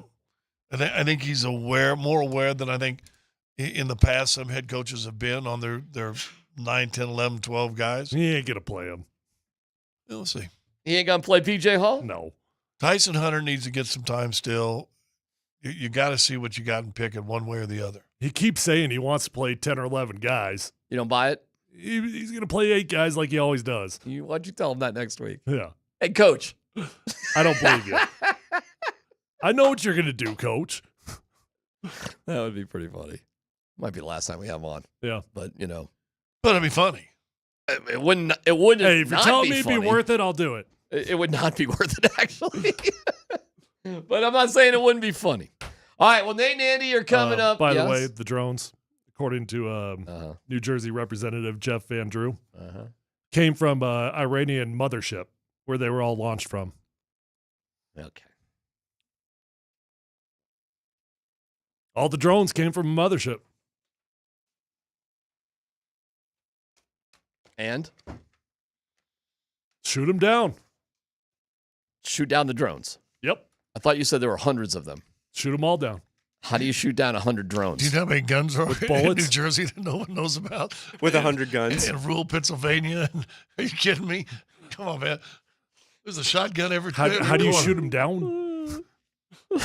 with sharks with laser beams on their head? Number 3 bird shot. I'm just imagining all the, hey, Ma! Go and get some drones. Let's go. It'd be a fun outdoors for a fun Christmas time. See? Get it done. Father-son bonding. Shoot down the Iranian drones. Nate and Andy coming up next here on Altitude. So when I see his ass in that lane, I'm going to beat his ass.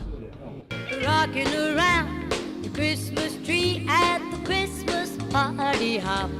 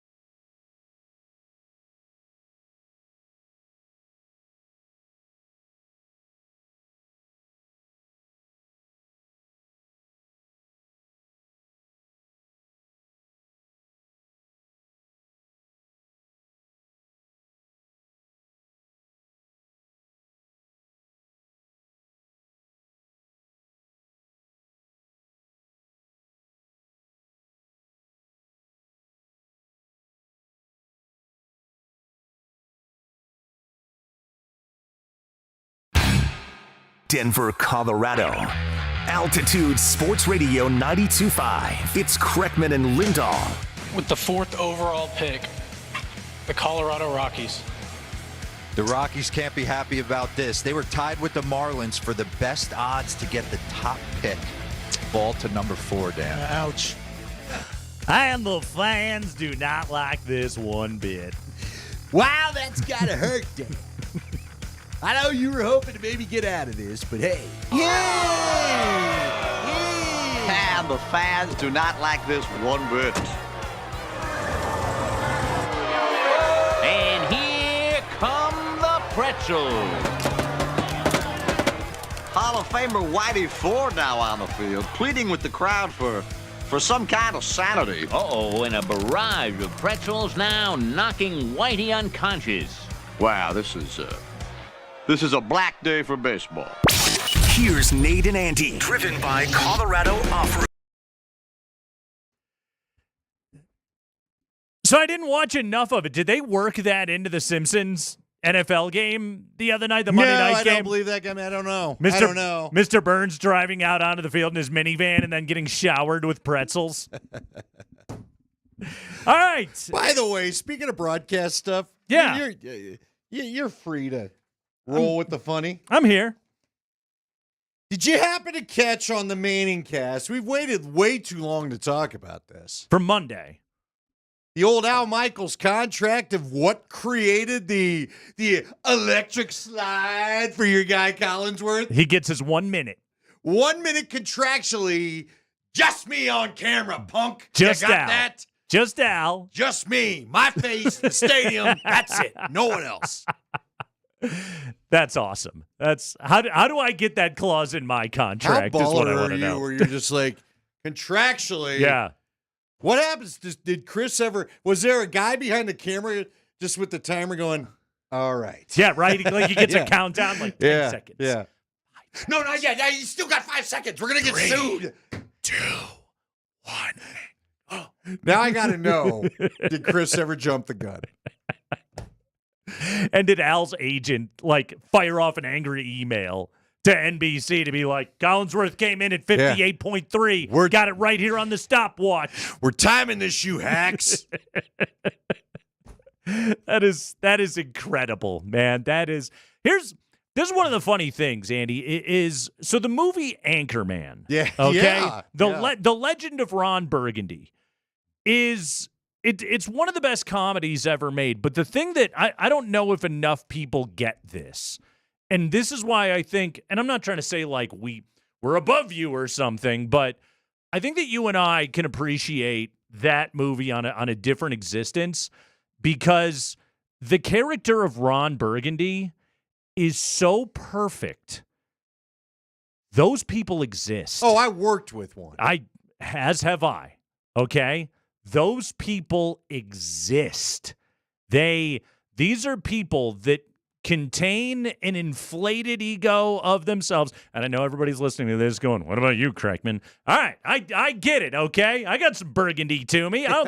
Cool, Carl. I don't know if you can do this job without a little bit of burgundy to you. You got to have a touch of it to seek this kind of a career. big deal. Exactly. But that character is so spot on that like Adam McKay and Will Ferrell writing that character as they did, just chef's kiss, the perfection that is Ron Burgundy. He's funny, but also he's a perfect caricature.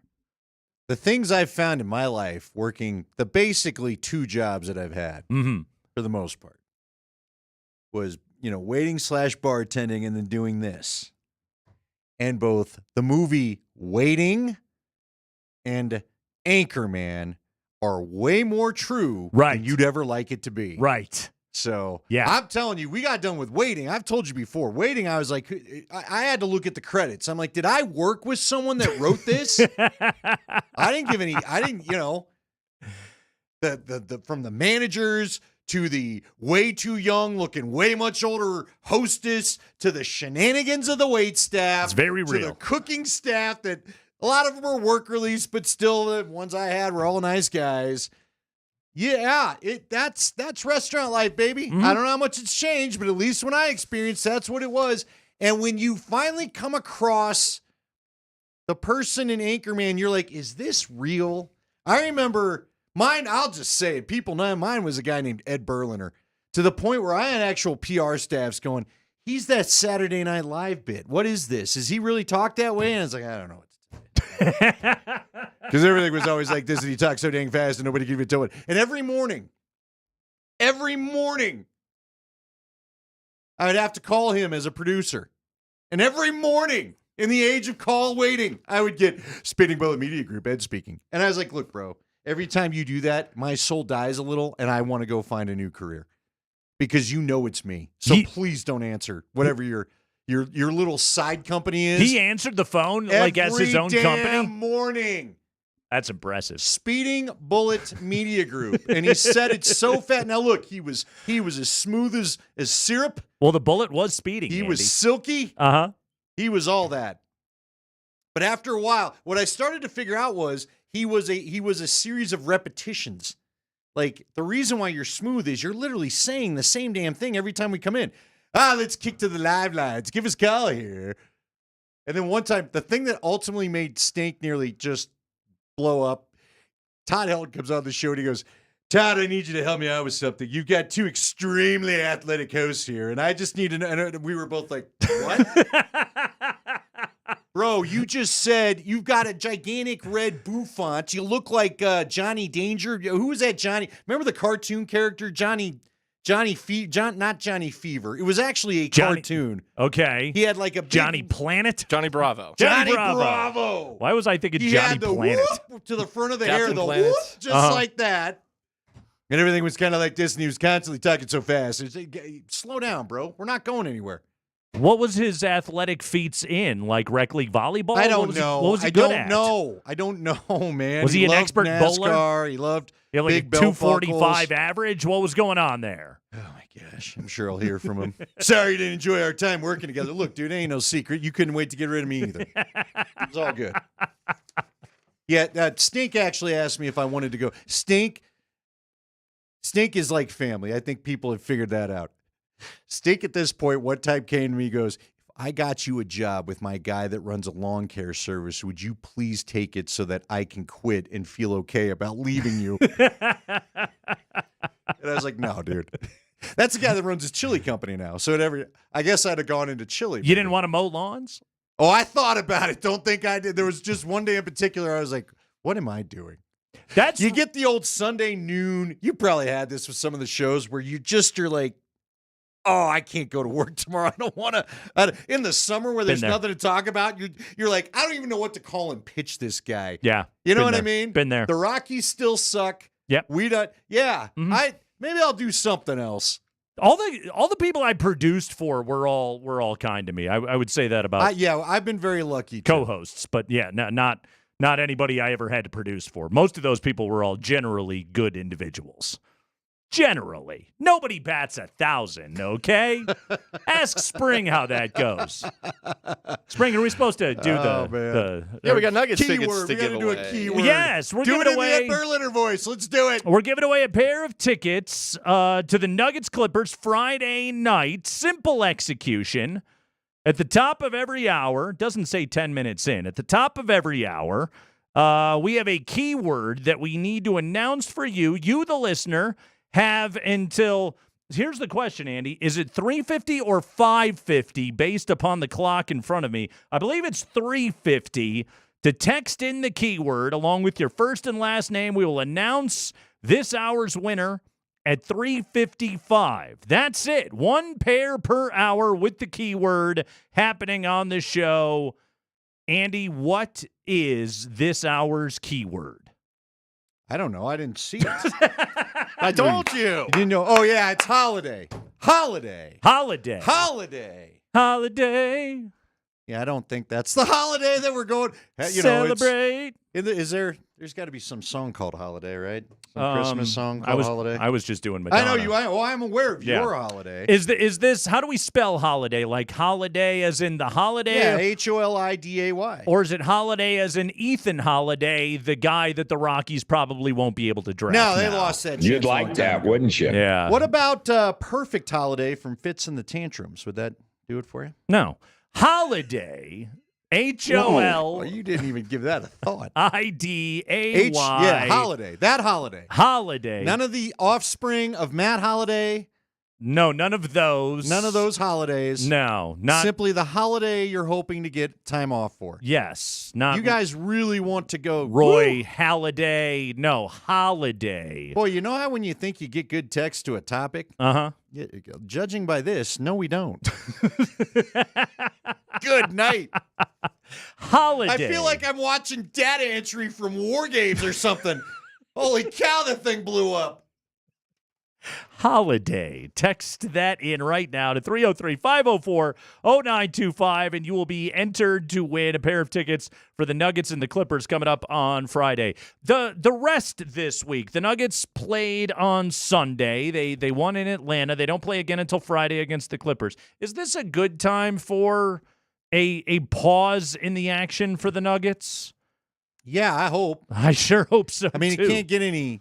I don't want to say it can't get any worse. Are we? I don't know. There might be some element of overreacting on all our parts. No, there isn't. If you lose to Washington, that's yeah, atrocious. man. That one just sticks on you. It's like the gum on your shoe that you can't get rid of, and you want to just check down, see is it gone yet. So I am excited to watch them play again. But real quick. Uh-oh. Just I don't know, based on precedence, I'm looking at the schedule right now.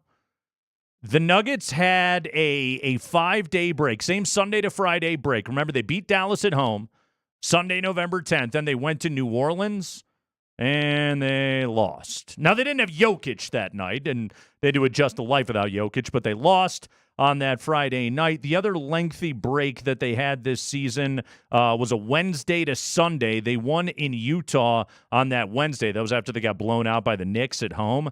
Then they went out to Salt Lake and blasted the Jazz because Utah stinks. Then remember, they came and they went to L.A. on that Sunday, so Wednesday to Sunday, and they lost. So at least in terms of like breaks of at least 4 days in the schedule so far, the Nuggets are 0-2 this year. We've got to get the Jamal thing figured out. I don't do. know. I hate to put it all on one guy because I think everybody, when you watch that Washington game, there's a lot of guys that need to go back and rethink the game they tried to play that night. But look, the reality is everybody not named Nikola Jokic. Yeah, and I know you've got some great stuff for us. Well, I don't know if it's great, but you've got some reality stuff for us when it comes to the Nuggets later. And like we've continued to say, this is the team. You can want everything. Like I knew this was going to happen. Should the Nuggets trade for Jimmy Butler? I don't think they can. No, they can't. They can't even call. No, they can't. Because of the apron situation of both of those teams, they can't. So no. Yeah. So no. So don't click on any of those tweets. I would like Jimmy Butler. Oh, I did. No one's saying we wouldn't. Love Jimmy Butler. Hey, if that's what we're doing, I'd take a little Steph Curry to solve the 3-point problem that we seem to have. Sure thing. But no, none of that's happening. Feel as though the rebounding edge could be made up with acquiring Giannis. I don't know. It could be good for the team, perhaps, but it just may not happen this season. So, yeah, Jimmy Butler, he's on the trade market. Nuggets can't have him. Nah. They just can't have him. So we got a lot of those coming up today He's like here that on the show. Maserati that you simply drive by the dealership. You're not going to go in there. You're not going to ask how much this is. He's Chris Bryant's Lamborghini that's going to be stolen by somebody else. Do they run your credit to even test drive something like that? They should. Do you have to go in like a sleek suit just to get in there? Anybody buy a Lambo? You want to tell us how? What were you dressed in? Let us you know. Test drive? Do you even test drive those? I mean, if you got Lambo money, don't you know? Shouldn't I just you get want to the Lambo. Test drive any car? Like, what's gonna happen? But what? You're gonna get in the car? I don't know. The steering's a little off. I can't do this one. The fine Italian craftsmanship is not fine enough. Give me a different one. Might not be for you. Text Holiday to 303-504-0925. Nick Kosmider coming up at 4 o'clock. It's Craigman and Lindahl.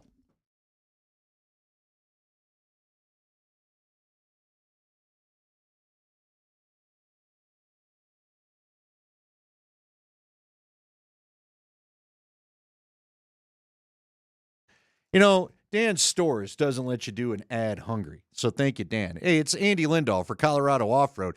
If you need truck or 4x4 accessories, Dan, you should go by Colorado Off-Road. Step rails, bed covers, floor mats, remote starts, a tow hitch like Nate needed. I don't know. They got it all. Go check it out at Colorado Off-Road. Go by the showroom. They're 3 blocks south of downtown Littleton on Prince Street. Go by the showroom. Check out all their displays. If you want to test a bed cover before you buy it, something I'd at least recommend, go on in there. Check it out. Get it ordered. Same with the step rails. You've seen power step rails? You've seen how those work? They'll show you on a display. They've got it all there for you, and they've got plenty of gifts available. By the way, get in there by the 20th. That's December 20th. What is today? The 11th? You got about 10 days, 9 days to get in there and get it ordered if you want to do something by Christmas. So just go ahead, get on in there and get it ordered. Talk with Jerry, and he'll guide you in the right direction if you're not quite sure what you want. Colorado Off-Road, give them a call, 303-761-1264, or find them on the web at cooffroad.com.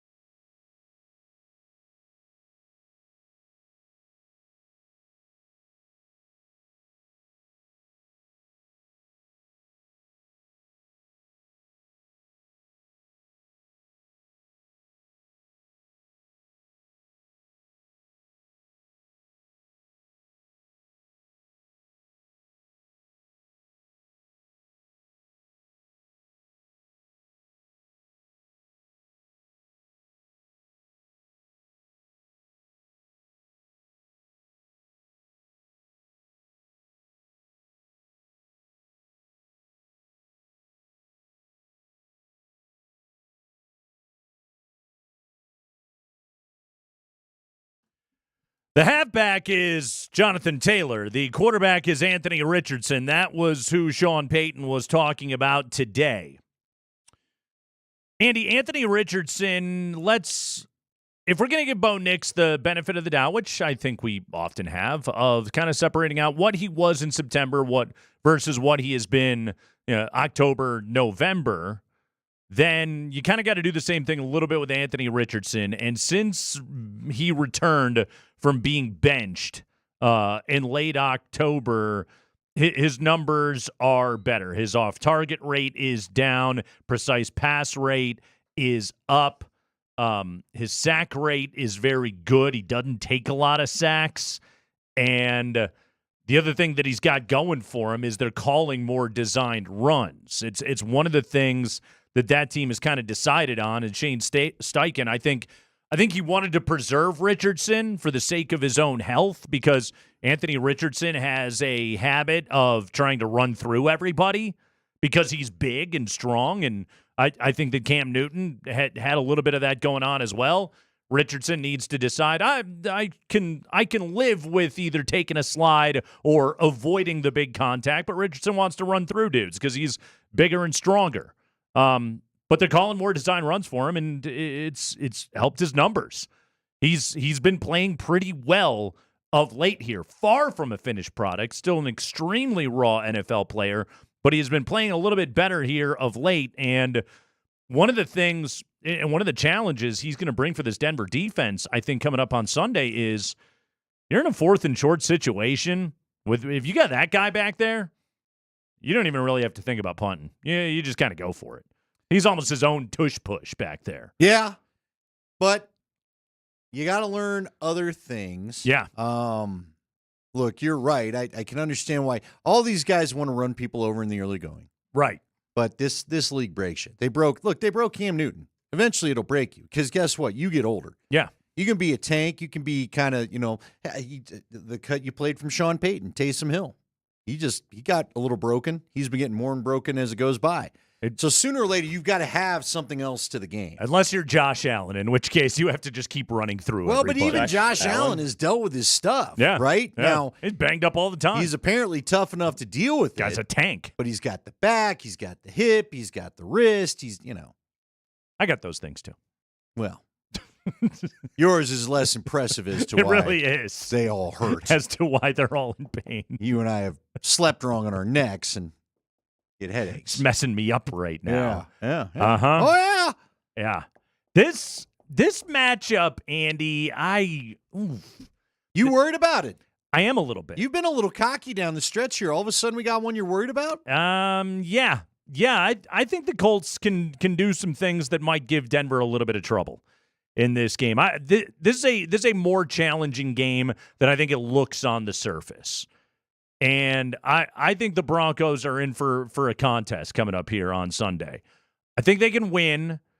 I do think it's going to be a close game. I think it's going to be a field goal game.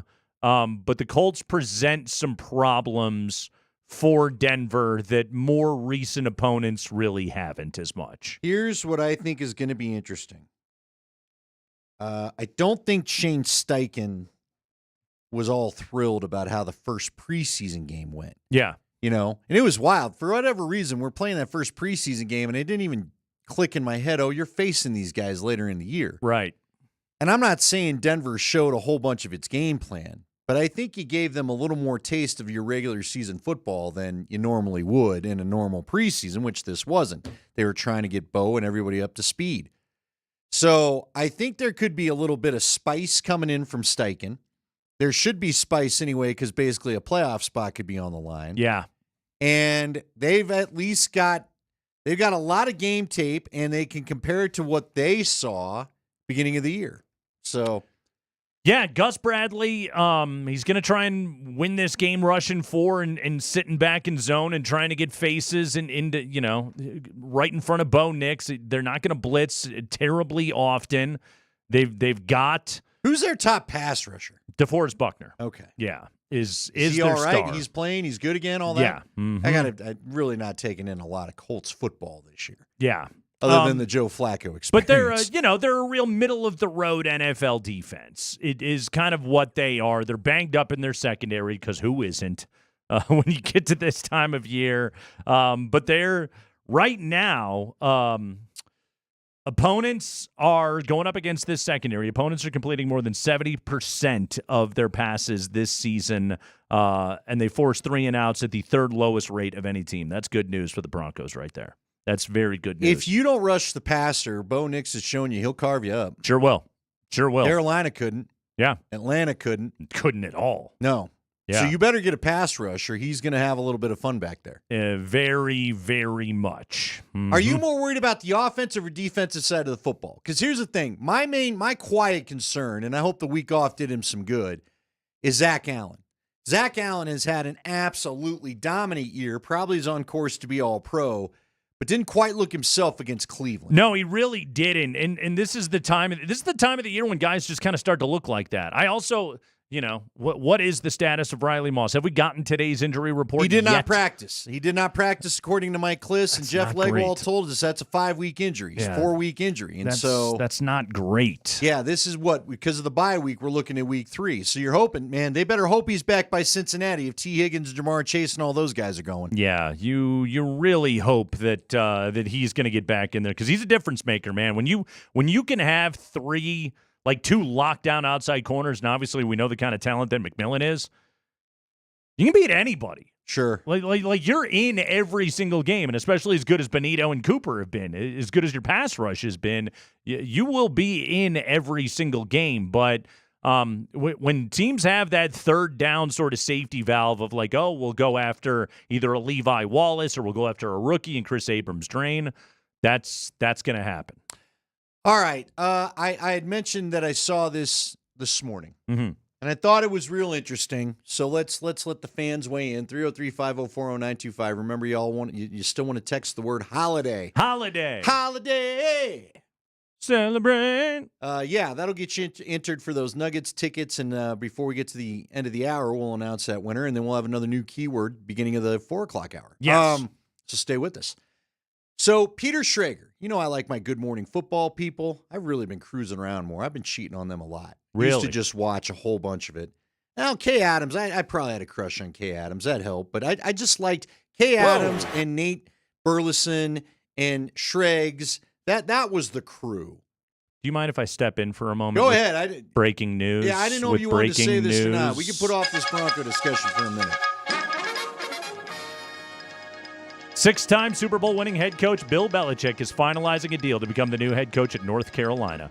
And Ian Rappaport just said now confirmed. That's right. When we work on football, we work on football. Belichick going back to school to where his father served as an assistant coach in the 1950s before going on to coach at Navy. Bill Belichick is the head coach of the North Carolina Tar Heels. You know what I think got it done? Carolina's a big lacrosse school. Bill's a big lacrosse guy. A big lacrosse guy. Yeah. So he probably decided maybe he'll do a little A, a little B. I'm shocked by this. So this was the interesting. I think it's also they probably agreed to let his kid be the head coach in waiting. They agreed to a lot. Yeah. They agreed to. As you would have to. Okay, so here was the breakdown on ESPN. They called it Captain America, I guess, calling out for whatever superhero allegiance they have. Apparently, Captain Josh America is coming. Is in the Avengers. Whatever. He called for the Avengers. And thank you. I don't know. Look, I'm a Batman guy. He just has cool toys and Batman does is things in at night. the Justice League. Whatever. I don't care. What about? Do you get into the X-Men? I don't. No. Star X-Factor? Wars, G.I. Joe. That was my deal. X-Force? No. None of those guys. No GoBots. All right. The New Mutants? No. None of them. No. Not Gumby. Get in the I hunt. don't understand anything that you said. Yeah, Get in the hunt with some superhero teams. Yeah. Anyway, you were telling me. They all star up and go do their deal. Yeah. No. So apparently it's those Avengers movies only made like $300 billion. I'm glad. I'm not knocking anybody that's into them. I like some nerdy stuff too. I know. I got nerd in me. That's fine. I'm just telling you, it ain't my cup of tea. You can make them all. Make every one of them. Are they going to come out with a He-Man at some point? Is that what we're going to do next? They already did that.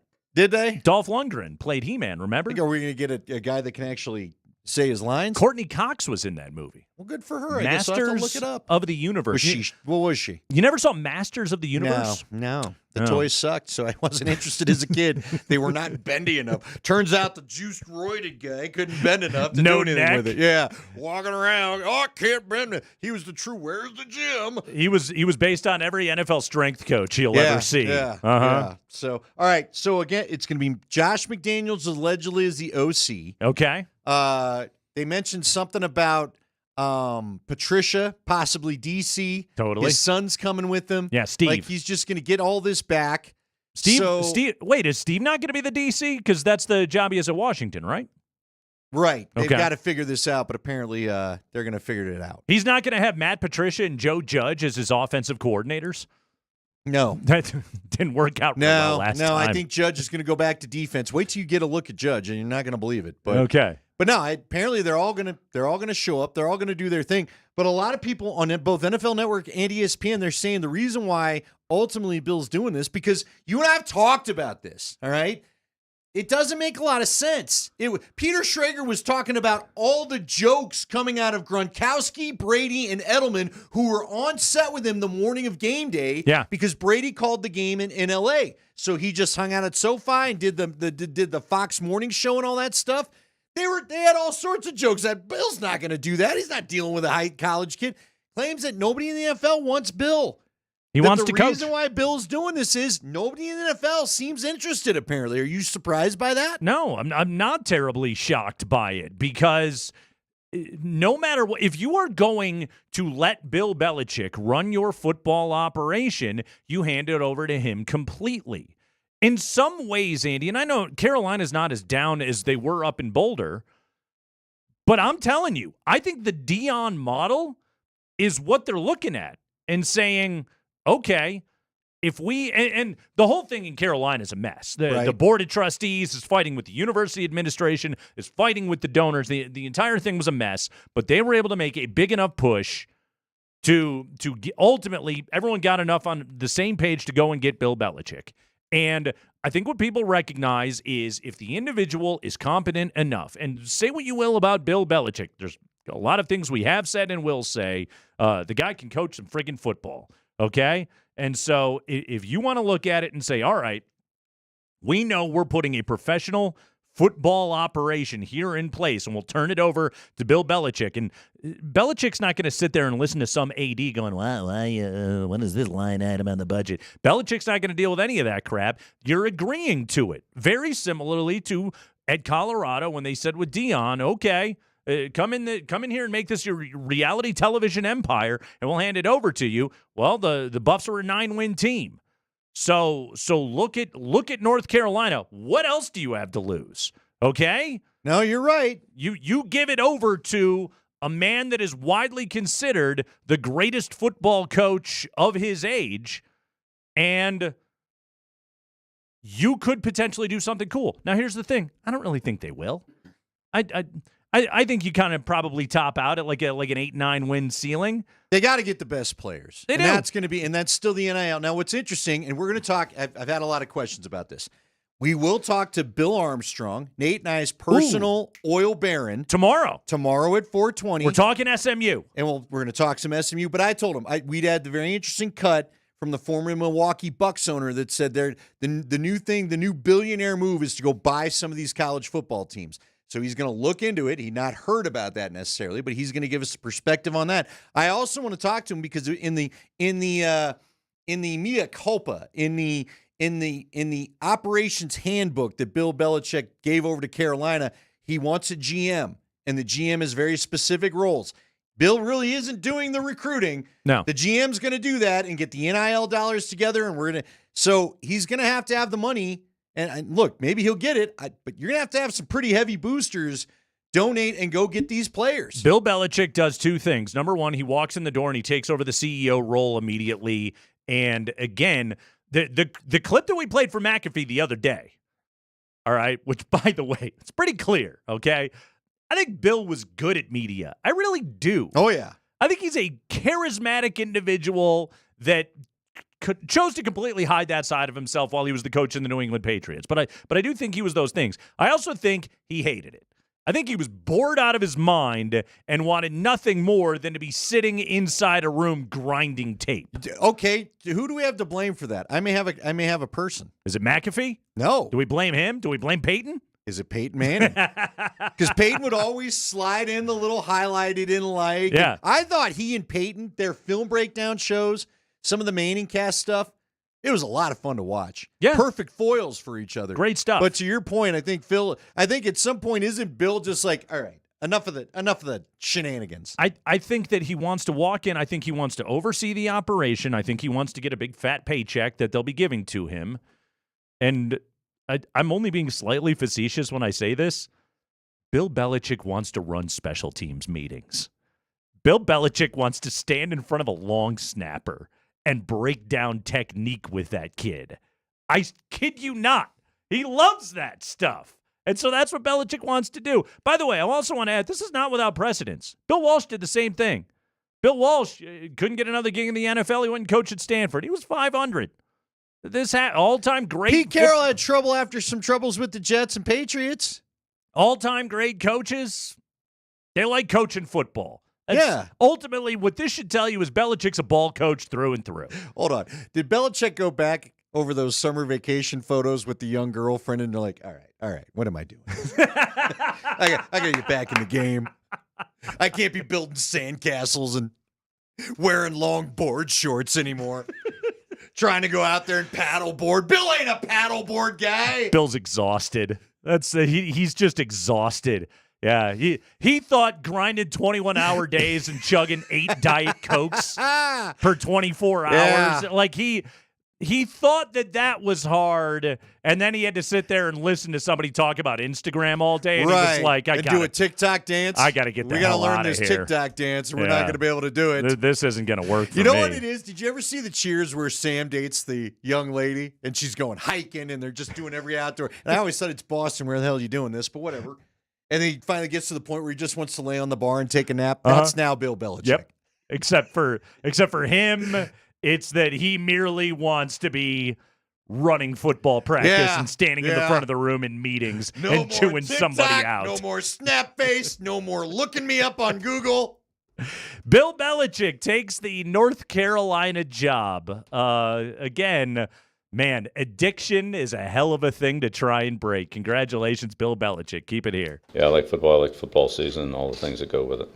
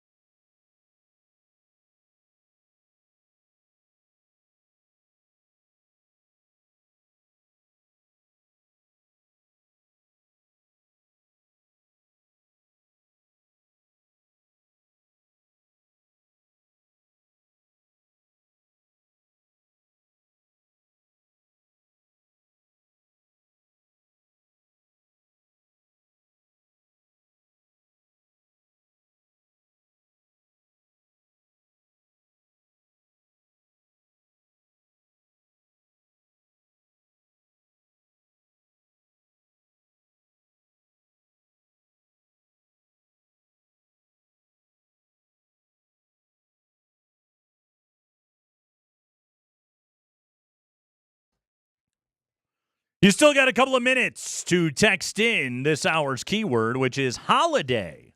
The word is holiday. We're giving away a pair of tickets to the Nuggets game against the Clips on Friday every hour. Again, text holiday to 303-504-0925. Add your first and last name to the text. We will announce the winner for this hour coming up at 3:55. So you still got a few more minutes to get in before we close this hour. Tickets are still available for the game at nuggets.com/tickets. Again, to enter for this hour's tickets, text the keyword holiday to 303-504-0925 along with your first and last name. Good luck and stay tuned all day as someone is winning a pair every hour. Andy, Twitter's blowing up. As you would imagine with this news. Having a good time. One of the funnier tweets that I saw, I don't even know funny, it's going to be funny. Our buddy Kalen Kaler texted this. North Carolina has one of the top journalism programs. Oh, that's true. Belichick versus student journalists. Can't wait to see it. That is going to be good. That is going to be good. College coaches. I've been in the room when college coaches complain about the student newspaper reporters. Yeah. Yeah, that's and all your favorite sports reporters, they all cut their teeth that way, but they're a little green, they're a little raw, and I've witnessed every coach from the most professional to the guy that was destined to flame out in 2 years, just gripe and moan about those kids. Bill Belichick's going to have to live that life. Oh, that's going to be fun. Yeah, it's interesting. I think some of the newer coaches are getting used to even like team media. Team media, in a way, it's a much more professional version of the student newspaper, if you will. Mm-hmm.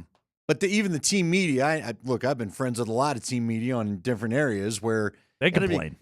They complain, but you also, even when you think you've asked it nicely, sometimes they get upset. Yeah.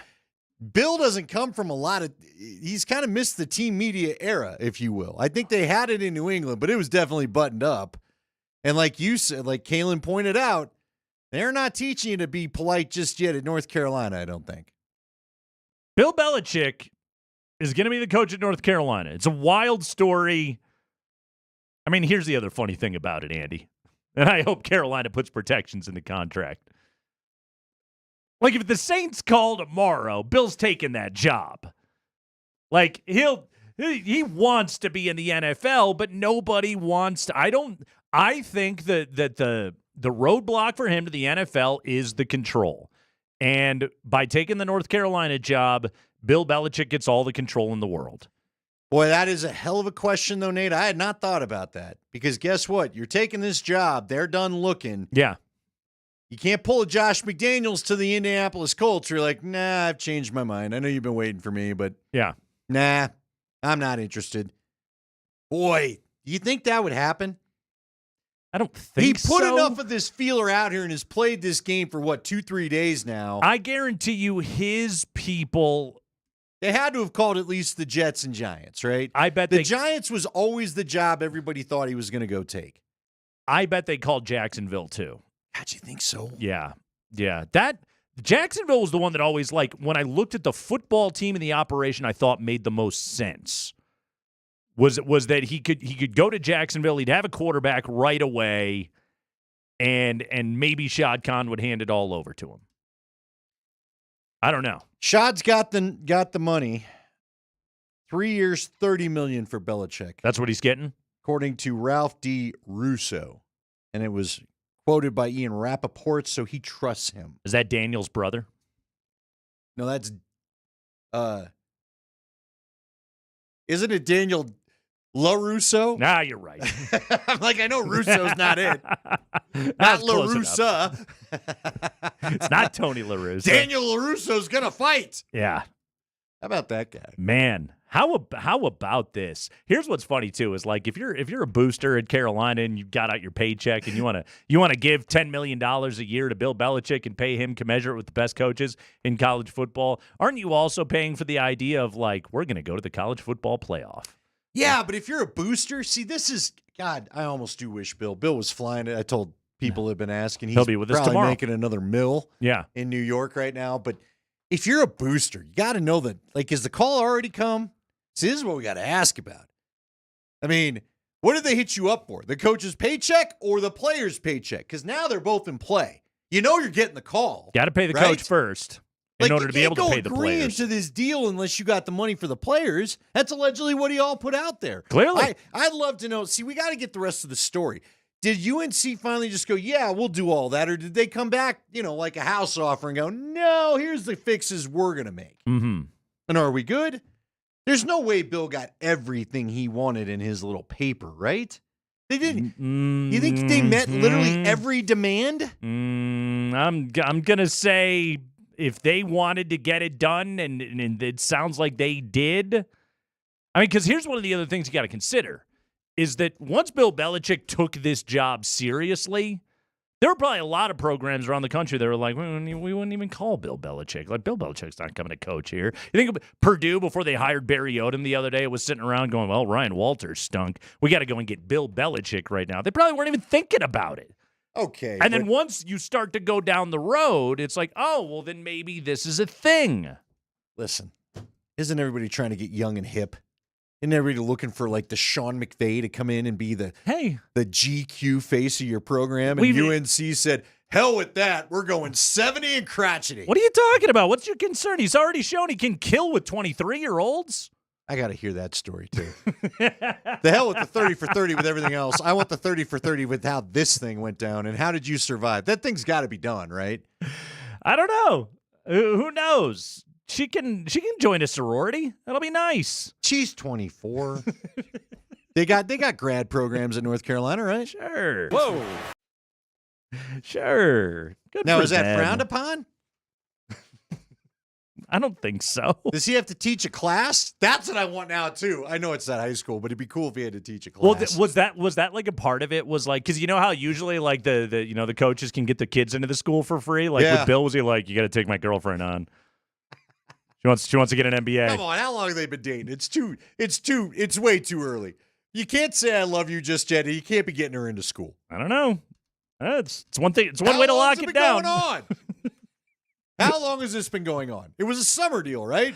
Does she stay in one of the dorms where he's allowed to stay past 11 p.m. or does he have to sign it's not in? BYU. Relax.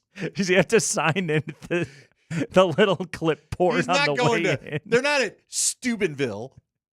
What if it's an all-girls dorm? You never know. Then you know what? Go hit the bars. Good for Bill.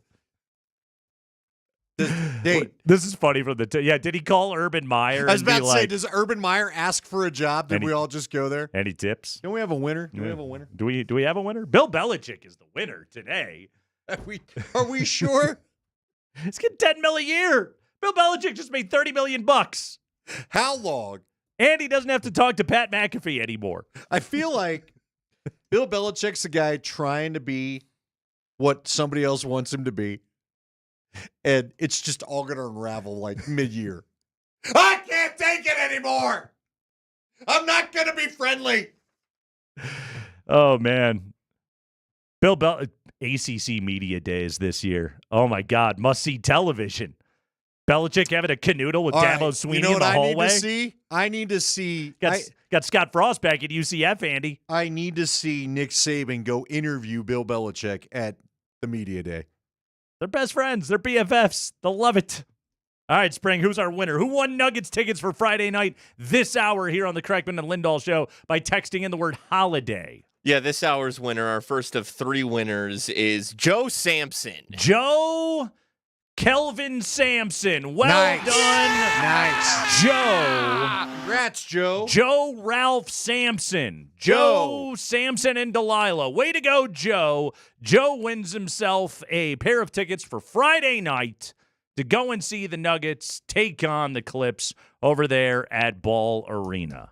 Going to be a gigantic pile of fun. Have a good time at that game, Joe. We'll give you our other keyword coming up here at the top of the hour.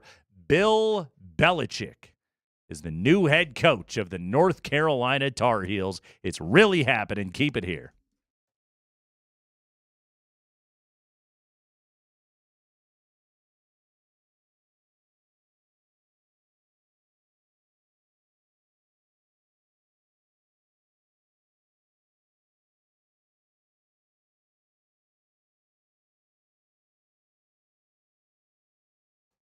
All right, check out those Tar Heels futures right now on Sport Trade. Go to getsporttrade.com, download the app onto your phone today. Colorado's newest premium sports betting experience, and they have the best live wagering experience in the entire sportsbook industry.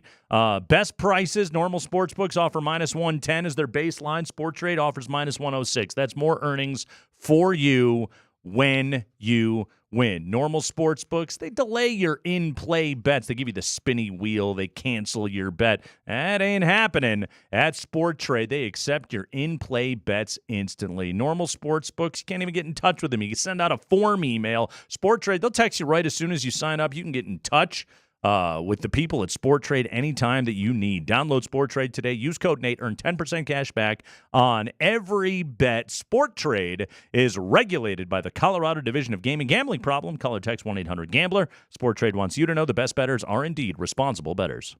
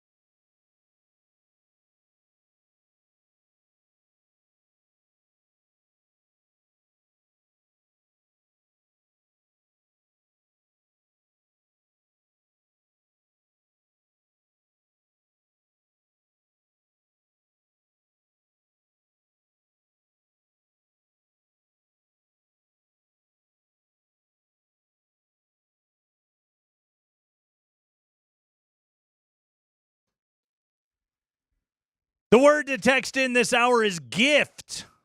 Gift. We're giving away a pair of tickets to the Nuggets game against the Clips on Friday every hour. This hour's keyword gift. Text it into 303-504-0925 along with your first and last name. We'll announce the winner for this hour coming up at 4:55. Tickets still available for the game. Nuggets.com/tickets. Again, text the word gift to 303-504-0925. Pronounce that T, gift. Gift. Not gif. Gift. Gift. By the way, real quick, and I had forgotten about this in the hubbub of the Belichick news. Did you happen to see this morning that Duke landed the best quarterback in the portal? They got because of course they did. Mensa from Tulane. Yeah. And what did they get? 3 hours to be on top of the college football world, and then boom, their arch rivals just take it right back. He's about to ruin your top quarterback. God. Bill Wouldn't that be a Belichick. little terrifying? Belichick getting ready to take apart your prospect? Oof. He's gonna make life a nightmare for some freshman quarterbacks out there. Joining us right now to talk about the Broncos as they get ready to take on the Indianapolis Colts here on Sunday. It is our pal Nick Kosmider. Nick, how you doing, man? I'm doing great. How you guys doing? We're doing well. We are just adjusting to life in a world where Bill Belichick is a coach in the ACC. Who the hell knew that could happen? Yet here we are. All right, Nick, you wrote about it today in The Athletic. This game for Denver on Sunday, like when you're 8-5 and you're in the 7th wild card spot, they're all important. But when you look at this AFC playoff picture, like the Broncos really got to get this one, right? Yeah, they do. And you know, it's kind of wild when you think about the two teams that are right behind them or 2 games behind them in this race, the Colts and the Dolphins. They both probably should have lost their last games, right? The Colts needed a 2-point conversion on the final drive to win. New England missed a 25-yard field goal late in that game. Meanwhile, the Dolphins, if the Jets just don't go out of bounds late in that game, they don't give Miami a chance to go down and tie the game and ultimately win it in overtime. But as it stands, you only have that 2-game gap, and you don't have the tiebreaker if you lose to the Colts over either of those teams, because Miami, you don't play them, but they would ultimately finish with the better conference record if you're tied with them. And then the Colts, of course, would have the head-to-head if you're tied with them in a scenario where they win Sunday. So for practical purposes, you're really only a game ahead of those two teams, and that just makes Sunday's game massive. On the flip side, there's a not completely implausible scenario in which the Broncos have wrapped up their playoff berth by December 19th, because if they win Sunday, win again in LA against the Chargers while having the Dolphins lose to the Texans on Sunday in Houston, then the Broncos would be in the playoffs. So, yeah, everything can swing wildly with the outcome of this game on Sunday. Yeah, we should tell everybody, Nick, how about this? I didn't plan to bring it up, but you mentioning they could lock down the playoff spot. Look, I know the Chargers game didn't go so well the last time, but Harbaugh had to announce today that Herbert is dealing with now a leg contusion and an ankle injury, so he's pretty beat up. All of a sudden, this quick turnaround that we talked about could be tough for the Broncos if they were to lose a game. It may be tougher for the Chargers with a banged-up quarterback. Yeah, and you got to remember too with the Chargers, one of the pluses for the Broncos is about playing this Thursday game was, yeah, they're going to have to play 2 games in 4 days, but they just had their bye week. The Chargers, meanwhile, had it somewhere around week 7 or week 6, if I'm not mistaken. So they've been kind of now playing a longer string of games. So I certainly think all of that matters, especially when you factor in just the general randomness that comes with playing on a Thursday night. And yeah, obviously that shot to the thigh that Herbert took was one that kind of makes you grimace. You knew how painful that one clearly was, and was one of those ones where you say, yeah, that sucker is going to be black and blue, for the next few days. And then, of course, they've got to play another game against a pretty good Tampa team on Sunday. So, just so much that can unfold in the next 8 days from now. But of course, the biggest Denver is coming back from the bye week and playing well against the Colts team that 6-7 and has managed to win some games. Statistically, you look at this and say, this is not a team that should come into your place and beat you on Sunday. Our guest at this moment is Nick Kosmider of TheAthletic.com. He's also the host of the Not Another Bucking podcast. Nick joins us on the Ramos Law Hotline. Car accident, you need Ramos Law, medical doctor and attorney. Visit RamosLaw.com. Nick, no Riley Moss at practice today. What do we know about his status, and what do we know about what the Broncos' plan could be in the secondary should Moss not be able to go on Sunday? Yeah, so I don't think it's a huge surprise that Riley Moss, didn't practice today. He was there during the stretch when the media was allowed into practice to view that part of it, and then went off to a side field. I mean, look, the game against the Raiders, he suffered. Sean Payton said he suffered an MCL injury. That's typically kind of a 4-week minimum type injury, and so that would put his timeline. Maybe he could play against the Chargers if he doesn't play this week. Perhaps maybe more realistic would be that game in Cincinnati a few days after Christmas. But we'll just kind of have to continue to monitor it. Sean Payton not really given a whole lot of injury updates today outside of just the injury report. As for who will replace him, that also remains to be seen. Obviously, Levi Wallace struggled mightily in the game against the Browns, in that matchup with Jerry Jeudy. Chris Abrams-Draine, the rookie 5th-round pick, ultimately replaced him late, and though he drew a pass interference penalty, teammates said did a pretty nice job the way that he came in there and everything like that. And then you have Damari Mathis, who obviously had a really rough debut when he came in 2022, but then closed that season pretty strong before then getting benched last year in favor of Fabian Moreau, and has played some dime for them this year, but has that experience playing outside. So, they have 3 different options there if Riley Moss is in fact unable to play on Sunday. So we'll just kind of have to wait and see how they ultimately decide to stack that deck. Nick, what do you think? What do you think the game plan's going to be for Bo Nix going forward? Have we entered the era of it's a little more free slinging? Are we going to see more game plans like against Cleveland? I know that Coach Payton took the responsibility on one of the interceptions. I think it was the one that got tipped or whatever. Do we go back to something more conservative? What do you expect over this playoff run here? Well, I think it really will be game plan specific because it has been that way in terms of just the way that they approach it. You've seen some conservative kind of let's just really make sure we don't turn the ball over, and then games like the one in Baltimore, and then of course again in when they went for it on 4th down multiple times early in that game, and then to your point against Cleveland, kind of attacking down the field in a way they really hadn't so far this year, just getting the sense that was going to be a higher scoring game.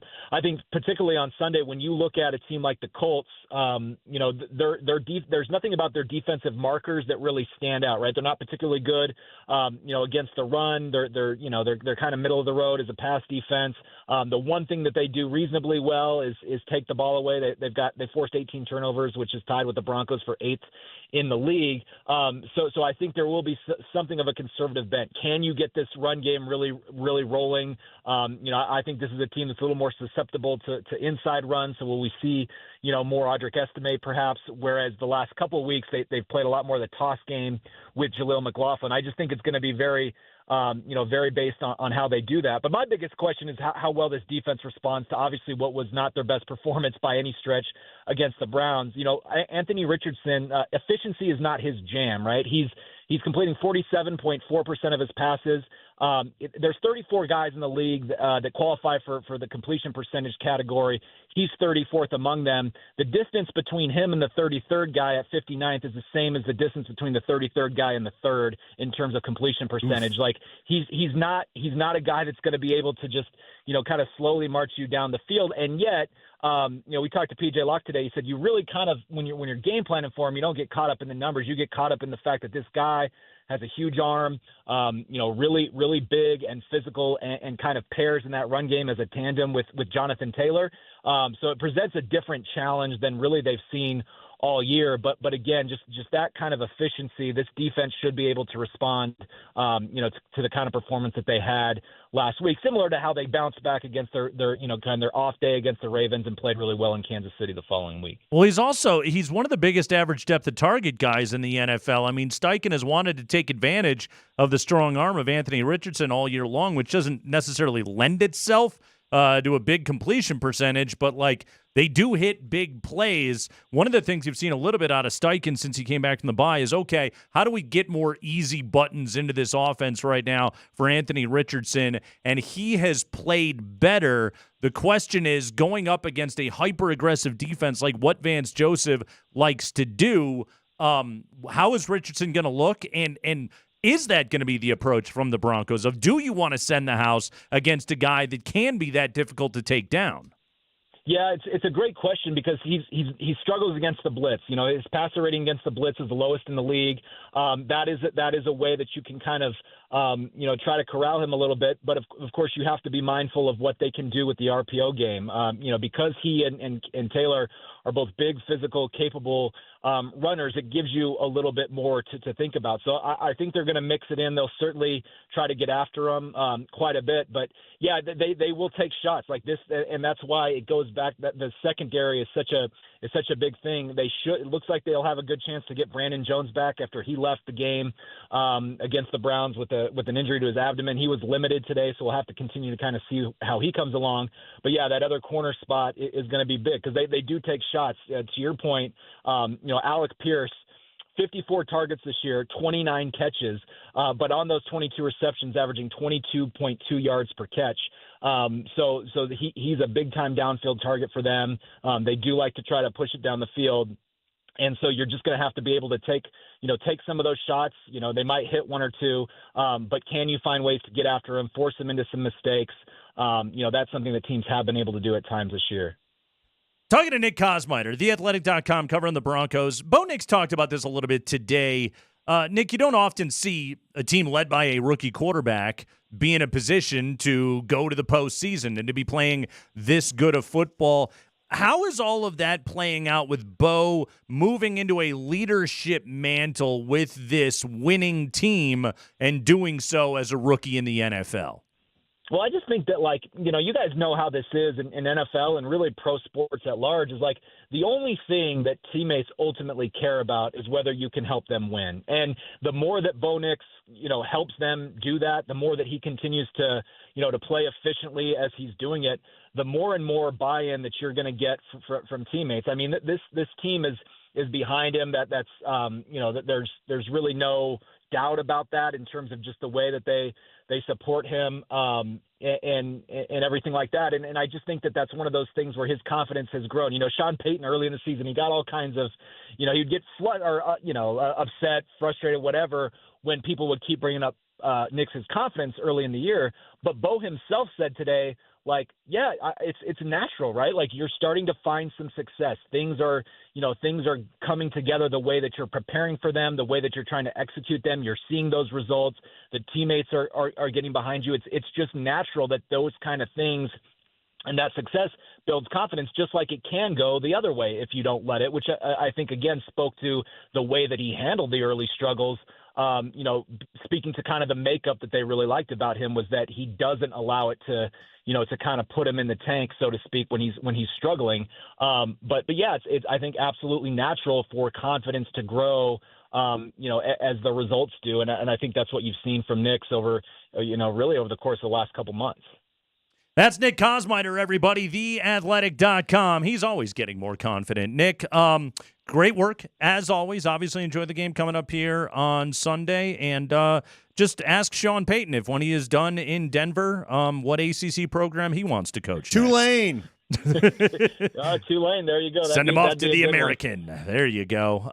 Nick, good stuff, buddy. Thank you. Appreciate it. All right, Nick Kosmider with us right there from TheAthletic.com. Andy, the Avalanche. We got to talk about some Avs, baby. Are they back, baby? Oh, I'm feeling. I got some good vibes. Vibes are high. Yeah. Vibes are high last night. Good vibes. Plus, I got a big Avalanche question to ask you when we come back. Would you say it's a gift? I mean, gift of a question. I feel as though our presence on the air every afternoon is a gift. Well, if you feel the same way, text gift to us at 303-504. Get entered. 0925. When are we going to get the gift of the mustache? It's coming. You're in your. It'll be along. What is it? It'll arrive. Cycle. It will it's arrive. coming soon. Yeah. Before Christmas, right? he's not like Santa Claus. He's scheduled to come on the 25th. You know what day he shows up? The stash, unpredictable, baby. You don't know where he's going. Like Bill Belichick, you don't know where he's going, but he'll land somewhere. We're talking apps. I got a big apps question to ask my guy, the avaholic Andy Lindahl. You're going to want to hear this. Some of you will get mad and consider it blasphemy, but I don't think it is. That's next.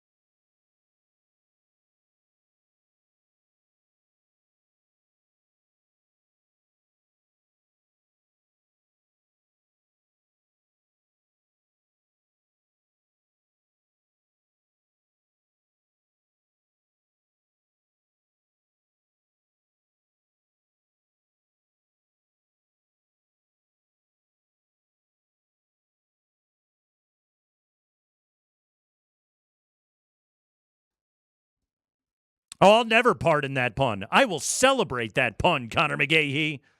Mikko, 5 points last night, 3 goals, 2 assists. McKinnon had a goal and 4 assists. It was the second time in their storied careers, Andy, that Nathan McKinnon and Mikko Rantanen each had 5 points in the same game. Also saw this note, and it leads me to a question. On McKinnon's goal last night in the first, just the classic zipping in and ripping it by Jari. I would say that Penguins' goal was to Ajari last night. Hey-o! It was Jari to him. Rantanen had an assist on the play. It was the Denver Post has this 362nd goal that McKinnon and Rantanen have combined on, passing Peter and Anton Stastny for the most in franchise history. 362 goals. The 29 and 96 have teamed up on. Is this the best two-man combo? Two-man on-ice combo. Nathan McKinnon and Mikko Rantanen in franchise history. You know, so I'm looking back at all these different lines. Uh-huh. The one I told you right away from the 2001 Cup, two-man combo. You'd have to pick your poison, right? You go with Sakic and Hayduk likely. Because Tanguay was on that line as well. Yep. They had some numbers that year. That was one of Sakic's 50-goal seasons. Right. Was 0-1. Check this out. 0-2-0-3. That was when Forsberg centered Hayduk and Tanguay. Combined for 105 goals, 166 assists, 271 points that year. Unbelievable combination that season with Forsberg centering up between Tanguay and Hayduk. I'm really trying hard not to buy into the recency bias is what I'm trying to say. Mm-hmm. As I look through these line combos that they've got on this certain list here at the Hockey Writers. Boy, who is the third guy on the line right now? Maybe that tells you right now. I can't even remember because it was Drouin. It was Lehkonen for a while. It's back to being Drouin now that he's healthy. Lehkonen, by the way, how about your guy Val just powering past everybody and sneaking that thing home last night too? Yeah. At a big moment. This has got to be it. You've got all the things that McKinnon can do mixed with the sweet shot of Mikko. Although when I say that to you, Nate, all right, there was a line combination that I'd forgotten about. Yeah. Here's my thing. Boy, I'm really talking out loud for you as I try to think this through. I like when you talk out loud. So you got Sakic and Hayduk, okay? Yeah. They're both just absolute snipers. I mean, two of the greatest shooters in hockey history. I mean, that right? to me is what the debate is. It's between Sakic and Hayduk and McKinnon and Rantanen. Hold on, though. Mm-hmm. Or the Stasnys. I forgot about this line. Quebec days. This was the 02-03 season. Uh-huh. Forsberg and Hayduk were together. Yes, as I mentioned before. Yeah, well, I was doing my thinking and looking at my lines, so I didn't hear anything you had to say. Okay, good. Yeah, no, I did all that. But you don't. But now let me give you the argument. Okay. McKinnon's a little of a do-everything. To me, this will really get everybody going, so go ahead and weigh in, 303-504-0925.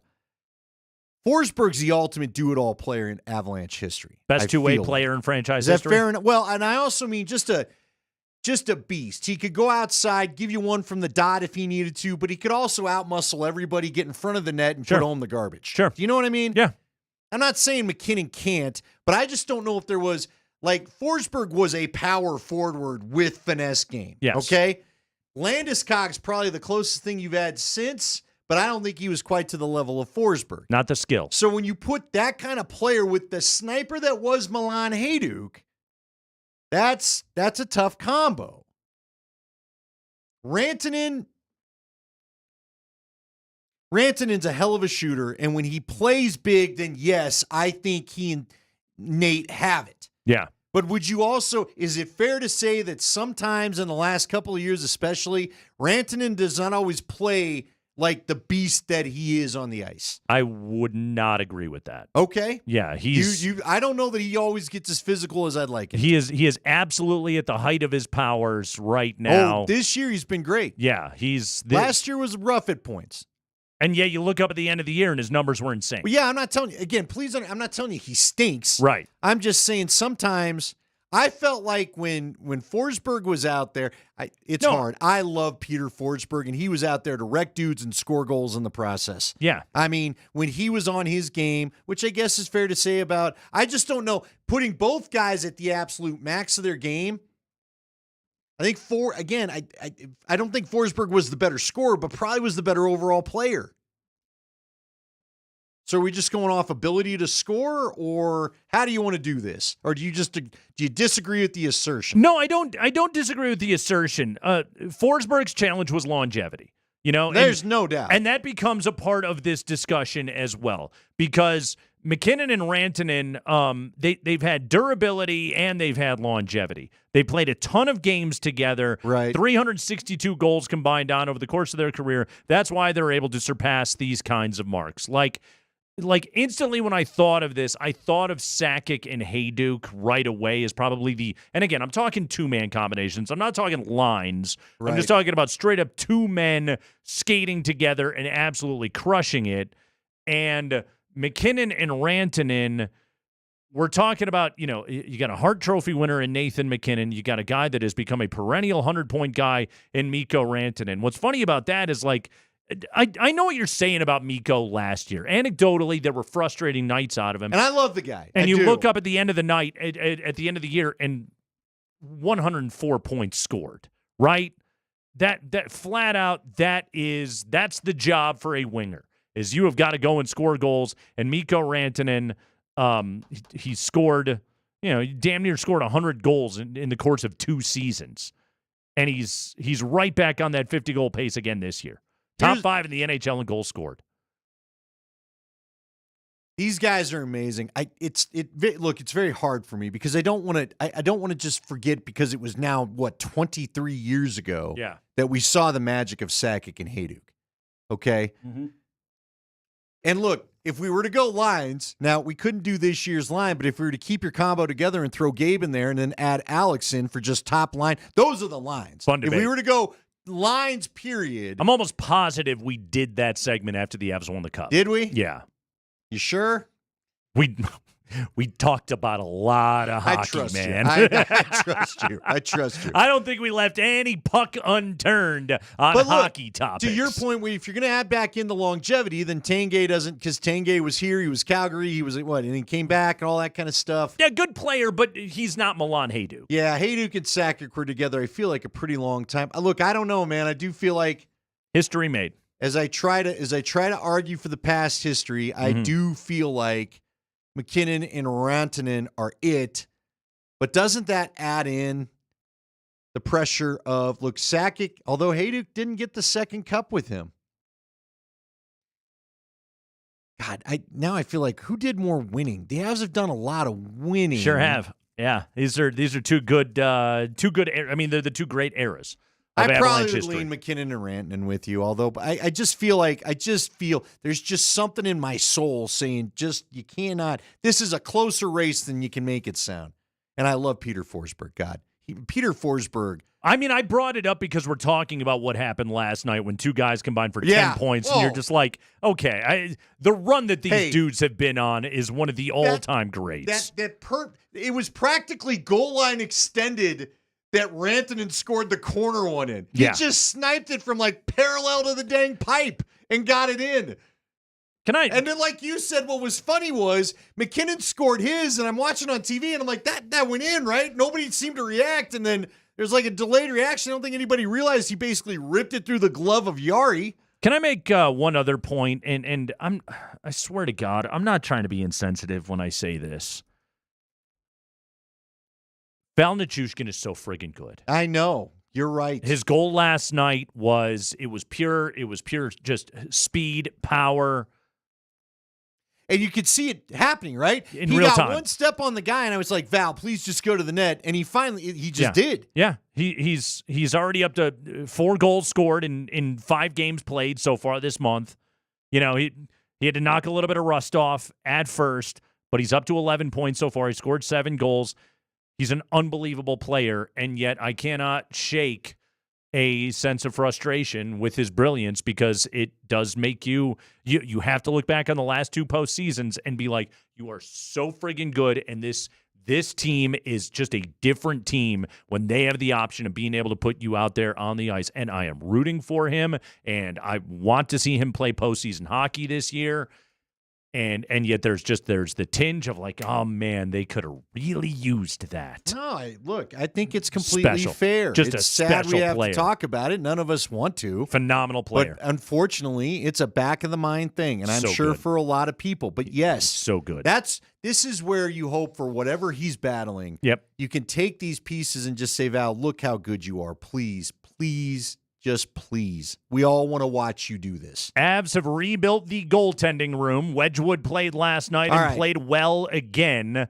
He did. I liked after the second goal when he kind of just left his blocker up there. Like, is there a hole in this damn thing? Like, what's going on right now? I kind of laughed at that a little bit. But Scott Wedgwood's been good. Everything that we've heard is he is good for the room.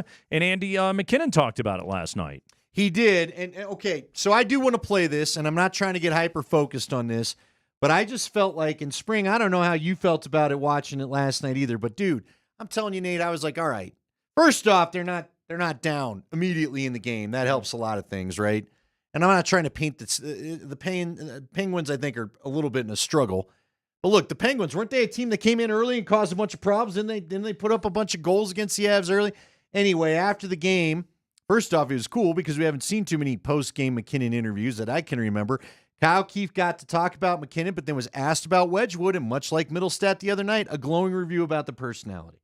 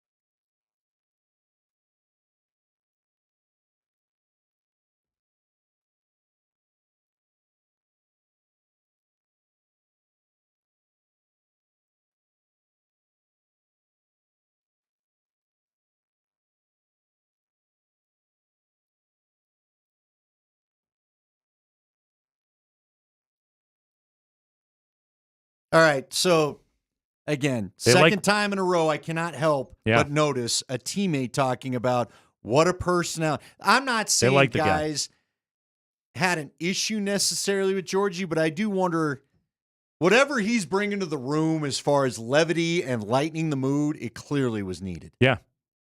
Yeah, breath of fresh air. Wedgwood might be your starter. Could be. I mean, they got to get Blackwood in there, and now I not can't with the wait team to see yet. Blackwood. Sure, but, yeah, but Wedgwood so far has been dependable. Now, throughout his NHL career, it's typically been the larger the sample size gets, the diminishing the returns. But right now, like that's just it. There's no wrong answers with Avalanche goaltending. It was bad. It's been a struggle all season long, and it's not often that you see a room just get nuked the way that the Avalanche did. Yeah. And they completely went for it. Yeah, Wedgwood's played well so far. And the guys like him. It's great for the team. They're going to get Blackwood in there. Again, those two were former teammates, so they have a history together, Blackwood and Wedgwood. So you have to be thrilled with where the Avalanche are at right now. Great road trip. You win 4 games on the trip. You blow out Pittsburgh last night 6-2. Before you start heading home, it's great. It feels to me like, okay, we're back and ready to do this thing again, right? Yeah. Which, look, and I'm not going to pretend like I like Georgie. I really did. I don't know what went wrong, though, the last 6 months, okay? He had a nice... The puck went in too often. No, I know. That was what went wrong. But, I mean, the smashing of the stick and really showing the frustration and just, like, that is odd. I remember Ron Hextall wanting to fight everybody that got within 2 inches of his crease. But, I've not seen a goalie kind of spaz the way Georgie would. So, by the way, gift... Text it in. Gift is the word. I'd like to give you a gift. 303-504-0925. Text the word gift into the Kreckman and Lindahl show. Oh, we got so much going on right now, including Jamal Murray at practice. Kind of. We'll find out what's going on with Jamal coming up next.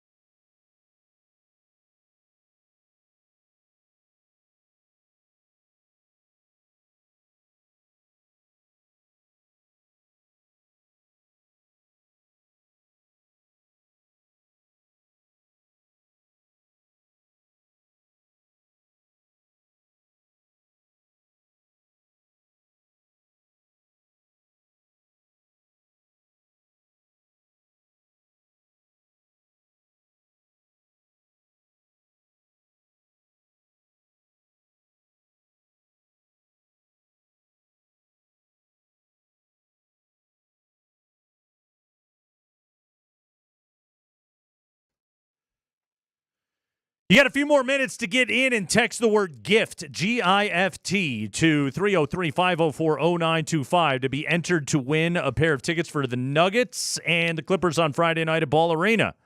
303-504-0925. Text the word GIFT along with your first and last name. We'll announce the winner for this hour coming up at 4:55. Tickets still available for the game at nuggets.com/tickets. Again, GIFT, 303-504-0925 along with your first and last names. Good luck and stay tuned all day as someone is winning a pair every hour.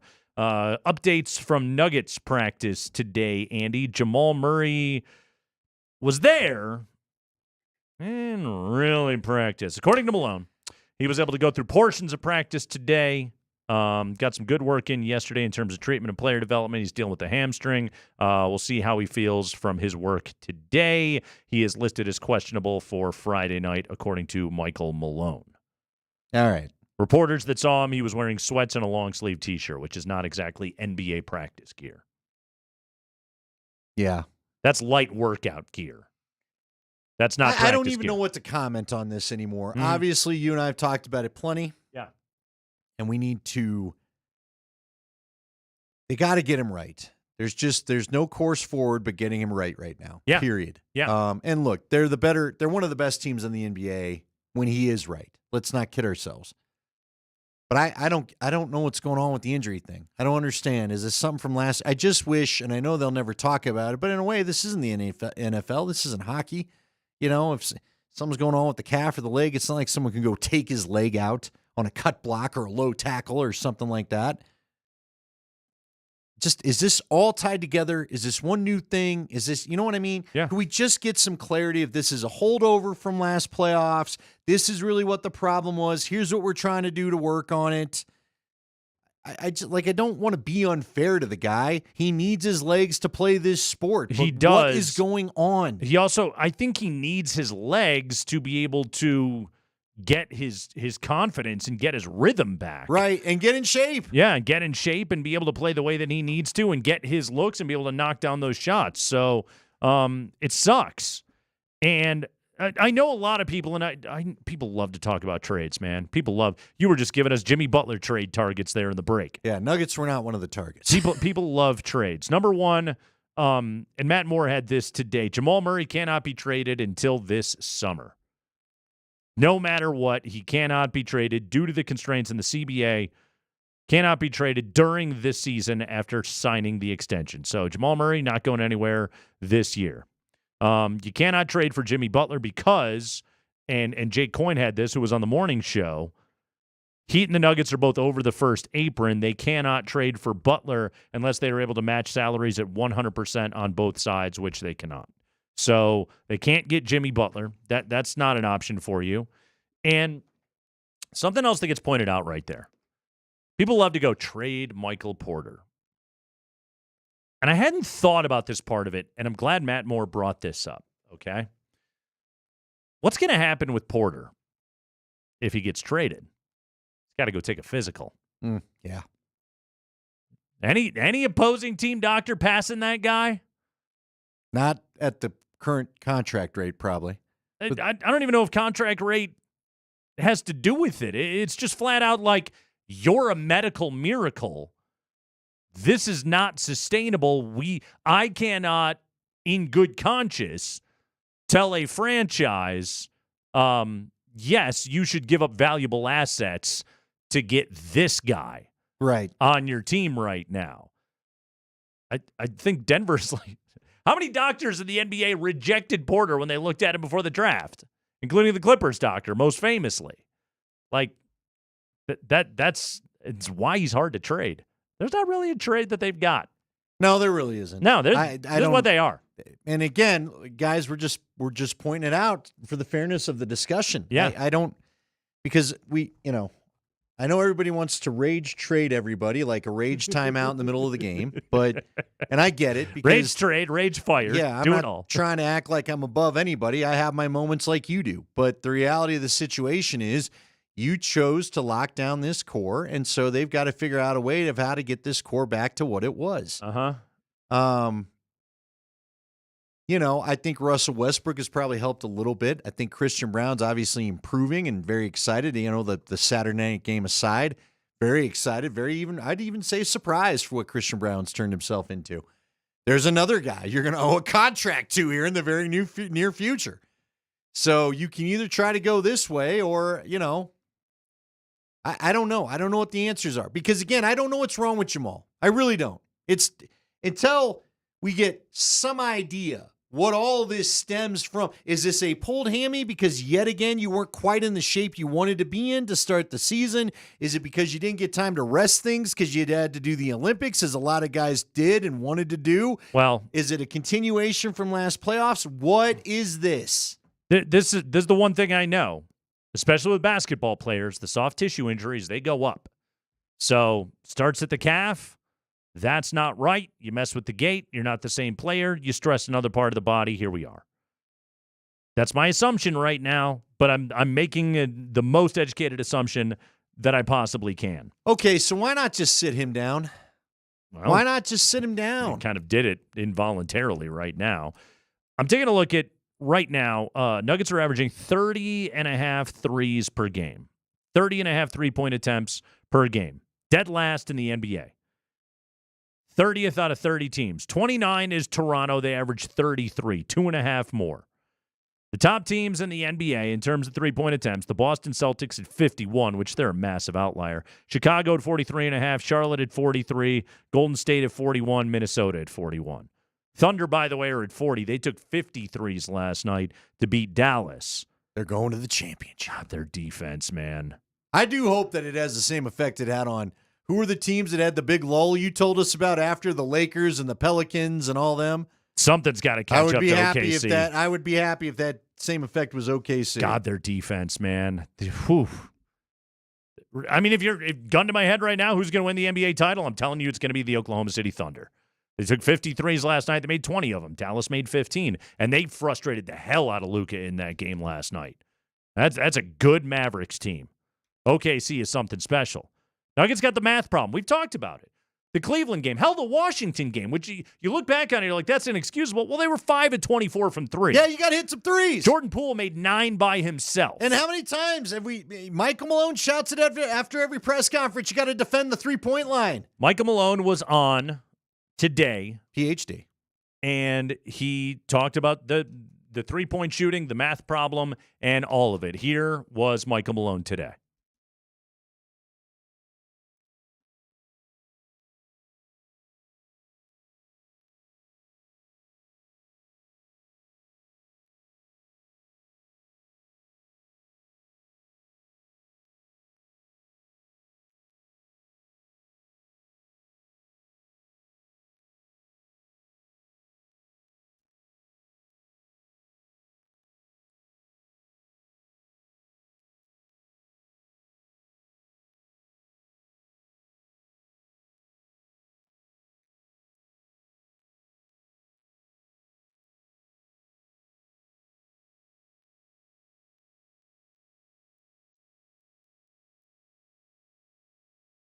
Defense that they're waiting for you.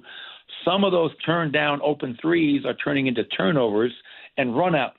So it's a accumulation of things going on there. But trust me when I tell you, this is not us saying before a game, hey, we do not want to shoot threes tonight. We'd like to shoot probably 36 to 38 threes per game. We have guys in Nikola Jokic who's shooting the ball lights out. We have guys in Michael Porter who's shooting lights out. Julian Strawther off the bench. So if Nikola's at 50% on 4 attempts, I'd like him to take 6 to 8 threes per game. Michael Porter's shooting 39% on 6 attempts. Let's get Michael to 8 to 9 attempts per game, even 10. Those guys are shooting it at such a high percentage. We want them shooting more. So we can definitely generate more looks. Not a stupid question at all. No, it's not a stupid question. And this is the weird thing that you're running into right now, okay? And Andy, I don't want to sound like I'm complaining about this. But what is the key tenet of Jokic ball? It's that the team gets the best shot on damn near every single possession. Well, what he just talked about right there, the head coach of the Denver Nuggets, Michael Malone, on our station today, was that the best shot on every single possession, especially when Nicole is not getting doubled, is a 2. You're at the rim. It's easy to score. Hey, look at that. There's a bucket. Take it every single time. And you hit the math problem. It's real simple, okay? If you take 10 threes, well, you only got to make 4 of them to get 12 points. If you take 10 twos, you got to make 6 of them to get 12 points. There's your problem. Right now, believe it or not, this is not a diss on Nikola Jokic. If anything, it's a diss on his teammates. But right now, Jokic ball and how perfectly it's being played is actually, and opponents are looking at it, it's putting the Nuggets at a disadvantage. Yeah, because everyone's just firing away threes. You pointed this out about a month ago. Yeah. They're all just shooting threes. Because the Nuggets don't shoot threes well. Yeah. Someone has got to start hitting threes. Bad teams can beat the Nuggets every single night because they can just outscore them from 3. Spring, who won our Nuggets tickets for Friday night? This hour's winner is drumroll please, Stephen Ewing. Stephen Ewing. Yeah! Don't call me JR. Don't call me Patrick. Don't call me Brandon. I ran out of all the Ewings. Not a lot of Ewings. I don't know anybody else from that cast either. Wasn't that the dude that played at Wyoming, Brandon Ewing? Anyway, there you go. Ewings for you right there. Way to go, Steve. Steve's going to the game tomorrow night to watch the Nuggets get outscored from behind the arc. Hell of a time to give away Nuggets tickets. Way to be positive. Hey. Calm down. What It's happened? not happened yet. To get you like this. We just did an entire Saturday segment night. on the Saturday thing. night got him like that. It is the Crackman and Lindahl show. Yes. Way to go, Stephen Ewing. You are going to the game. We'll give away another key word at the top of next hour. 5 o'clock. We've got NFL news for you. Latest on the Broncos, plus Belichick taking the North Carolina job. And then at 20 minutes after 5 o'clock, Andy, I want to talk about the Heisman Trophy. Okay. I want to have a discussion about the Heisman Trophy, and I'd like to talk about it in terms in which we can appreciate that there are 2 all-time great college football seasons happening at the same time. Now everybody fire up your tweets about how Boise plays nobody. We're back after this.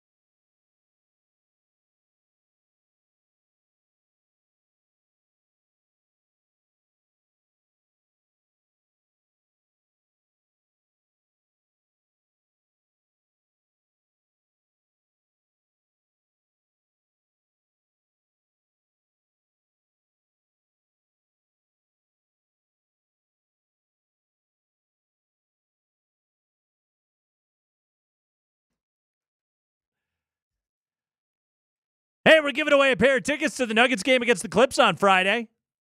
Text this hour's keyword, celebrate. Celebrate. Now we got the full Madonna song in there. Holiday. That ain't the one. That ain't the one. That's Although that is celebrate. that is celebrate, Good times. Come on. but it's not holiday celebrate. Anyway, celebrate. 303-504-0925. Text the word celebrate along with your first and last name. We'll announce the winner for this hour coming up at 5:55. Tickets still available for the game. Nuggets.com/tickets. Again, to enter for this hour's tickets, text the keyword celebrate to 303-504-0925 along with your first and last names. Good luck and stay tuned all day as someone is winning every hour. This is it. I could probably change the copy. Yeah, last chance. Last hour. Celebrate. Celebrate. Right now, we celebrate football news here on the Craigman and Lindahl Show with the 5 biggest stories of the day from around the league. Let's do it, Spring. It's time for the High Five, brought to you by Bet365. Whatever the moment, it is never ordinary at Bet365. And on Bet365, the 8-5 Broncos are 4-point home favorites for their Sunday afternoon matchup with the 6-7 Indianapolis Colts. So the Broncos are a popular team right now. They're catching eyes around the league. People are talking about them. How does Sean Payton keep that outside noise from getting inside the buildings and inflating the egos of his players? Here is Sean Payton, accompanied by a bus backing up. Wait. Does anybody have any concern over whether or not Sean Payton can pop some balloons? No. Sean Payton can keep some egos in check. I believe in his ability to be able to do this, but I want to hear him talk about it anyway. Go ahead, Spring. Well, I can't control it for the players. I don't pay attention to it. We don't really have time. Look, it's the coverage of our game. You know, it's 6 weeks ago, I'd always kind of roll my eyes, but now you get into 4 weeks left for all these teams, and shoot, each team knows exactly where they're at and what they need to do, and ourselves included. You know what I love about this? The headline Spring gives us on our rundown says, Sean Payton on how does he keep the outside noise from getting inside the building, and yet we can't keep the truck backing up outside from getting inside the press conference. It's too much damn nobody outside knows. noise going on right here. It's also kind of a rich answer coming from Sean Payton, a guy who's got more national media personalities on speed dial than anybody else in the NFL. I don't really pay attention to it. Liar! Make sure I feed him information, but then I don't pay attention to if they do it or put not. it until you come back and tell me. Also, I do think that this is something that where Sean's experience probably comes in very handy, right, Andy? Of how long he has done this job, how many overachieving teams that he has coached. Most notably, the 06 New Orleans Saints, when he took over, there was no expectation on that team. There was probably less expectation for that team than there was for what the Broncos were coming into this year with Bo Nix as their quarterback. So this is nothing new for him. Sean Payton, like when you pay the exorbitant price to get Sean Payton, you are paying for a guy that was 16 years in one place and has kind of seen everything and knows how to be able to handle it. That's where Sean's experience comes in real handy. Yeah, the other thing I'd say is what's really helped them is they had this bye week. It's all calmed down. The Cleveland game's gone. They didn't have to play because they've kind of been a little bit of the toast of the NFL of late because we're looking for something different to talk about. Sure. Otherwise, it's the Chiefs marching their way to another dang Super Bowl. So it's been you had it in the power rankings. Most people left them static, but a lot of they dropped down a couple. It's died. The hype's down. Right now, it's just go play football and focus on these last few games for the playoff run. You beat the Colts, you get hot again. Otherwise, you go into a different conversation about what this team is going to be. Let's go, Spring. High five. All right, Bill Belichick has a new head coaching gig. It's not in the NFL, though. It is in the ACC in college football. He is the new head coach at the University of North Carolina, agreeing to a deal somewhere in the 3-year, $30 million neighborhood. The Tar Heels, they get younger at head coach. Mac Brown was 73. Bill Belichick is 72 years old.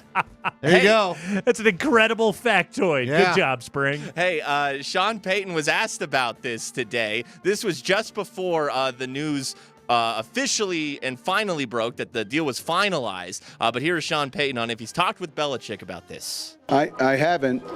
I've only heard the news, like you all have. I'm sure he's got a plan and he's going to do what's best. Obviously I'm a big fan of his and think the world of him. But I've only heard what you guys have heard, so I haven't had a chance to talk with them lately. Will we call him up after the year? Hey, how'd that go? It's that round of golf in Coeur d'Alene. Those Yeah, guys are going to be yeah. revealing some things to each other. According to a report today, ESPN says a return to coaching in general was paramount for Belichick.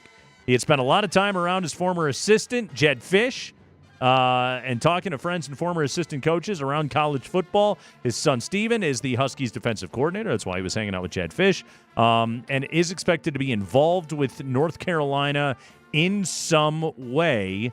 Obviously, Belichick prepared for the NFL draft every single year. He's watched a ton of college film in his day, even if he hasn't coached at that level before. You know that his name and his track record lends a ton of gravitas, Andy, to money getting pumped into that program, transfer portal and NIL. Guys are going to – I mean, this is just the thing. If you're looking for who is the coach that's going to get me to the league, you're looking at Bill Belichick.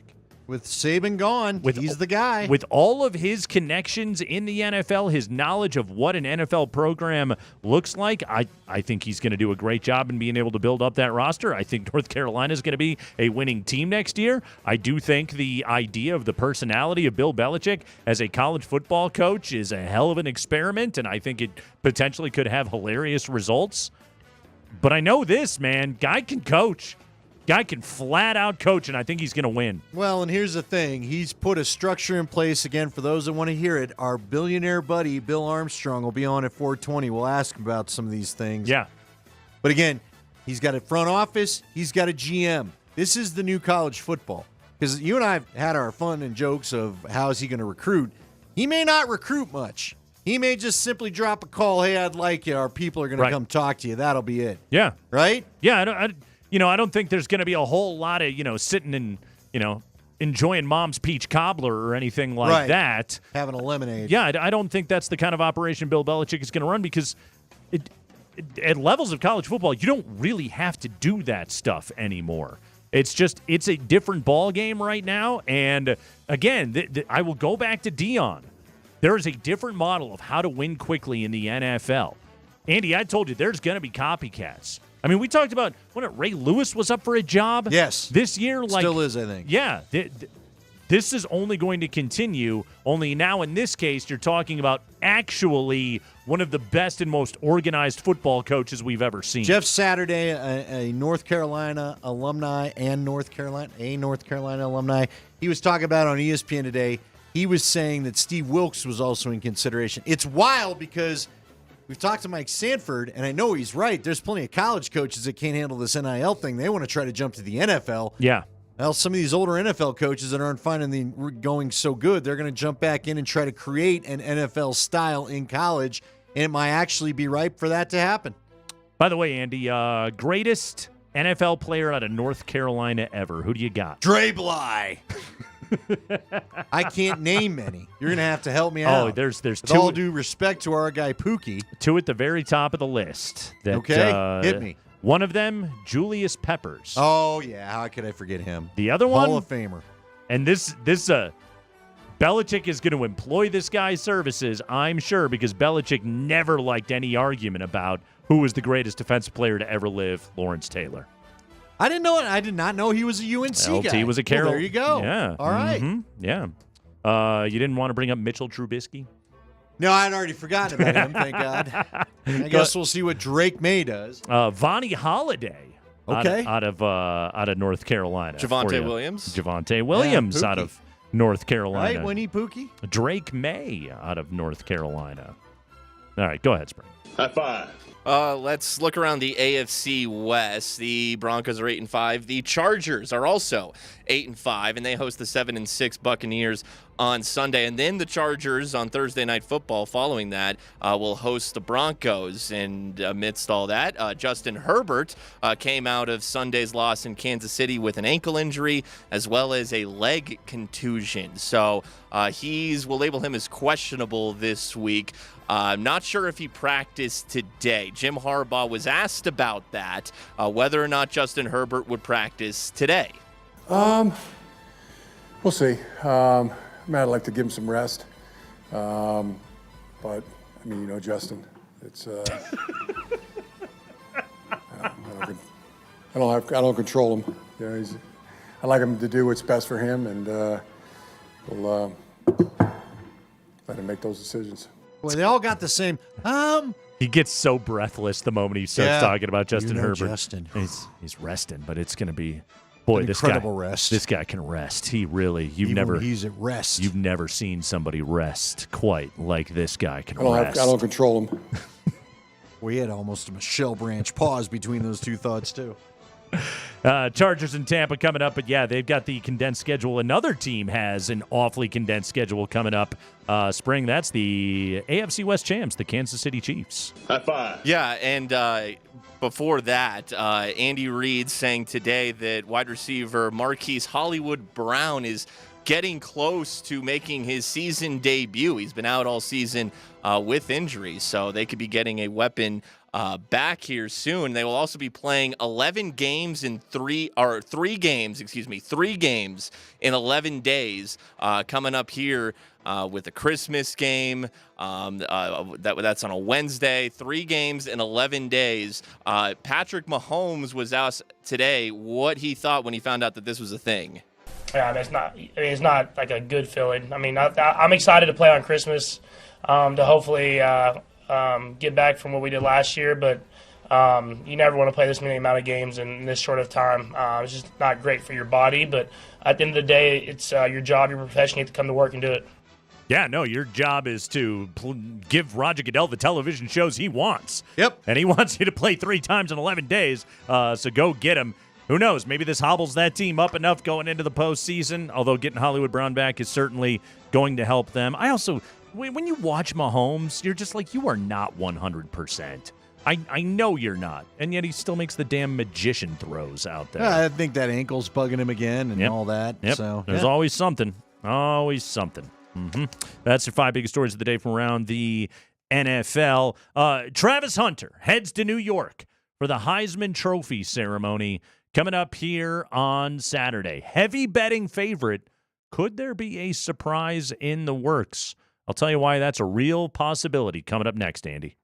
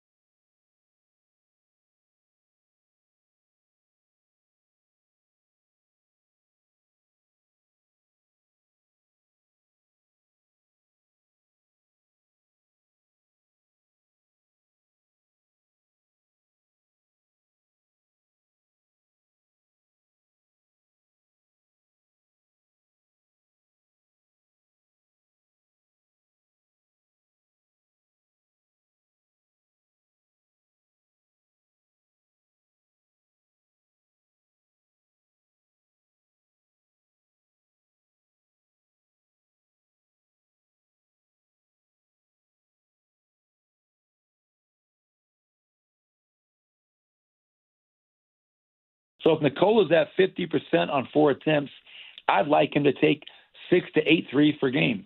Michael Porter's shooting 39% on 6 attempts. Let's get Michael to 8 to 9 attempts per game, even 10. Those guys are shooting it at such a high percentage. We want them shooting more. So.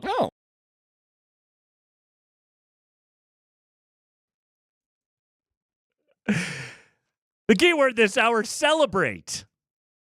Celebrate. Celebrate. That noise from D-Mac here on Altitude Sports Radio 92.5. Text celebrate to 303-504-0925 along with your first and last name. We'll announce the winner for this hour coming up at 5:55. Again, text the word celebrate plus your first and last name. You are entered to win a pair of tickets for the Nuggets and the Clippers coming up on Friday. Well, now you know. Well, I heard he went off on us making the video the other day. Which video? The video. Oh, we've only made one video. What are you talking about? We're not an OnlyFans person. There's only one video. Did we make 100 videos? No, just one video. Not that I'm aware of. Not that I remember. Yeah, the one video about the one box. Well, I was going to say room. that like an OnlyFans video. That video was about a box. Yeah. Yeah. Yeah, a lot of stuff in it. Yeah. Hey. What about the hats too? A lot of dirty stuff in that box. Yeah. What's gone first, the box or the hats? You putting money down? Ooh, good question. I didn't look around today. I don't think I went in the bullpen today, actually. Now that you mention it. I didn't go in the box. Oh. D-Mac's dirty box. By the way, this is not a euphemism. It's literally. He owns a box, and it's filthy, and he stores his dirty dishes and his equipment, his radio equipment, in the same dirty box. It's the styrofoam packaging that kept the ice cream Sean Payton gave him. It's a dirty box. It is. Yeah. It's got stains from leaked ice cream in there. Old coffee. mugs God knows what with else. Rings in it that are like the coffee rings are etched in the mugs as if they're part of the sculpture. It's a part of the design now. They got the old school stainage. mugs. What is that old school? Is that a ceramic old school mug? I think that's what you would call like that. the mug that's in there looks like it came out of WKRP off the original set. That's how old it is. With Venus flytrap. Yeah. Anyway, that's a good noise that D-Mac made, though. I like that. Jokic should take more threes. Okay. Saw this in The Athletic, Andy. The Athletic does a straw poll for the Heisman Trophy. Coming up on Saturday, Travis Hunter is off to New York City. No downtown athletic club anymore. They go to the New York City Marriott Marquis now, Andy. But that's where the ceremony will be Saturday night on ESPN. Travis Hunter, Ashton Genty of Boise State, Cam Ward of Miami, Dylan Gabriel of Oregon. What's so funny is it's got to be hilarious to be a guy in that situation. You know, if you're Cam Ward or Dylan Gabriel, you're just like, free trip, baby. Going to New York. Here we go. Nice dinner. Absolutely. There has to be like a gift bag. Give me all the lobster claws and Yeah. cocktails I can handle because I'm not winning this Heisman Trophy. Yeah, go. What's the big famous, big famous hotel you want to go to? What's the one Kevin McAllister stayed in? The ran Plaza. into Trump. Yeah, the Plaza. Who else was in that thing? Uh-huh. Tim Meadows, was it? Tim? No. From Saturday Night Live? No, the guy from Josh Allen. Yes. Tim the Tool Man Taylor? No, the guy from Rocky Horror Picture Show that plays the main hotel worker. JJ Watt. Who was the main character? Keep going, Spring. Yeah. How many more do we got? Who else you want to name? Tim Curry. Thank you, T-Mac. Tim Curry. Thank you, D-Mac? T-Mac. Okay, Heisman Trophy. Yes. That was a good. You could go to the Plaza. We go landed to Central Park. I don't know if we landed that plane, actually. Nah, the plane's in flames. Okay. Up high, attacked by drones. So the Athletic runs a straw poll for the Heisman Trophy. Straw poll. Mm-hmm. And the straw poll after the end of the very regular season, 27-0, Travis Hunter to Ashton Genty. Okay? But after the Mountain West title game on Friday night on Fox, Genty ran for 209 at a 75-yard touchdown run right before the half that was just like broke one tackle and then it was see ya. because the guy is just phenomenal. They redid the straw poll 18-9. They swayed 9 voters on that 209-yard performance in championship weekend. Travis Hunter didn't play that weekend. Don't want to be forgotten. That's right. And Ashton Jeanty put up a huge game. His 6th 200-yard game of the season. By the way, that 75-yard touchdown run, Andy, listen to this. His 5th touchdown run of 70 or more yards this season ties the FBS single-season record, held by 1999 TCU LaDainian Tomlinson. All right. Pretty good. Pretty good. Okay. Currently, Ashton Jeanty is, I believe, 128 yards shy of tying Barry Sanders' single-season rushing record. However, here's what's a little bit misleading about that. Listen to this. This is kind of funny, okay? Back in 1988, when Barry won the Heisman, they didn't count bowl games in postseason or single-season records, okay? Like, bowl games weren't counted. Oklahoma State played Wyoming in the Holiday Bowl. Barry went out that day, ran for 222 yards and 5 touchdowns. It's not counted in his single-season record. If it were, the single-season record would be 2,850 yards with 42 touchdowns by Barry Sanders. However, they somehow don't count it, but they do count the Mountain West Championship game and the eventual Fiesta Bowl that Boise will play in. It makes no sense. No, it really doesn't. It really doesn't. That's going to get abused. It's also incredible that Barry just went out for 222 just for the hell of it in one more bowl game. Yeah. He was amazing. Yeah, yes. Flat out incredible. I got some numbers here on the season that Jeanty just put up, all right? This season, 2,497 rushing yards. That is more than the total rushing of 115 FBS teams. Yeah. He outrushed 115 teams, including the Buffs, by the way, who were dead last in the FBS in rushing at 845 yards on the season. Jeanty at 2,497. Carried the ball a nation high 344 times, 7.3 yards per carry, most among players with 160 or more rushing attempts. All-purpose yardage, total touchdowns, points scored, Pro Football Focus rushing grade 97.5, highest they've ever had. This is the season that Jeanty just put up. Travis Hunter, the numbers are just as incredible. 92 catches, first in the Big 12, 5th in the country. Over 1,100 yards, 3rd in the Big 12, 6th in the country. 14 touchdown catches, leads the conference, 2nd in the NCAA, trailing only Nick Nash of San Jose State. 21 receiving plays or 20 or more yards, which leads the entire country. Defensively, 31 tackles, 11 pass breakups. That's tied for 1st in the Big 12, 8th in the country.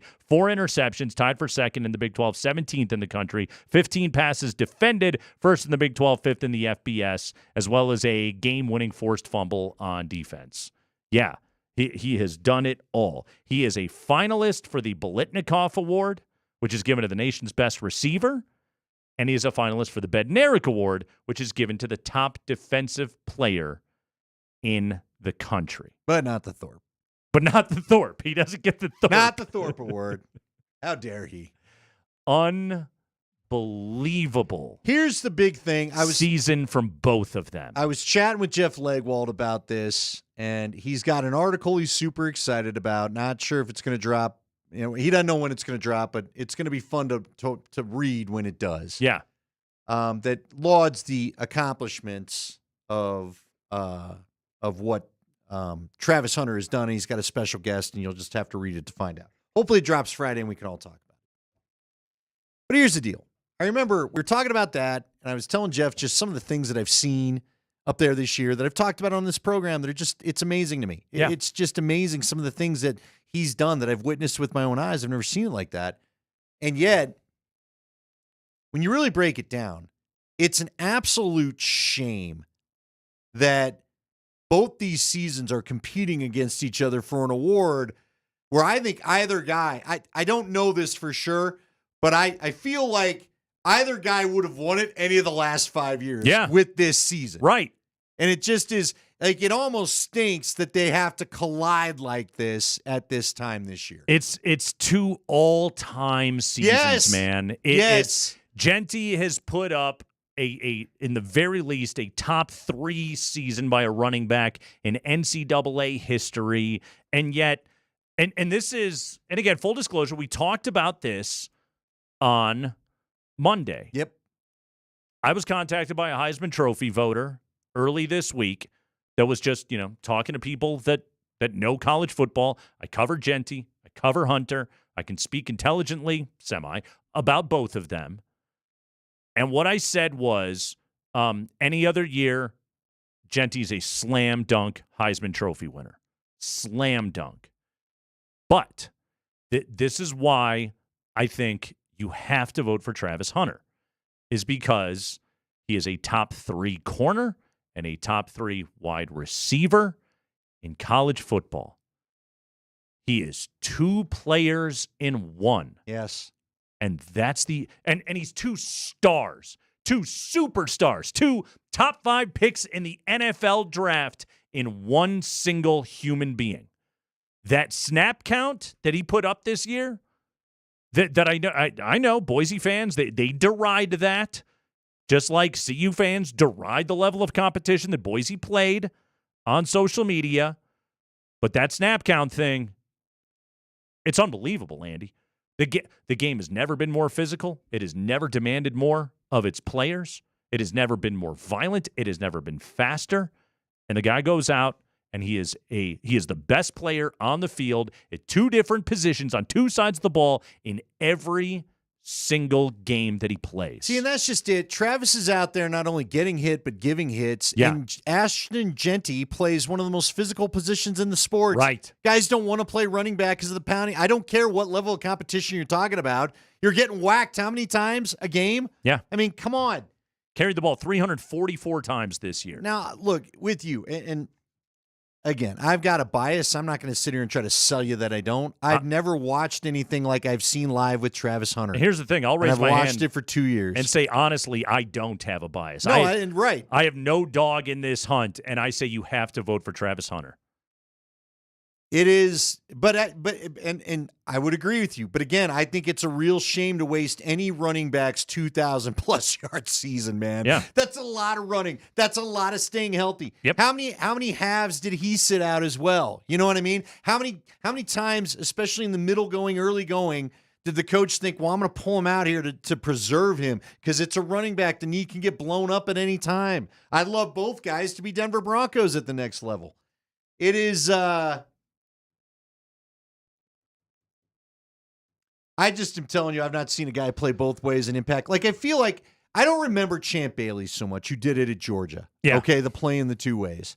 I remember Deion playing a little bit 2 ways, but like how many tunnel screens? Like Travis Hunter had, go back to the UCF game. Go back to the Texas Tech game. Runs routes on every play. He literally took passes for touchdowns that changed the whole momentum. Sure did. By himself. Look, man, the Buffs have got a lot of really good receivers. I love LeJontay Wester. I do. The kid, first off, he's a fun kid to talk to. Great Secondly, player. He's very talented. They were better in the offensive line. Your stat right there. They still are the worst team in FBS to rush the football, Nate. Mm-hmm. It is it's the receivers. You got to give Shedeur his flowers for what he's done without really a what you'd call a great offensive line. But he and Hunter have been... I've never seen 2 guys steal game momentum back the way they would. And frankly, we've seen that momentum crush CU all the way until they got there. Yep.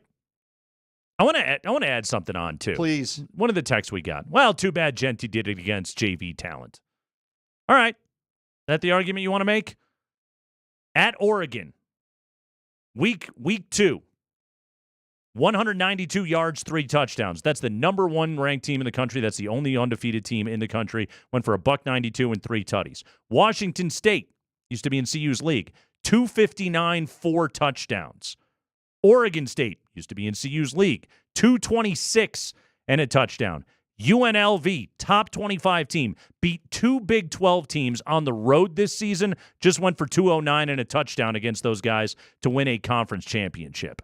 Okay? Remember when their quarterback was a thing? The whole big Right, right. And they were great. Barry Odom was able to parlay that into the Purdue job. Well done. So, yeah, they played the Nevadas and the Hawaiis of the world. I won't deny that part of it. But look what he did against the top talent on his schedule. He destroyed them. And he had Boise with a lead in the fourth quarter against Oregon. Really, Oregon won that game because of special teams more than anything else, which after that game, Jeanty volunteered to play special teams for the rest of the season. So again, I know like the Jokic and Embiid debates that we used to have, and we would just turn it into how do we slam the other guy. Fine. And I know that's what makes Twitter and sports talk fun and everything else.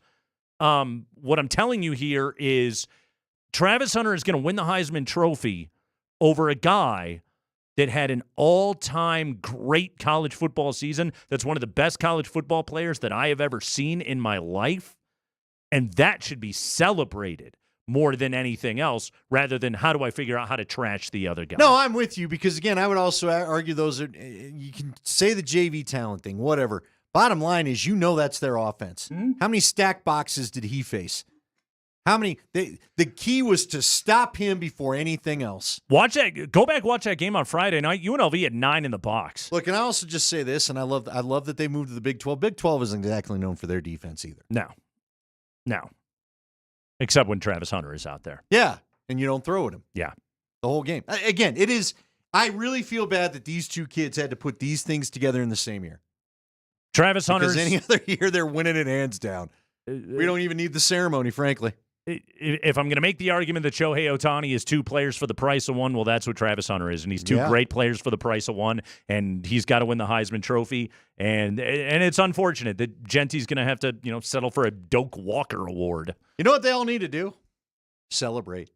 They do. Text the word celebrate to 303-504-0925. That's radio professional Andy Lindahl. 303-504-0925. Text the word celebrate along with your first and last name, and you are entered to win a pair of tickets to the Nuggets and the Clippers on Friday. We'll draw our winner coming up at 5:55 here on the Kreckman and Lindahl Show, so keep it here.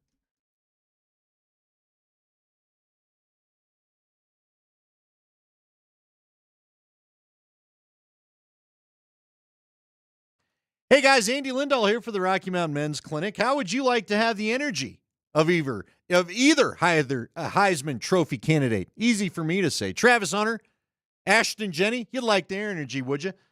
Is your testosterone maybe down? It could be.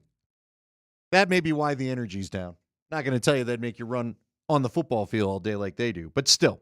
If you'd like to get some of that feeling back, remember when you were good at football? Remember when you were like Uncle Rico and you could throw it over them mountains? Go on by the Rocky Mountain Men's Clinic. Talk to them about getting a low T test. Maybe you have low T. If the gains in the gym aren't the same, if your energy levels are down, if your sex drive seems to be depleting, all this can be helped. Your sleep can all be helped by getting something done with your low T symptoms. Go on in there. Let them test you. You can go take a quiz if you'd like to at RockyMountainMen'sClinic.com. If you're a quiz taker, it's 10 simple yes or no questions. Takes 2 minutes, then schedule your consult with the Rocky Mountain Men's Clinic. They're going to draw your blood to have your results in 30 minutes. You'll talk to a Colorado licensed medical provider. You can make the decision together.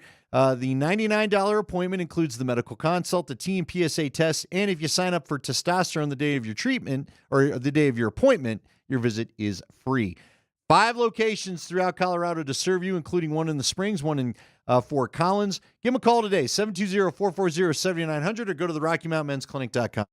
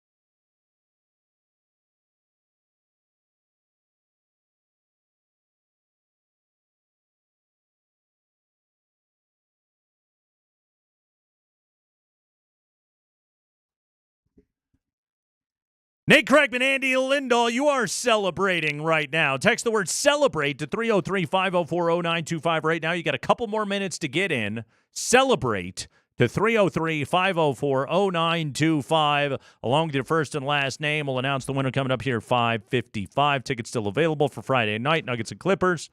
Nuggets.com/tickets. Get your tickets right now, or you could win them here on the Kreckman and Lindahl Show. Again, text the word celebrate to 303-504-0925. As long as you're celebrating, celebrate with a Good Times Bambino burger, Andy. They're so popular, Good Times has decided to up their Bambino game with an all-new Bambino, the Bambino Supremo. With bacon, melted white American cheese, and, of course, all-natural beef. The new Bambino Supremo for a limited time at Good Times.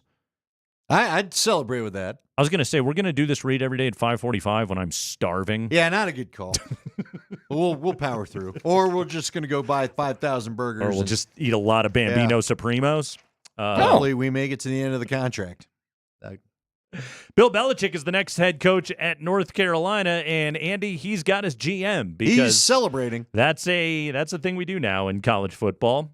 According to a tweet from our friends over at VSiN, which you can listen to all day long at Altitude Sports Radio AM 950, VSiN host Michael Lombardi is leaving VSiN and Las Vegas to join Bill Belichick at the University of North Carolina. He will serve as the football program's general manager. Yeah, what do you think about that? Now, he was an NFL GM before going to VSiN. Matter of fact, he did a little stint here for a minute, right? Was he full-on GM or was he just part of the front office? But he's done that role in the NFL before. He was in New England. He worked with Belichick. All right. Yeah, so Michael Lombardi is now the general manager of the North Carolina football program as Belichick is getting his people in place. Let me ask you this. Mm-hmm. Rex Ryan seems pretty thirsty for a job. Now, he's been pretty much begging the Jets to hire him back every time I watch him on Get Up. Is Rex Ryan the next guy that could jump to college? Ooh, very possible. Very possible. I mean, he can't quit telling us how he would do things a lot better than most. Matt, I'm actually really surprised how often he says I do it better than the guy doing it right now. In the new NIL transfer portal space, right? When traditional hit the road recruiting is going to go away because you're just going to pay kids. It's about the paycheck. It won't totally go away. You're right. Right, but it's going to be about the dollars. It's not the biggest emphasis anymore. No, you know, it's not about sending a guy out and watching a JV football game and being like, I like this freshman kid. I think we might offer him soon. Yeah, it's.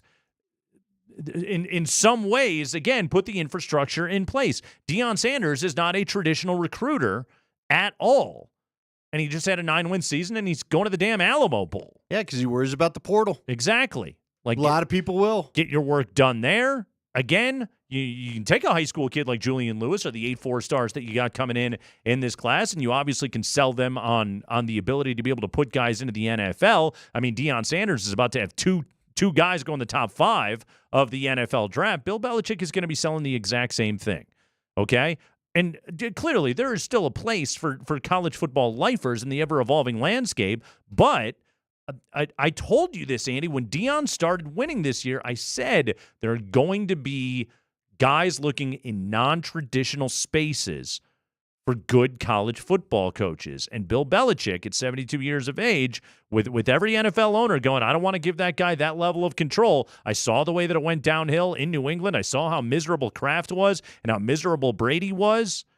But at North Carolina, Bill Belichick gets all the control in the world. And he gets $10 million a year. Pretty good. Pretty good. To me, there's a lot of NFL coaches with how this is kind of going down, and there's not the regulation that I don't understand why they jump into it, but $10 million a year will get you to do it. Yeah. With the buy. Now, for those that missed it, we got numbers from a North Carolina reporter retweeted by Ian Rappaport, where he said it's a 3-year, $30 million deal. $10 million a year. Yeah, a lot of guys will take that. Right. Plus, because not every NFL coach, I know people think that's upper level NFL coaching money. Also, let me tell you this. Like, Belichick can, number one, he has shown in the last calendar year that he's charismatic and TV friendly. Bill Belichick, he's not going to be on Deion's level, but he'll be in commercials. There's money to be made in that space.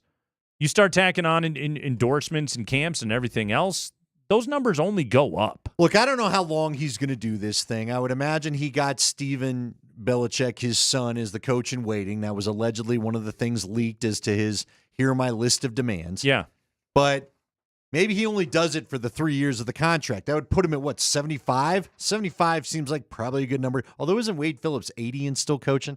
So who really knows? These guys, it gets in their blood. I think Dick LeBeau was like that for the Steelers in his 80s and still coaching, which seems nuts, but whatever. You can do it. More power to you. But I do wonder, how long does he do it? But for right now, if you're a high school player, at least in the first year or two. Now, look, things came out about Deion after the first year and how things really were and all that other kind of stuff. Same thing's going to happen with Bill. Did you enjoy it or not? Was he a good fit for college? But right now, in this next recruiting cycle, if Bill Belichick tells you, I want you to come play here because I think you're NFL worthy, that's not going to hold a little weight. Right. You're a pass rusher. I like you. You're a quarterback. You want to get to the league? Go play for Belichick. Again, you heard the comments from Sean Payton earlier today. Bill Belichick is revered by every single person in the NFL. Even if they think he's an a-hole, they respect the heck out of that guy. Bill Belichick makes a phone call, you're going to take it. You're going to listen to him. He's got the connections in the league to be able to help guys out.